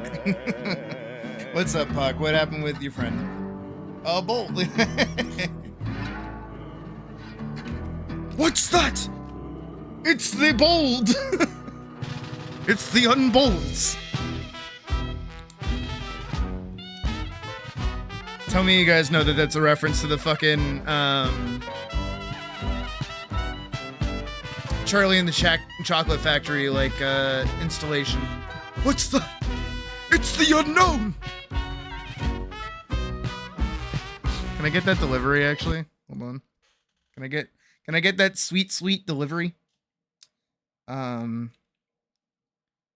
It's the unknown. Yeah. Here it is. What is that? Oh, please, come on. What is that? It's the unknown. What is that? It's the unknown.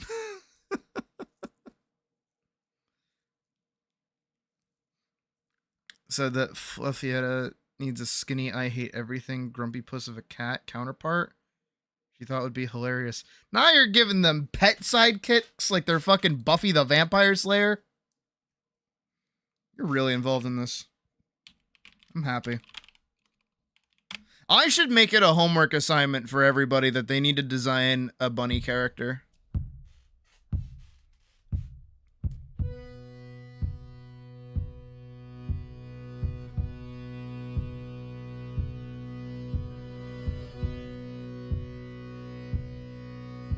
Twas late 65 at the old Balsy Yard.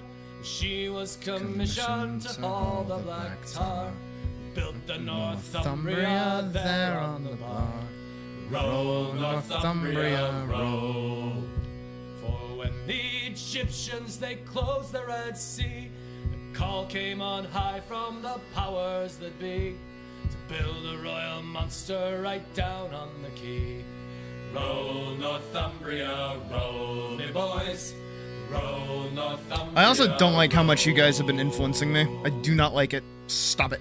Carpathia, vengeance. You're not allowed to do that. I'm supposed to influence you guys, not the other way around. To outsize them all, from the banks of the Mersey to the port of Halal. Roll, Northumbria, roll. And fair Princess Anne threw a bottle of wine and watch as the giants set down in the Tyne. What lay ahead could no mortal divide. Roll Northumbria, roll me boys, roll Northumbria, roll. And it's one for the hot sun above. Well, for one, Pocket's little art of Letta like drinking made me think about like, oh well, what does Elise drink? And then I'm over here being like, oh, all of our bunnies should go drinking together, and I'm like, stop it, stop it, stop it. You're falling for your own trap. Stop.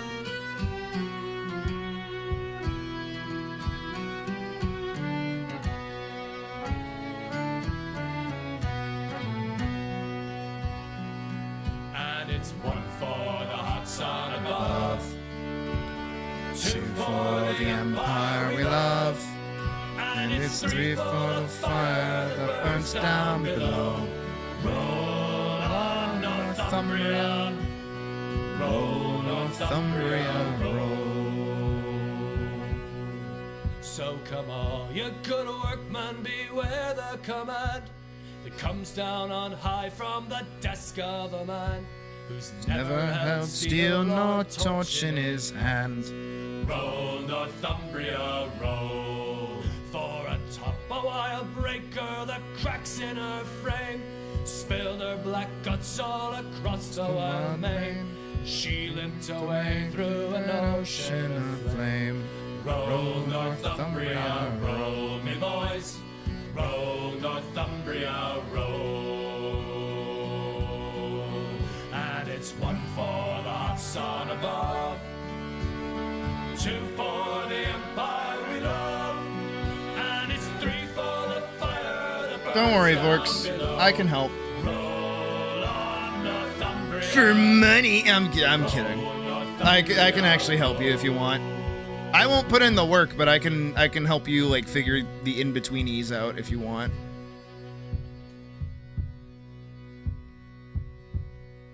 If you want to do that like Thursday when I'm not streaming, if you're available, I don't mind. Comic thingy, maybe. Oh, I bid farewell to the Let me hit my like post project depression, and then I'll be more open to be doing random things. To search for my long ago forgotten friends, to search for the place I hear all sailors end.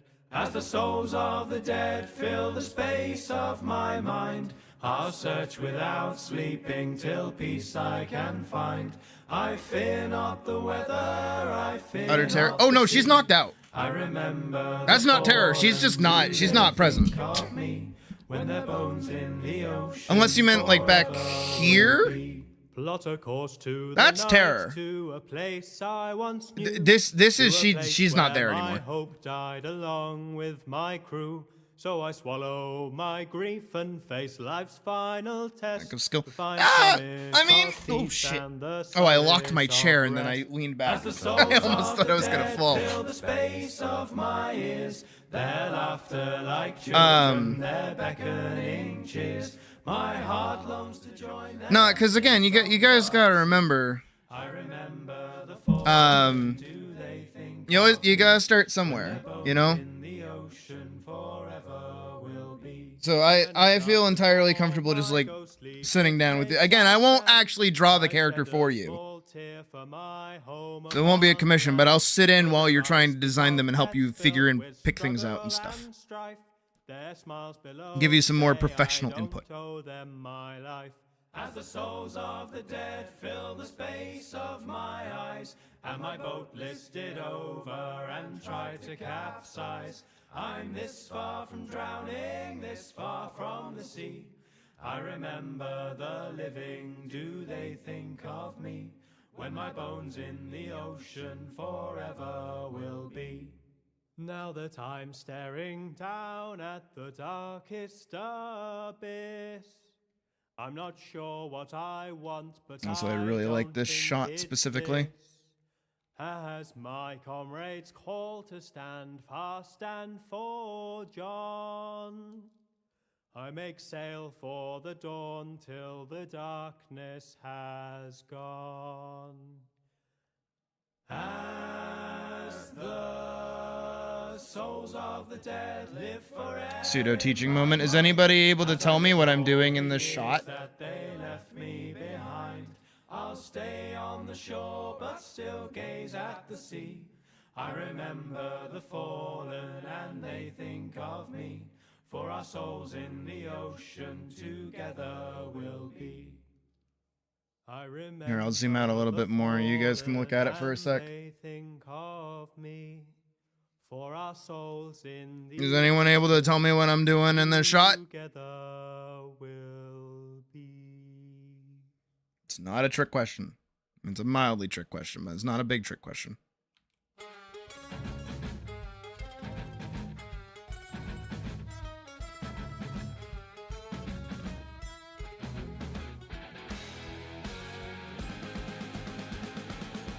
I am a rover, American, a pair of green eyes, 5'10".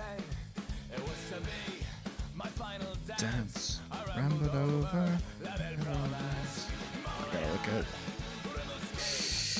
this one. Yeah. Okay, so she's got a long one on her bicep, and then yeah. Okay.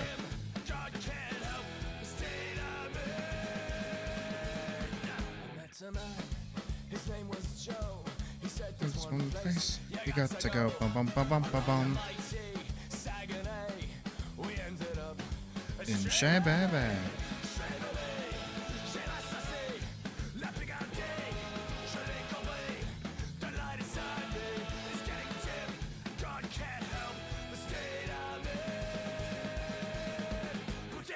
Also, Badger is wrong, so I'm still waiting.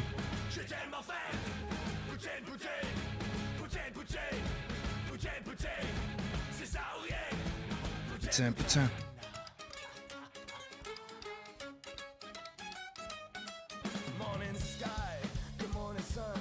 Nope. I mean, yes, but nope. Think less literal, but also more literal at the same time.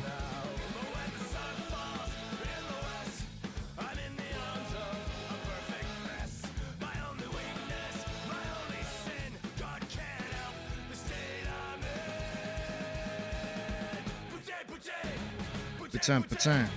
Just oh yeah. Putain. I said the wrong words. Putain. Just oh yeah. Putain. Also realizing after playing Expedition 33, I have been saying putain with the wrong inflection.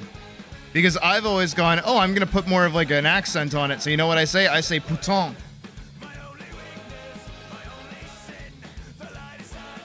That means whore.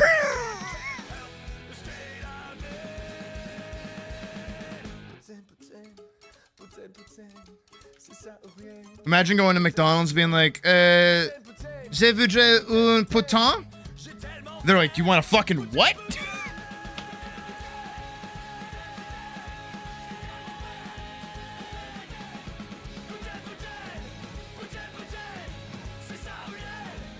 Putain. Let's do with the camera person. Kind of, yes.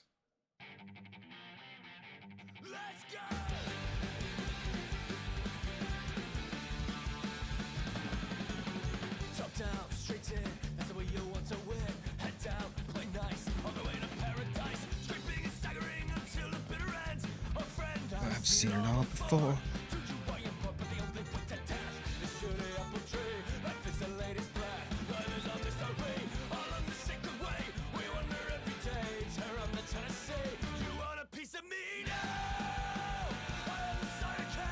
I am the whiskey, I am everything, and here we go.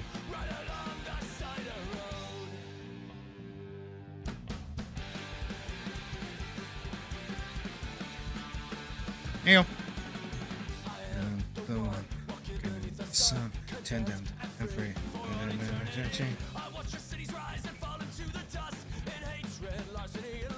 Nope. You can do it. I believe in you guys. I talk about it a lot. I'm gonna give you a hint. Stairs.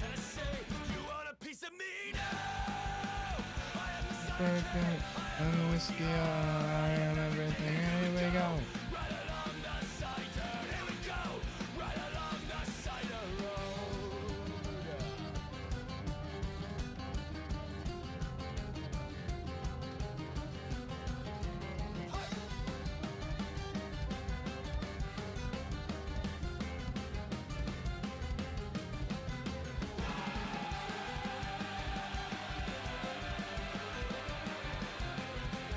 Actually, the opposite, Killa.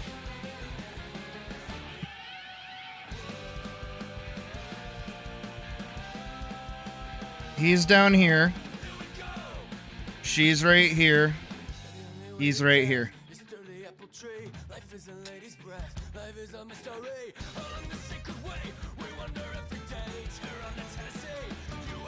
I'm establishing hierarchy.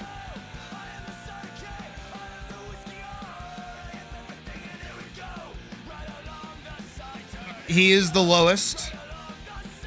They are the middle. They are the leader.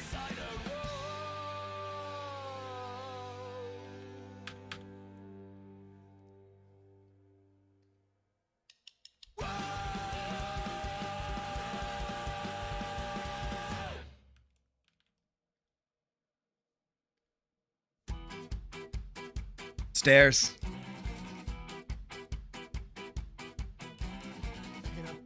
Again, now from now on, if you ever see stairs in a movie, you will never look at them again, like the same way again. You'll never think of him.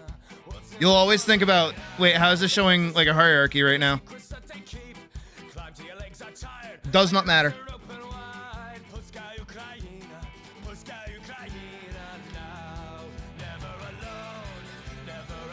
See, but Jazz, that's why I get you thinking about these things, okay? You gotta, when you interact, you think about it. Should go to bed. Pocket, that sounds like you're not gonna go to bed.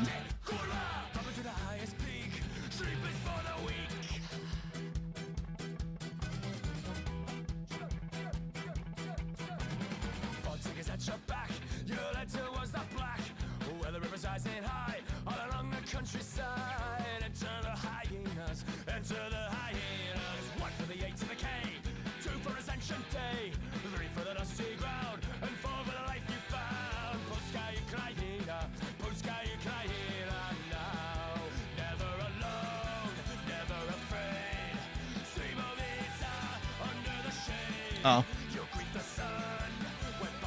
You know what? I'm glad that you also make that joke.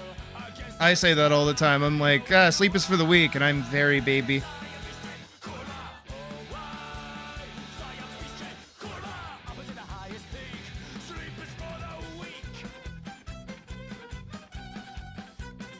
Why not just call out?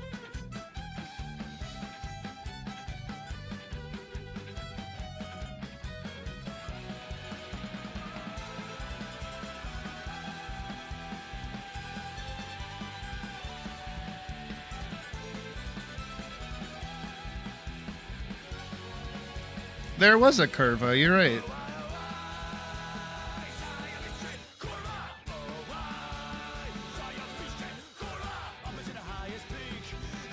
For the meek, sleep is for the weak. Yeah, just call out. That way you're not stressing about it. You can like relax for a good chunk of the day and still go do your thing.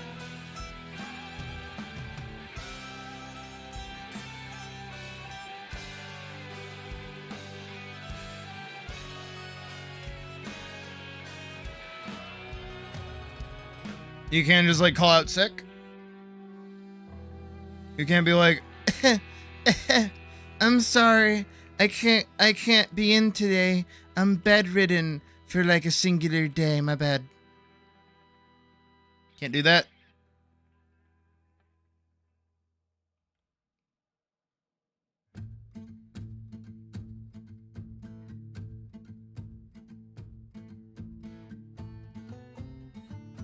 I'd do that.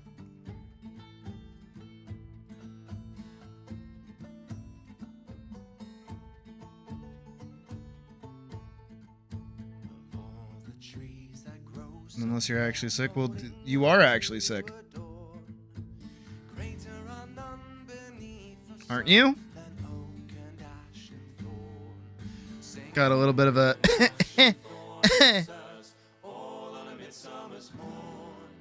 You know what I mean?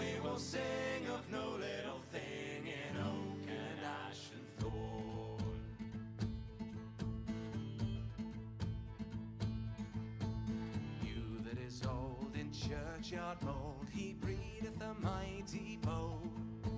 Holder for shoes, do wise men choose, and each for cups also. But when you have killed in your bowl, it is Yeah, so you just do like a little. I'm so sick.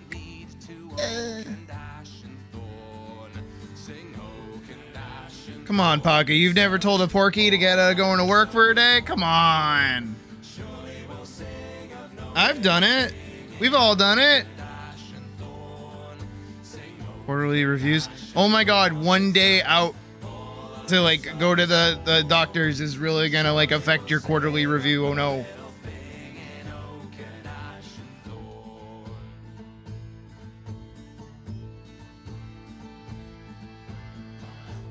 Pocket, you are too much of a good student. Jesus Christ.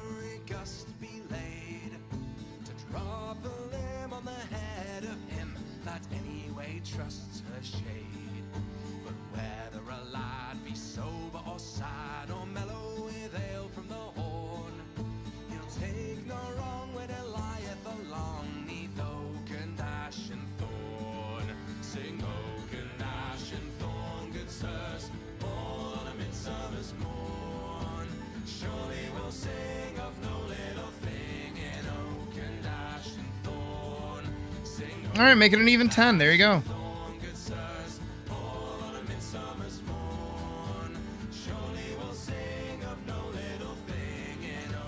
Bad influence, bad influence, bad influence, bad influence.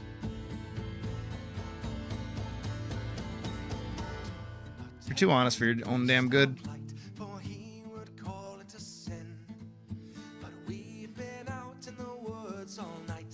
Conjuring summer in. Good news by word of mouth, good news for Gatling corn. Sun comes out from the south, the oak and ash and thorn.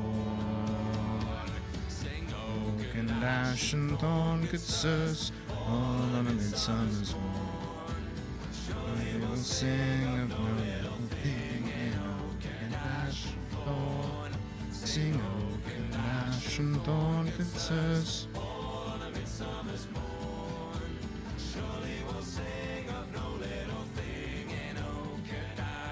Crikey, Hawk.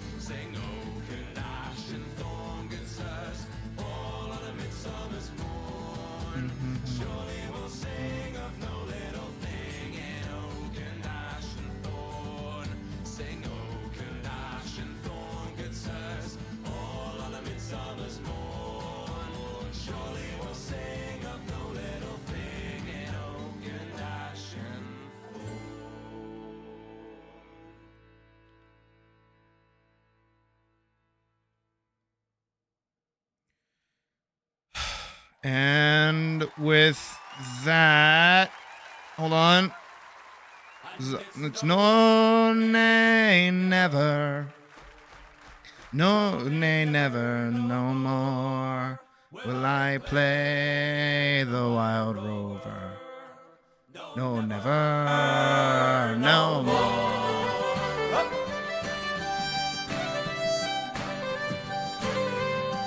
Sorry, I'm gonna be a nerd for a second. And I spent all my money on whiskey and beer. But now I'm returning with golden great store. I never will play the wild rover no more, and it's no, nay, never. No, nay, never, no more will I play the wild rover. No, never, no more. Yell at me if I'm flat. I feel like I've been getting flatter. I went into an alehouse I used to frequent, and I told the landlady my money was spent. I asked her for credit, she answered me nay. Such a custom as yours I could have any day, and it's no, nay, never. No, nay, never, no more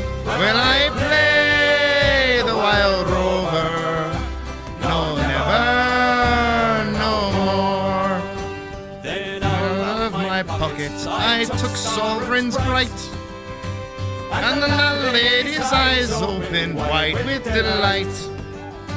She said I'd have whiskies and wines of the best, and the words that I spoke, they were only in jest. And it's no, nay, never, no, nay, never, no more will I play the wild rover.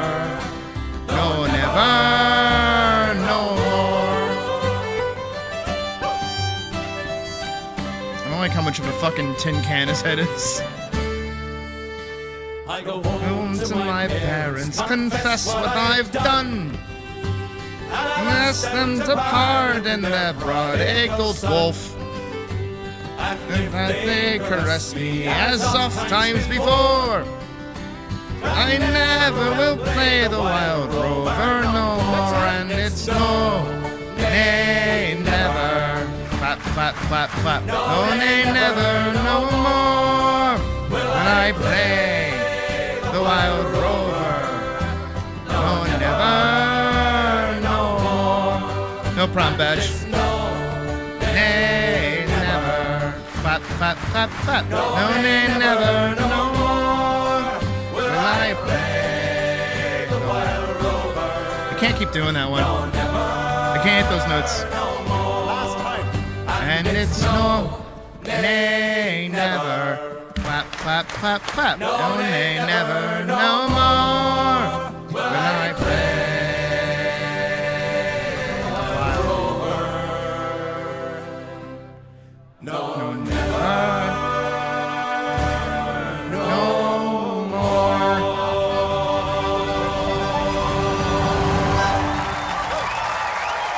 I'm not drunk enough to be singing like that, honestly.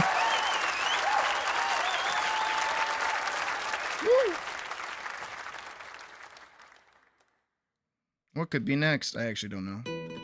Oh, bard dance. Okay, cool with that.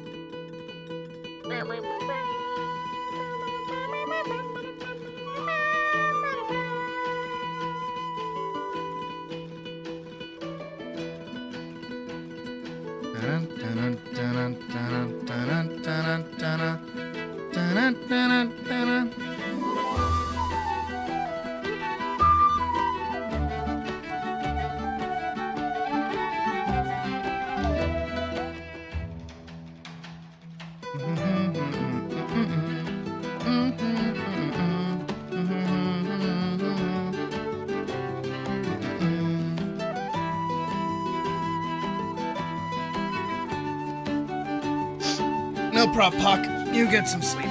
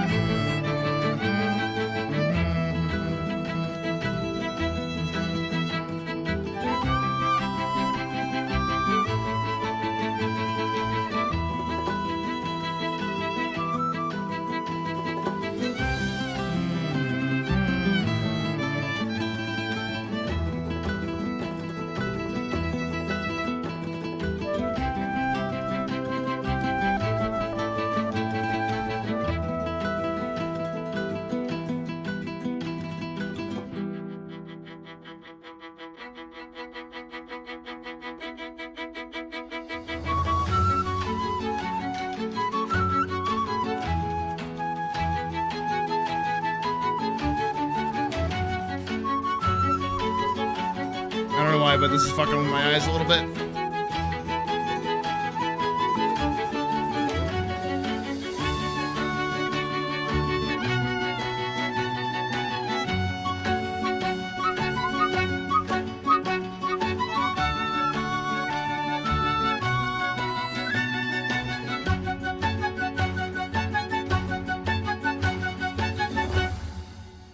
ass.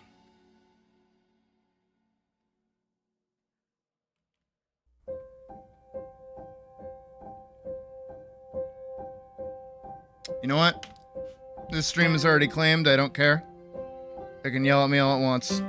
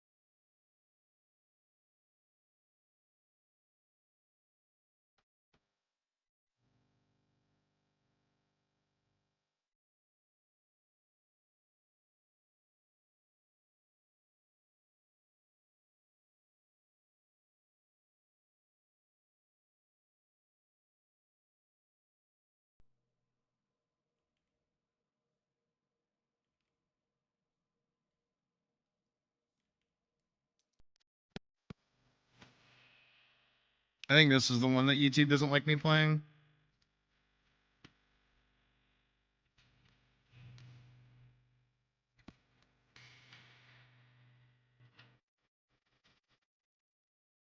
I've heard good things about the Fallout series. I know that some people are like upset that they like retcon a bunch of stuff from the games, but I just don't give a shit.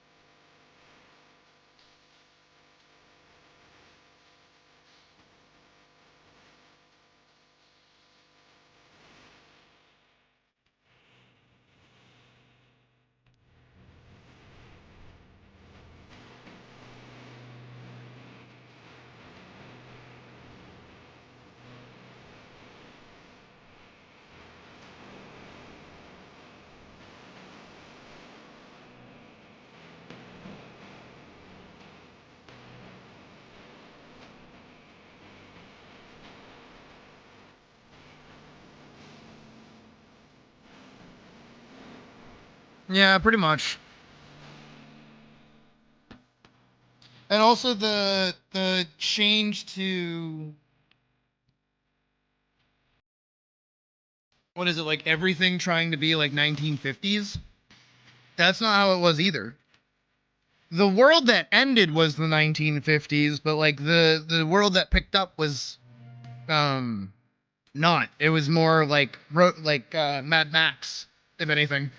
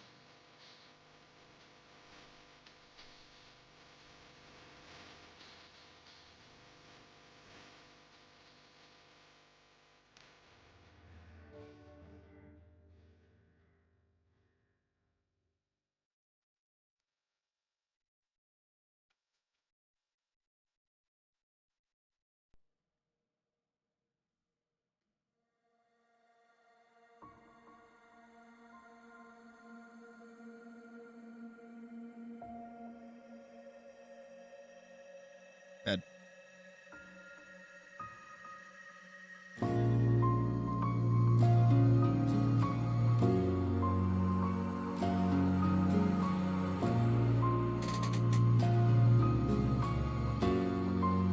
Fallout's also just been one of those series that has changed hands so many times that it's like not what it used to be. Even just taking it from like what used to just be like a text point and click stat-based role-playing game, they turned it into an action shooter. And admittedly, I kind of prefer it being an action shooter.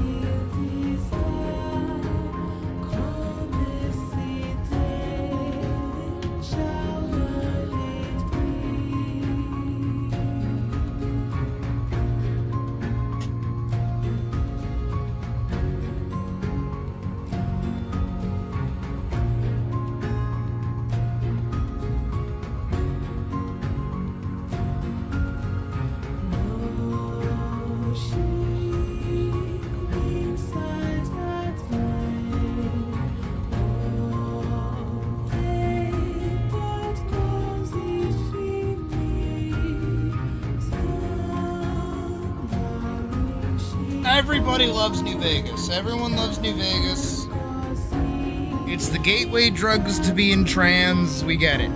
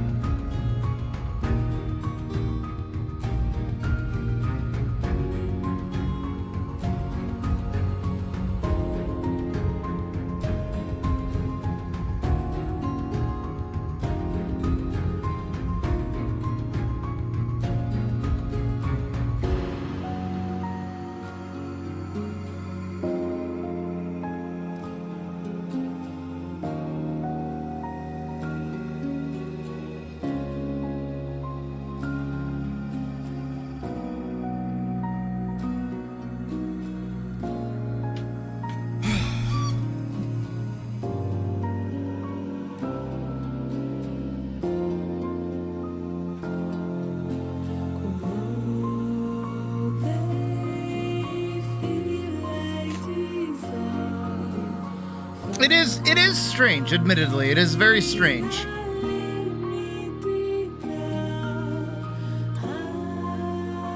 I don't even think there's like an actual correlation. I think they think otherwise. There's no correlation besides like, I don't know, it's more consistent than it should be, I guess.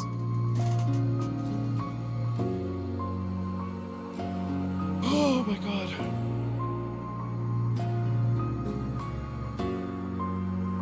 I really don't want to draw this twice.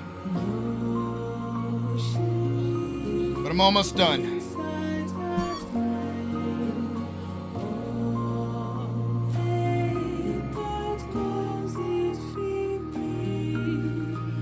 This is the last page. So we have 1, 2, 3.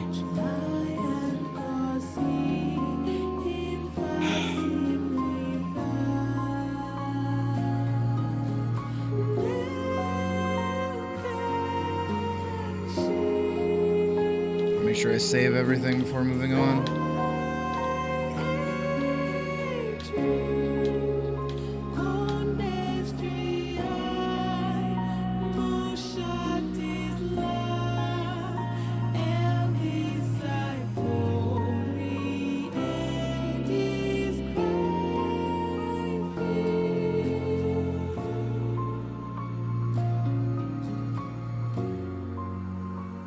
Maybe. I don't know. Okay. I think this is probably where we should call it for today. Huh?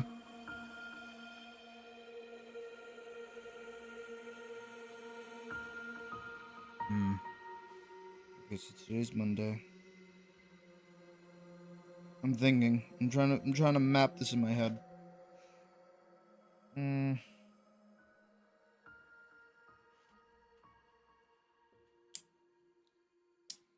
Cause today's Monday, it's the 1st.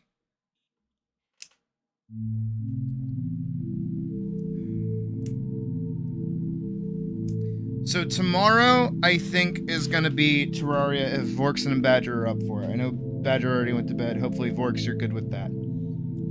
So tomorrow should be Terraria, and honestly, should be the end of our run. I don't think we have much left to do. That we can't do tomorrow during stream. We'll see what happens, though.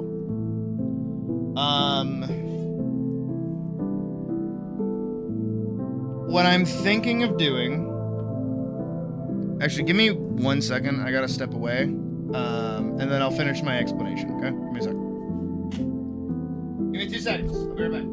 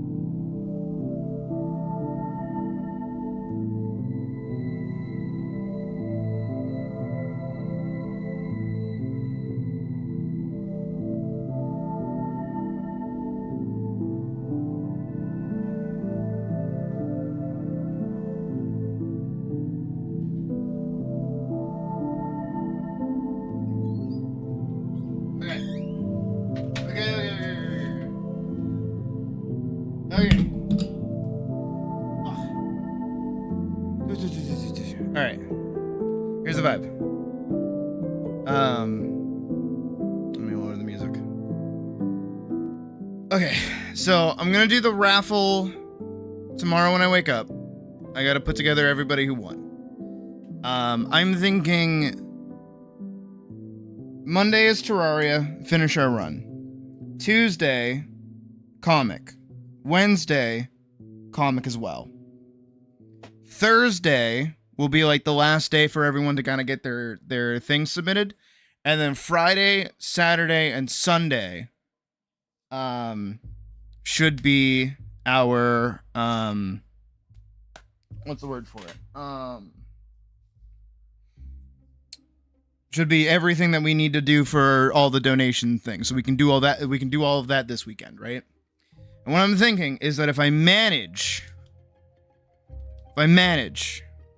I should be able to have the comic done by Thursday. I should be able to have it done by Thursday if I work both Tuesday and Wednesday on it. In that case, if I'm able to do that, I should be able to upload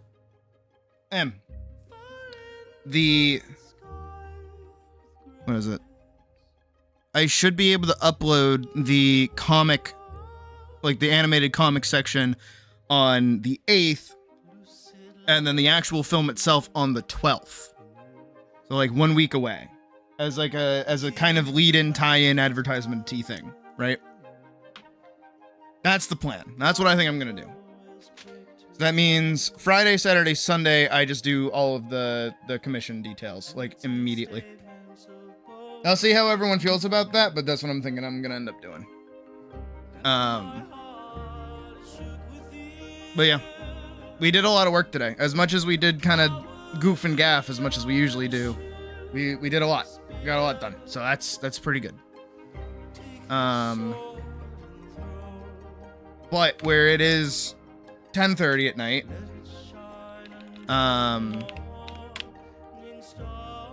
gonna pause the music. I think this is a good place. I think people are getting tired. I'm getting it. We've been here for like all day.